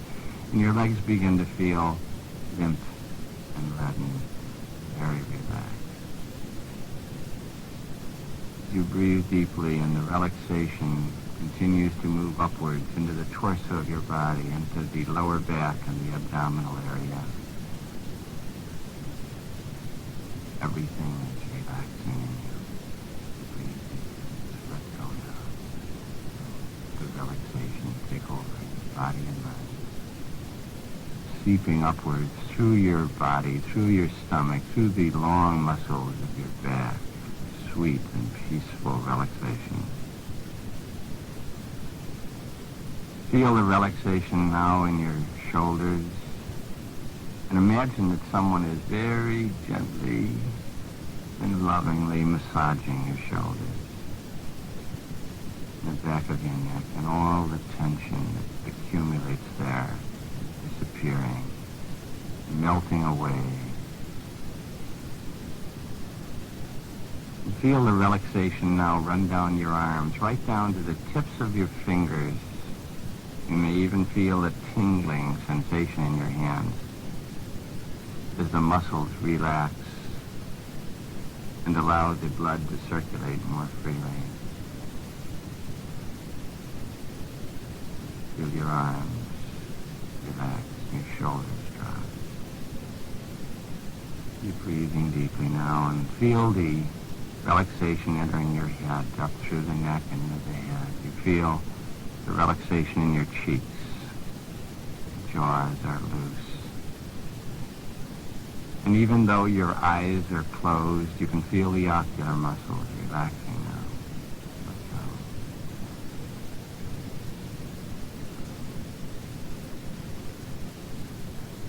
Now imagine that someone is either massaging your scalp or brushing your hair in a very gentle and loving way.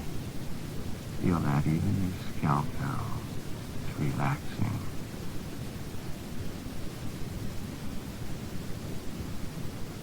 So that from the bottom of your feet to the top of your head, relaxing. And with every breath you draw and every word you hear, this relaxation will become deeper and deeper. Now I would like you to take a walk down a country road all by yourself, a sunlit, beautiful day. Feel the dirt road under your feet. Feel the sunlight on your back and the cool breeze that blows softly against your face. And notice the trees that grow by the side of the road. They've arched their branches over the road. And the blue sky and the white clouds and the shining sun, it falls on those fields of green grass stretching out on both sides of the road. And hear the birds that sing in the trees for you. And notice those little wild flowers by the side of the road, how beautiful they are. Notice their color.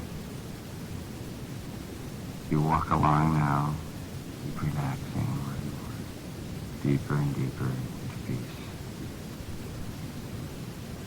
And now you see a figure in the distance coming from the opposite direction. And at first the figure is too distant to recognize, but as it gets closer, it's a familiar figure.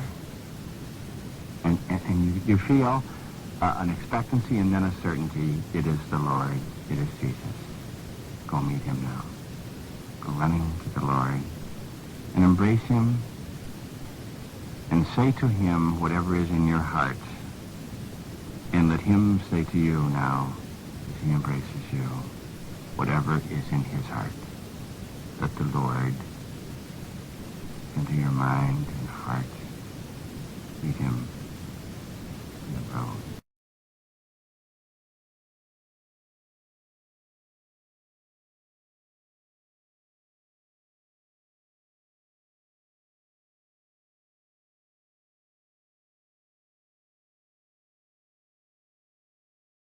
Very often Jesus said to his apostles, "Come apart and rest with me for a while." And he invites you to do that. Go to the side of the road, sit in the grass, lean back against a tree, talk, be with the Lord. Let his presence be very vivid to you now. See his face. This is the same Jesus who loved the apostles into life, Mary Magdalene. Jesus looks at you. And you remember the story of the little woman who had the flow of blood, the hemorrhages, and she said, "If I can only touch the hem of your garment, I know I will be healed," and she was. Ask Jesus now to lay his healing hands upon you. Ask Jesus to touch you, so that his healing power may enter your mind and your body and your spirit to straighten whatever may have gotten twisted in there, to put back together whatever may have been broken, to heal whatever may be sick. Ask Jesus to touch you, to revive whatever of life and joy may have died in you.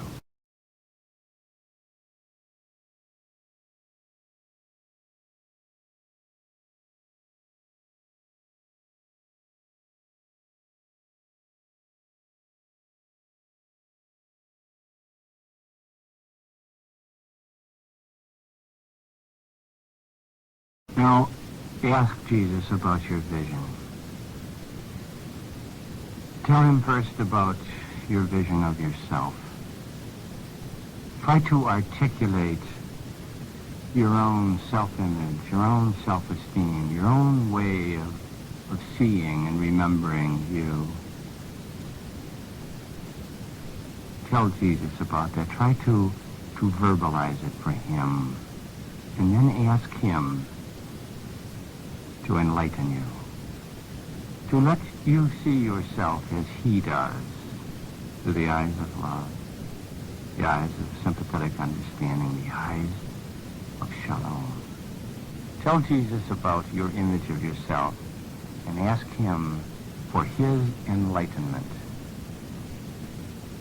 Ask him to show you how he sees you.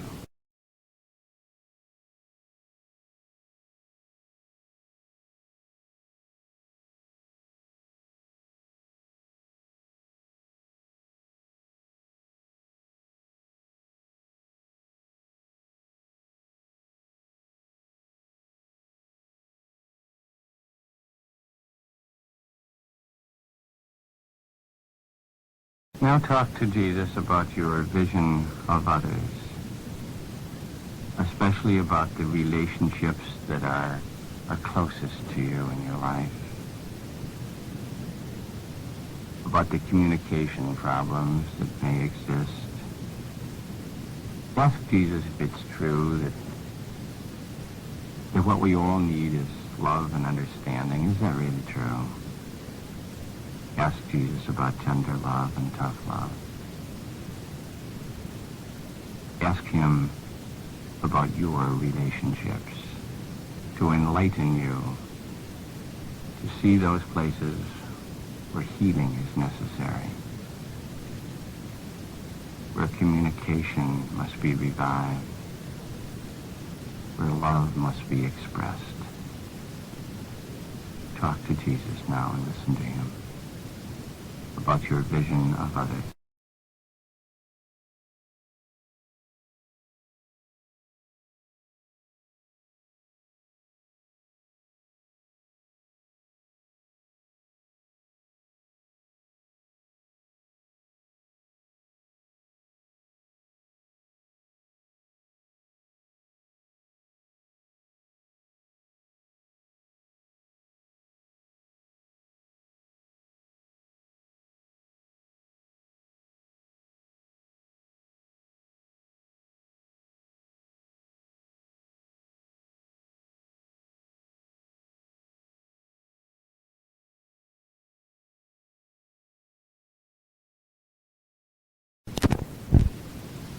keep relaxing now and let the Lord become more and more vivid, more and more present to you.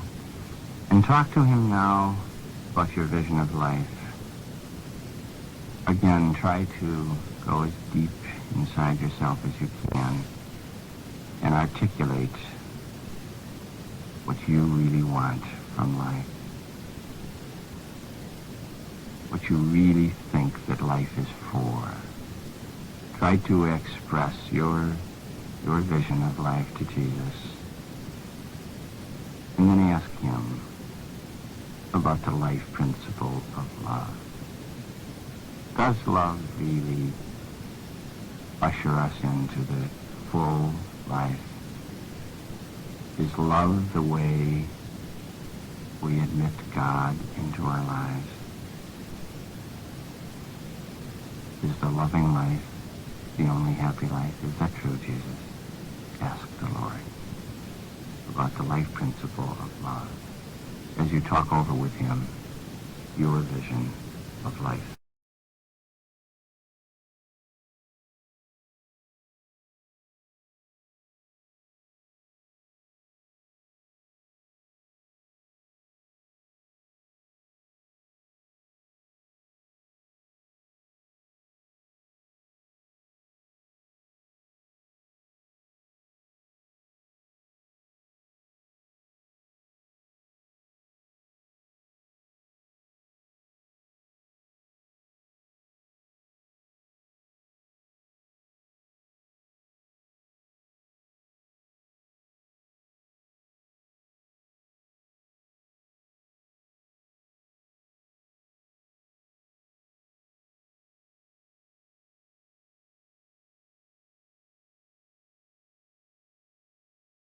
Breathe deeply now and keep relaxing.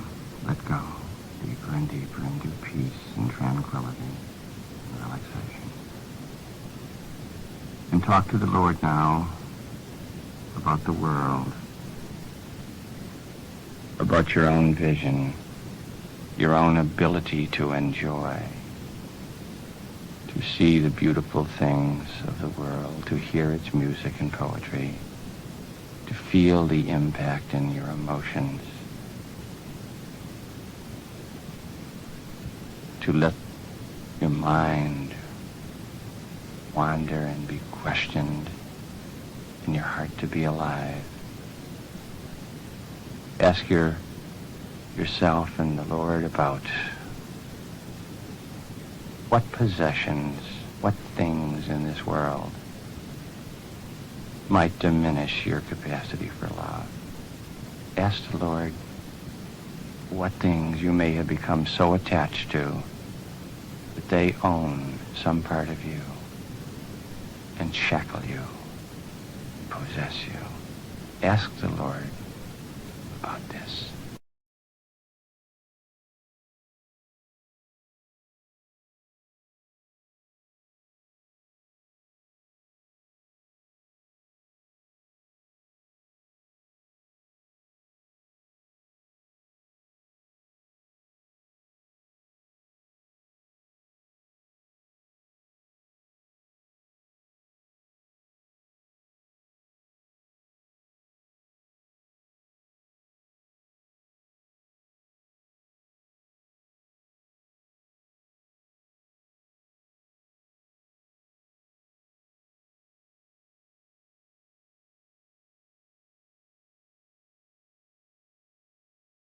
When his apostles asked Jesus, "What shall we call God when we talk to him?"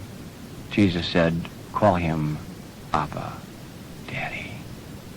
But he's not only Daddy, he's not only Papa, he's also Mama. He's also a mother. God is mother and father to us.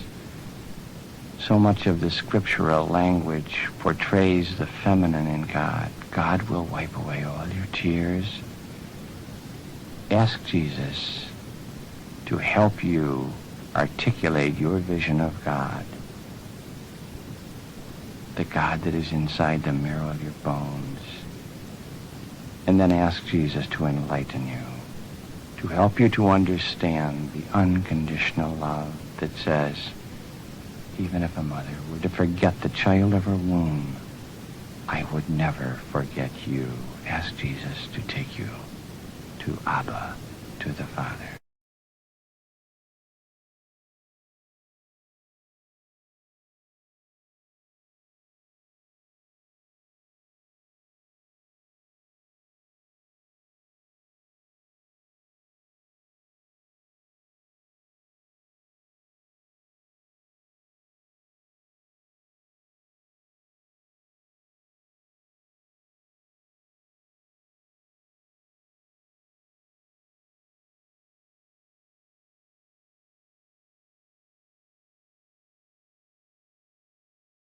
Jesus does not leave you now. He doesn't go back down the road in the opposite direction, but he comes inside you.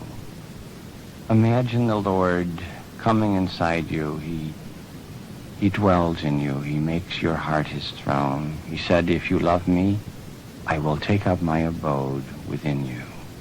And the world won't know, but you will know. You come back down the road now.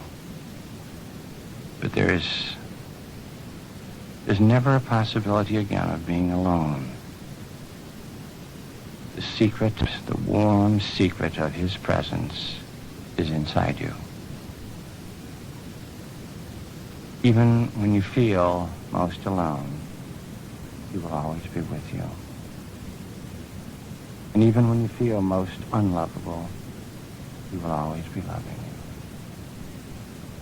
From now on, life can never be a matter of I, but only we.